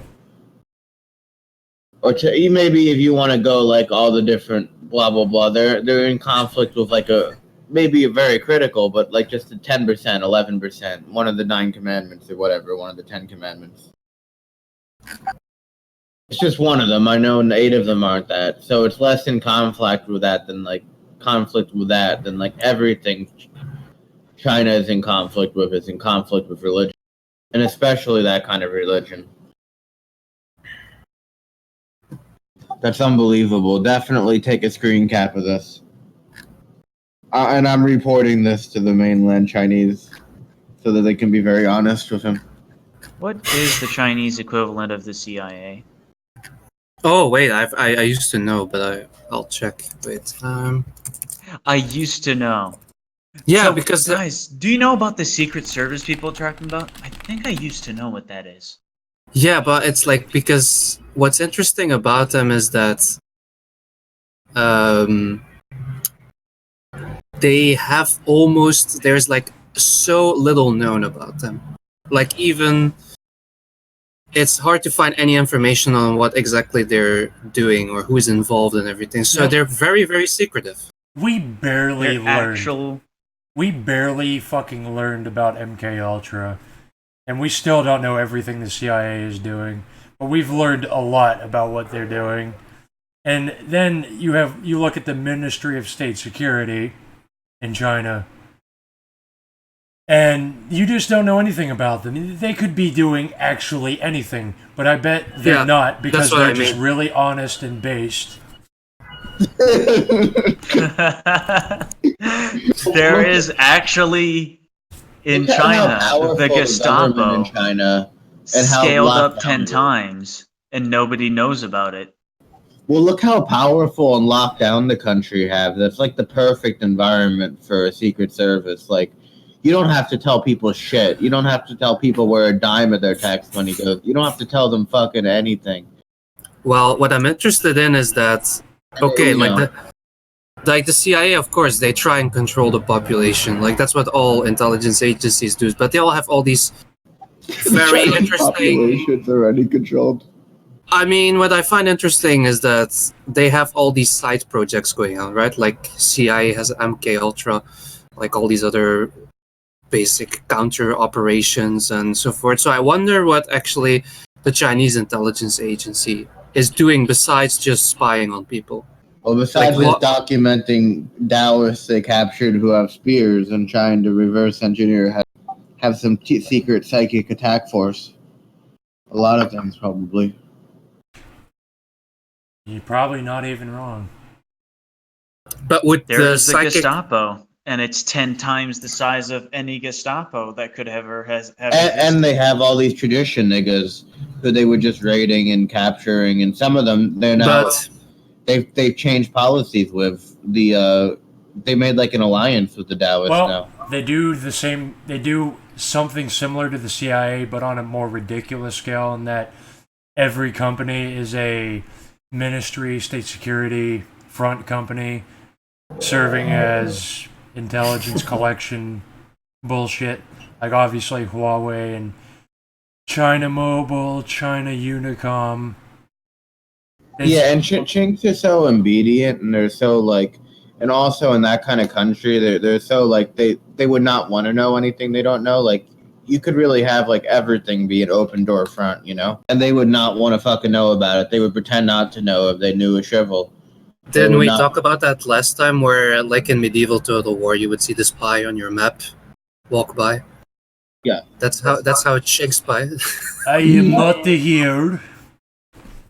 Here's my main argument for the Chink's Secret Service being exactly like the Gestapo. Have you ever noticed how obsessed China is with basketball? Yes. Obsessed with basketball. Behind that basketball team is a Chinese Dirlewanger gang. I would bet money on it. Yes. There is asylum-sourced, insane SS death squads of chinks going around the country collecting the tallest chinks to put in a basketball team to finally defeat America with. That's very much the case, I think, well, right? They even have it better than that. They have it so like every single kid who goes to PE class, they can fucking register all the people who are promising, and then take all those people and take them to a further evaluation, then so on and so on. And they have like 3 layers of camps to separate out all the Olympic level people. But I think that's pretty much known that for the Olympics, they do train and select like the genetically fit for each sport. And that's why they win all these medals. All the promising people, and they have these big ones where that are basically like the ones to reduce down to the people who will be pro, and then everybody else, they just send them back home and they take the pro ones. And over there, you pretty much, they just like look at it. They do that with everything. It's also why their cyber attack division is so fucking devastating to us, and they steal so much of our fucking shit every year. Is because it's like if we could like just compulsory make all the MIT people who would be promising for that field, just you have to take the job if you're going to be a government spook hacker. You have to. It's like if we could do that, they can just do that. They can just take anybody who's promising in anything, and they don't have any freedom there, and it sucks. The standard of living sucks anyway, and those tend to be good jobs. At least it's pretty easy to get an organ transplant. Yeah, it's because they're so honest and based.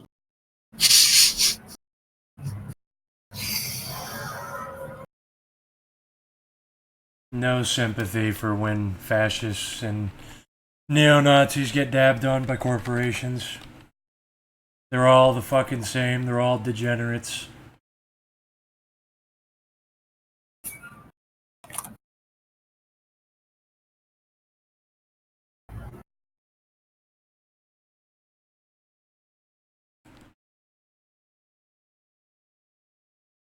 You think they wear trench coats? Chinese Secret Service? You really think that they even know that that's how you look cool? I'm really hoping that there are trench coat chinks out there. Well, they do one thing, and that, like, you see that with the Taiwanese military here too. Like when they walk around, like around presidential buildings, they all have that nasty stank face look, and I think this is how they betray themselves. Like probably they kind of feel like they need to look like they're ready to rock and roll, basically. That kind of face, like the stank, nasty, stern face. That's probably how you can recognize. Face. Yes, basically. I think this is this is probably how they betray themselves, with that stupid, like, I'm ready to go face. Let's go! Let's go! Frowned eyebrows. All that shit. Kill them all, 1989.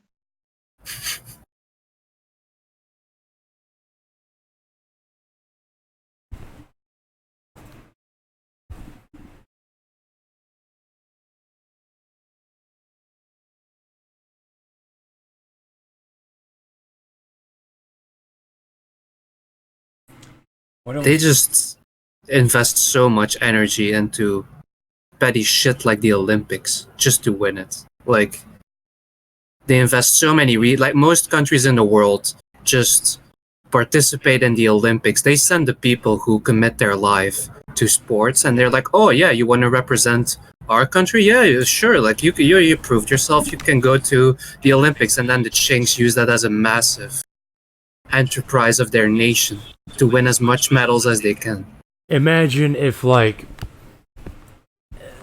how should I explain this? Like, whenever, like, the presidential fitness test in America, stuff like that, when they say, like that Boondocks episode where they're like, you gotta win this dodgeball game for America, you're fighting for democracy and freedom.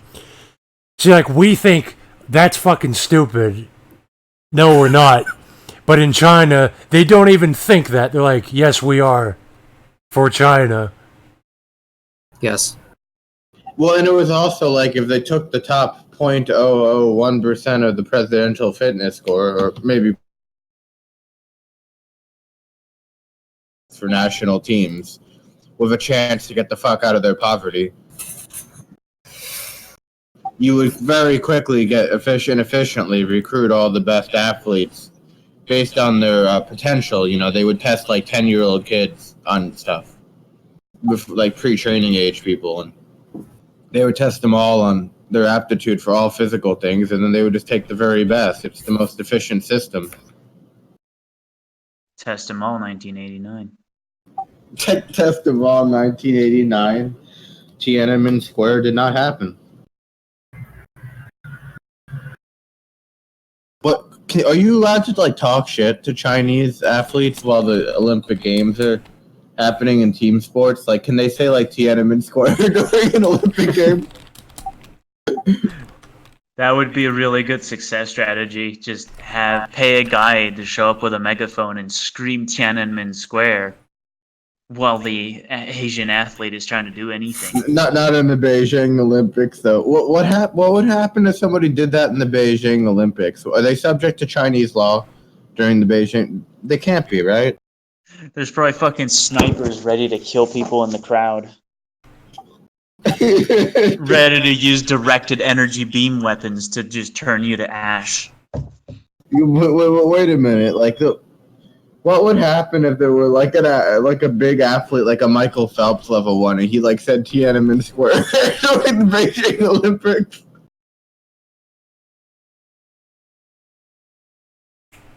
What would they do about it's that? tragedy. Michael Phelps. He drowned. So sorry. He drowned. Honest. That would be very honest.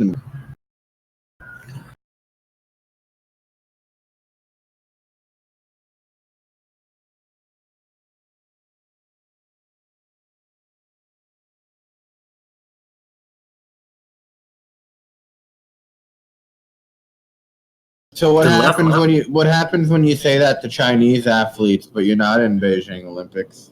You're in Rio de Janeiro Olympics. Well, they're obviously not going to kill the athlete or anything, but they're probably gonna. Maybe they'll screen him. Well, what they did was with that actress, that was really weird, that Fan Bingbing actress. She suddenly disappeared for months. No one knew where she was, and all of a sudden she's there again. They really do that with celebrities. Like, they will make them disappear and then pop up again. And I really wonder what happens in those 6 months of being off the radar. And they shamelessly do that because she's really famous in China, but completely gone. And everybody knew about it. Like an A-list actress. Yeah.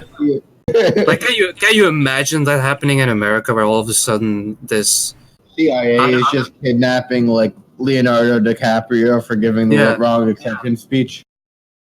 And then he pops up a year later. Reeves, like, says the wrong thing at the fucking awards. Keanu Reeves gets like slightly woke at the awards, but not even to a big deal. But this shows that in China, no one is safe. Basically, not even if you're in that party, you're not What safe. could she possibly do? Even they must be pretty scared of they must be pretty scared of the government. So what did this roasty actress even say that went over their bar? Well, it's even more fucked up because the Chinese government is full of factions, and like you have the faction around Xi Jinping, you have the faction around Jiang Zemin, then you have the old faction of Deng Xiaoping still lingering. So it's basically like this Roman politics type of situation where you have all these families, clans vying for power. So even within the Chinese government, there is no consensus, and you could be basically on the wrong side of that. Well, yeah, that faction war at that moment, and then you're fucked, because some people are even claiming that the Hong Kong riots now, that the leader who is now in charge of Hong Kong, she's very pro Jiang Zemin. That's one of the factions that Xi Jinping hates. And that faction probably instigated her to cause a ruckus to make Xi Jinping look bad, because a lot of Western media now are kind of like confused. They're saying like, oh, this comes at a bad time for Xi Jinping right now with the trade war to have all of this shit happen in Hong Kong. Well, yeah, because probably within the Chinese Communist Party, some faction was like, let's make this bitch in Hong Kong push this bill so that it causes Hong Kong to flare up to make Xi look bad. Because she was the only one who really had like an iron fist and all that. He was like a genius with that kind of bullshit, wasn't he? Yeah. So it's kind of like Chinese politics is a lot more complex. The problem is it's a politics that we cannot deduce very well, because in the West you have clear political parties and lobby groups, and everybody can point them out. Behind closed doors from God knows who. Exactly. So you really don't know at all. You need to be like an insider in order to know, or maybe one time in future history we might know who were the factions. It's like South Korean politics, where the state has this iron grasp. That's not going anywhere. And then there's the leader guy who's to a certain extent a figurehead or not a figurehead, and then there's all these like important people behind him who actually run things to unknown extent. Basically, yes. So I don't know how they get along with each other. So we have no clue really what Chinese politics is. It's all guesses. Like who is what faction. It's super hard to tell. Picture it being like the Imperium in Warhammer 40k. And every little province and fucking shithole in China is another planet. You know what? Pretty much what's going on. Yeah. This all sounds trad as fuck. This sounds like medieval politics where you don't know anything about what the nobles are doing, but they're probably flaying children alive and raping them. At least they're being honest about it. If I was a neo-Nazi, I would support Sometimes they turn up, sometimes they don't. Like half the children in a village go missing like every 6 months, but it's just normal. Well, it does happen in China because like sometimes you have these mayors they depose of because that mayor started to act a little too different from the party line and they had to depose of him. So there's definitely a problem with the central authority in Beijing, like getting all of it in check. So a lot of people really don't realize, especially Western journalists, they kind of think of China as this monolith and everything is centered in Beijing, but it couldn't be further from the truth. Like China really can split open in like 50 parts if the levels of like discipline within the party are not met. So yeah, there's a Chinese politics is interesting. But and they never are because the Chinese are very fucking corrupt. They give way to corruption very easily. It's been their history forever. No, Forever. that's not true. They did an anti-corruption campaign.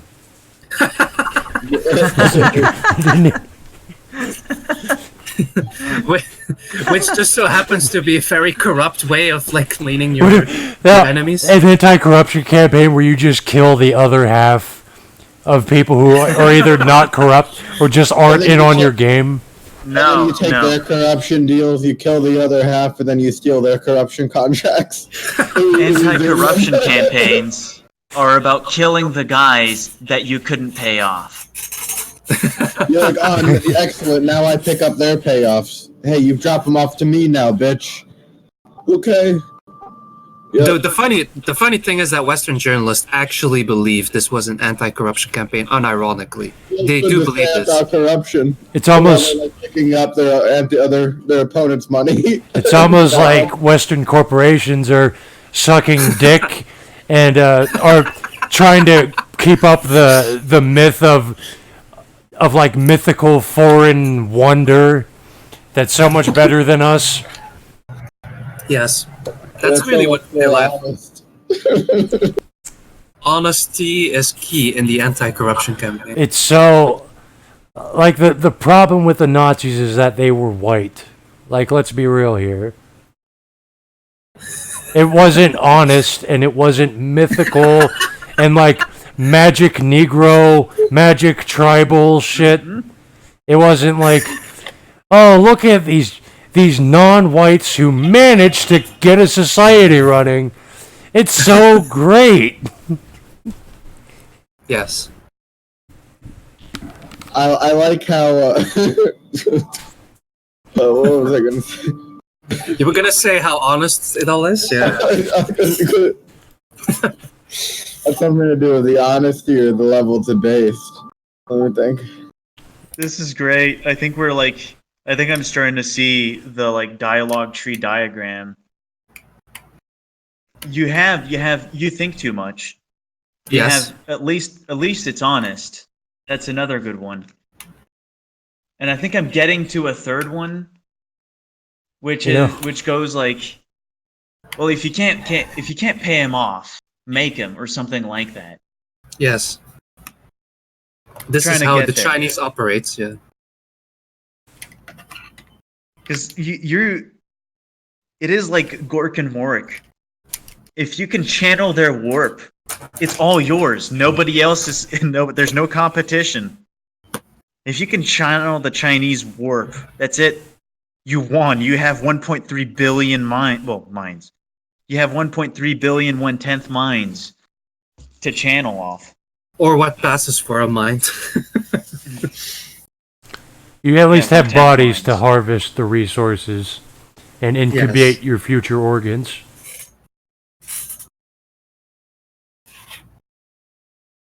But China has been corrupt for a long time. Like, it's like part of their history to have the government be corrupt by default, like the eunuchs. It's just one huge. As soon as you have an emperor who starts a new dynasty, like his grandson has to deal with all the corruption in his court. Like, And the not triads were huge too. The triads were like skimming the corruption that the government wasn't. exactly. So China is just pure corruption. Like, it will never stop that way. Even Taiwan. Like, Taiwan used to be known before they started to have this whole charm offensive for the West, and they're still very corrupt. Like, mafia mobsters are very much like every political party here has their own wing of the mobsters here in Taiwan. It's pretty much known. Like, so, and in Hong Kong it's the same. So you cannot have, like, it seems like an Asian society without a great level of corruption, like people needing to be paid off. So I don't think they can deal with like, well, yeah, it seems that just this is how it works. And I there's no enjoy. See, the Chinese are on that crime wave. That's just what you're trying to say. yes. They're on a high I level. hear drugs are de facto legal there, at least at the selling level. It's just a matter of paying off the police. I hear you can do anything there, basically. Besides, like, the lowest stuff, I hear the only crimes they actually go after are, like, the lowest problematic, like, drug addicts acting out, crazy slumlord psychopath crimes, like armed robbery, is what they go after the most, my understanding. That felt a little bit offensive. And then they don't even go after a lot of them. They just kind of execute the ones they get and keep it to a minimum. I mean, Chinese history is basically as follows. You have an emperor, he founds a new dynasty. He has a kid who he raised to be a good emperor, so everything goes pretty well with the kid. Like, he basically keeps everybody in line. But then that guy suffers a stroke and has like a 5-year-old who has to look after the empire. And then the empire is basically led either by a bunch of family members who try to use the kid to fight out their own problems within the family, or the eunuchs who also then start killing family members. They get killed by family members, and the small kid is like used as a torch of authority, but no one's really in power of the empire anymore. So that's basically like Chinese history in a nutshell, and it goes on like that, with like sometimes an emperor who like ends up. Well, you have good periods in Chinese history, and then it's like when one emperor managed to kind of deal with all the corrupt elements in his empire and pushes them a little bit to the side. But it's always like a fight against like everybody trying to use the emperor as a mobilist. I predict like if Xi Jinping has like a kid and a grandkid, and then it just like that grandkid will like be in charge of all of China. And then you have like all these factions like battling it out with each other, and before you know it, China breaks up in little pieces. That's just how it goes throughout all of history with China. Either we nuke China or balkanize it. That's the only way it can be allowed to exist. It's just too fucking big. I think it will balkanize inevitably. This is just the way of history. Like, that's how the Three Kingdoms starts. I mean, the book. Life isn't a grand. Like that. Life isn't a grand strategy game. It is balkanized already. Basically. So it's just a matter of time when China balkanizes. That's just it. Like, China, I think the longest... Wait, do you have any idea what was the longest dynasty in China again? I kind of forgot. Might have been the Qing dynasty, maybe. I thought that was like the Song dynasty. I don't know. Yeah, I've kind of forgot. But most dynasties don't last 2-3 centuries. Oh, that was just 300 years. Honestly, if this riot is being caused to make him look bad or give him a problem during a key time already, then it's already the sign it's the beginning of that. Yeah, that's pretty much. That's what's so fucking fascinating about it is like it's like a demonstration that they're already slowly losing because they're trying to impose an order onto a reality they don't understand. Well, my understanding is Mao would have gotten killed a lot of times if it wasn't for the fact that he was like a genius at holding power in the shifty Chinese power genius, power struggle. But like he was basically super genius at that, is my understanding. Shifty Chinese. It's the Imperium. He was genius level at that. I really heard. From who? From a Chinese guy? No, he just was. You could just look at the history of him. There's an argument to be made that he was a good leader, and that he could really lead people even if it meant killing them all. Like they would just follow him to die. He wasn't a good leader, but he was good at taking power. He was good at taking power and securing it, but what he did with the power would be fucking retarded. Yeah. So yeah, it can make sense. Yeah, that was his pro and con. But he was amazing at getting the power and holding it, which is really hard in China. But then he was really bad at what he actually did with it.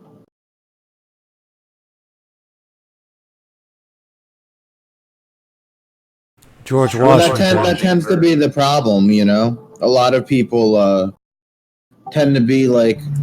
They say that was like the issue with Jimmy Carter, is he was really well-intentioned and stuff, but he was like really bad at doing all the power hustle shit.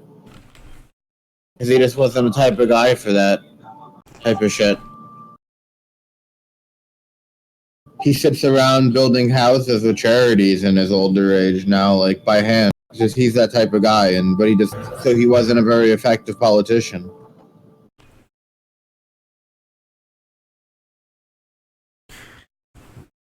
I feel like Jimmy Carter took the sweat pledge, and you can't take the sweat pledge and be a president. No, you need the MAGA mindset to be president. You need the Teflon Don mindset. Oh fuck, you reminded me to watch that movie. I'm gonna pull that up. Yeah. No stick. Who's Jiang Zemin? Who is Jiang Zemin? Who is Ching and Chong went to Wing Wong and played Ding Dong with their... Played ping pong with their dick. I love fucking spamming. I love spamming that, like... Open up a Chinese history book. Ching and Chong went to Wing Wong and played ping pong with their ding dongs.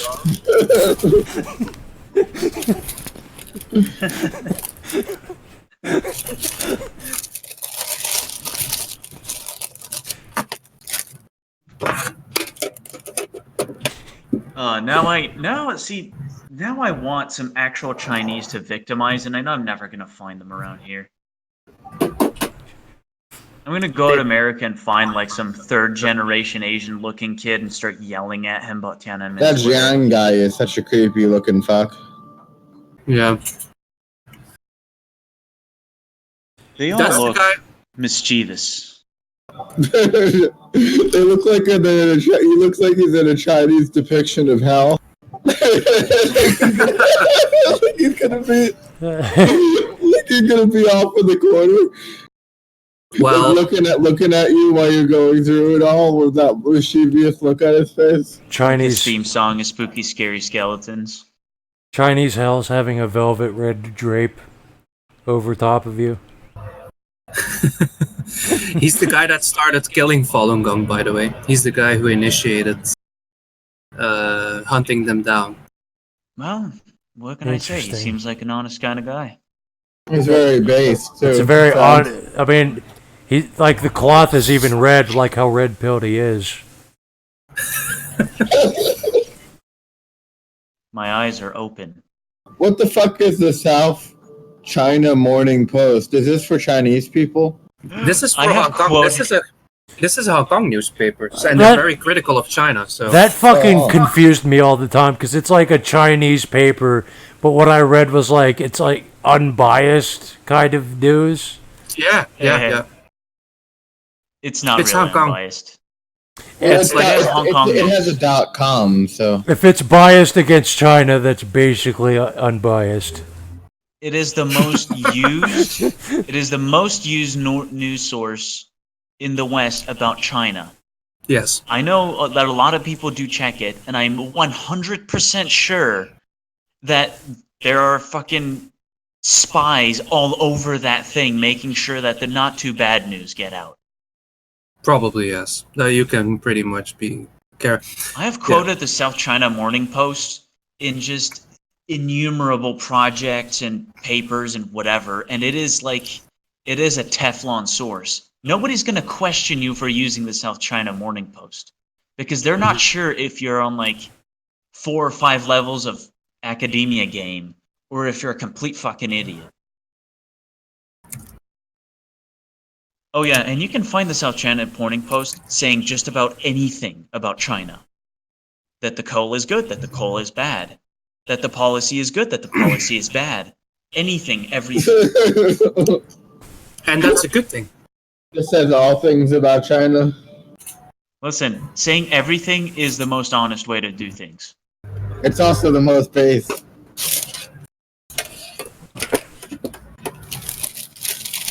Rape women and be honest. Everything is everything ever. Like the most aspire to be the most honest man in the 21st century.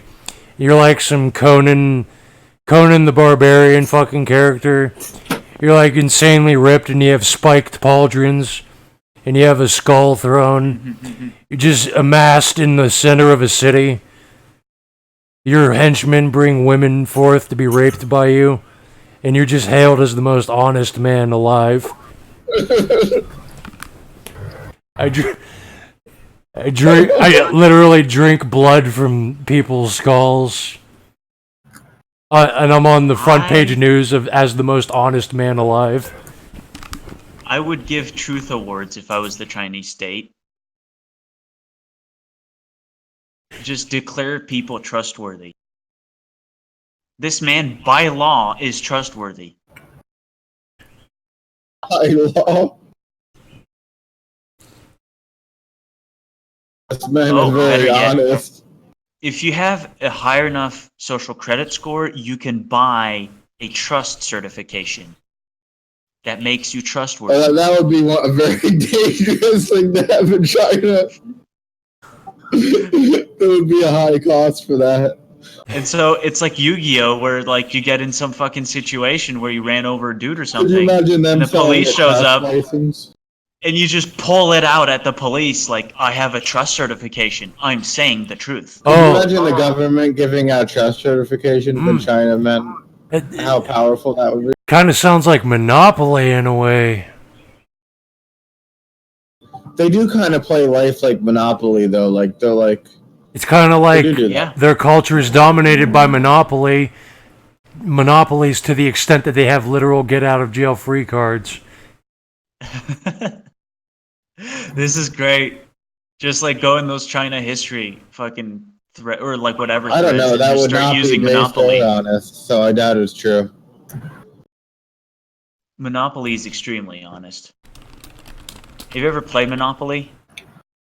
We played Monopoly. Yeah. Didn't you notice how honest it all was? Oh, base too. That's why Christian couldn't stand it. I was playing Monopoly with Winnie and Kyler on my phone at work, and Kyler reinforced a property to the point that it was like $1,400, and I landed on it, and he actually insta-killed me and Winnie in like 2 moves. But it was really honest. We played Monopoly so many times with Kyler that we actually got good. Oh, I was always good at it. I played Monopoly. I remember a game that you and I, Kitsune, had with Kyler and someone else, and it was never-ending jewelry where every turn was 5 minutes of bickering. It was like Chinese politics. Exactly. Every single turn is just like 20 minutes of It arguing was also back like and one forth of for those nothing. Monopoly games where you're like trying to like pit the person against another person. And you have like these complex like It's not even like just purely transactional. It's like you have these complex political ties to people. If you can't buy them off, they're your enemy. You have to kill them. You can't buy them off, kill them. Monopoly is a beautiful game like that. It's very honest and based. I got it. I got it. If you can't buy them off, make sure they lose. I could say that in a business meeting. I could walk into a boardroom someday and say, listen, if you can't buy them off, just make sure they lose.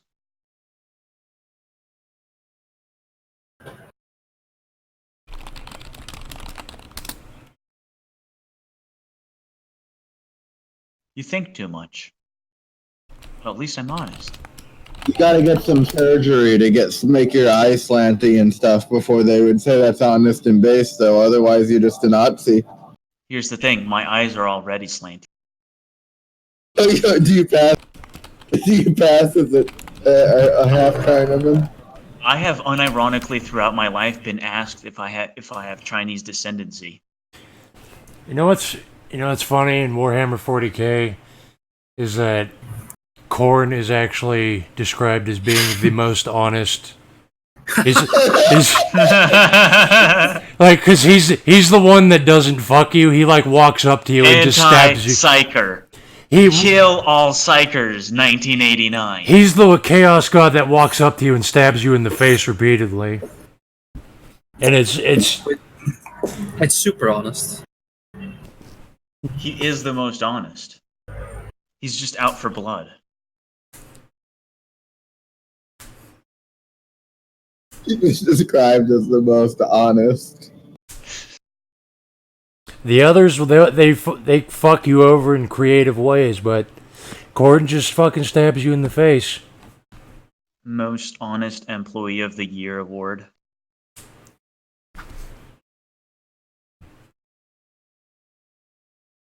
What is that for? Fucking turning the office building into a bloodbath?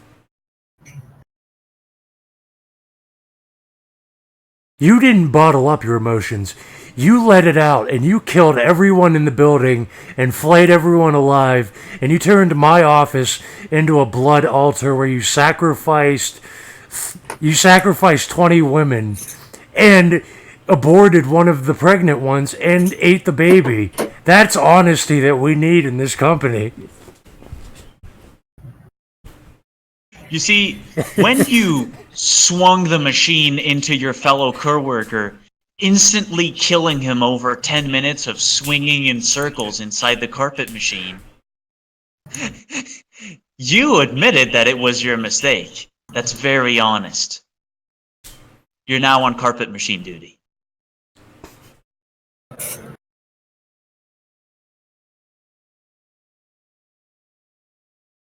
That fucking carpet video is where it all started, isn't it? That carpet video put me into a fucking trance where I was just contemplating on Chinese society like all at once. Like to the point that I was fucking wheel. I didn't see this. That it's the Gnostic prison wheel is what it Show was. it to me. I want to see this. It's just one of those honest and based video. That was like one of the most powerful things we have ever looked at in here. Let me see it. I don't. Oh my god. That was like when I just first started contemplating on the actual brutality, the mechanical brutality of modernity and wage slavery and then Chinese society. I'm gonna control F carpet. I can just probably look it up on LiveLeak. China All right, carpet. You do that then. China carpet, and the first thing that comes up is dead workers in a carpet machine.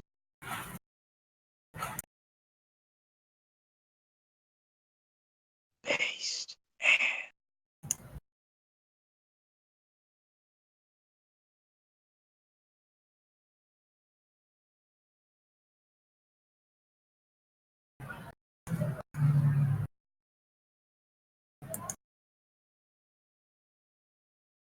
China threatens the Philippines with war if they drill the so-called Chinese oil that actually belongs to the Philippines. But they're being honest, unlike America. Yeah, America always giving reasons, which are fake, like weapons of mass destruction for Iraq. That wasn't very honest. Actually, she should fucking delete herself. The fact that the two of you are not American, they would not know what to do to you. Like, cause if you point out that China's literally trying to annex another country's oil reservoirs, their only counter is to say, "Yeah, well, America invaded Iraq." Yeah, no, yeah. you. No, you. And then you say, "I'm Swiss" or "I'm Dutch," and then they're like, "What's that?" Yeah, they have no clue. They really don't know many other countries. They're at a point where children in China, Taiwan, like when they see a white guy, they just say American, American. So wait, you wouldn't be safe because then they would move on to say, "Yeah, well, the entire West, the coalition participated in the invasion of Iraq." Yeah. Basically the same reasoning when I was first realizing that Redditor liberals are more horrifying than I ever imagined. When I was having, that was like that was one of the beginnings where my brain actually snapped and I discovered something horrifying about the actual nature of ideology.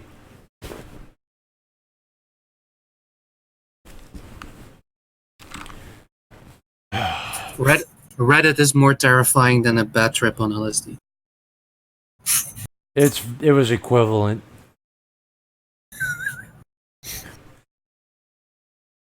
Because it fucking fundamentally changed how I looked at the world.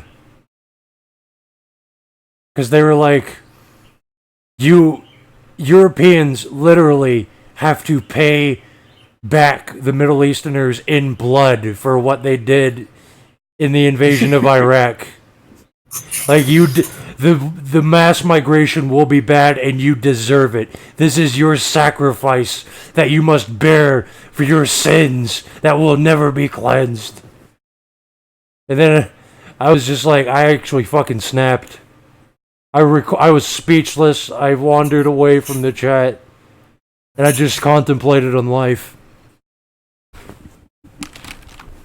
It's interesting how they, despite all of modernity, like modern values, modern institutions, that people still believe in like eye for an eye, blood for blood, like skulls for the skull. When it suits their paradigm. Yes. People, then they immediately. Yeah. It's all when it Beliefs suits are them. tools. Everything is tools. Sides are transient.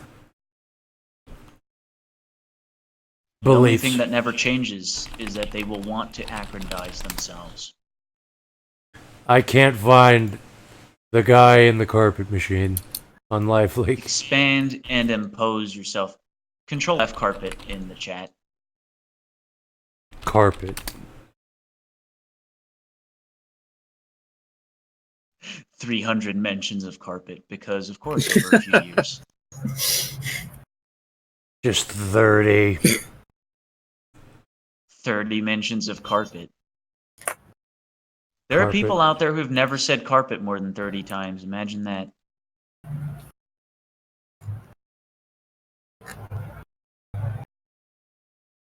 There's me saying I'm on my period, my pre-PTSD period of carpet bombing entire villages. I don't even know what that means. Sounds like a kind of like normal thing that's said in here.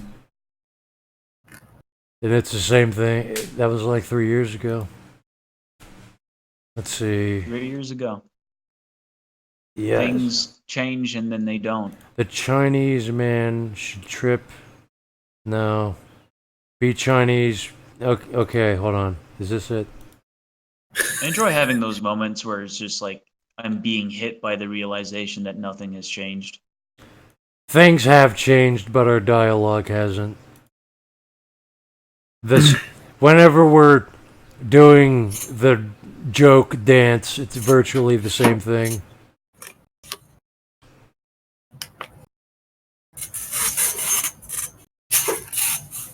Things change, but don't. God damn it! I'm still can't fucking find the. Be Chinese, drive car, CCP official orders men to drag you out of your car and beat the shit out of you and make you disappear because you overtook him on a road. Be Chinese, work in carpet factory, become a carpet painfully. I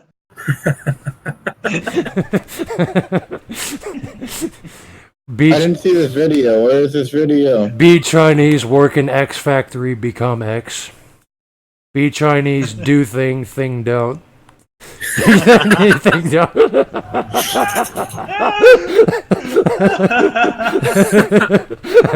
was that last one? I'm just fucking reading her own messages. Like, I said, be Chinese, do thing, thing don't.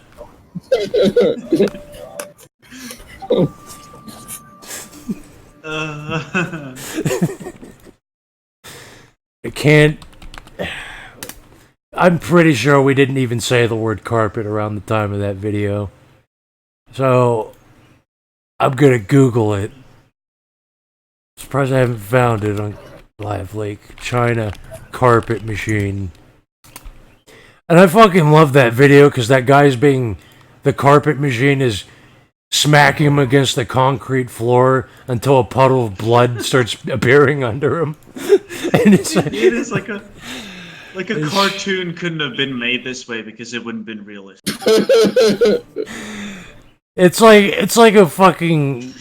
It's like if I was God for a second and I wanted to make a caricature of like the plight of modernity, and I'd just make a guy getting like the blood beat out of him by a machine until it forms a puddle under him. You could say that the carpet machine wiped the floor with him. Oh. Chinese do thing, thing don't. Where the fuck did this video get devoured by the consensus? This is one of those moments. This is one of those like bruh moments where you're like, the consensus ate a thing because China didn't like it. It was like so perfect that they erased it.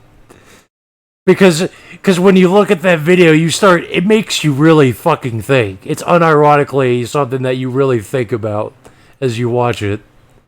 It starts making you, like a Chinese person watching that would obtain an inner monologue watching it.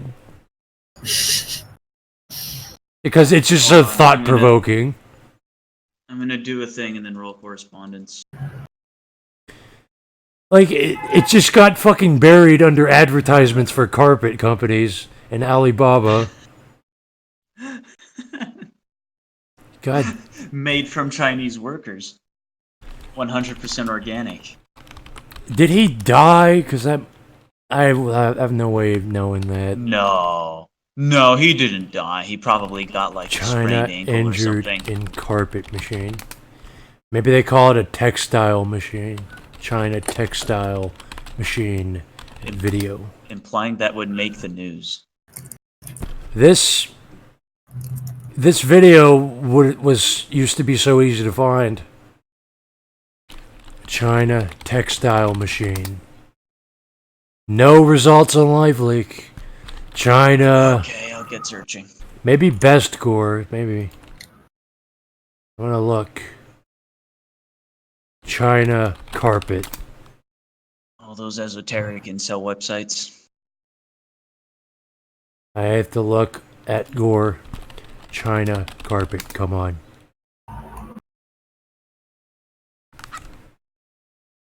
And the search function doesn't seem to... No results. Nothing. China...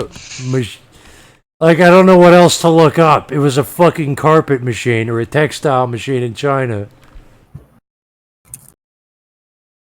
Like, do I have it saved on my computer? In my gore folder? Hold on. That would be pretty smart. The only way I would have saved that is if, like, someone posted it on poll. Is this the one? I'm gonna post it. Worker gets caught. There it is. Rotating machine. Shut the fuck up. That's a carpet machine. Shut the fuck. Wow. Yeah, this.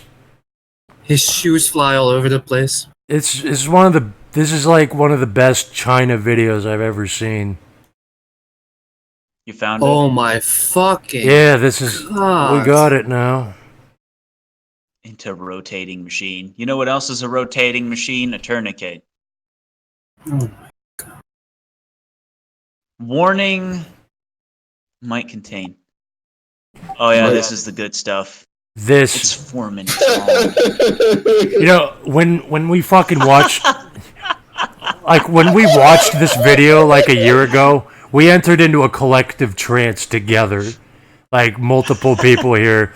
And we just started picking apart the plight of the modern world in China. Jesus.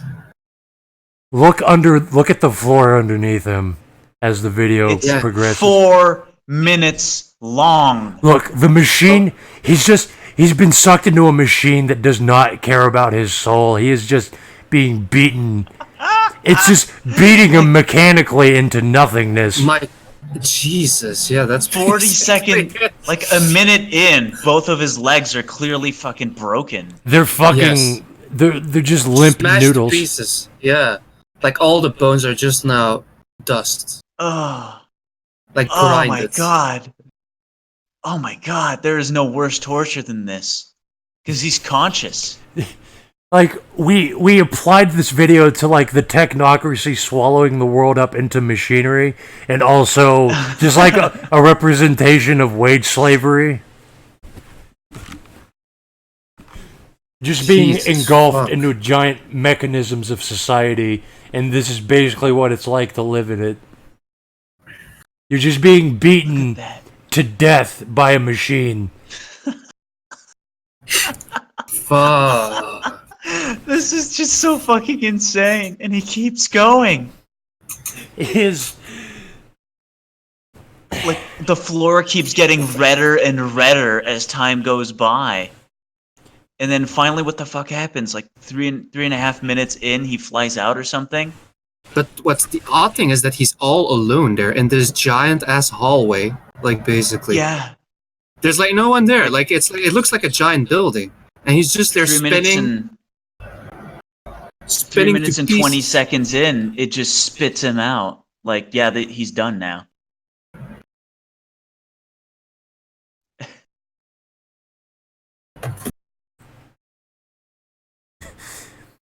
Like, this actually makes you fucking think about shit. shit makes you think, nigga. This is something that really makes you fucking think. Oh man, tags, industrial accident. This is like- I fucking searched through tags. This is like the 7th time that I've watched this video in my life, so it's not putting me in a trance like it did a year ago. Yeah, no, the first time it hits you is brutal. Yeah, it does with me. That's the first time I see this. Like, it definitely makes you think about China, about like how it fucking operates. Makes you think about China, about technology, yeah. about modernity, about wage slavery. It's just there's just nothing better than like a machine that's apathetic to your desires that just beats you into a pulp and then flings you away. It's like you're clearly like our recognition of pacing, like we would say, okay, after like 30 seconds, that's enough. But it's a machine, so it just keeps beating him. 40 minutes. No, 4 minutes. Until it spits him out. I wish it was 40 minutes. until it just throws him back out onto the floor For, like a hot and rocket. I wonder how long he lay there, or like if he even survived that torture. His legs are definitely not recovering from that. My money's on no. Considering how I don't see why he would be dead from those injuries in particular. I think he's just fucking fucked up. what's their healthcare system like if America's is so You don't fucked? think he'd be dead. You'd think he wouldn't be dead, but this isn't the human world. You know what? The fact that he probably didn't die throughout that whole process would be even worse. That's probably what I'm thinking. No, he's definitely not dead. He's just in misery. Can you imagine that there were actually people there, but they were doing their job? I can't And imagine you have that. no healthcare coverage. Well, Also, there's not that much blood, and there's not like a lot of stuff with the spine or head there, so he's probably just—he's not fine, obviously, but he's. Why it would possibly kill you? I mean, where the argument is that he's not dead, but he is clearly fucked up and probably would rather be dead. Yeah, I think that's what we realized the first time we watched it, and we were in a trance that he would rather be dead objectively after all of that. Jesus fucking. I mean, this happens more than. This is not just a single occasion. I mean, like in China, this pretty much happens all the time, but there's not always footage of it. Or if there's footage of it, it doesn't get leaked. So this is very common, I think, in China. This happens probably like once a month or every few weeks. Like a horrible accident like There's this. 1.3 billion of them. It's happening right now. Probably, yeah. Maybe I'm underestimating it, yeah. I mean, what I find, like, you have like these entire factories blowing up, and then the chemicals just intoxicate an entire area, and the government doesn't do anything about it. They don't even evacuate the people infected with whatever chemical is in the air. Bro, gassed. Bro, the Chinese government is better because they're not politicians, they're actual scientists. Yeah, they're experts. That's what you always hear the smart alt-right say, how they love China The because science of socialism, national socialism. Technocratic dictatorship. And you couldn't that's be an oxymoron you've just used there. and you couldn't be in a more unsafe place, basically, with all these experts around you. Like, you wish you were among incompetent people. Yeah, that means they know how to fucking exploit you as much as you possibly can give. They know exactly what amount they can expect you to give while they torture you without asking too much and without asking not enough. Sounds like America to me. I mean, I don't think chinks actually know things. They just kind of brute force things with their infantile insect understanding of things.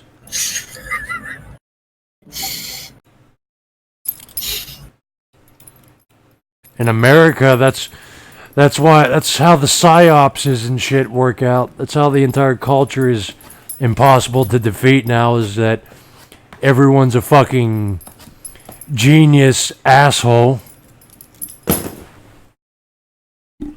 Be Chinese. Do thing don't.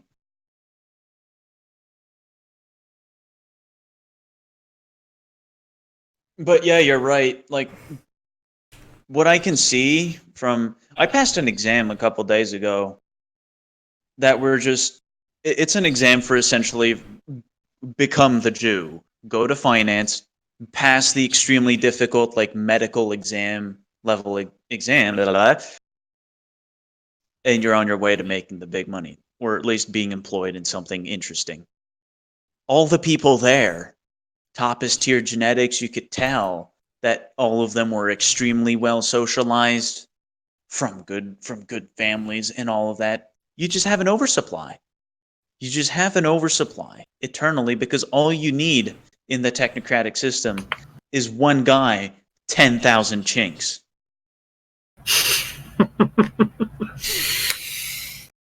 Basically, yes. It's a numbers game.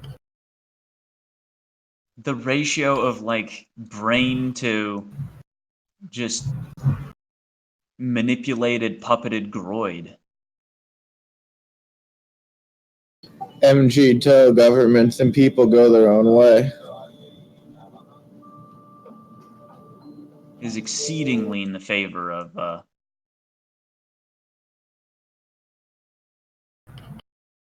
just see. I think there's been like the like Ascension War that we missed out on, that we can only guess really happened, that we're only seeing like the ending parts of right now, was essentially just a bunch of people got fucking murdered for being a bit too smart.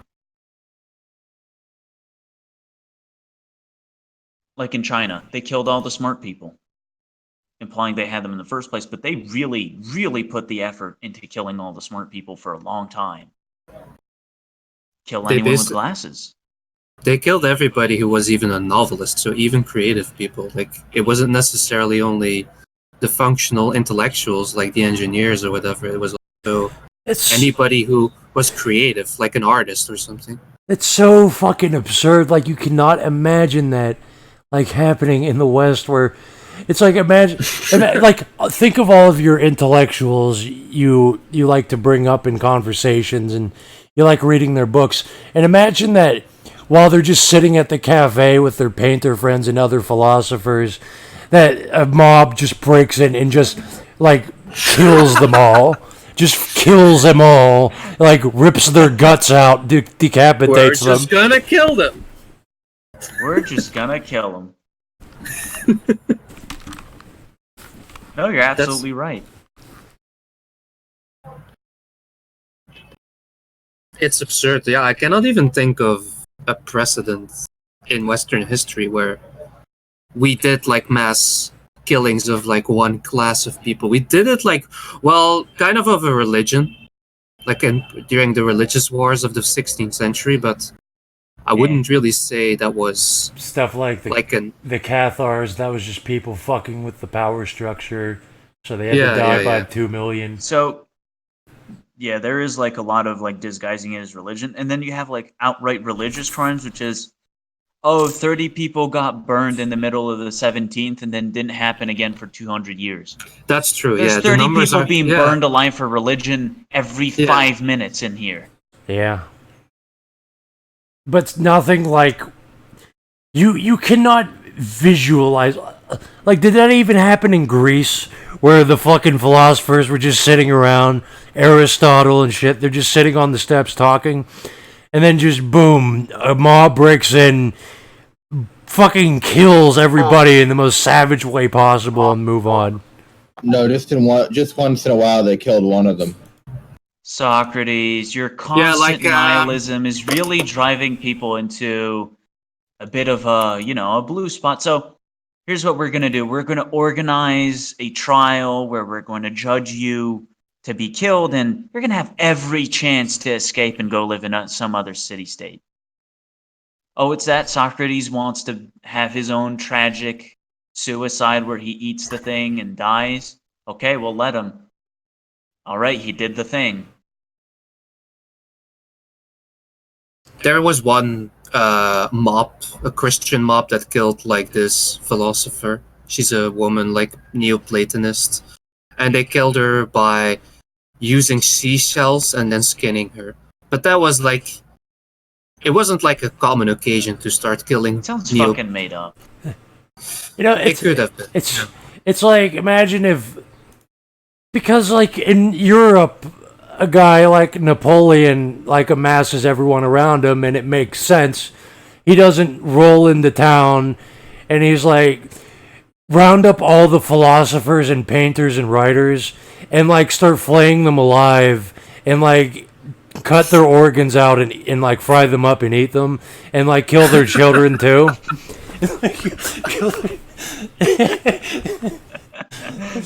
Yeah, this is exactly that. You're right. You're right. Why the eating? What was that necessarily? Even if they were not hungry, they started doing that. Yeah, I mentioned that would send the essentially secret police niggas to go around universities, round up the teachers, have the students kill them, and then have a banquet with their corpses.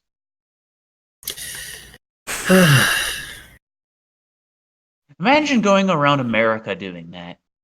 Just Isn't that like Antifa rolls into your university, grabs all the professors, cuts them up into little pieces, and eats them.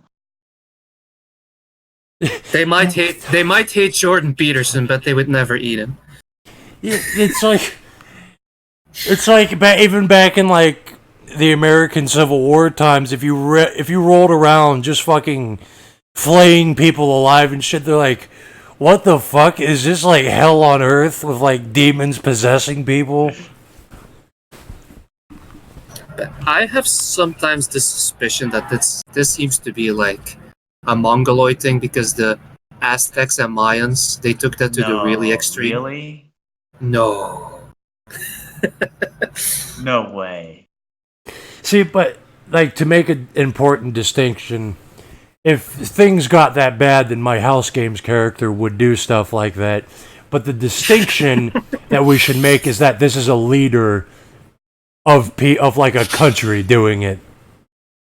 A leader of a movement doing this shit. Hey, at least they're being honest about it. Corn stabs you in the face, not in the back. Corn slices you up and fries you. He cuts you up and fries you in his own honesty and baseness. Do Pacheets do that? Like, fry people and eat them? I don't really hear that much about, like, Indians going cannibalistic. I mean, we read recently about that law they had to pass to ban human sacrifice and black magic. It was like in like 2013 or something. Yeah, they do get kind of brutal though, and they also have the long-standing tradition of all the highwaymen who just kill you. Oh, and yeah, right. You have like the very brutal rapes in India where they had that Japanese girl there locked up for weeks in a basement, and they just raped her with entire Pacheet gangs. Yeah, they do that. They kind of like they will cycle like 1,000 Pajeets on some captured woman.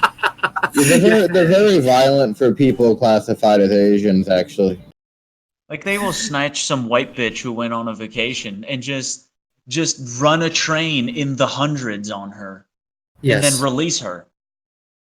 It's like from a cruel, like some, like you remember those Italian movies from the 1960s, 70s, which were extremely brutal. It kind of reminds me of that. Like those. Yeah, I love those movies. They were extremely brutal. And they had rape looks, in them a lot. Yeah, and it kind of reminds me of those scenes, like where Pajeets, like with thousands, rape one woman. That's something you would see in one of those movies. But yeah, they do that, and it's not even like it's. Like, you're right. Like they probably had like those Italian movies where gang rape happened, but the whole like I can picture like a line of Indians and they're like they're talking and they're like there's like a vendor like handing out curry and they're all taking their turn to like ejaculating 20 seconds inside this white bitch. When you say thousands, when you said thousands of women or thousands of like Indians raping one woman, I just visualize this like giant crowd of people like just fucking charging at one woman. No, these Pajeets like they're gonna line up. They're gonna eat some like curry with out their of. hands up, like they're in the marketplace, like trying to. They're like eating some takeout, waiting for their turn. I just they have like their hands up, like and they're in a take, like they're. I just visualize like a fucking screaming army of thousands of men, just. I just picture them doing like that street level talking where you go like where they like raise their hands and they go like what up, you know, and they like kind of like yeah, like at the marketplace, like it's in the middle of town square. There's like some guy selling his white bitch. Except there's only one commodity and it's this white bitch and everybody's just waiting, trying to make a line. They're like selling each other's spot in the line. Well, this is happening in South Africa at this very moment. Well, niggers don't get in line, first of all. No, that's true. Yeah, And they kill them, and it's only like 5 people, and they killed them. Yeah, there's a war going on there, so it's not even on, like, we captured a tourist turn.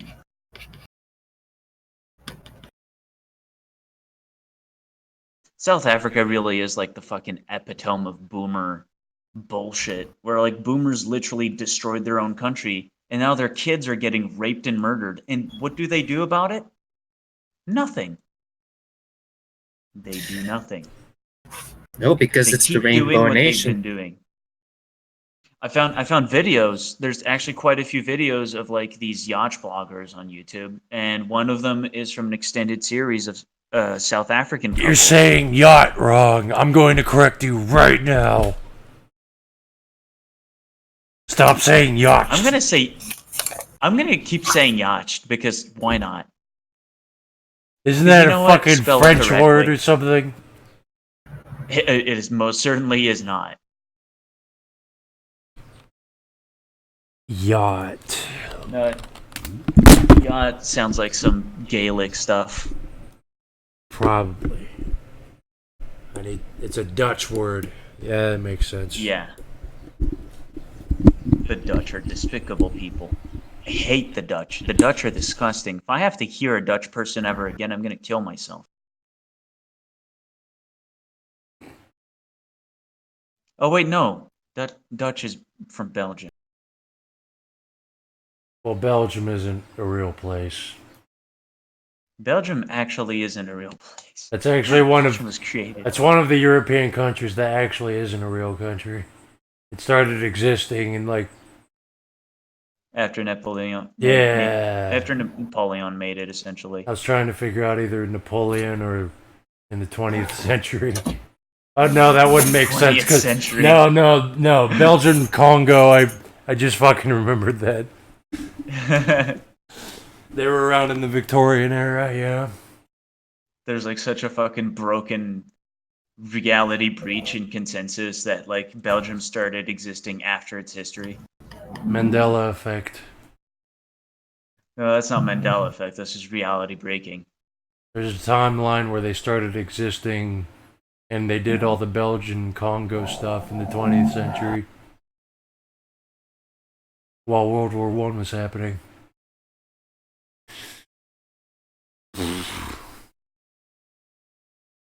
In the Congo. What about Belgium? Because technically I am Belgian. Yeah, I don't know. I was dabbing on the Dutch, and then I remembered that you aren't Dutch. I'm Dutch speaking, but yeah, not. I would argue that that's still Dutch because that entire area is the lowlands, and like, that's the Burgundy area. Yeah. What is it? What is Belgium basically is just the part that Spain controlled. That's basically it. That's the part that's right. Yeah. We owned that shit, and we kept taxing it until they got really mad. Yeah, so basically that part, because the whole of Burgundy was flaring up under Philips II. And Philips II managed to control what is now Belgium. He kept it Catholic, which is why every Belgian is raised Catholic, and basically everybody up north. Everybody up north in the Netherlands is Protestant. And that's because they kind of broke loose from Spain. And then they started their own little republic of the 7 provinces up there. And but Belgium is just basically the part that Spain managed to keep a hold on. That's just it. And that then became the southern Netherlands. And then that was kind of tossed around for a while. And then it became its own country. I think before Napoleon, the Netherlands owned all of the lowlands at one point, at like the peak of its regional power, when it was like colonizing England and stuff. Yeah, so they kind of tried to get a hold of it back again, but they failed because the Spanish had successfully turned it into a Catholic part of their empire, and it was very difficult to reintegrate the southern Netherlands into the northern Netherlands. And actually, it's religious differences that kind of were one of the reasons why it was so hard after Napoleon to make the Kingdom of the Netherlands work. Like, it didn't work. So Belgium split off like 15 years after the Napoleonic Wars. So yeah, it's mostly because of. It's also because the French-speaking elite in Belgium, because they all had the coal mines down south, they tried to. They didn't like the fact that the Netherlands were like Dutchifying the entire area. Yeah. So the southern elite in Belgium, they were like, okay, let's insist on the fact that these are not Catholics, and we don't want to become like second-class elites in a mostly Dutch kingdom. So that's why the Belgian Revolution happened. It's like there's some really good books written about it. I don't think they're translated into English, but you could say that Belgium was basically created as a conspiracy of French-speaking elites using religion as a motive to basically rile up the population against. That's like half of the Middle Ages that you're describing right there. Yeah, and it happened in the 19th century. So yeah, but yeah, Belgium is basically. I wouldn't compare it to Switzerland in that sense, because it doesn't have like as soon as you try to say to people even in Asia, like, oh, where are you from? And then I say I'm from Belgium, and then they ask, oh, so do you speak Belgian? And I'm like, there's no such thing as language as Belgian, and that they don't understand. Yes. Yeah, I should have said yes, but yeah, so they don't understand. Just say you think too much. The thing is, but I mean, you probably might have that too. Like, if you come to these areas and they ask you, oh, Switzerland, so what language do you speak? And they will not understand that you don't have your own language. That Switzerland doesn't have like Swiss as a language. They don't understand that. They think nation equals language to them. That's how they operate. Yeah, because in China, you speak Chinese, you live Chinese, you die Chinese. Basically, yeah. But yeah, Belgium has a short but interesting history, if you ask me. We were basically, well, I think also the British, what I remember was that the British also supported the French elites, their nation-building project, the south of the Netherlands, because they wanted to have a buffer against France anyway. So they were kind of like, let's keep that neutral, and we'll safeguard it. And and very interesting. I should, when I'm back home, I should take a picture of that part of the book, because I think one of the first investors into the nation building of Belgium, so when Belgium started to basically build itself up as a nation, its industry, one of the first bankers was Rothschild, who invested very heavily into Belgian infrastructure. What a surprise. Yeah. I never would have thought. Exactly. So someone was like, all that separatism in Europe might not be so bad. Separatism in Europe. Profit. Don't. Profit. Well, I mean, who can pass up a new state forming right on the mainland of Europe? Start carving out some influence.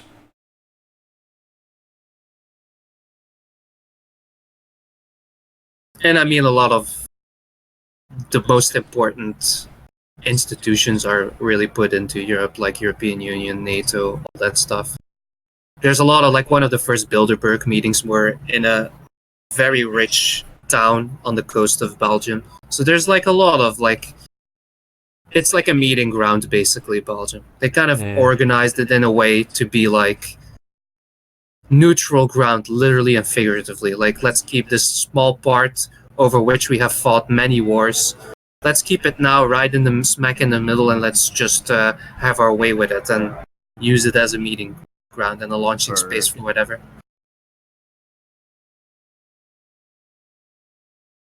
But yeah, basically the reason why Belgium got Congo is because the French and the English and the rest weren't really decided over who should have the juiciest part, and they didn't want to have a war over it, so they gave it to the Belgian king. It's very simple. So they're basically, Belgium is just neutral in that many ways. It's like, oh, let's give it to the neutrals then, like that small piece of land there. And they were extremely wrong Yes. to have done that. The Belgians were down there doing stuff for a long time. They didn't let up on the Congo until really late in the game. No. Not too many. It was like the French in Belgium have always been very insecure about their wealth and their position because they're basically like ruling over a mostly Dutch-speaking population. And I think the Congo to them was like their way of having like an endless supply of wealth from Africa that could guarantee them an advantage over the population that was mostly Dutch speaking. That's how I look at it. I'm not sure if that's really the case, but it wouldn't be that far fetched, I think. Belgium was like this inoffensive guy who lives in town that doesn't really bother anyone. No one has a reason to fuck with him. And then you find out that he's been murdering and torturing people in his basement for like 20 years. Yeah, kind of. Oh, and there's like a whole, in recent history, I think the most interesting episode then, because nothing really much happens in terms of internal politics that's really interesting, but there was like this whole pedophile network at the end of the 90s in Belgium, and they discovered that, well, it was like one of the first times that they kind of discovered that all these government officials probably were like buying snuff pedophile movies from one of these guys. And they all, yeah, and they also, there was also rumors, but then they were, of course, journalists said that it was not, that there were even satanic cults involved with the actual pedophile shit. Like that was all about kidnapping, torturing, and yeah. There was a scandal because journalists were being paid not to say that. And Yes. people kind of people's attention span just kind of like ran out at that point. Yes. Yeah. So it's, I do think a lot of dark shit does happen in Belgium. Like, for example, like all these ISIS fighters who started to do all the attacks on France, well, most of them actually were Belgians. Like the ones who shot up that concert hall in Paris, a lot of them were Belgian. The ones who like shot up that newspaper in Paris, a few of them who helped organize were also Belgian. So a lot of Belgium is really like always used as a staging ground of something. In Europe, at least. Like the EU. Yeah, for example. So a lot of, it's a dark place. Concentration of lawyers in the world. It's insane. Like even if you work for the EU in Brussels, your wage is pretty much guaranteed to be abnormally high. Like even the cleaning ladies, they earn like, I think like a cleaning lady in the European Parliament earns something like, I think like 4,000, 5,000 euros or something like that. Yeah. Exactly the kind of insane shit that. You mean you don't like Jews running a continental upper class French? Upper class French. Be correct with your fact stack. It's upper class French.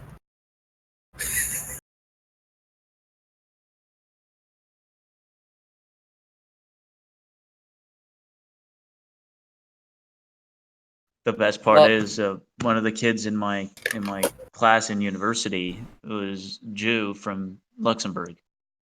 Oh, Luxembourg is another one. That's tiny Belgium and like even more dirty than Belgium. Yeah. Yeah. But that's basically all small countries in Europe, like Monaco, Andorra, Luxembourg, Liechtenstein. They're basically like. Slow down. Every single one of the countries you named is pretty cool and pretty Jew-free. You mean Monaco? Yeah. Is it really that? Oh, I thought maybe Andorra, yeah, Liechtenstein, but I didn't know. They're around, but they don't control it. Oh, that's what you. And they're only around for the yachting and because of the beach.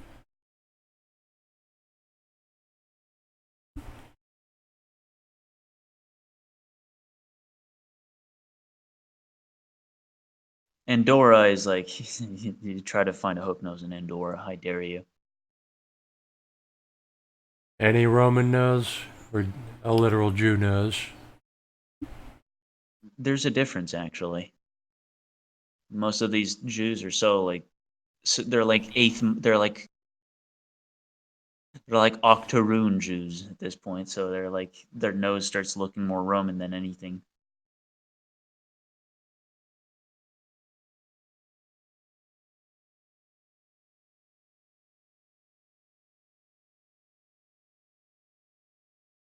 But they do have like bird face, you know?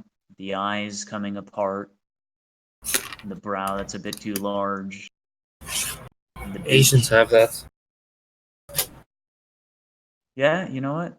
You're right. And Asians are Jews. Asians are Jews, but there's just too many of them that it kind of implodes on itself. That's very Louis Ferdinand silly.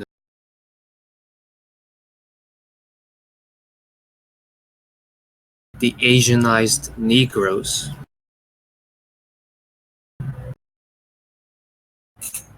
An Asianized Negro sounds like a paradox.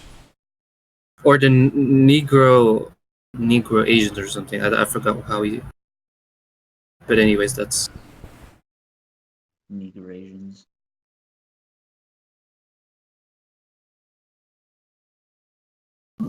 It's an Asianized Negro, like when you have like the Japanese killer bee or like the Asian hornet. These are like worse. Well, niggerized Asians really are fucking cancer. well, there's no such thing as a Chinese cowboy. How many fucking Chinese millionaires and billionaires visit America at least once just to wear a cowboy hat?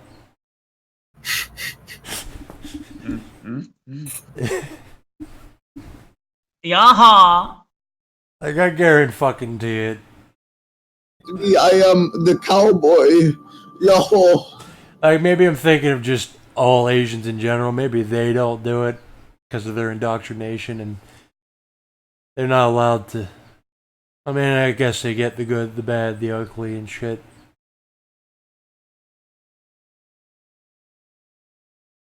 The good, the bad, and the bad.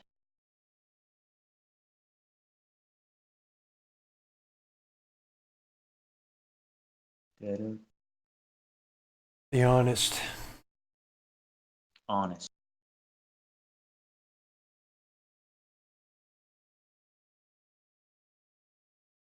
Honesty is key.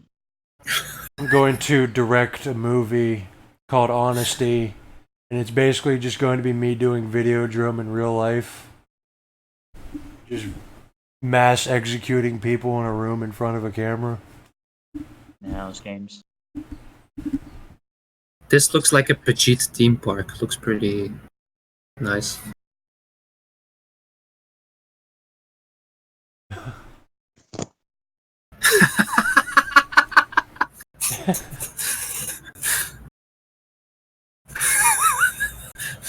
Why isn't there even like there's not even a wall on the pool?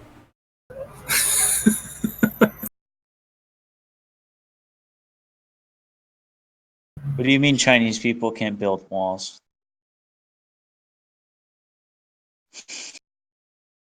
You ask them to build a pool and they just don't. They skim on an entire wall.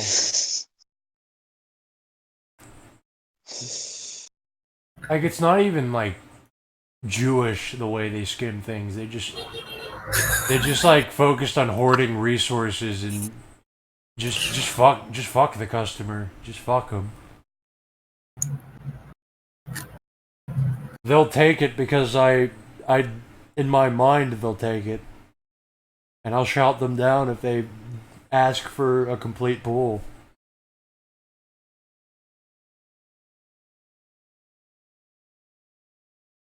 Here, the history of diamonds. Israel diamond. It's just too It all obvious. began. It all began in 1932 when a group of Belgian Jews immigrated to what was then the British Mandate of Palestine. Belgium.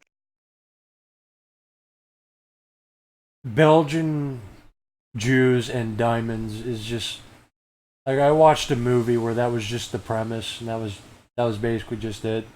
And Belgian Jews just conspiring to steal diamonds all the time. I don't even remember that movie because it sucked. I think a huge portion of our GDP depends on that industry, actually. But it's often not talked about. Like, everybody's employed in all these irrelevant small industries, but like huge chunks of our wealth are basically depending on this shit. Is that where the diamond business got started in Belgium? In Antwerp, it started. Yeah. And Antwerp is connected to, well, it's one of the biggest ports in Europe. One of the biggest, not the biggest, but one of the biggest. And of course, all these diamonds come from the Congo. Yeah, makes sense. They would be the ones to get the diamonds first and start psyopsing everyone into buying them. Am I getting it right when I say Amsterdam is one of the biggest ports in Europe? Yeah, no, that's in the Netherlands. Yeah, it's either Rotterdam or it's Rotterdam. That's the biggest. Okay. And then you have, I think, I kind of forgot it. Must be like also in Italy. You must have, or maybe that's already done. Ah, no, the Greek one. That's also pretty big. Piraeus, also one big one. Let's see. Oh, okay, so top 10 largest ports in Europe. It's Amsterdam, Antwerp, Hamburg, Marseille, Rotterdam, Antwerp, Hamburg, Marseille, Amsterdam, Novorossiysk, Le Havre, and then like another one in Russia. God, look at this diamond cutting line. It's like, why do they all look Jewish? Except a few. I wonder why. Take a wild guess. Why do they have names like Diamond? Like Jared Diamond?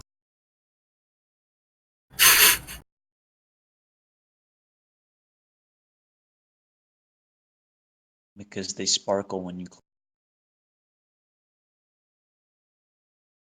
You know, Paul really is like Hunter because they trained me to identify Jews on sight, and that actually helps me with psychic vampires. Yeah, that special hunter ability to see the supernatural. I became an imbued hunter, and now I can see psychic vampires instead of just Jews. It's like that scene from They Live. Now you just have the sunglasses and you can immediately identify them. That was an anti-Semitic film. I don't like it.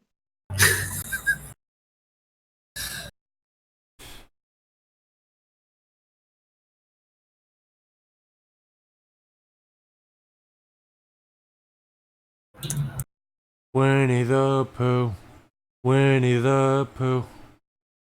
Shh, they're listening. You're messing up my visa. Messing up my social credit score.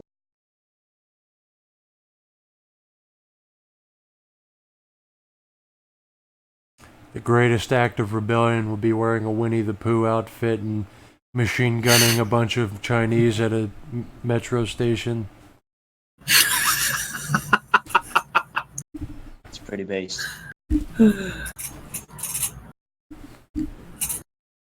They don't know what a paradox spirit is, but their gut will.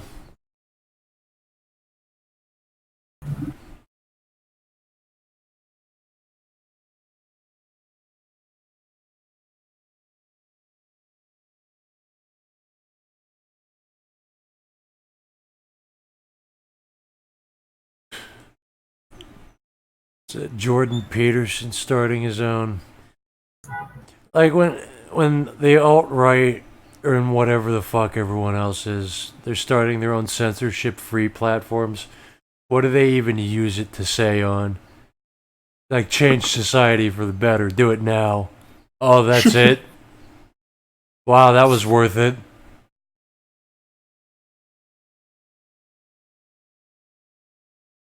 It's about cleaning the internet bedroom. Which has a huge porn stash under the bed. It's almost like internet virgins in basements who just got an ideology from an anime forum don't actually size up to actual, like, businessmen and politicians and people actually manipulating reality. What do you know? What do you know? What do you know about anything?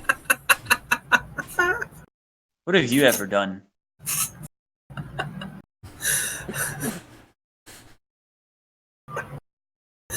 Oh, shit.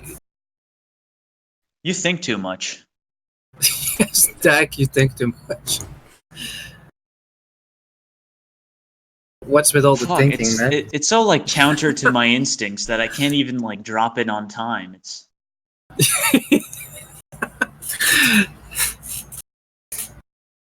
Dak's just on that thinking game. Like, I don't know why he thinks so much. Dag's a fag. Like, have you heard that guy thinking? It's insufferable. He can think on his own. That's really weird.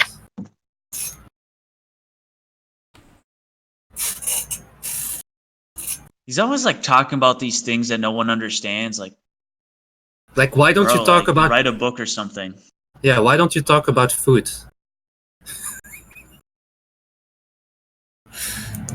Bro, the other day, my second cousin from my mother's side, twice removed, made perfect rice. I'm thinking about marrying her. How much gold do you produce economically? Well, I'm on like 2 or 3 grams a year, but my boss says I'll soon be promoted when my boss dies. Well, retires, and I'll be promoted to 5 grams, which I think is enough to get married with. Well, women these days want 5.1 grams. Yeah, well, you know, ugly women are cheaper. You know, you have that ugly discount. And ugly women are loyal, don't you know that? You can have more children with the ugly woman because she won't leave you. I should try that because I too myself am interested in being more successful in breeding. Yeah. I'm thinking like at least 4 children. That's a good number. It's so that we can pay for the retirements afterwards. No, never mind what I just said. I think too much. Yeah, you're thinking too ahead of the game. 你想的太多。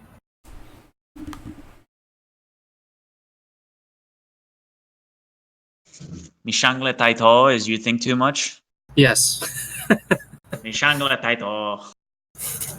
Just go say that to some random chinks in wherever. But there's not many where you live. Imagine. There was one Singaporean kid in class, and I tortured him. I called his mother an ugly fish all the time in Chinese.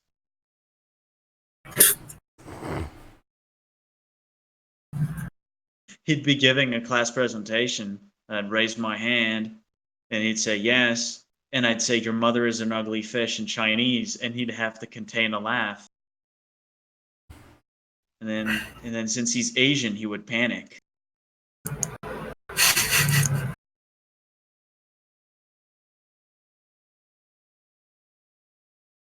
These gooks don't have souls. Imagine what it's like to be Disney, having Winnie the Pooh get banned because someone called the president of a country Winnie the Pooh. Like, they're like, what would your reaction even be? Like, this is just fucking bullshit? Well, you know, at that point, you're Disney, so who... Like, no, because like, I can just visualize the Jews in the boardroom. They're just like, what the fuck? This is Are you fucking retarded. kidding me? This is bullshit. This shouldn't even fucking happen. This is too They're all stupid. like calling up their geopolitics consulting firm friends. Need to do something about this. Get me this Xi Jinping guy. Gotta sue him. We need to do everything in your power to get Winnie the Pooh unbanned. And then that's when Israel sold its port to China.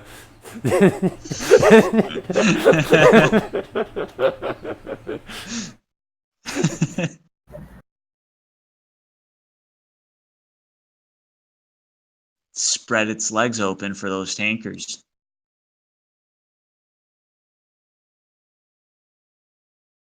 Like, how much is that country gonna be avalanched with Asian girlfriends? Oh man. Asian boyfriends, you mean? I'm not gonna post that picture just right now, but Jewish girls, Asian that boyfriends. too. That too. There's an enormous amount of them here in Taiwan studying Chinese. How incredibly based.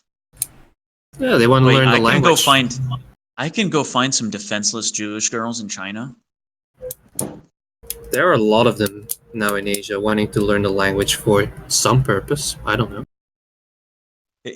Jews are a hive mind. Like, how the fuck do you coordinate on that level? Like, even like Agent is typing it now, but when he was there, he tons of Jews that he even. I need to go meet the diaspora. It's interesting. It's like, well, you know the Jewdar, right? Like, it's the idea that they could easily spot someone of their own. Yeah, I know I can do that. I have fucking Judar. We have like Judar Hunter. But it's probably like also like a collective unconscious thing. The collective unconscious is driving them to learn Mandarin because they know that the next trade relation is with the Chinese. Probably. That's pretty advanced, man. That's pretty advanced. Just in case America doesn't work out. Just in case they have part of the diaspora. Well, that's actually what they always do, right? What, they play pick both sides? Yeah, exactly. Yeah. You know, I think I might have once set off a Judar like on a false positive. Because my first year here at University of Switzerland, some Jewish girl, which I didn't know was Jewish, did exactly this. Showed up, said, "Oh, you're cute. You should go out. By the way, did I tell you I'm Jewish?" And it was just like the two in quick succession hit me. This was election year too. And only now am I understanding that might have been like a Judar thing. Like, wait, are you Jewish? If you're Jewish, it's on.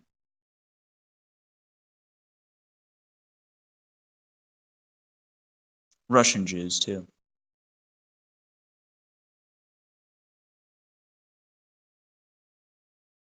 Can I like set out false positive? Can I give off like a Satan radar for them to pick up?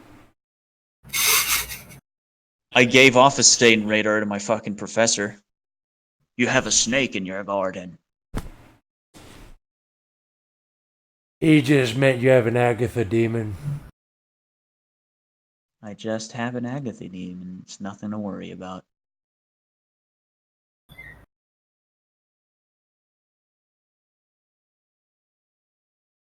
But yeah, if you come to Asia, definitely somehow there's a lot of somehow. Diaspora. Prime targets, if you ask me. Because they're fucking going into the breach to spread consumerism.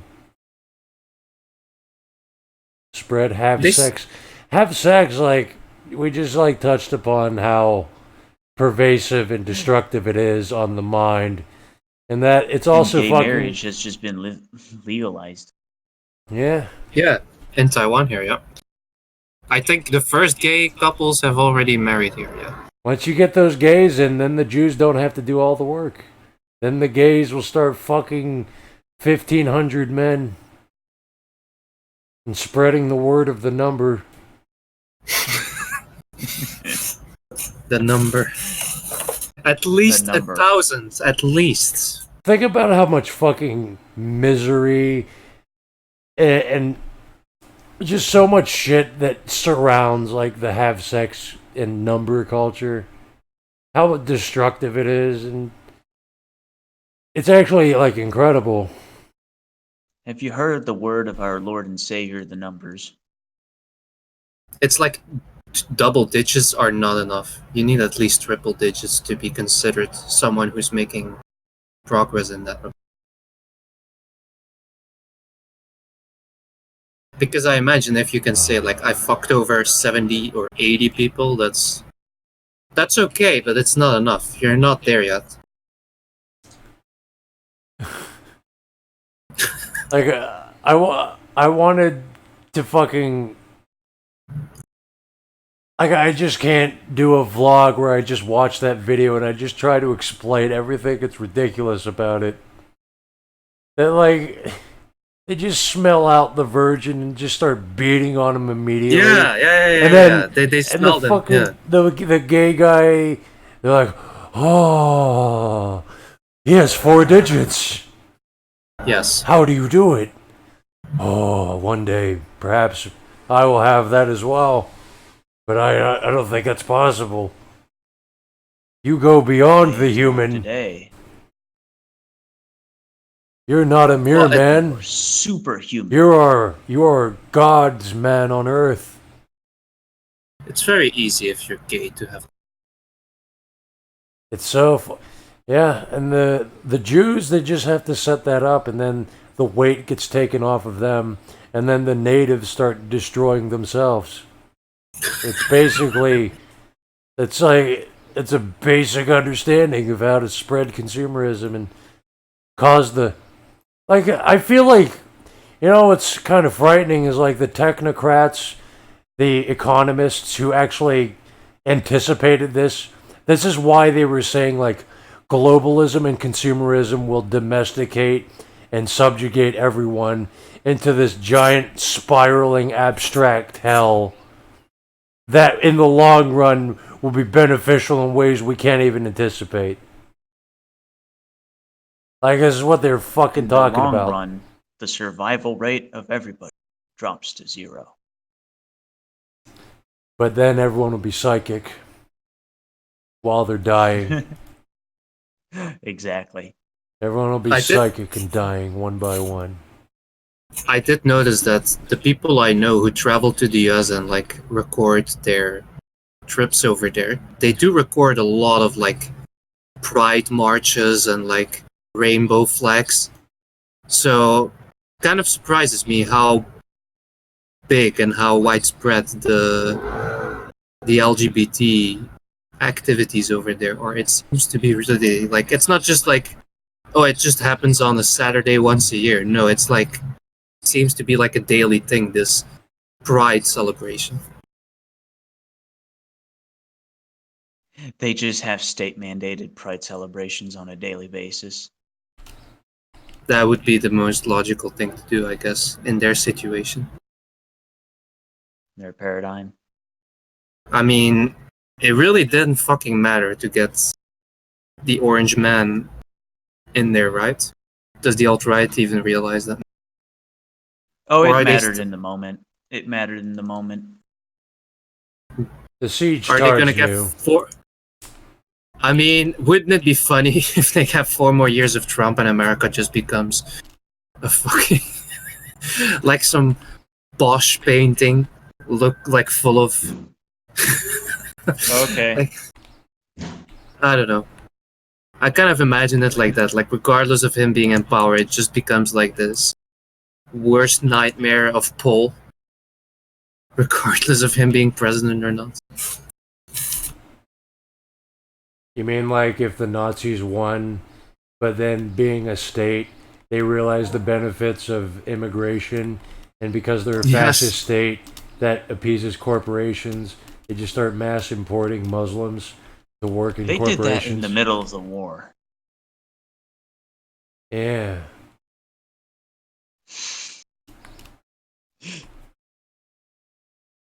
It's almost like it didn't matter. Almost like it's all a sham in that they're thinking on too low of a level. Sham is a strong word. The sham with a purpose. I mean, for me, the best case is always Chile. Chile is just like, it was supposed to be fascist, but they were doing everything in order to keep it technocratic to See, an this is extreme the degree. amazing thing where it's like countries that will try to be fascist will end up libertarian. Countries that will try to be libertarian will end up fascist. Countries that try to be communist end up fascist. Countries that try to be fascist end up communist. So they end up half communist, half capitalist. Libertarian. It's the libero-communist. Or they end up in the geopolitical freezer like Cuba and North Korea. Like libertarianism and communism are on the same side when I mean, juxtaposed to republics and fascism. I mean, when you look at a country like Cuba and North Korea, it's just put in the freezer, right? Like the buildings are not renovated; they still look the same. The cars look the same. People in North Korea the people in North Korea still dress like it's the 1970s. North Korea is the largest black site in the world. That's what it is.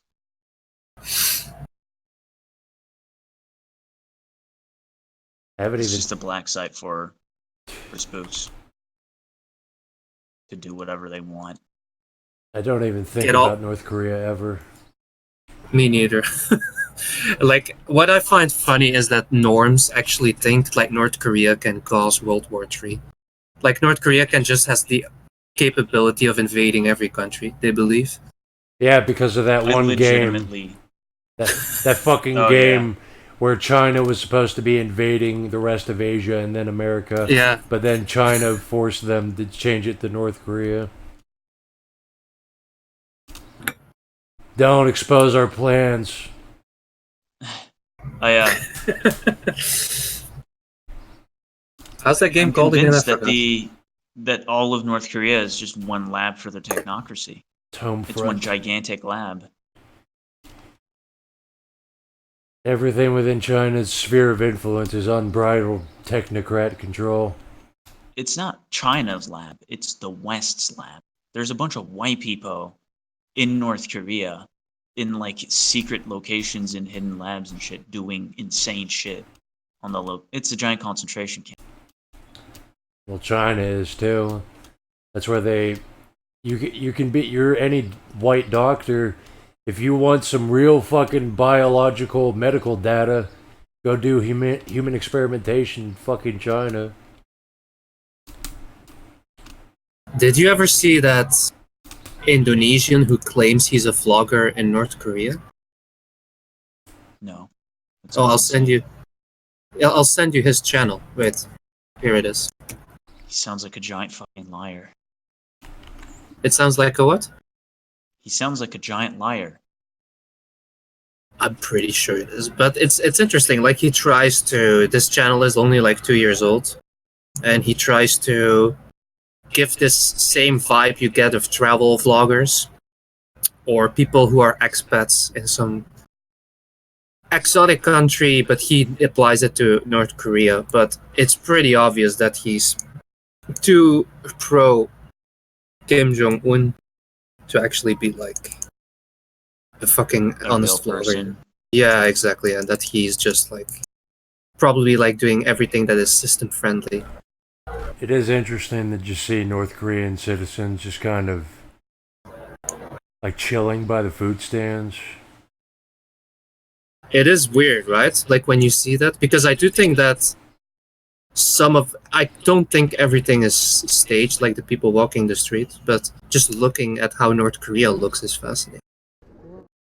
Yeah, Chilling by the food stand. Yeah, they're just normal guys just chilling, and you could imagine that they are the guys in 1984. Like the main character and his fucking assholes smuggling chocolate and smokes.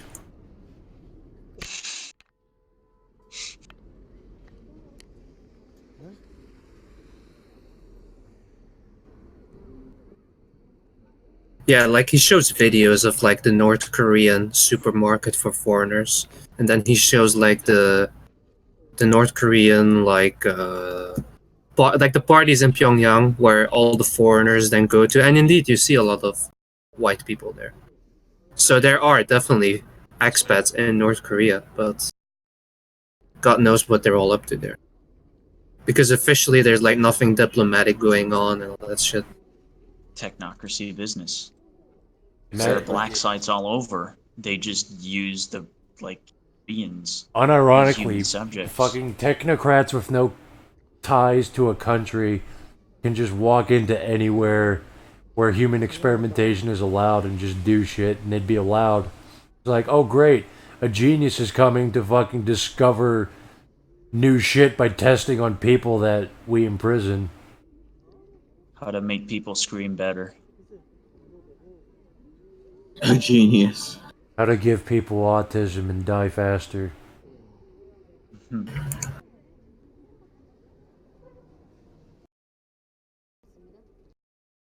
Omelets.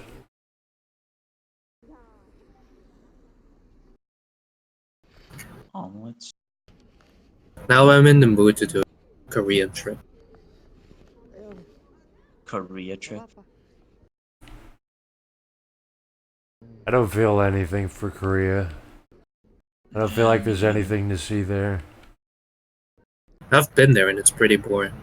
Yeah, there's like, you can feel the lack of like metaphysical energy, basically. South Korea is just like everybody dresses like they're ready for the job interview, so there's like no people there who signal anything like informal. So it's very formal. Everybody dresses and acts very formal. The party scene there is mostly just K-pop, their own music, and yeah, they're very much like a self-absorbed people in the sense Don't that they get really fucked up though? What fucked up? Get really fucked up off of that cheap rice liquor though, right? Oh yeah. It's everywhere in Asia. Don't they even formalize that there? Like in Japan, when they drink, they cut loose, and that's like the least formal setting you could find in Asia. Probably as a drunk Japanese man with a friend. Yeah. But like, I hear the Koreans even regiment their drinking. They have these formal games they play, right? They Yeah, that's true. ritualize it. I feel like in Korea, the thing is, I was there for at least 3 months in Seoul and other cities, and I did get the feeling that in Korea, if you want to get to know the population as like the locals, you need to basically conform to their way of doing things, and that involves like they approach you, they ask you to join their group, and then you drink the entire night, basically. And you don't just drink, like you get pissed drunk, and that's like the only way you can really socialize with them and how they socialize with each other. It always involves alcohol. They don't do it without. So it's not like how Asians don't understand the concept of not drinking until you're sick. Exactly. So well, it's the only way they could cut loose enough to basically. Yeah, basically. Like all these little funny conversations we have and take for granted sober, they need to be drunk to have anything fun. It's funny how Kyler doesn't realize that.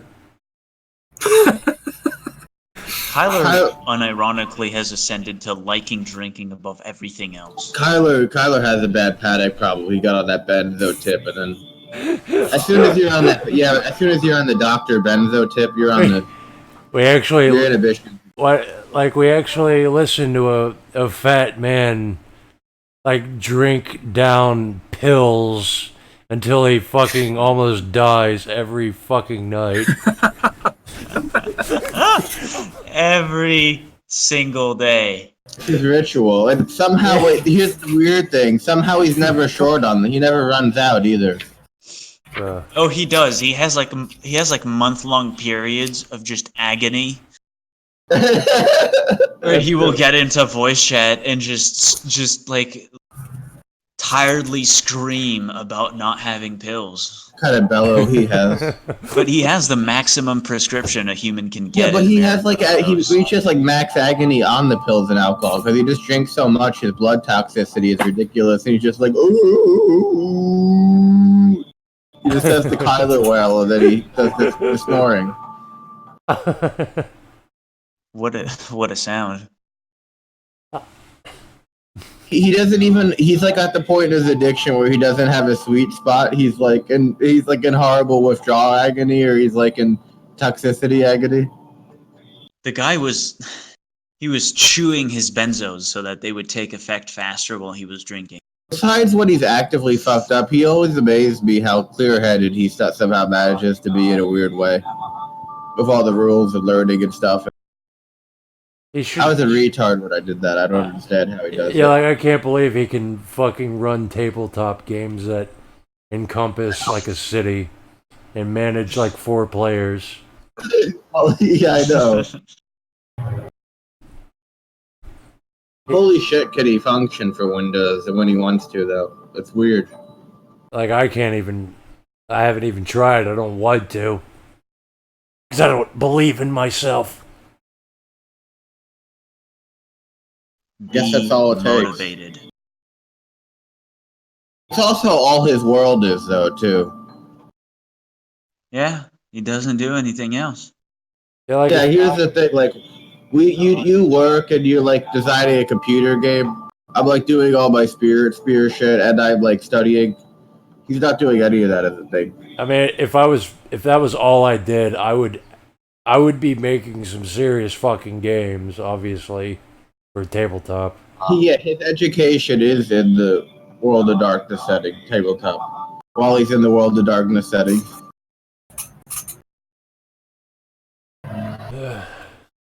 But I have a funny story about a guy from Seoul. Actually, you reminded me of it when you said that there was this guy from Seoul in my trade class of all things, and he was from a factory where all the stuff was done, and he wanted to see how it's done by hand. But the hilarious part of the story is 6 weeks into the class, they mentioned something about how it costs money, and he's like, "It costs money," and they're like, "Yeah," and he's like, "Oh," and then he just left.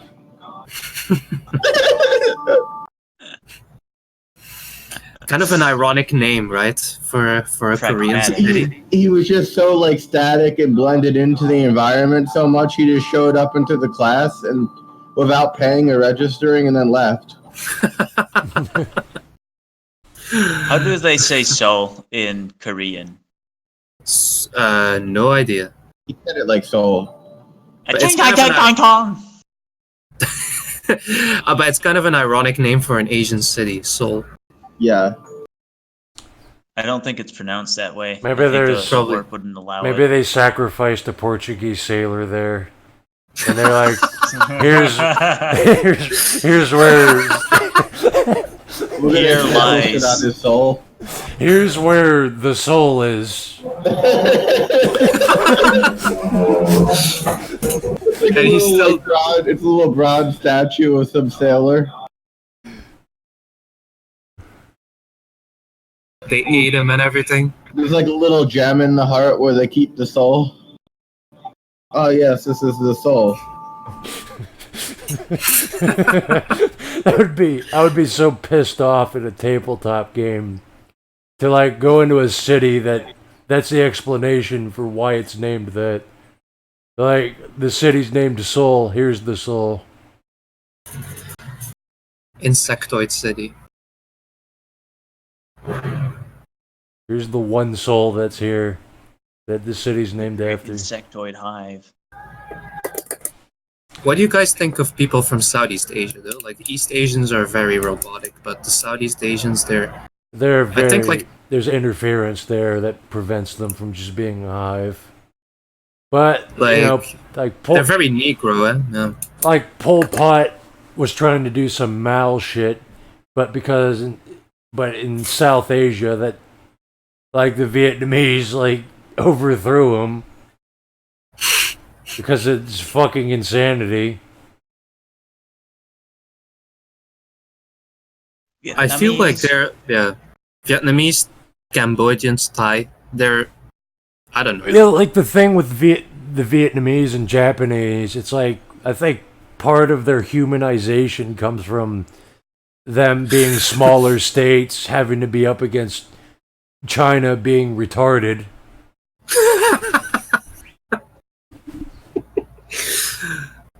Like it affects them. So they're beaten into life, basically.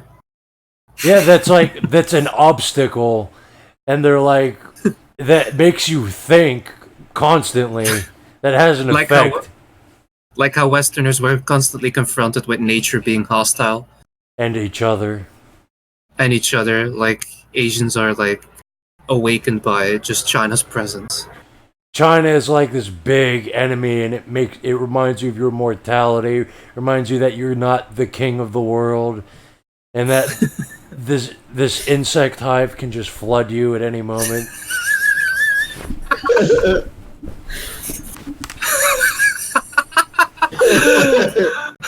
It's like a rain of locusts, just. There's a lot of other factors, but I just think that's one of them. So, are they the Tyranids then? Yes. 100%, okay. They're kind of like the Imperium, and they are the Tyranids. They're the entire setting. They're the Imperial Guard are kind of like the Tyranids. They both use masses of numbers.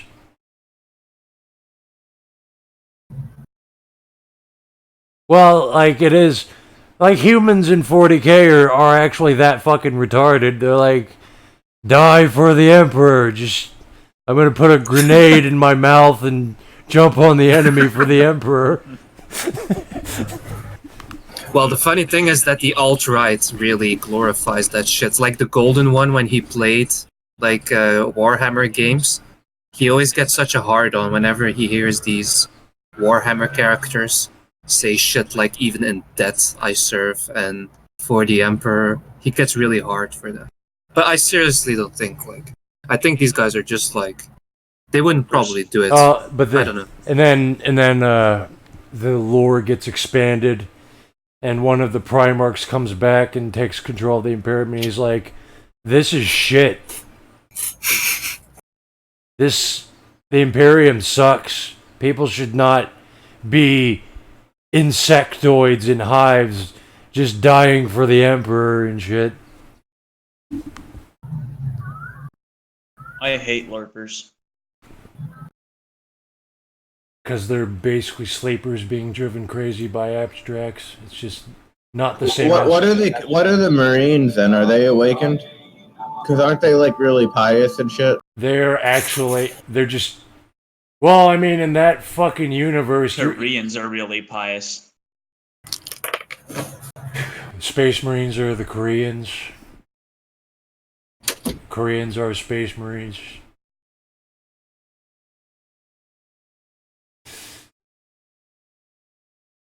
At least in that setting, you get a fucking buff from worshipping the Emperor. Do you? Yeah. Well, they actually have an afterlife, for one thing, where if you just accept the Emperor, then he will protect you when you die from the demons. I think that might be not true. Does that actually work out for them, or is it propaganda? I'm pretty sure in the setting, like, if the demons get you, they get you. You could... Yeah, I don't understand how it works, because the reason that Chaos does a lot of the things they do is to harvest souls by killing people in combat and sacrifice. So I don't know how that works with the Emperor. Okay. Like, I don't get it. The metaphysics of it are kind of not fleshed out. The metaphysics are fucking retarded anyway. Everything is just chaos. Like, Karanzan is actually in 40k, but he just serves Zinch.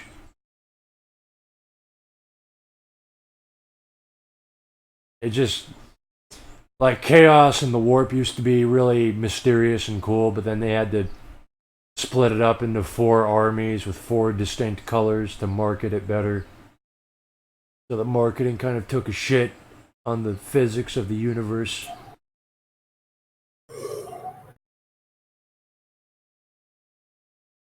It's not the greatest setting, it's just a setting that's better than Star Wars.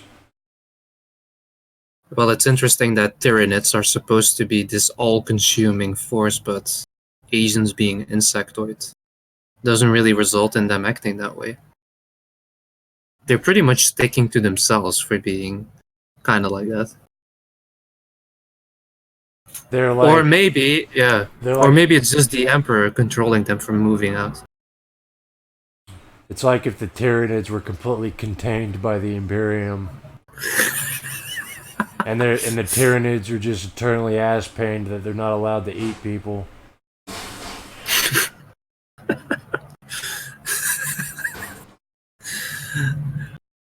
And then the Tyranids bitch. Every time you say the Tyranids just want to eat people, they're like, well, the Imperium nukes planets.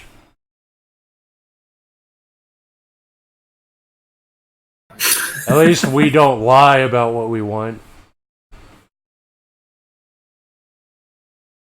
And then half the Imperium defects from the Imperium and join the Tyranids because the Tyranids are honest.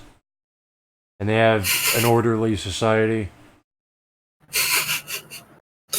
Everything makes sense among the Tyranids. The No alt-right, such thing as the alt-right doesn't realize it'd be backstabbing the Imperium to join the Tyranids. Not even Chaos. They join the Tau.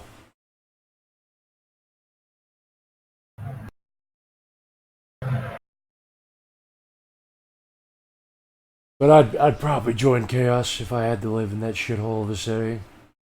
Me too. Unless I was rich in the Imperium, which is unlikely. So I would just fall to court and just kill as many people as possible and then die.